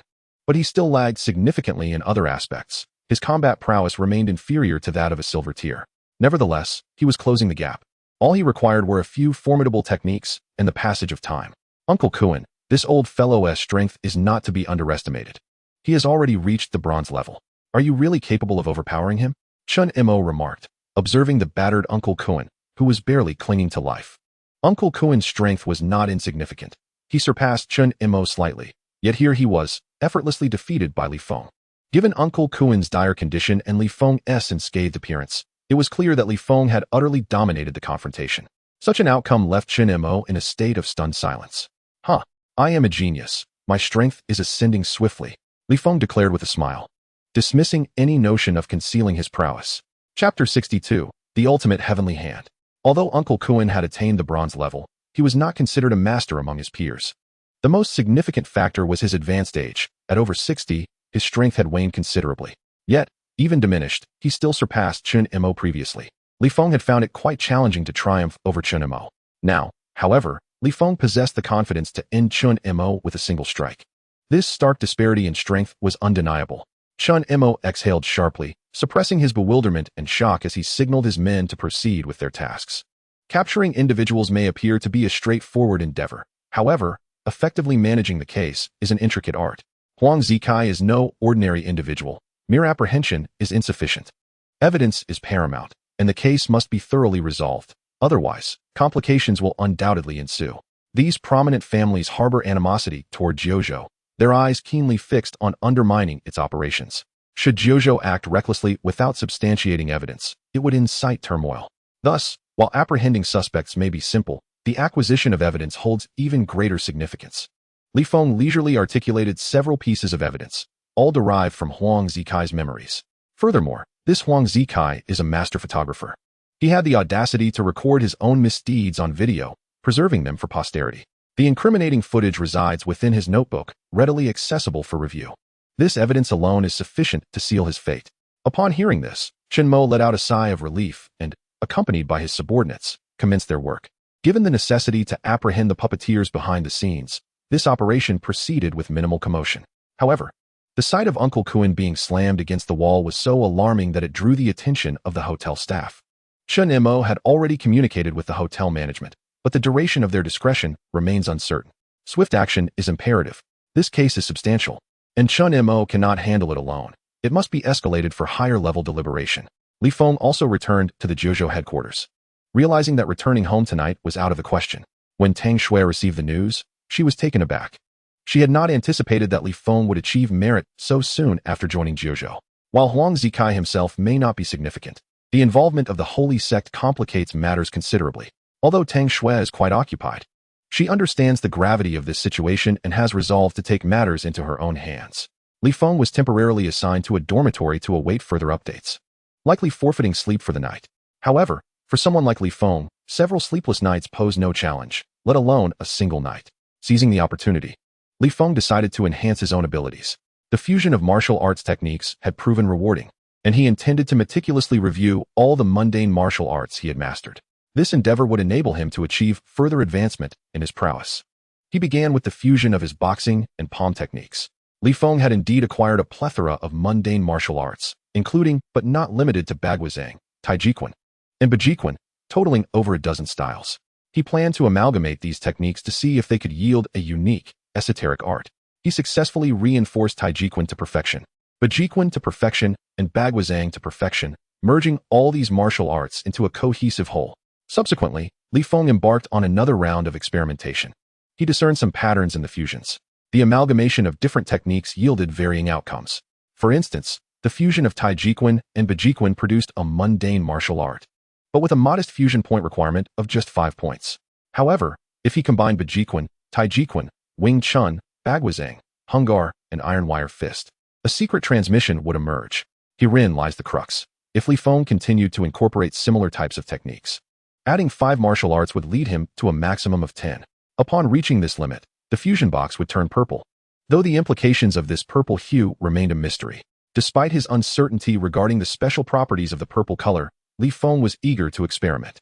As he fused 10 martial arts, the process concluded, and he was greeted with the announcement of a secret transmission martial art, the ultimate heavenly net hand. In an instant, the profound essence of the ultimate heavenly net hand flooded into his mind. Li Feng envisioned a figure on a mountain peak executing boxing techniques. Initially, the style appeared unrefined, reminiscent of both punches and palm techniques, interspersed with elements of grappling and claw techniques. Gradually, however, all these aspects harmonized, coalescing into a unified art. Years of relentless training. 1 year, 2 years, 5 years, 10 years, 30 years, 50 years, culminated in the complete formation of this martial art, aptly named the ultimate heavenly net hand. The term Tian Luo signifies a celestial net. The ultimate heavenly net hand, also referred to as the celestial net hand, encapsulates the profound principles of numerous boxing styles within a singular, intricate technique. This art transcends mere punching, encompassing palm techniques, claw techniques, finger techniques, and grappling. Li Feng exhaled deeply, raising his hands, from which an aura of energy emanated, enveloping them entirely. The color of the energy intensified, eventually transforming into an inky blackness. With a swift motion, he thrust his hands forward, unleashing the energy that pierced through the wall, embedding itself 3 inches deep, such as the ultimate heavenly net hand. This technique, belonging to the realm of secret transmissions, is further distinguished by the prefix ultimate, designating it as an exceptional martial art even among esoteric practices, akin to a pinnacle-grade secret technique. The ultimate heavenly net hand is immensely powerful, yet its cultivation poses formidable challenges. Were it not for the system's ability to allocate points, the time required to master the ultimate heavenly net hand would be unfathomable. Li Feng felt a tinge of regret. Had he known that merging 10 martial arts could yield a supreme technique, he would have been more judicious in gathering a diverse array of martial arts during his earlier fortification of his physical training techniques. However, it was too late now. Even within Jiuzhou, there were not 10 physical training techniques available. Perhaps he could gradually collect more in the future, but for now, he could not rely on that. Though he felt a hint of disappointment, Li Feng quickly regained his composure. After all, he possessed an advantage, even if he lacked one supreme physical training secret.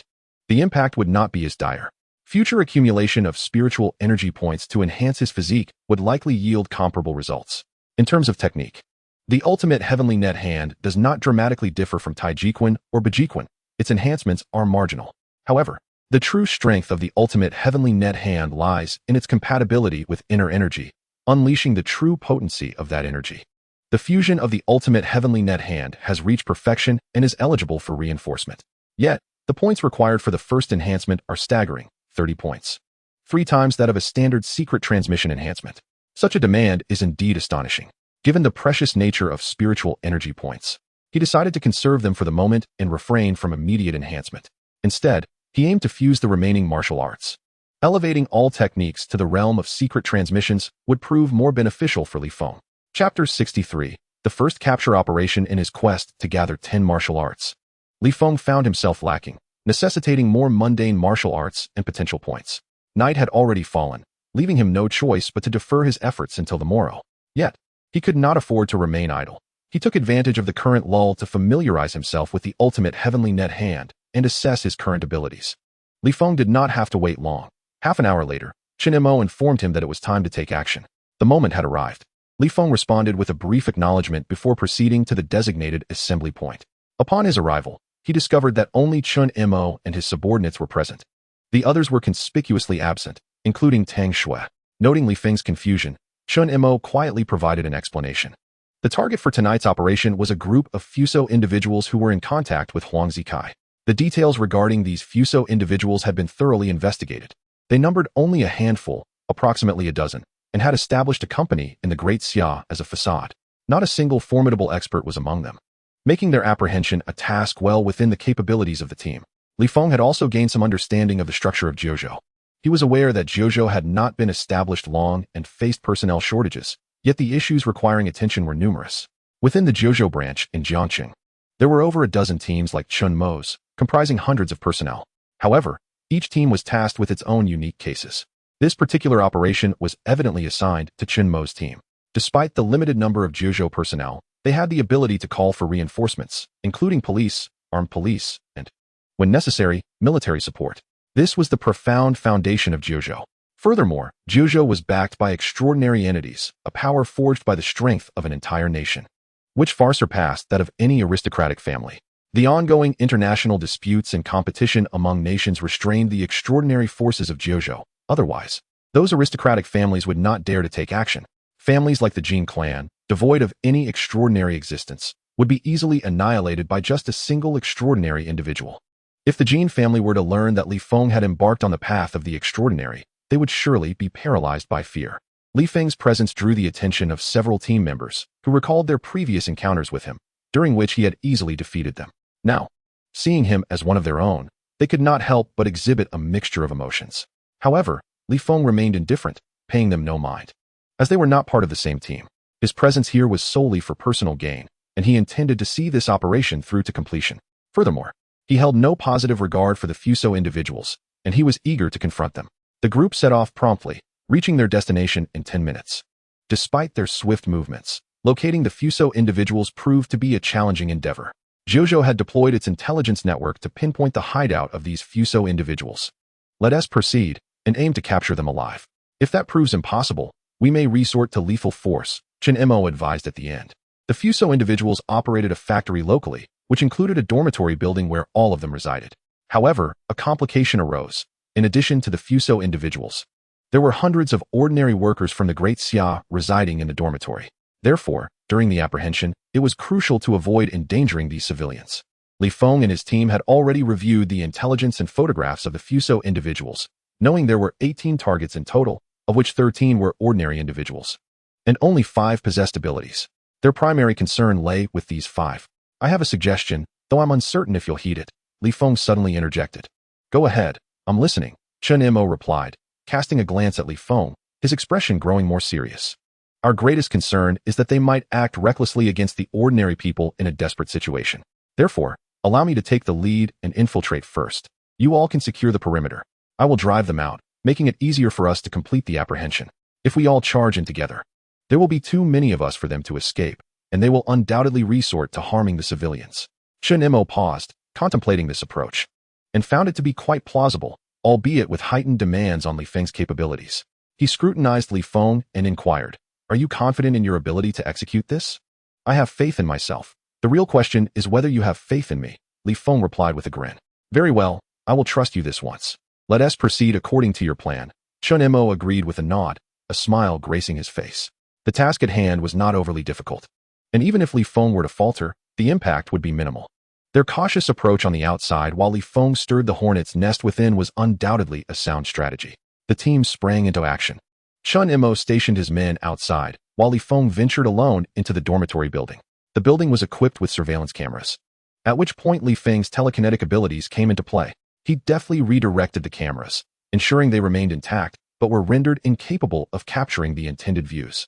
Under such circumstances, the personnel in the monitoring room would have no way of detecting the issue, unless they were vigilantly observing the screens. After disabling several cameras, Li Feng stealthily infiltrated the dormitory. The targets resided on the 3rd floor, which facilitated his apprehension efforts.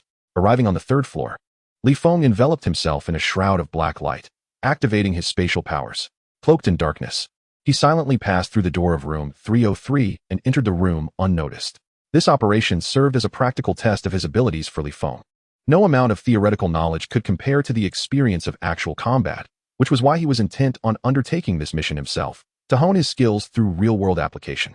In an instant, Li Feng found himself in the bedroom where a woman lay sleeping soundly. She was a Fuso individual and one of the targets. However, she was merely an ordinary person, not an ability wielder. With the black light receded, Li Feng extended a finger and gently tapped her forehead.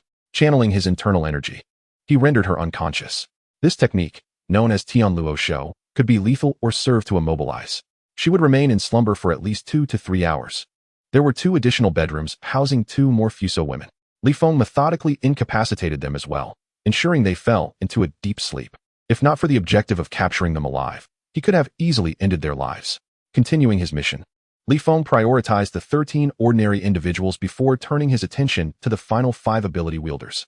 Subduing the 13 ordinary individuals was exceedingly simple for Li Feng. Silently and efficiently, he could eliminate them all. Compared to his former self, the current Li Feng was akin to a terrifying specter of death. Ordinary individuals were no match for him. They were less formidable than a mere chicken, which might flail in protest before its demise. While these ordinary people remained utterly oblivious to Li Feng's approach. This exemplified the terror of ability wielders and, indeed, the terror of Li Feng himself. Only the final 5 ability wielders remained. The strength among ability users varied, and these Fuso individuals were relatively weak in combat prowess. While Li Feng had previously struggled to discern their abilities, he was now beginning to develop an intuitive sense of their strengths, a sensitivity acquired through the awakening of his primordial spirit. As Li Feng approached his target, he could faintly discern the strength of his opponents. The more potent his spiritual energy, the more precise this sensation became. He sensed that none of the 5 individuals before him posed any real threat. Nevertheless, Li Feng felt compelled to test the true extent of his combat prowess. Awakened, he murmured softly. His spiritual energy coalesced into sharp spikes, which, in an instant, pierced through the air towards the 5 slumbering Fusang practitioners. Startled awake from their dreams, they murmured in confusion, "What is happening? Were we just having a nightmare?" At that moment, Li Feng kicked open the door with force, charging into the room and lunging at one of the Fusang practitioners. With the swiftness of a lightning bolt, he unleashed a flurry of throwing knives, which sliced through the air. The Fusang practitioner, caught completely off guard, had no time to react as 10 knives embedded themselves into his body, piercing his dantian and limbs. A blood-curdling scream escaped his lips as he collapsed to the floor, a pool of crimson spreading beneath him. Pathetically weak, Li Feng remarked disdainfully. "Even my throwing knives can easily overpower you." Disinterested, he turned and dashed towards the adjacent bedroom. Inside, a Fusang practitioner had drawn a firearm, aiming it directly at Li Feng. The precision of his aim was commendable. The bullet sped towards Li Feng's forehead, intending to deliver a fatal shot. Yet, Li Feng's protective inner energy surged forth, deflecting the bullet harmlessly away. His internal power was formidable enough to withstand ordinary bullets, though he was wary of larger calibers like sniper rounds. With a swift gesture, Li Feng activated his Tianluo hand technique, sending a claw-like shadow that pierced through the body of the Fusang practitioner. The man let out a desperate cry before collapsing lifelessly to the ground. Li Feng frowned. He had exerted too much force and inadvertently killed him. He had intended to leave a survivor for interrogation, but the opponent's weakness had led to a fatal miscalculation. Suddenly, voices erupted from next door. "Something's happened to Takeda. We must hurry." The remaining 3 Fusang practitioners brandished their weapons and charged in, armed with their oriental swords. One of them shouted angrily, "Who are you, and why are you attacking us?" "Ugh, I detest fools like you," Li Feng replied coldly, his figure flickering as he lunged at the trio. "He's skilled. Be cautious," one of them warned. "Kawashita, attack." Kawashita nodded vigorously and directed an invisible force towards Li Feng, momentarily immobilizing him. Li Feng found his body inexplicably frozen, his consciousness alert but unable to move. In an instant, he realized that this was the ability of his adversary. The other 2 Fusang practitioners, armed with their swords, slashed at him, their faces contorted with malicious glee. Li Feng's body remained motionless, even his protective energy unable to activate. It felt as if death was imminent. Yet, his eyes betrayed no hint of panic. "It is time to test the efficacy of the dragon roar iron cloth," he thought. With a resounding clang, the 2 swords struck him with force. His garments were swiftly shredded, yet the blades failed to penetrate his flesh. The dragon roar iron cloth had flawlessly defended against their assault. The 3 Fusang practitioners stood agape, utterly dumbfounded. A cruel smile crept across Li Feng's lips as his body regained its normal function. The discomfort he had just experienced was intolerable, and he felt the need to release his pent-up frustration. With a swift motion, he unleashed the Tianluo hand once more, his hands reaching out to grasp the 2 Fusang practitioners. They reacted quickly, swinging their swords at him, but their strikes were utterly ineffectual. Li Feng's hands penetrated their chests, seizing their innards and yanking them out with a horrifying ease. Their anguished screams echoed in the room as they watched their own entrails fall to the ground. Kawashita was rendered speechless, paralyzed by fear. However, his immobilizing ability required several minutes to recharge, rendering him temporarily incapable of using it again. Yet, Li Feng had no intention of waiting. He lunged toward him. "Kill him," Kawashita bellowed, slashing at Li Feng. Li Feng effortlessly caught the blade, the edge posing no threat to him. With a powerful tug, he wrested the oriental sword from Kawashita's grip, countering with 3 swift strikes, one severing his legs, and 2 more slicing off his arms. Now disarmed, Kawashita was left incapacitated, devoid of any combat ability. Had Li Feng not intended to keep him alive for questioning, he would undoubtedly have met a grim fate. Li Feng, for the first time, experienced the peculiarities of an awakened individual's abilities. It was undeniably strange. Despite his overwhelming power, he had still been momentarily restrained. 2 seconds might seem trivial, but in the realm of skilled combat, it could spell the difference between life and death. One must never underestimate an opponent. Li Feng pondered seriously. "Old Shun, come here and apprehend them." Li Feng sent a brief message on his phone. "Apprehend? Chinemo." Upon receiving the message, was taken aback. Hadn't they agreed to surround the area outside? How had it turned into an order to enter and capture? Without hesitation, He rushed in with his subordinates. Upon entering, they were astonished to find that the Fusang practitioners they were meant to capture had already been dealt with by Li Feng.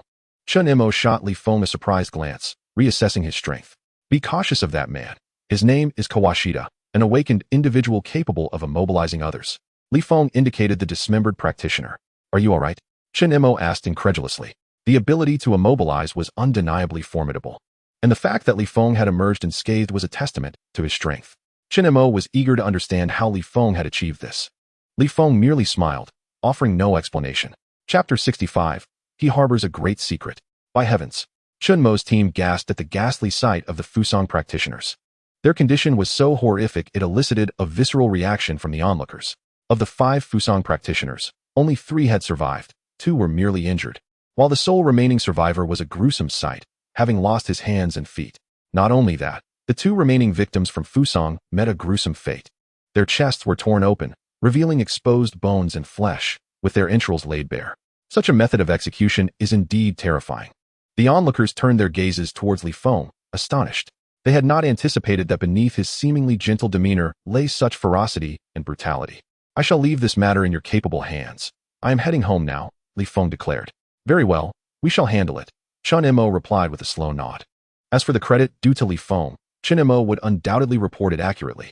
Although Li Feng had known Chen Imo for a short time, he sensed that Chen Imo was a man of integrity, not one to usurp credit for others' deeds. Upon returning to the hotel, Li Feng took a shower and quickly succumbed to a deep slumber. Though he felt quite alert without sleep, indulging in a refreshing rest was undeniably a delightful experience. When Li Feng awoke, it was already past 9 in the morning. After freshening up and having breakfast, he called the bank once more, requesting to withdraw a substantial amount of cash. Mr. Li, may I inquire what purpose you have for such a large withdrawal?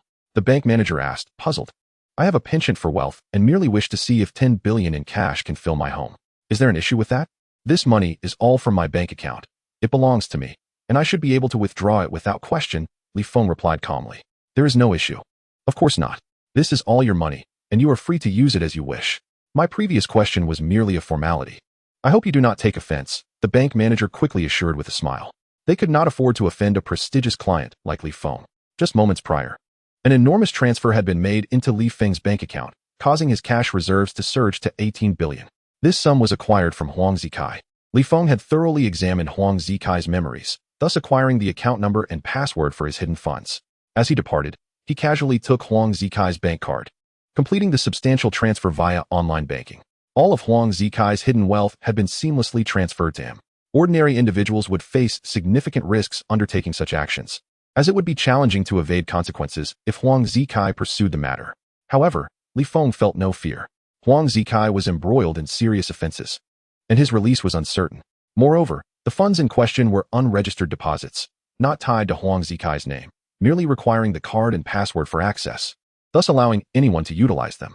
Consequently, Huang Zikai remained blissfully unaware of the predicament his funds faced, continuing to dream of a resurgence upon his release, relying on this money. Furthermore, even if Huang Zikai reported the funds and scrutiny ensued, Li Feng remained untroubled. After all, the Li family's assets were substantial, and Li Feng had yet to claim his rightful inheritance. Should an inquiry arise, any repercussions could simply be deducted from the Li family's wealth. For Li Feng, replenishing his cash reserves was of utmost importance. Other matters could be set aside. This time, he aimed for a grand venture, seeking to recharge 10 billion in cash, which would yield him 10,000 potential points, sufficient for his needs. Should 10 billion prove inadequate, he would continue to withdraw more. To Li Feng, cash was merely paper, devoid of any burden in its use. Conversely, spiritual energy lacked a stable acquisition channel and required careful management. However, withdrawing such a large sum from the bank was no simple feat. Smaller amounts posed fewer challenges, but withdrawing 10 billion at once was indeed cumbersome. An appointment had already been arranged with the bank, and the funds would be prepared for Li Feng the following day. After concluding his call with the bank, Li Feng received a message regarding a mission from Chen Imo, inquiring if he wished to participate in confronting the Tianxi Society. The Tianxi Society was the true name of the holy sect, which was merely a self-glorifying title for what was, in reality, a cult. The Tianxi Society possessed formidable strength and was not easily confronted. However, this operation would target only a small faction of the society, alongside dealing with the Huang family, as Huang Zikai had become involved with the cult. Having received the mission details, Chen Imo sought Li Feng's participation. All right, I will join. Li Feng replied after a moment's contemplation, eager for merit and to engage in more combat to hone his skills. The most effective way to train was through real combat. His previous encounter with the Fusang individuals had prevented him from fully showcasing his abilities. He hoped this operation against the Tianxi society would bring some surprises. The two met at the precinct and boarded a vehicle with Chen Mo. To Li Feng's surprise, the cold and aloof Tang Shui occupied the front passenger seat. Tang Shui is here too, he thought. Tang Shui's gaze swept over Li Feng before abruptly settling, her brow furrowing in confusion as she regarded him. Previously, Li Feng had struck her as a slightly more robust and unremarkable in appearance. Yet upon seeing him for a second time, she sensed an entirely different aura emanating from him, a faint yet palpable air of threat. Li Feng had become a figure of potential intimidation. It was astonishing, truly beyond belief. How could he have grown so rapidly in such a short span of time? There had to be significant secrets fueling his swift ascent. Yet, she mused inwardly. What does that have to do with me? She averted her gaze from Li Feng, coldly stating, "Let us depart." As Li Feng felt the intensity of Tang Shui's scrutiny, he finally exhaled, relieved. Chapter 66, The Tianxi Society. With Tang Shui as their leader, the atmosphere in the car became somewhat stifling. Unless Tang Shui spoke, no one dared to utter a word. Even Li Feng found himself devoid of the inclination to engage in conversation, primarily due to Tang Shui's overwhelming strength and frosty demeanor, which created a barrier to communication. After a moment of contemplation, Li Feng chose to close his eyes and rest. The vehicle sped along the highway, heading towards Sioux City. An hour and a half later, they arrived in the urban area of Sioux City and made their way directly to the Jiuzhou precinct. The precinct chief was already present, awaiting Tang Shui's arrival to personally greet her. After exchanging pleasantries, several leaders proceeded to the office for discussions regarding their operation, while Li Feng and the others were assigned a place to rest. At last, with Tang Shui absent from the scene, Chen Mo felt a sense of relief wash over him as he greeted Li Feng with a smile. Approaching Li Feng, he whispered, "This time, it's a joint operation. Experts from several nearby cities' branches have been dispatched. During the operation, there will be quite a number of people involved. However, we are merely providing assistance. The real heavy lifting will be handled by the director and his team." Li Feng's realization dawned upon him. So that was the case. Yet, a lingering confusion remained in his heart. Was their adversary truly so formidable that it warranted the aid of elite members from the neighboring cities? Chen Mo discerned Li Feng's thoughts and quietly remarked, "Are you wondering why such a large contingent is necessary? Why can't the local Jiuzhou handle it alone?" Li Feng nodded slightly, indicating his curiosity. "As one of us now, I shall speak candidly. The truth is, we are short-staffed in Jiuzhou," Chen Mo explained softly. "In terms of population, our great Xia nation is certainly not lacking. Over 1 billion people, one of the most populous countries in the world. However, with a large population comes the need to manage even more cities and residents. Each city and county requires a Jiuzhou presence for defense, which disperses our personnel across various locations. Thus, when it comes to major operations, we can only mobilize experts from different branches to participate. In truth, we do have skilled individuals. However, they are often occupied with more pressing tasks, leaving us to handle the routine cases." Chen Mo continued in a hushed tone, "Of course, this information isn't classified. Many are aware of it. If it were a true opportunity, I wouldn't explain it to you so thoroughly." Li Feng nodded. Yet his curiosity about the whereabouts of those experts only deepened. If there were questions, they should be asked directly. "Where have those experts gone?" he inquired. "Generally, they are engaged in 2 key tasks: repelling foreign invasions and guarding significant forbidden areas. However, as a minor figure, I am not privy to the details of such matters. If you wish to uncover the real answers, you will need to ascend the ranks," Chen Mo replied. Li Feng chuckled, choosing silence. Ascending the ranks held little allure for him. He prioritized the enhancement of his own abilities. He had already touched upon the extraordinary realm, and with each step he took toward true transcendence, power and status would naturally follow. The potency of authority bestowed by others could never compare to the strength he wielded himself. Half an hour later, the group set off once more. Li Feng observed the other branch experts, noting several whose auras were formidable, rivaling, if not surpassing, that of Tang Shui. Indeed, this operation had drawn many capable individuals. News from the Huang family had been tightly sealed. They would not be targeted for the time being. The focus was on the Tianxi Society's stronghold in Sioux City. Once they dealt with the Tianxi Society, they would turn their attention to the Huang family. Nonetheless, the Huang family was under surveillance, ready for immediate capture. Having committed such grievous offenses within the borders of Great Xia, the Huang family had no chance of redemption. The target stronghold of the Tianxi Society lay within a seafood processing factory. Who would have guessed that this unassuming place would serve as their base? Tang Shui and 5 other experts charged directly into the stronghold, while Li Feng and Chun Mo were tasked with securing the perimeter. Every member of the Tianxi society attempting to flee was to be executed without mercy. It was not that they wished to take prisoners. The Tianxi society, as a cult, was not easily subdued. Thus, eliminating them on the spot was deemed the most favorable outcome. To minimize their own casualties, they were permitted to kill these cult members on sight. Li Feng looked up to see Tang Shui soaring through the air, her form gliding effortlessly more than 10 meters high. With a flourish of her long sword, she unleashed a wave of icy blue sword energy that cleaved through the building beneath her. In a single strike, she split a structure apart. From the wreckage, a figure leaped high, blocking Tang Shui's assault, while a dozen others swiftly fled. The 4 experts of comparable caliber to Tang Shui unleashed their own attacks, suppressing the members of the Tianxi society. Though this was merely one of the society's strongholds, the number of experts present was limited.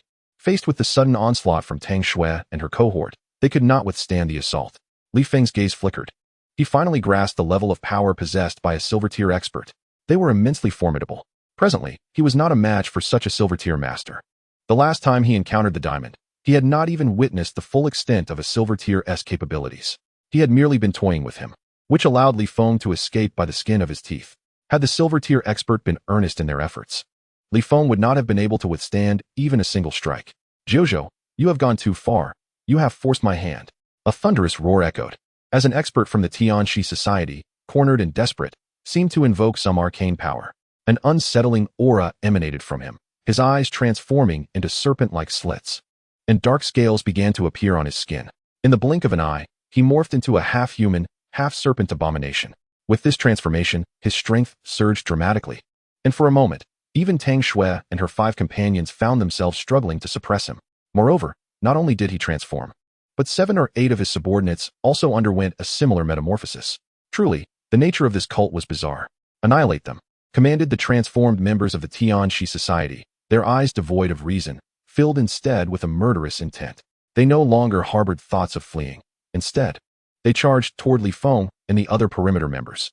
Li Feng was momentarily taken aback, surprised to find that with the emergence of these monsters, the purifying flames within him began to flicker restlessly. Chapter 67. The Purifying Flames Unleashed. A horde of half-human, half-serpent monsters surged toward the perimeter, and 3 such creatures had already approached Li Feng. Suddenly, gunfire erupted beside him. His colleagues had opened fire. They were all armed, as expected of a national agency. Li Feng himself carried a sidearm, but he realized that in the face of these monsters, such weaponry was virtually ineffective. The bullets simply ricocheted off their bodies. Whether due to some protective energy or the sheer toughness of their skin, firearms were rendered futile. One of the monsters lunged at Li Feng, its claws swiping toward him. Not fast enough, Li Feng assessed internally. In reality, the creature was quite swift. It was merely that Li Feng's enhanced vision allowed him to perceive its movements as if they were in slow motion. Li Feng executed a punch with remarkable composure, propelling the monster into the air.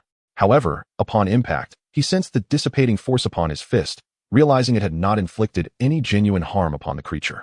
Consequently, the beast, having been struck, swiftly regained its footing, pivoted, and darted away from Li Feng, evidently aware of his formidable prowess and unwilling to confront him directly.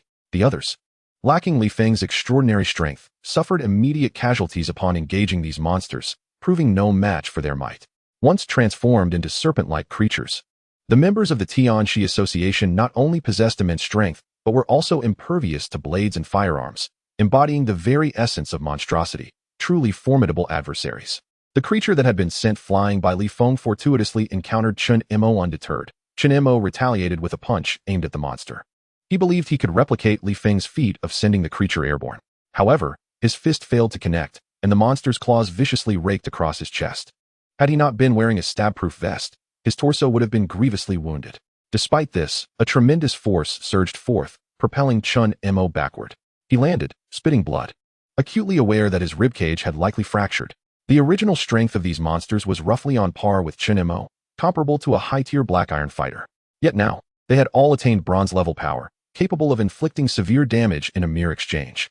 The malevolent gaze of the monster fixated upon Chun Mo's throat as it accelerated towards him, its claws glinting ominously in the dim light. Overwhelmed with dread, Chun Mo instinctively shut his eyes, bracing for death. Suddenly, a figure dashed past him and delivered a punch that sent the monster hurtling away. As the creature was propelled, the figure rapidly pursued, Unleashing a flurry of punches, dozens struck the beast, sending it soaring further into the distance. This figure was none other than Li Feng. Li Feng harbored unwavering confidence in his fists. With the destructive power he was currently capable of unleashing, even steel or an automobile would be obliterated upon impact. Yet, astonishingly, the monster he had sent flying bore only superficial damage, with a few scales marred, but no actual injuries. What incredible defensive capabilities, he mused. Truly, monsters were formidable. Of course, Li Feng had not unleashed his full potential. He had merely relied on his physical prowess, withholding the use of his internal energy and the Tian Luo technique. It was clear that resorting to his true skills was imperative. With the Hunyuan Heart Sutra, Xuanwu internal energy, and Tian Luo technique at his disposal, Li Feng unleashed his most potent techniques, enveloping his hands in a dark, fierce energy. The monster, now fully aware, retaliated with a claw swipe. In response, Li Feng executed the Tian Luo technique, seizing the creature's claw. With a resounding crack, he crushed the monster's paw, exposing its white bones. Undeterred, Li Feng lunged toward the monster, allowing the full force of the Tian Luo technique to erupt, shattering the creature's armored scales as if they were mere paper. With a single claw strike, he breached the monster's chest, seizing its heart. However, a horrifying spectacle unfolded. The creature, despite having its heart crushed, did not succumb immediately. Instead, it emitted a horrific roar, and its other unscathed claw lunged towards Li Feng's chest. Within Li Feng, a dragon's roar reverberated as the dragon roar iron cloth technique activated. Although the monster's claw tore through his clothing, it failed to inflict any harm. Not even breaking the skin. Li Feng's defenses were indeed formidable, a combination of his robust physique and the superior power of the dragon roar iron cloth technique. Yet, he found himself momentarily stunned, sensing the purification flame within his chest pulsating more vigorously, as if eager to escape. With the monster before him already under his control, Li Feng relinquished his hold on the purification flame to discern its intentions. The moment he did, the flames surged from his chest, traveling down his arm and into the monster's body. Before the creature could react, the purification flame ignited within it. The flame, a pure white, enveloped the monster, which screamed in agony before collapsing to the ground, its form reverting to that of an ordinary human. Yet, it was too late. The creature was deceased. A flash of pure white flame darted back into Li Feng's body. Upon reflection, he discovered that the purification flame had grown by 1/10 of its previous size. It became clear to him that the monster had been tainted by some unclean essence, transforming it from an ordinary individual into a beast. While its newfound strength was formidable, boasting bronze-level combat capabilities, it was precisely this taint that made it a source of sustenance for the purification flame, which thrived on such entities. Thus, upon the monster's emergence, the flame had become agitated, sensing that consuming the creature's essence would enhance its own power. Li Feng pondered the implications. If one serpent monster had such an effect, surely others would as well. The Tianxi Association must harbor more of these creatures. Suddenly, the organization appeared somewhat endearing to him. Chapter 68. The pollution of extraordinary blood. At this moment, the Tianxi Association, a nefarious cult, seemed almost charming in Li Feng's eyes. If only more serpent monsters were to appear, he could rapidly amplify the potency of the purification flame. While its influence on physical matter was minimal, it could wreak havoc upon the soul. Though the purification flame was currently weak, its future potential was immense. The remaining monsters had been contained, yet the battle at hand remained grim. The primary issue lay in these creatures' extraordinary vitality. They were exceedingly difficult to slay, rapidly regenerating even when injured, rendering them a formidable challenge. Li Feng was struck by an unusual realization. These monsters evoked a sense of kinship within him, not in the sense that he too was a monster, but rather that they belonged to the same tier of existence as he did. Pressed for time, Li Feng could not dwell on this thought further, as the monsters were pressing their advantage. He charged towards the nearest beast, employing the Tian Luo technique once more, aiming to seize the creature. The monster reacted swiftly, sensing Li Feng's threat, and abandoned its previous opponent, swiping a claw at him in retaliation. Li Feng's Tian Luo hand transformed into claws, which interlocked as he firmly grasped the monster's hand. While his own hands remained unscathed, the creature's hand was left in tatters. With a powerful tug, Li Feng pulled the monster closer, and with his other hand, he struck the creature's forehead. Despite the formidable hardness of the monster's skull, it proved utterly incapable of withstanding the force of Li Feng's palm, resulting in a devastating blow that shattered its forehead. Li Feng could see the monster's brain matter splattered forth. Yet, astonishingly, this creature did not succumb to such grievous harm. Instead, it grew increasingly ferocious. Supernatural. Immortal genes. Li Feng was taken aback. He finally comprehended the nature of this monster, through some peculiar method. These beings had entered a transient state of the extraordinary after their transformation, endowed with these immortal genes. Thus, even if their hearts were pulverized or their heads exploded, they would not easily perish. This was the essence of the extraordinary's immortality. However, the price they paid was immense. They had to transform from living humans into monsters. Whether this state could be reversed remained uncertain. Li Feng pondered whether they could voluntarily revert to normalcy. But he knew his purifying flames could restore these monsters to their human forms. Once they returned to normal, they would lose their immortal genes and would undoubtedly perish from severe injuries. Li Feng had unraveled the logic behind it all. A small, pure white flame appeared in his hand. Upon encountering the wounds on the monster's body, the flame infused itself directly into the creature, and within 3 seconds, it would absorb the bizarre essence within, reverting the monster to a normal human. This was purification. The purifying flames could cleanse all anomalies. Li Feng had gained deeper insight into the use of these purifying flames. The onlookers, initially overwhelmed by the monsters, felt a renewed sense of hope upon Zhang Feng's sudden arrival, akin to a potent tonic invigorating their spirits. "Brothers, reinforcements have arrived. Let us hold on a little longer," someone shouted.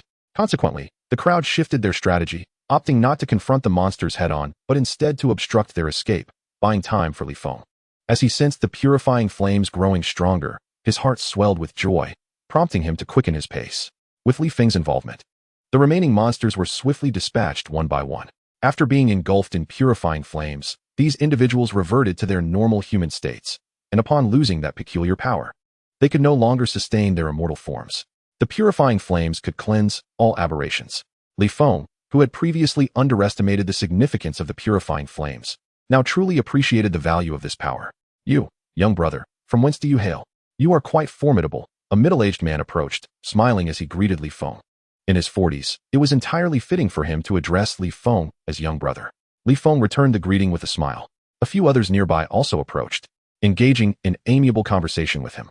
Regardless of their circumstances, they were all members of the 9 provinces, and with Li Feng's formidable power, they regarded him with newfound respect. At that moment, the battle in the arena was drawing to a close.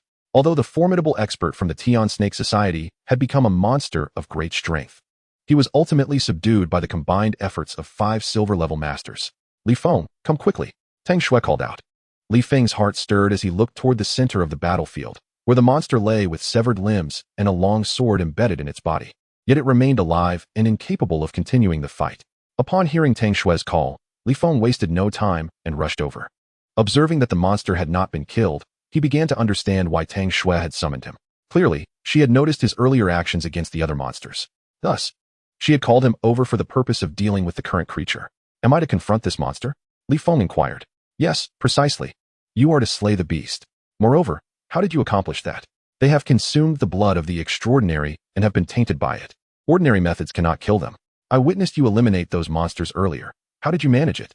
Tang Shui asked, her voice cool and inquisitive. "Consumed the blood of the extraordinary and tainted by it?" Li Feng reflected on her words, finally grasping the answer to the transformation of these creatures. It was indeed the consumption of extraordinary blood. Thus, he too was considered a half-exceptional being. What changes would occur if his blood were consumed? This thought suddenly crossed his mind. Furthermore, he was eager to learn another matter. If the extraordinary could not be killed by Tang Shui and her companions, could he be killed as well? As a being of the extraordinary himself, endowed with immortal genes, could they also fail to end his life? Li Feng was woefully lacking in knowledge in this regard and was keen to clarify this point. "I possess a unique ability to dispel evil, restoring them to normalcy, which naturally allows me to kill them," Li Feng earnestly explained. "But you cannot kill these monsters?" he inquired humbly. "Not that we cannot kill them, but rather, it is too troublesome," a man beside him replied with a smile. Upon noticing Li Feng's gaze, the man elaborated, "Monsters tainted by extraordinary blood can indeed be killed. There are 3 methods to do so. Please enlighten me," Li Feng said with sincerity. Chapter 69, Li Feng becomes desirable. The first method is to let the extraordinary take action, using their power to directly suppress and kill the monster. This is the simplest yet most challenging approach, given that extraordinary beings are not easily encountered. The second method is to continue attacking until the essence of the extraordinary blood within them is exhausted, at which point they will die. However, this method is time-consuming. The third method involves utilizing spiritual substances for annihilation, which can also easily kill them. But spiritual substances are exceedingly precious, and we are reluctant to use them. Since you possess such an ability, it seems you are best suited to handle this. Actually, There is a fourth, unconventional method, whereby awakened individuals like you can manifest peculiar abilities to combat these tainted beings. However, such unconventional methods are rare and not counted among the primary options. Li Feng nodded, beginning to understand. They were not incapable of killing the monster before them. They merely found it bothersome and did not wish to squander their precious spiritual items. As Li Feng observed them, he sensed a familiar aura emanating from them, similar to that of the jade pendant he had found on Huang Zikai, likely a spiritual item. They possessed such items, but were hesitant to utilize them. Not only them, but Li Feng himself was also reluctant to use such precious resources. Recognizing the rarity of the opportunity, he pressed on, asking, "What is a spiritual item, and where can I obtain one?" The man spoke kindly, stating that there are items imbued with a certain spirit, though he refrained from elaborating further. As for where one might acquire such items, that would depend on luck. Perhaps they could be found in secret realms or ancient tombs. His demeanor towards Li Feng was surprisingly amiable. If you have any questions, feel free to ask later. For now, why not test whether you can contend with this creature? Interjected Tang Shui. Li Feng nodded, eager to discover if his purifying flames could withstand the monster before him. Although he had encountered similar creatures before, those had been significantly weaker in comparison. The creature now confronting him was of a different caliber entirely. A small, pure white flame flickered at Li Feng's fingertips. Though its size remained unchanged, its potency had undeniably increased, a result of absorbing the extraordinary blood from the monsters he had previously faced. Li Feng had come to understand that this extraordinary blood could corrupt ordinary humans, transforming them into monsters. Conversely, his purifying flames could absorb this blood from the creatures, thereby enhancing their strength. This led him to ponder whether he could use his own blood to further empower his purifying flames, though he felt a sense of doubt. There were undoubtedly critical aspects he had yet to comprehend. Finally, Li Feng's fingers made contact with the creature, and the small white flame gradually seeped into the wound. He had previously discovered that the purifying flames penetrated much more swiftly through an open wound. Without such an opening, the process would be considerably slower. As the pure white flame entered the creature's body, it emitted a wretched scream, and wisps of white flame flickered across its surface. In the past, purifying a monster had taken mere seconds, but now the process was markedly slower. Nevertheless, Li Feng sensed that the creature was indeed undergoing purification. There's progress, albeit at a slower pace. "Young man, your abilities are commendable, though there is room for improvement," remarked a middle-aged gentleman with glasses, his expression one of genuine goodwill. Those in leadership positions, such as the branch directors, held a great appreciation for individuals with unique abilities like Li Feng's. "Don't get any ideas about him. He's under my protection," Tang Shui said coolly. Previously, she had held a rather unfavorable impression of Li Feng and had not given him much thought. However, upon realizing his capability to combat monsters, her perspective shifted dramatically. While Li Feng himself had yet to grasp the significance of his purifying flames, the branch directors were already recognizing his value. In truth, they seldom encountered creatures like the one before them, yet they frequently dealt with troublesome entities that required containment by professionals. With Li Feng's abilities unveiled, they could now assign him to handle such matters, thus highlighting his worth. The branch directors were quite eager for someone of Li Feng's caliber, yet Tang Shui's declaration made it clear that they could not pursue him further. Given their shared organizational ties, while outright poaching was out of the question, establishing a rapport was certainly acceptable. The four branch directors approached Li Feng to exchange contact information, expressing a desire to gather in the future. Li Feng felt surprised. He had not anticipated that these silver-ranked experts would be so approachable. Naturally, he understood that their amiable demeanor stemmed from his perceived utility. Had he remained an ordinary individual without such value, it was unlikely they would have treated him with such warmth. Yet, Li Feng felt no resentment. Such is the nature of humanity. It is indeed a cause for celebration to possess a value that can be utilized. A person devoid of any value for others is, in fact, a rather pitiable existence. After a full 10 minutes had passed, the creature was finally rid of the extraordinary blood that had tainted it, reverting to its former human state. Stripped of the extraordinary blood's influence, it could no longer perpetrate evil and was promptly detained for further questioning. Li Feng withdrew his purifying flames, noticing a significant enhancement in their potency, having effectively doubled since their initial manifestation. "Young Li, your abilities are truly impressive. Should you find yourself uncomfortable in Jiangqing, feel free to visit us in Xiqing. I shall ensure you are well taken care of," said the director from Xiqing earnestly. "Lu City extends the same offer. You can rest assured regarding the treatment," added the director from Lu City hastily. "You all need to back off. Li Feng is one of ours from Jiangqing, so don't entertain thoughts of poaching him," Tang Shui interjected, visibly vexed. Jiangqing, being a relatively small city, had few exceptional talents, and they could not afford to lose Li Feng so easily. "Haha, We merely seek to establish a connection with young Li. Come now, Tang. No need to be so agitated, chuckled the director from Xiqing, the eldest among them and possessing the most seniority, allowing him to command a certain respect even from Tang Shui. Let's go and deal with the Huang family, Tang Shui said, biting her lip in frustration as she led Li Feng away. As they departed, the faint sounds of laughter from the directors trailed behind them. Tang Shui was infuriated, yet felt helpless. Chapter 70. Confrontation with Silver. Why didn't you mention this ability before? Tang Shui asked coldly, her tone less than pleasant. You never inquired, Li Feng thought to himself, though he refrained from voicing this sentiment. He was well aware of Tang Shui's temper. Uttering such a remark would surely provoke her ire. It was wise to tread lightly around a capable and strikingly attractive woman like her. Thus, he replied softly, I was unaware of its potential until I encountered this monster just now. Tang Shui responded quietly. Your ability should be capable of dispelling the spiritual essence within the extraordinary blood, allowing the tainted humans to return to normal. This power is invaluable, and you must endeavor to develop it further. Why does extraordinary blood possess such a corruptive capability? Has the extraordinary become a malignant growth? Li Feng seized the opportunity to inquire. To ordinary people, extraordinary beings indeed represented a form of toxicity. It is akin to nuclear power, which harbors immense energy capable of providing humanity with substantial resources, yet its potency is so overwhelming that mere mortals exposed to it risk contamination from radiation. The extraordinary blood similarly contains such formidable power that ordinary humans cannot withstand it. If they fail to resist, they risk succumbing to its corruption.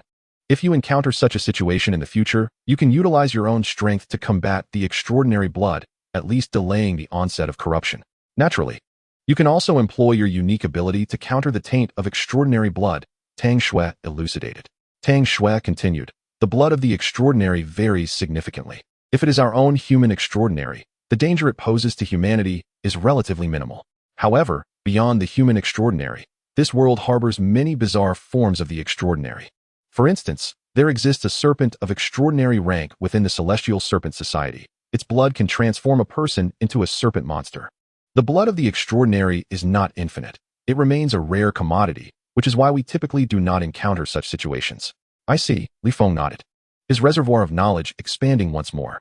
The concealed wisdom of this world is indeed vast. So how can spiritual substances combat the blood of the extraordinary? Why didn't you use spiritual substances against it before? He inquired further. Tang Shui's patience began to wear thin, yet recognizing Li Feng's value, she suppressed her irritation and explained softly, using spiritual substances against the blood of the extraordinary would deplete one's own spiritual essence. It may be employed as a last resort, but with your abilities, the consumption of spiritual essence can be mitigated. Thus, we prefer to avoid using spiritual substances whenever possible. The reduction of one's spiritual essence is not irreversible. It can gradually be restored, albeit with some inconvenience. Therefore, it is best to refrain from using them if we can. Tang Shui's explanation deepened Li Feng's understanding of spiritual essence. Moreover, spiritual substances could replenish Li Feng's energy, granting him spiritual power. As for some of Li Feng's queries, Tang Shui provided insights, but their journey to the Huang family was not far, and time was of the essence for the two of them. Although the Huang family was merely a second-rate clan, their strength was considerable, and they were not easily dealt with. In addition to Tang Shui leading the team, there was also a local silver-level expert from Sioux City, who was already coordinating a siege around the Huang family. The Huang family had sensed the unusual atmosphere long ago, and were hastily reaching out to their connections, hoping to ascertain what transpired and to mitigate the impending crisis. If it were true that Jojo sought to annihilate the Huang family, they would possess no capacity for resistance. Although Jojo's local strength was not overly formidable, it was backed by the power of the state.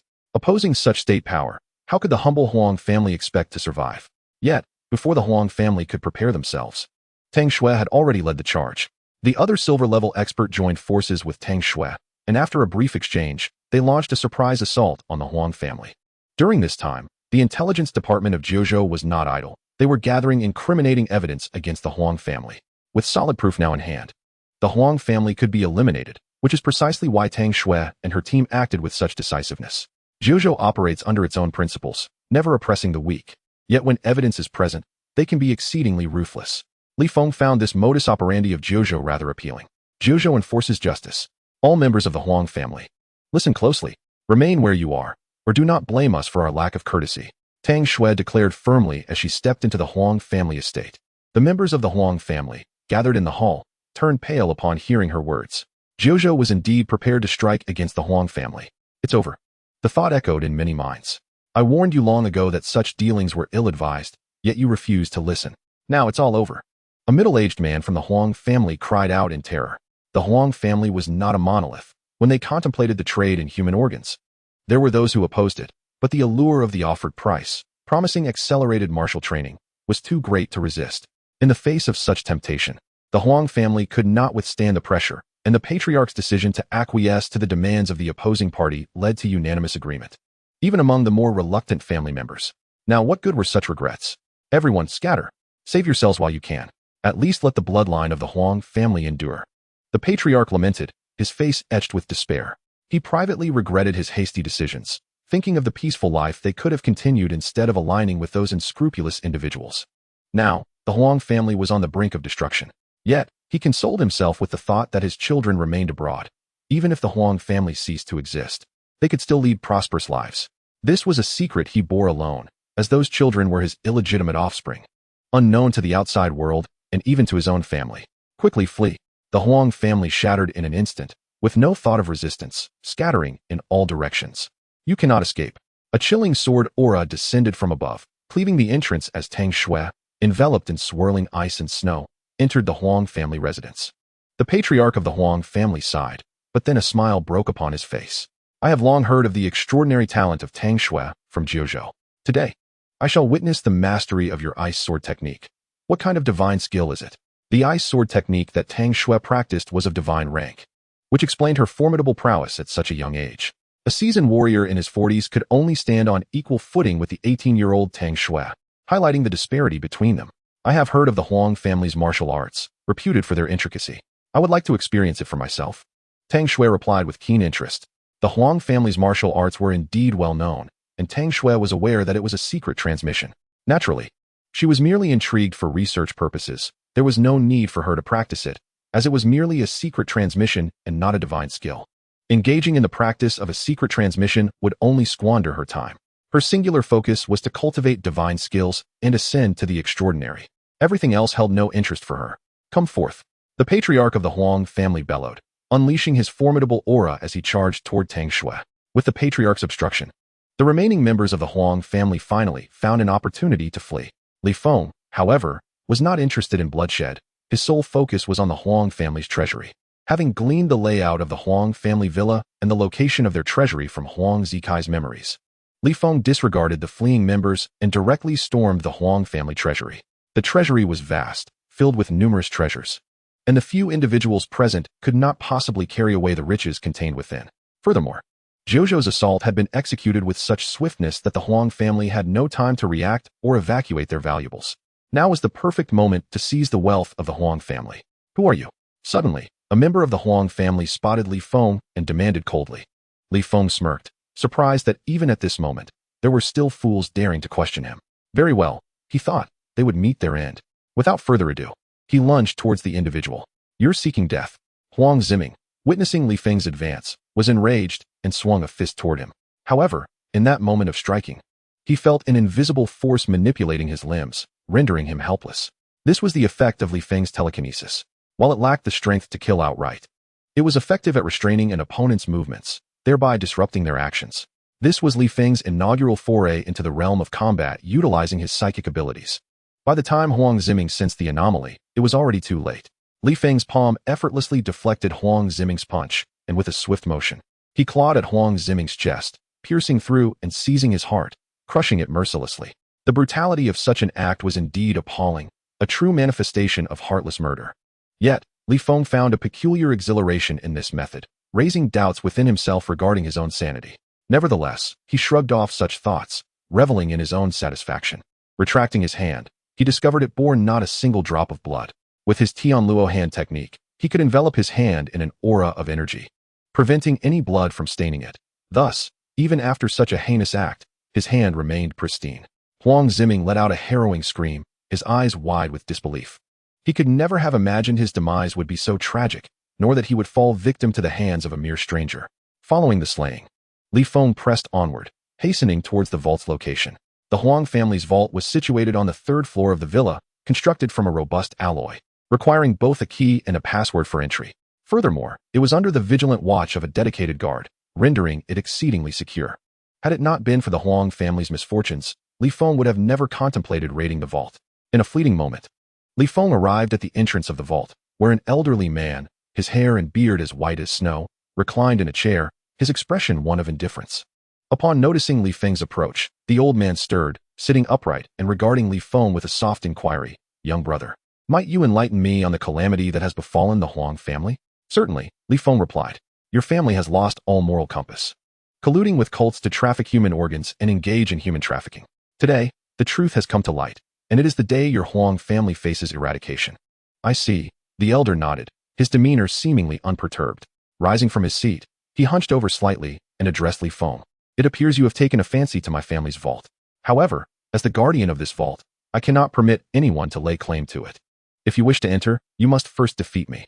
I wonder if you possess the confidence to do so. If not, it would be wise to retreat." "Very well. I too wish to gauge my prowess," Li Feng responded as he advanced. "Excellent," the elder replied for the first time with enthusiasm, and in an instant, he transformed into a shadow, darting towards Li Feng with remarkable agility, clearly surpassing Li Feng in skill. As the elder launched his attack, Li Feng quickly discerned that the old man was at least a high-ranking bronze practitioner, if not already at the silver level. His assessment was accurate. The elder had indeed reached the silver tier, albeit age had diminished his vitality, rendering him far weaker than in his prime. In the blink of an eye, the elder was upon Li Feng, delivering a punch aimed at his chest.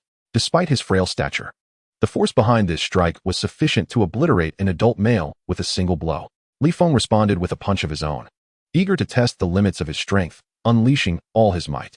Their fists collided with a resounding silence. A flicker of pride crossed the elder's face. This was a technique he excelled in, known as the Phantom Fist. While his previous punch appeared formidable, it was merely an illusion. Had Li Feng fallen for it, the true power of his strike would have been unleashed. However, Li Feng displayed no signs of hesitation. Even as the elder's punch missed its mark, he pressed onward. A thunderous sound echoed as the elder's fist struck first, quickly followed by Li Feng's own. The elder's smug expression faltered. His phantom fist proved ineffective against Li Feng, who was undeterred by illusions, simply focused on landing a blow. Both combatants recoiled, the elder spitting blood from his mouth, while Li Feng glanced down at his chest, where a bruise had formed, his clothing torn. Remarkably, the skin beneath remained intact. Indeed, the strength of a silver practitioner is formidable, Li Feng mused internally. Yet, the elder let out a pained gasp, blood spilling forth once more. He lacked the extraordinary constitution and martial prowess that Li Feng possessed. Unable to withstand the force of Li Feng's iron fist, the elder's gaze shifted to Li Feng, now laced with astonishment. He had not anticipated that such a young individual would possess such formidable skill, undoubtedly honed through advanced martial training. This was a formidable adversary. Today might very well be his last. "I wish to witness the true power of the Huang family's martial arts. Be on your guard," Li Feng declared solemnly. With that, he channeled his inner energy, unleashing his Tianluo hand technique, transforming his fists into hammers that struck fiercely towards the elder. With a mighty roar, the elder summoned his full strength, unleashing the Huang family's martial arts in a flurry of phantom-like punches. Despite Li Feng's overwhelming force, he found his strikes countered by the elder's intricate technique. Yet, within a mere minute, the elder let out a harrowing cry, blood erupting from his mouth as his muscles ruptured, gory wounds appearing all over his body. The sight was horrifying, and his fists became nothing but skeletal remains. Flesh stripped away. When the dust settled, the elder lay lifeless, having succumbed to his injuries. Li Feng exhaled deeply, gaining new insight into his own capabilities. Realizing he was nearing the silver realm, though still distant from the prowess of true masters. The elder's defeat stemmed primarily from his advanced age and diminished strength. Li Feng did not allow the act of slaying an old man to inflate his ego. He had witnessed the true power of silver practitioners, like Tang Shui, whose ability was far beyond his current reach. Li Feng had merely exploited the frailty of the elder. Nevertheless, his victory over such a seasoned warrior indicated that he had indeed grown significantly stronger. Following the elder's demise, the vault's entrance loomed before him, yet it remained locked, requiring a key and password for entry. Thus, even when the treasury lay before him, it remained inaccessible, a treasure trove locked away from ordinary souls. However, for Li Feng, the scenario was fundamentally different. He possessed several methods to unlock the vault. His mental prowess enabled him to directly manipulate the lock, rendering the need for keys or passwords entirely unnecessary. Furthermore, there existed an even more advantageous approach. A dark luminescence emanated from Li Feng's being, enveloping him in a cloak of black light as his spatial abilities activated. Under this shroud of darkness, he effortlessly penetrated the metallic doors of the treasury, entering its domain without the need to physically open the entrance. It was worth noting that many vaults were linked to security alarms. Opening the door could trigger an alert. Li Feng remained uncertain whether the door before him was similarly connected, yet he had no need to take such a risk, for he could simply traverse through the vault's barrier. Having entered the treasury, Li Feng found himself surrounded by utter darkness, as the sealed environment did not permit illumination unless opened. Prepared as ever, he produced a flashlight, illuminating the interior and revealing its contents. The treasury was modest in size, housing a dozen or so metal chests, all securely locked. The most significant treasures of the Huang family resided within these containers. With his enhanced spatial abilities, Li Feng was able to seamlessly transfer each of these boxes into his dimensional space. Fortunately, his powers had been augmented, otherwise, he would have faced considerable difficulty in securing these metal chests.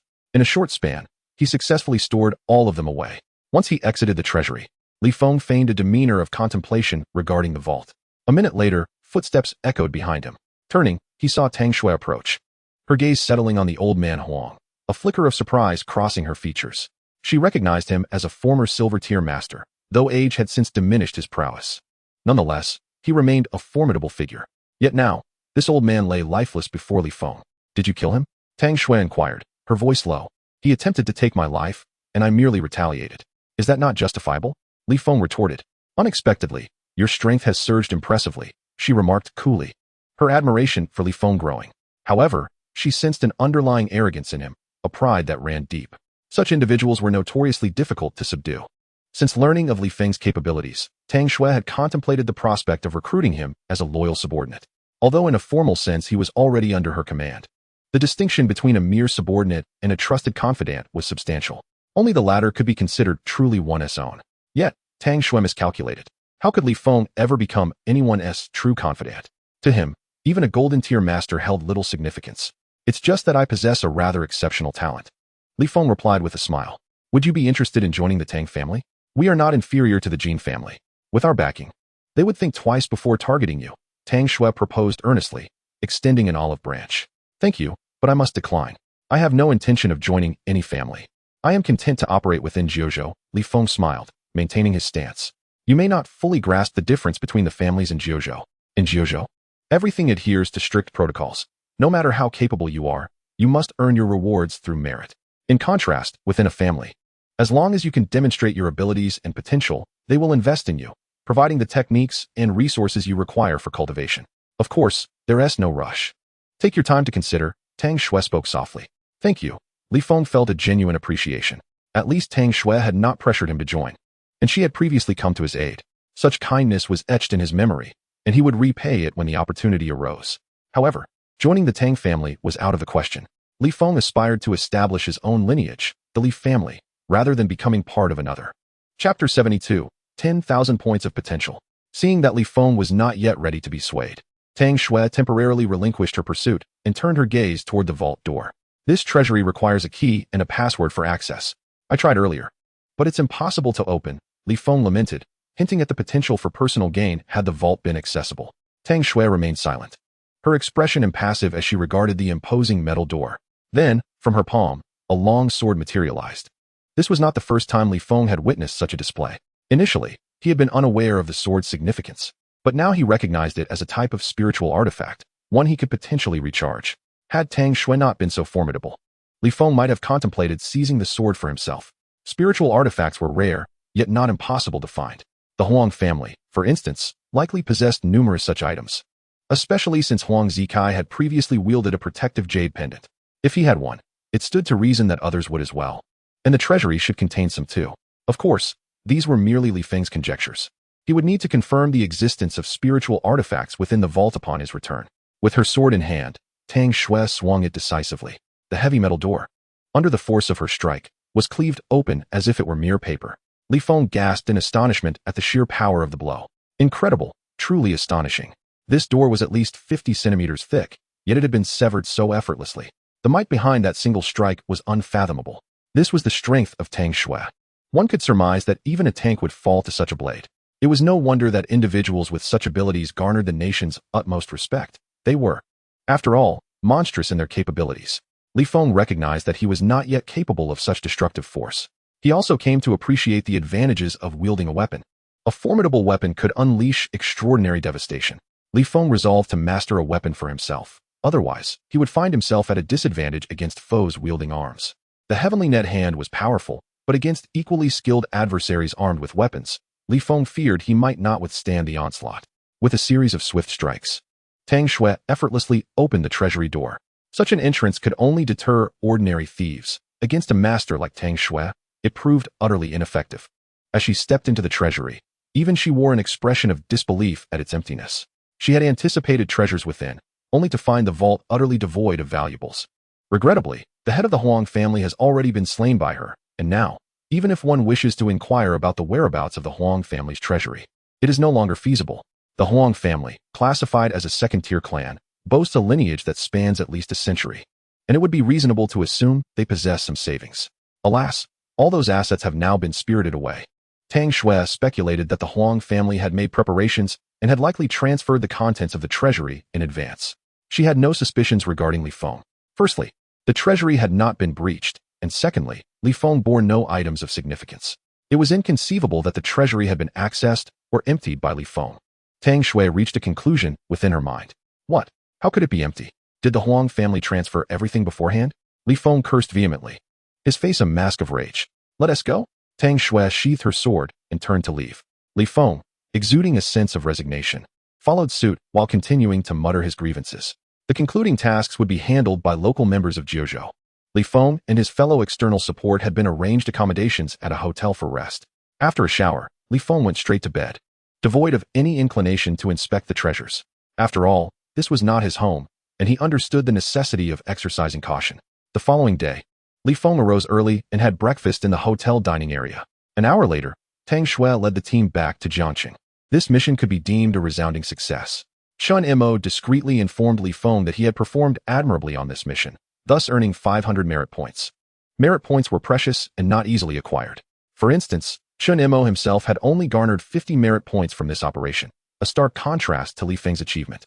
Of course, the contributions of Chun Mo and Li Feng during the mission were entirely dissimilar, accounting for the disparity in their merit points. This also served to demonstrate that Tang Shui harbored no intentions of suppressing Li Feng. He would receive merit commensurate with his contributions. Should Li Feng undertake more such tasks, he would soon be able to exchange for secret transmissions. Li Feng was well aware of the efficacy of these transmissions. Each additional secret transmission he acquired would enhance his strength. The more secret transmissions, the better. The same applied to merit points. Upon returning to Jiangqing, Li Feng received a call from the bank, informing him that the 1 billion cash he intended to withdraw was prepared, and they inquired how he wished to retrieve it. 1 billion in cash was an astronomical figure, sufficient to fill an entire room. Li Feng required a secure location to store this cash.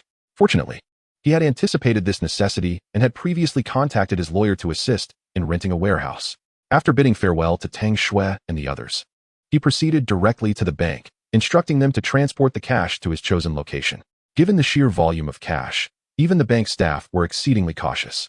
However, upon realizing that Li Feng intended to store the cash in the warehouse, they were taken aback. Nonetheless, the bank had no authority to question the actions of a depositor. Their only responsibility was to ensure the safe delivery of the cash to Li Feng. They did, however, kindly warned him to manage the cash promptly, otherwise, news of 1 billion cash stored in a warehouse could spell disaster. Rest assured, my transport vehicle is nearby and will soon relocate the cash, Li Feng assured them confidently. In reality, however, he possessed no transport vehicle. The cash would not be physically moved. Rather, it would be converted into points within the system. 1 billion cash translated to 10,000 potential points, enough to sustain him for quite some time. Regrettably, the utility of potential points had diminished significantly, and there was no means to convert potential into spiritual energy. 10,000 potential points provided Li Feng with considerable flexibility in their usage. Chapter 73, Level 5 Abilities. Li Feng gazed at the system interface, displaying over 10,000 potential points, feeling as though he were in a dream. 1 billion cash had transformed into 10,000 potential points, a truly outrageous yet exhilarating turn of events. Suddenly, Li Feng experienced a sense of freedom regarding potential. It felt fantastic. Unfortunately, the value of potential points had greatly diminished. Spiritual energy was now the most coveted resource, and he wondered when he might achieve freedom in that regard. With potential points no longer a concern, he prioritized enhancing his abilities. Currently, Li Feng possessed 3 abilities: spatial manipulation, telekinesis, and telepathy, all of which had reached level 4. However, advancing from level 4 to level 5 required 1,000 potential points for each ability. Previously, Li Feng lacked sufficient potential and had to postpone the upgrades. Now, with 10,000 potential points at his disposal, he could freely allocate them. Without hesitation, he invested 1,000 potential points to elevate his spatial manipulation to level 5. In an instant, Li Feng felt a surge in his mental capacity, and his spatial abilities underwent an inexplicable transformation. However, this change was met with an unusual barrier that prevented further enhancement of his spatial abilities. Although he had not breached this barrier, he sensed that his spatial manipulation had grown significantly stronger than before. Level 5 spatial abilities were incomparable to their prior form. Most importantly, Level 5 spatial manipulation had reached a critical point, on the verge of transcending into an entirely new realm. Li Feng accessed the system interface to review the changes brought about by Level 5 spatial manipulation. Indeed, he discovered substantial alterations. Level 5 spatial manipulation required the consumption of 100 spiritual energy for further evolution. Upon reaching level 5, the ability had maxed out. Yet it could be evolved by expending 100 spiritual energy points.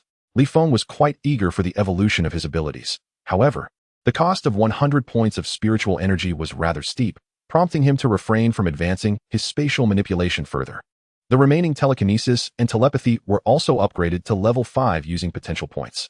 With both abilities at level 5, their power significantly increased, and the conditions for evolution were met, requiring only 100 spiritual energy points for completion. Li Feng had no immediate plans for evolving his abilities. Although he still had some spiritual energy left, he intended to utilize it judiciously. Upgrading abilities not only enhanced their potency, but also contributed to the elevation of his spiritual essence. After enhancing all 3 abilities, Li Feng's spiritual essence surged to 200 points, doubling from its initial 100. With no spiritual energy points available for evolution, he momentarily set aside the matter of his abilities. Seizing the opportunity while in the warehouse, with no one else around, it was an ideal time to assess his gains. Previously, within the Huang family's treasury, Li Feng had stealthily taken away a dozen large metallic boxes. Now, it was time to discover the treasures contained within those boxes, the contents of which he was yet to unveil. Li Feng first retrieved the first heavy metal chest. The weight of the chest was considerable, leaving one to ponder whether it was the box itself or the contents within that rendered it so burdensome. This metal chest, too, required a combination of a password and a key for access, yet for Li Feng, such complications were unnecessary. He effortlessly breached the lock using his telekinetic abilities, and with a satisfying click, the chest was opened. Upon unveiling its contents, Li Feng discovered it brimming with various documents. A cursory examination revealed that these papers comprised the Huang family's account books and property records. While a portion of these documents held no utility for him, there were others that were anonymous. Possessing this particular receipt would grant him access to their wealth. The Huang family, it seemed, had prudently safeguarded some of their assets under unregistered names. Thus, these fortunes remained detached from the Huang lineage, rendering them easier to preserve. Little did the Huang family anticipate that Li Feng would dismantle their entire legacy without a moment's notice, leaving no time for them to relocate their riches. Consequently, these assets now belonged to Li Feng. After tallying the wealth, he calculated that it amounted to over 300 billion. Among this, cash totaled over 50 billion, with the remainder consisting of various fixed assets. This treasure served as a safety net for the Huang family. Should calamity befall them, this wealth could allow for a resurgence. Even if they could not rise again, it would afford them a comfortable existence. However, as it stood, all of this now belonged to Li Feng. Though this sum was astonishing, for Li Feng in his current state, it was not of paramount importance. Spiritual energy was the resource that truly benefited him. Nevertheless, wealth held its own merit. To thrive in this world, one could hardly do without it. Li Feng carefully secured the chest once more and proceeded to open another. This chest contained an array of exquisite jewels, numerous, and each one remarkably valuable. Yet, upon seeing these jewels, Li Feng felt no joy. Their worth had diminished in his eyes. Suddenly, an extraordinary sensation washed over him. He reached into the chest and grasped a blood-red gemstone. This gem radiated a unique energy, a sense of spiritual existence. At the moment he held the gem, a system notification appeared. Indeed, this gemstone could be infused with energy, classifying it as a spiritual treasure. Without hesitation, Li Feng opted to proceed with the infusion. Although the gemstone contained a modest amount of spiritual essence upon infusion, it granted him 60 points of spiritual energy, a pleasant surprise, albeit not substantial. Li Feng discerned that there were distinctions among spiritual materials, not every piece could be easily perceived. The difference was clear to him. Spiritual materials could be categorized into two types: raw materials and finished products. Previously, Huang Zikai's jade pendant and Tang Shui's sword were finished products, easily detectable as spiritual items. In contrast, the gemstone he had just acquired was a raw material, its spiritual essence concealed. Only individuals like Li Feng could easily recognize such spiritual materials. He surmised that many spiritual items likely remained undiscovered in the world. However, Li Feng possessed the ability to distinguish them. The appearance of this gemstone instilled in him a sense of anticipation for what other treasures might lie within the remaining chests. He continued to open several more chests, revealing only antiques, paintings, and golden jewelry. While these items were valuable, they held no significance for Li Feng. Upon inspecting each treasure, he regrettably found none that were spiritual in nature. He opened yet another chest, which contained a dozen or so tomes. A thrill surged through him as he eagerly examined these texts. One tome, in particular, caught his eye. Its cover bore the title Hunyuan Heart Sutra. To his astonishment, the Huang family's Hunyuan Heart Sutra was within reach. It appeared that the Huang family, perhaps to avoid complications, had renamed it the Huang family method. The moment Li Feng grasped the Hunyuan Heart Sutra, another system notification emerged. Remarkably, this sutra could also be infused with energy. However, Li Feng opted to forego the infusion. Realizing that doing so would obliterate the sutra, he decided it prudent to wait until he had thoroughly studied the text before proceeding with the infusion. The notion that a sutra could be a spiritual item intrigued him. He was left pondering the reasons behind this phenomenon. Was it due to the materials used? Or did the sutra harbor some hidden secret? With limited information at hand, he remained unaware of the mysteries concealed within these spiritual items. As he opened the Hunyuan Heart Sutra, the introduction indicated that this tome originated from the Wuji Palace, serving as an introductory method for Wuji Gong. It warned that outsiders could not practice it without the Wuji Palace's approval. Attempting to cultivate the Hunyuan Heart Sutra would result in pursuit by the palace. Upon reading this preface, Li Feng understood why the Huang family had altered the name of their method. There was a significant reason behind it. The Hunyuan Heart method was indeed a secret-level technique, yet it belonged to the Wuji Palace's foundational teachings, a testament to the palace's formidable power. If the Wuji Palace were to discover the Huang family's possession of this knowledge, it would undoubtedly spell disaster for them. Yet, Li Feng had never heard of this Wuji Palace. However, given his novice status in the martial world, it was hardly surprising that he was unfamiliar with various sections. Therefore, it was wise for him to exercise caution while cultivating the Hunyuan Heart method to avoid attracting unwanted trouble. Ideally, he would learn several secret techniques and integrate them into a divine skill, thus concealing his practice of the Hunyuan Heart method from the Wuji Palace. To accomplish this, Li Feng would require more secret techniques. After thoroughly reviewing the first tome, he found it devoid of further content. Having completed his examination, he promptly initiated the infusion process. The procedure was swift. The tome yielded him 120 points of spiritual energy, leaving him elated. Upon completion, the Hunyuan Heart Sutra disintegrated. Yet from its remnants fell a small metallic shard.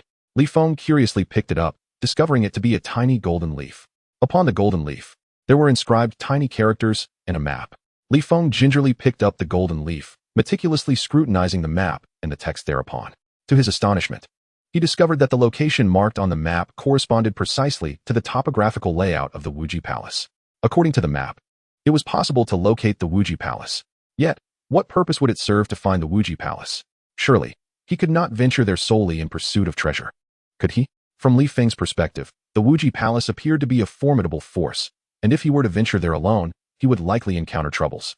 Unbeknownst to him, the significance of the map inscribed on the golden leaf remained a mystery. Yet he prudently chose to store it away. Perhaps in the future, when his strength had sufficiently matured, he might visit the Wuji Palace. For now, it was wiser to avoid unnecessary complications. After stowing away the golden leaf, Li Feng began to examine the remaining secret texts. To his surprise, he unearthed 2 additional secret techniques within the chest. Besides the Hunyuan Heart Sutra, the Huang family surprisingly possessed 2 more secret arts, the Black Iron Bone Refinement Technique and the Ma Yi Chi Observation Technique.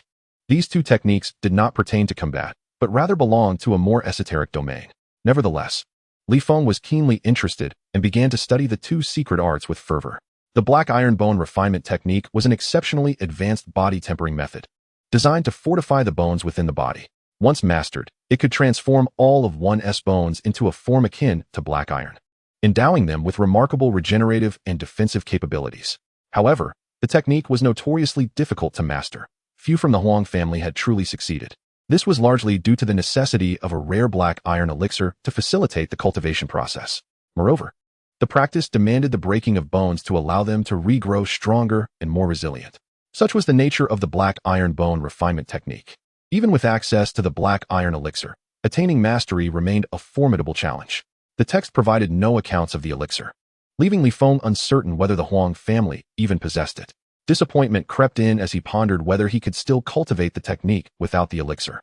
Turning his attention to the Ma-Yi Chi observation technique, he found it equally obscure and niche, even to the point of being unrecognized among the martial arts community. This technique was a legacy passed down from the Ma-Yi diviners, enabling practitioners to perceive Qi. As for the specific effects of Qi observation, Li Feng remained in the dark. Intrigued by both secret techniques, he resumed his examination of the texts with utmost seriousness. The black iron bone refinement technique was acknowledged in his system, albeit he had yet to fully grasp it. A smile crept across his lips, having learned the technique. He felt a sense of accomplishment. Although he had not yet fully entered its practice, the system's recognition was sufficient. As long as the system had documented it, Li Feng could proceed with further learning. However, a flicker of concern lingered in his mind. After all, the black iron bone refinement technique explicitly required the elixir for cultivation. Would the system still allow him to allocate points without it? He decided to attempt point allocation for his practice, consuming 50 potential points. He gained entry into the black iron bone refinement technique. Li Feng erupted into laughter, feeling the warmth radiate from his bones. He was elated. The technique had been initiated. Due to the absence of the elixir, he realized that cultivating the black iron bone refinement technique would demand even more potential points. Simply initiating it had cost him 50 points. Yet, he was undeterred. Potential points were akin to currency, and at that moment, he was far from lacking in wealth.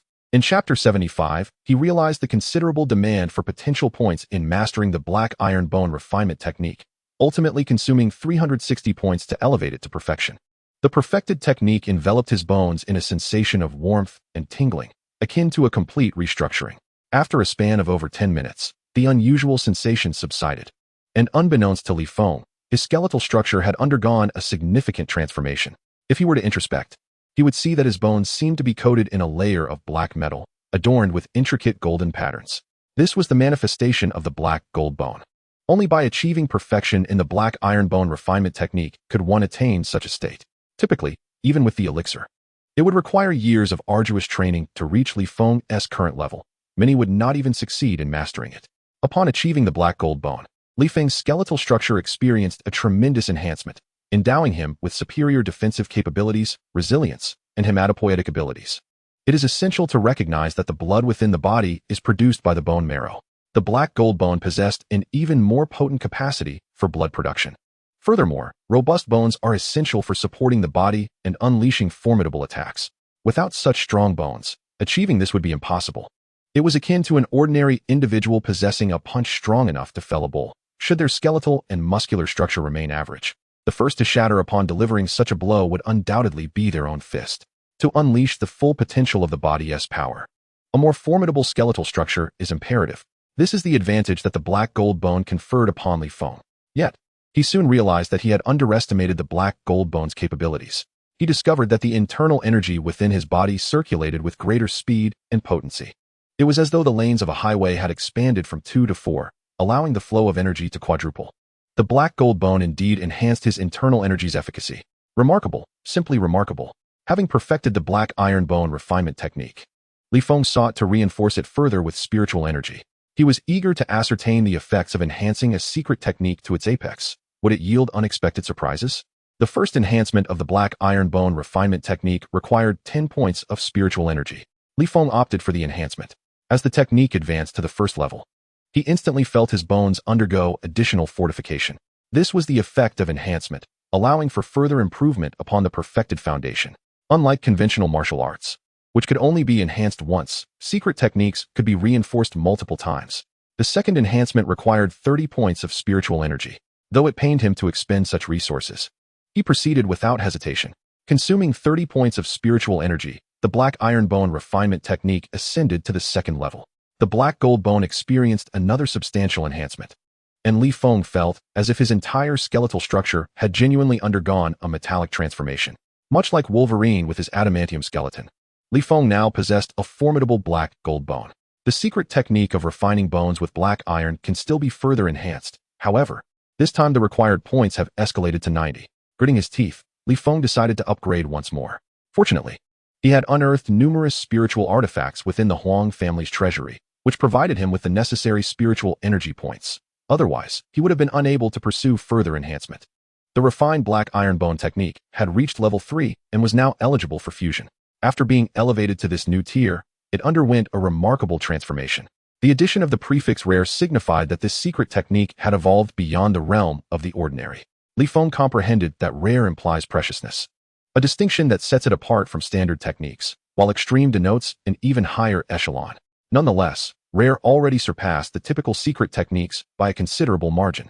Achieving level 3 enhancement allowed the ordinary technique to transform into a rare one and simultaneously granted the conditions for fusion. As long as he could find a compatible secret technique, he could amalgamate them into a divine skill. The rare black iron bone technique was Li Feng's ultimate achievement in point allocation. He could distinctly feel a wondrous change in his bones, as the black gold bones had completely metamorphosed into golden bones. The original golden patterns on his bones had entirely overshadowed the black, resulting in the full transformation from black gold to golden bones. This new form of skeletal structure was immensely powerful, possessing superior strength, enhanced recuperative abilities, and heightened hematopoietic capabilities, all while accommodating a greater internal energy. Li Feng's most formidable organ was now his bones. Truly, the effects brought forth by the secret technique after the enhancement were extraordinarily potent. With his remaining spiritual energy dwindling, Li Feng was cautious not to overextend its use, reserving it for future necessities. For the time being, he refrained from utilizing spiritual energy and opted to study the technique instead, which could be learned using potential. Now, he allocated points to the Mai Chi observation technique. This technique was not something an ordinary person could master, as recorded in the scriptures. Only 1 in 10,000 geniuses with the right aptitude could learn it. The Huang family had also left annotations in the scriptures, lamenting their misfortune in being unable to acquire the Mai Chi observation technique. Li Feng's curiosity regarding this technique intensified. He was eager to discover its effects post-cultivation. To his astonishment, the points required to learn this technique were not exorbitant. A mere 125 points of potential sufficed to elevate the Mai Chi observation technique to its perfected state. Li Feng's eyes turned icy, as if encased in ice. This peculiar condition rendered him unable to open his eyes. After half an hour, the unusual sensation subsided, and he finally opened his eyes, revealing a flickering silver glimmer. He soon realized that his vision had dramatically improved. The surroundings were now crystal clear. Previously, his eyesight was merely slightly better than average, confined within normal limits. He had only possessed the ability for dynamic vision. However, now, his vision had transformed remarkably, allowing him to discern even the dust particles in the air with utmost clarity. Furthermore, as he practiced his mental techniques, his vision could continue to strengthen. Suddenly, he perceived some previously invisible auras in the air. The essence of the Qi observation technique lay in observing the various energies of the world. Humans have their own vitality, mountains possess their own aura, and the earth is imbued with natural energy. The Qi observation technique enables one to perceive the energies of the universe and the phenomena of the human realm. When Li Feng gazed skyward, his entire being trembled. He witnessed a gaping rift in the sky, from which a torrent of blackness cascaded down. The heavens had split apart. Chapter 76, Great Harvest. The sky was rent asunder, and an endless stream of black mist poured forth, sending shivers down Li Feng's spine. What on earth was happening? Prior to mastering the Qi observation technique, he had been oblivious to such occurrences. Now, having acquired the technique, he finally grasped the truth behind the sky's rupture. The sight was overwhelmingly terrifying and shocking. Yet, the most frightening aspect was not merely the split, but the multitude of fissures scattered across the sky, large and small, creating a chaotic tapestry of ruptures. Li Feng found himself utterly bewildered, unable to comprehend what this signified, but he instinctively sensed an impending terror. Could it be that the true cause of the world's upheaval was the rift in the sky? He recalled the records from Jiuzhou, noting the recent surge in bizarre events and the increasing emergence of awakened individuals. Jiuzhou speculated that this phenomenon was due to the resurgence of spiritual energy. However, Li Feng now understood that it had nothing to do with spiritual energy. It was the heavens that had split apart. A sense of urgency welled up within him. Initially, he had felt a sense of pride in his newfound strength, but that sentiment had evaporated entirely. He resolved to become stronger, striving to attain the status of a true extraordinary being. Without extraordinary power, he would be utterly helpless in the face of such a cataclysmic event. This rupture in the heavens was not something only Li Feng could perceive. After all, the Qi observation technique was not a closely guarded secret. Others must certainly be aware of this development, particularly those in higher echelons, who had chosen not to disclose it. For ordinary people, knowledge of such matters was often more burdensome than ignorance. Even if they were aware, they would possess no means of remedying the situation, making ignorance preferable. Should the Qi observation technique be further enhanced, it might yield additional effects, but Li Feng was reluctant to pursue that path. His spiritual energy was limited and should not be squandered indiscriminately. It was better utilized elsewhere. Since the Qi observation technique did not enhance combat capabilities, it was not suitable for further enhancement at this time. Li Feng retracted his focus from the Qi observation technique and ceased his training, opting instead to assess the remaining treasure chests. He was curious to see what other treasures lay within. With eager anticipation, he began to open the next treasure chest. Upon opening the chest, Li Feng was left speechless in astonishment. The moment the chest opened, a powerful surge of spiritual energy surged forth. The chest was brimming with spiritual artifacts, at least a dozen of them. This must be the Huang family's most prized treasure. These artifacts had been exposed to spiritual energy, which is why the Huang family had discovered them.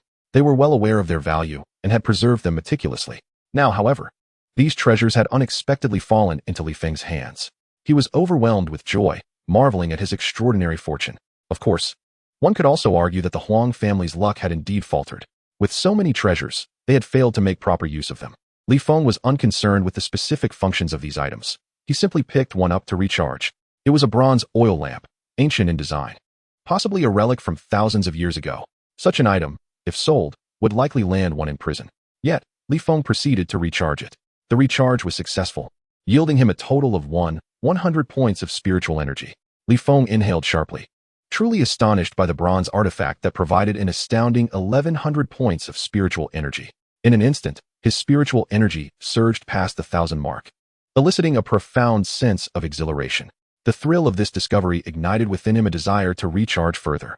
With each successful recharge, he accrued additional spiritual energy: 300 points, 850 points, 120 points, and 650 points.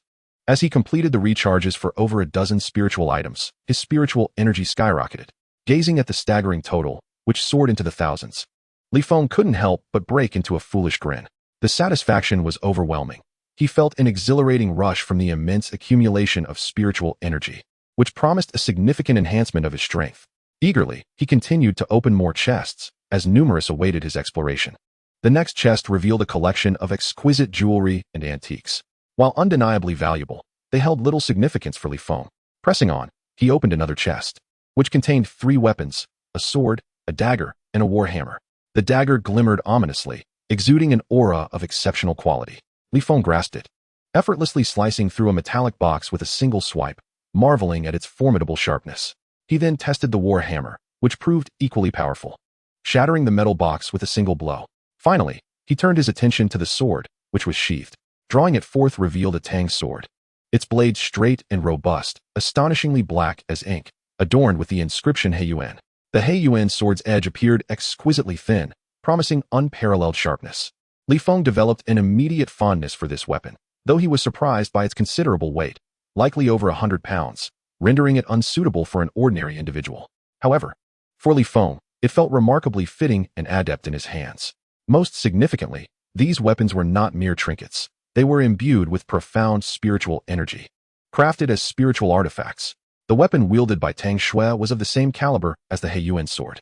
Li Feng noted that Tang Shui's sword could merge with her body, leaving him curious about the underlying effects. Was it a result of her cultivation method or the weapon itself? Perhaps it required a blood oath for recognition? The thought flickered in his mind, and he felt compelled to experiment with the notion of blood binding.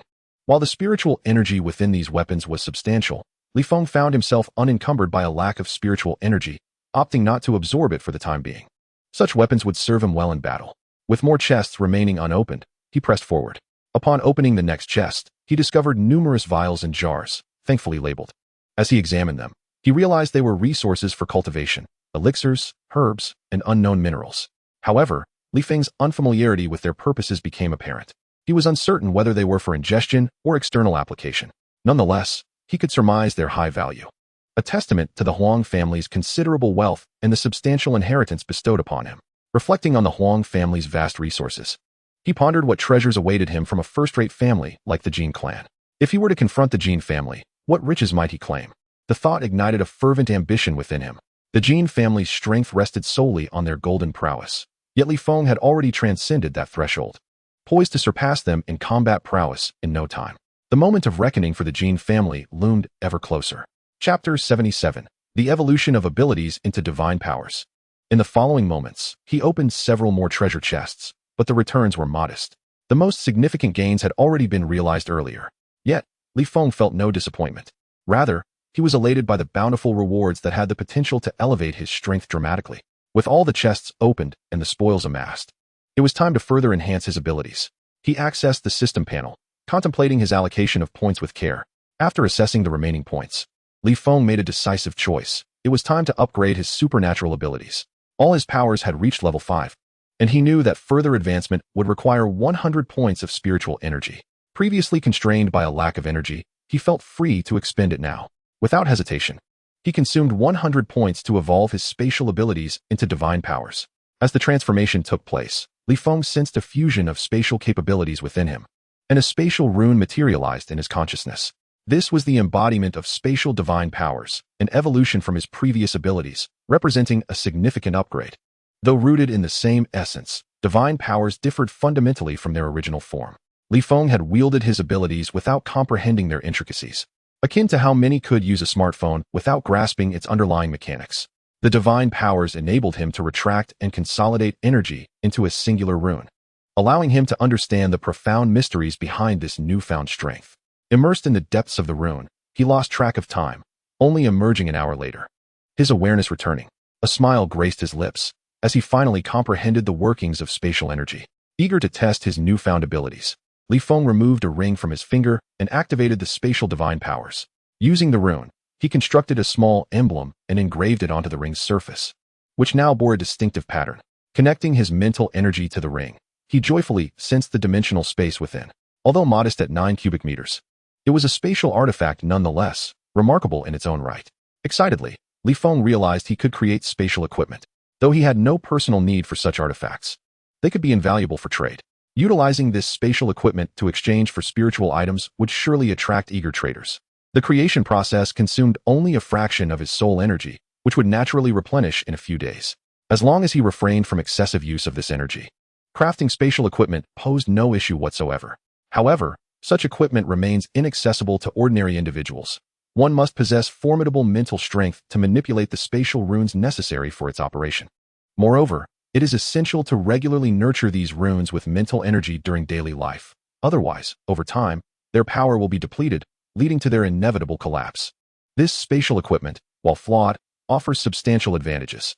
This is the remarkable nature of divine abilities, and there is much more to it than that. Once Li Feng's extraordinary powers ascended to the realm of divine abilities, he gained access to a plethora of spatial capabilities that he could gradually develop in the future. Such abilities are far beyond those of mere extraordinary powers.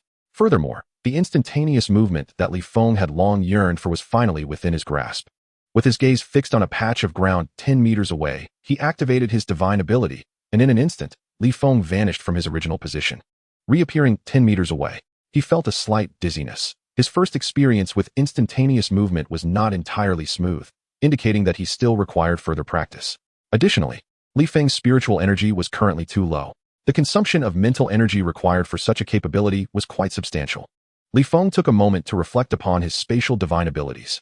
His spatial powers enabled him to utilize storage space, create storage equipment, teleport, penetrate objects, and render himself immune to physical attacks. However, due to the brief time since acquiring these abilities, he had yet to unlock more advanced capabilities. Whether they are extraordinary powers or divine abilities, the development of skills demands gradual cultivation.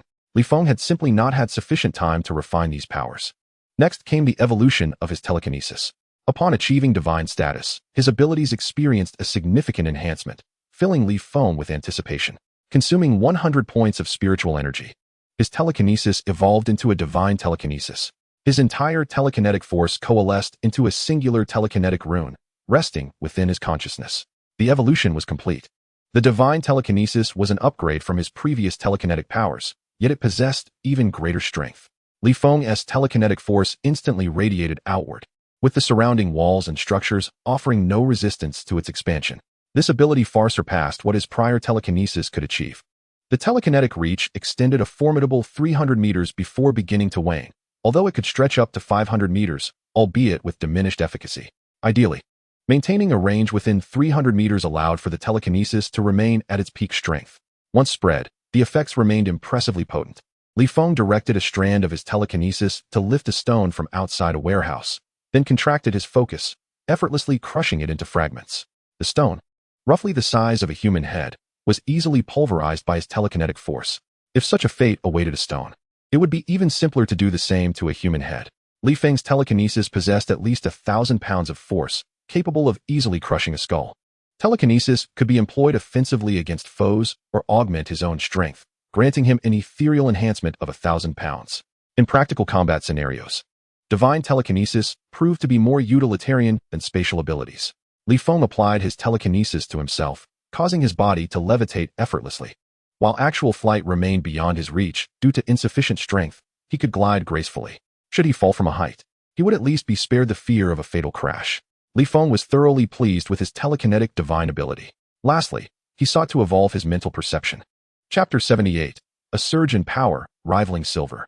The evolution of mental perception into a divine ability necessitated the expenditure of 100 points of spiritual energy, transforming it into a mental divine ability. In an instant, Li Feng realized he had mastered a new divine skill. There exists a similar ability within Buddhism known as the knowledge of the heart, which allows one to discern the thoughts of others. However, Li Feng's heart knowledge was not merely an understanding of thoughts. Buddhism often employs it to manipulate others, a technique derived from their mastery of this divine skill. While Li Feng was not privy to the specifics of the Buddhist heart knowledge, he was acutely aware that his own mental divine ability possessed extraordinary efficacy. The mental divine ability was an upgraded form of mental perception, inheriting and enhancing its predecessor's capabilities. With a mere thought, Li Feng activated his mental perception, sending forth an intangible wave of spiritual energy that spread across a 5-kilometer radius, allowing him to hear the cacophony of thoughts within. This was the art of listening to the heart's voice. A 5-kilometer range was nothing short of terrifying. Yet, given the current limitations of his power, he pondered the potential of one day being able to hear the thoughts of an entire nation. Such an ability was typically reserved for deities. Although the range was vast, its effectiveness lacked precision. Adjusting his approach, Li Feng focused on a pregnant woman 1 kilometer away, locking onto her presence and channeling his mental divine ability toward her. A kilometer was already pushing the limits of his current range, and any further would render control exceedingly difficult. Nevertheless, even this distance felt somewhat taxing. Initially, the middle-aged woman's expression reflected struggle, but it soon morphed into an eerie calm, her face adorned with an unsettling smile. Li Feng had successfully seized control of her, granting him access to her thoughts, memories, and the ability to manipulate her consciousness. In his hands, she had become a mere puppet.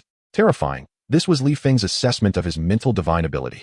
Ordinary individuals stood no chance against Li Feng's mental prowess, vulnerable to his whims, capable of snuffing out their lives in an instant. In ancient times, possessing Li Feng's abilities would have easily allowed him to masquerade as a deity. He quickly withdrew his power. After all, she was an innocent civilian, and he had no intention of testing his abilities on her. To genuinely assess his capabilities, he would need to target a criminal. A criminal? Li Feng chuckled softly, having discovered another application for his mental divine ability, tracking down wrongdoers. Criminals do not wear badges announcing their guilt, and the human heart is inscrutable.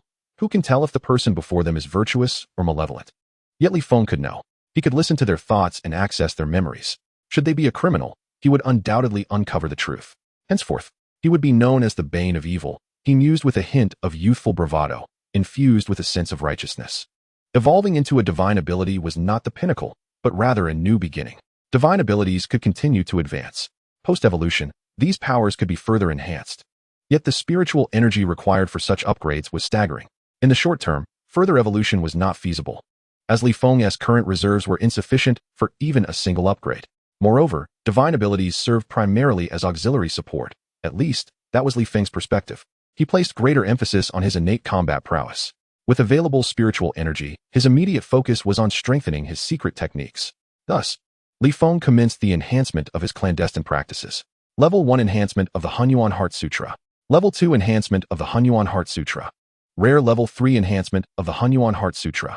Li Feng, with a single breath, elevated the Hunyuan Heart Sutra to the 3rd enhancement level, which indeed added the prefix rare. The third-level enhancement of the Hunyuan Heart Sutra resulted in an explosive increase in Li Feng's internal energy, multiplying it 5 to 6 times. Even more astonishing was the fact that this third-level Hunyuan Heart Sutra belonged to the rare category of techniques, which not only harmonized internal energy, but also mobilized the body's essence for an even more formidable attack. Truly, it was worthy of its rare classification. Continuing the enhancements. Level 1 Enhancement of the Dragon Roar Iron Cloth. Level 2 Enhancement of the Dragon Roar Iron Cloth. Rare Level 3 Enhancement of the Dragon Roar Iron Cloth. Another rare secret technique. Although rare does not denote the pinnacle, it certainly surpasses ordinary techniques in power. Li Feng's body underwent a profound transformation, from within to without. Every aspect, bones, muscles, meridians, flesh, and internal organs, was rejuvenated under the nurturing of the Dragon Roar Iron Cloth. This exemplifies the formidable effects that body refinement techniques can yield. Most individuals do not pursue body refinement techniques, instead favoring the cultivation of qi. It is not that body refinement lacks strength, but that qi refinement offers a higher cost-to-benefit ratio. One can become a master in 10 years through qi refinement, whereas body refinement may take 30 years, and even then, one's mastery is uncertain. This elucidates why so many opt for qi refinement, while so few pursue body refinement. It is not due to a lack of strength in the latter, but rather the overwhelming difficulty it entails. If body refinement were easy, everyone would willingly engage in it. The allure of cultivating both internal and external skills is undeniable. It is not a matter of preference, but rather a challenge beyond reach. At this moment, Li Feng embodied the synthesis of internal and external mastery. Internally, he practiced the Hunyuan Heart Sutra, while externally, he trained in the Dragon Roar Iron Cloth. Additionally, he employed the black iron bone refinement to strengthen his skeletal structure, achieving a physique of golden bones. The Xuanwu longevity technique remained fragmented, displaying an inability to enhance upon clicking the upgrade. Li Feng contemplated abandoning further cultivation of the Xuanwu longevity technique, for even within the 9 provinces, a complete 4 symbols technique was non-existent, rendering the complete mastery of this secret technique impossible. Li Feng was not a patient individual, unwilling to invest time in a slow search for techniques. Lastly, he possessed a technique known as the Extreme Heavenly Net Hand. This was the most powerful secret technique Li Feng had grasped, characterized by its uniqueness and extreme secrecy. Such a high-level secret technique required a substantial number of points for enhancement. Fortunately, Li Feng was not lacking in spiritual energy points. Otherwise, he would have found it impossible to enhance. Level 1 Enhancement of the Extreme Heavenly Net Hand. Level 2 Enhancement of the Extreme Heavenly Net Hand. Level 3 Enhancement of the Extreme Heavenly Net Hand. This marked the limit of the secret technique. No further enhancements were possible. Even at the 3rd enhancement level, no additional transformations occurred, though its potency increased significantly. Li Feng casually demonstrated the Extreme Heavenly Net Hand and discovered its overwhelming power. A mere flick of internal energy could unleash several times its force, effortlessly penetrating steel. Suddenly, Li Feng realized that his current strength rivaled that of the silver level. He was uncertain if he could defeat Tang Shui, yet he felt an undeniable urge to challenge her. Remarkably, he found himself unafraid of Tang Shui, indicating that he had gained the confidence to contend with the silver level. The Huang family, how grateful he was to them. Without Tang Shui as contributions, where would Li Feng have found such combat prowess? Chapter 79, Fusion of Secret Techniques. Li Feng assessed his strength to be equivalent to that of the silver level. Yet he could not command an overwhelming advantage in combat against it. This level of power was, of course, unsatisfactory to Li Feng. He yearned to become even stronger. To enhance his strength, the simplest method now was to acquire more secret techniques. Secret techniques required merit points. Although Li Feng had achieved some merit, it was still insufficient for his needs. Thus, he resolved to synthesize secret techniques himself. Li Feng departed from the warehouse and headed straight to the 9 provinces branch, where he purchased mundane martial arts. The acquisition of mundane martial arts in the 9 provinces was unrestricted, provided one refrained from disseminating the purchase techniques. Spreading martial arts sold in the 9 provinces constituted a criminal act. The variety of mundane martial arts was vast, yet Li Feng did not need to procure them all. He focused on selective purchases. His objective was the ultimate secret techniques. The internal cultivation method, the Hunyuan Heart Sutra, sufficed for his needs, eliminating the necessity to seek additional secret techniques. Primarily, he sought to merge existing techniques, as those were most suitable for his current application, lacking further potential for growth. Thus, fusion held little value. Li Feng possessed a black abyss blade, relying on his bare hands to counter the heavenly net hand. Yet he was at a significant disadvantage in terms of weaponry. Hence, he required a blade technique. He selected 10 blade techniques, Laozhan Blade Technique, Cloud Roll Blade Technique. 5 Tiger Blade Technique, Iron Gate Blade, 8 Slash Blade, Blood Blade 13 Styles, Black Fiend Blade, Soul Cutting Blade, Spirit Serpent Blade Technique, and Furious Wind 9 Blades.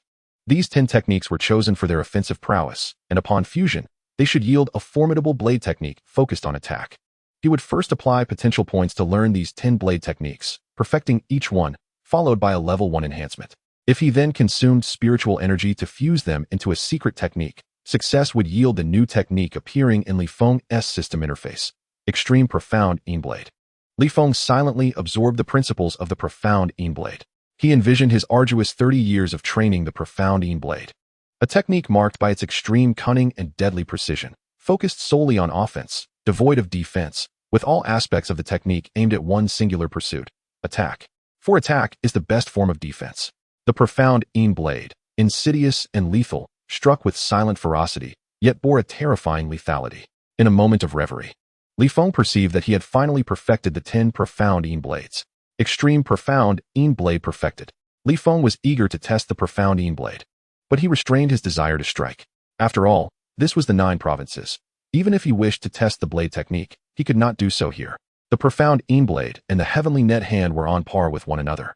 As for comparing their respective powers, it was a challenging endeavor. After all, the Heavenly Net Hand was unarmed combat, whereas the Profound Blade utilized weaponry. The lethality of the Profound Blade was undoubtedly greater. Yet there were times when unarmed combat was necessary. With the blade technique acquired, he now urgently required a lightness skill. Li Feng's lightness skill was his greatest shortcoming. Fortunately, the 9 provinces boasted an abundance of mundane martial arts, readily available for purchase. Otherwise, if Li Feng had to rely solely on his own efforts to learn these mundane martial arts, obtaining them would prove exceedingly difficult. Many mundane martial arts could not simply be bought with money. In the 9 provinces, they were easily accessible due to the capabilities of the national organization. For private individuals, achieving such access would be exceedingly challenging. Li Feng purchased 9 lightness skills. He already possessed the ability to perform the sky-soaring lightness skill. Combined, this made for 10 lightness skills. He would study these 10 lightness skills sequentially, allocate points, perfect them, then enhance and finally merge them. A profound sense of comfort enveloped him. Sheer ecstasy coursed through his veins. Mastering 10 martial arts with such ease, attaining perfection almost effortlessly, under normal circumstances. The arduous journey of martial cultivation could span decades, if not centuries. Indeed, it is likely that even a century would be an understatement.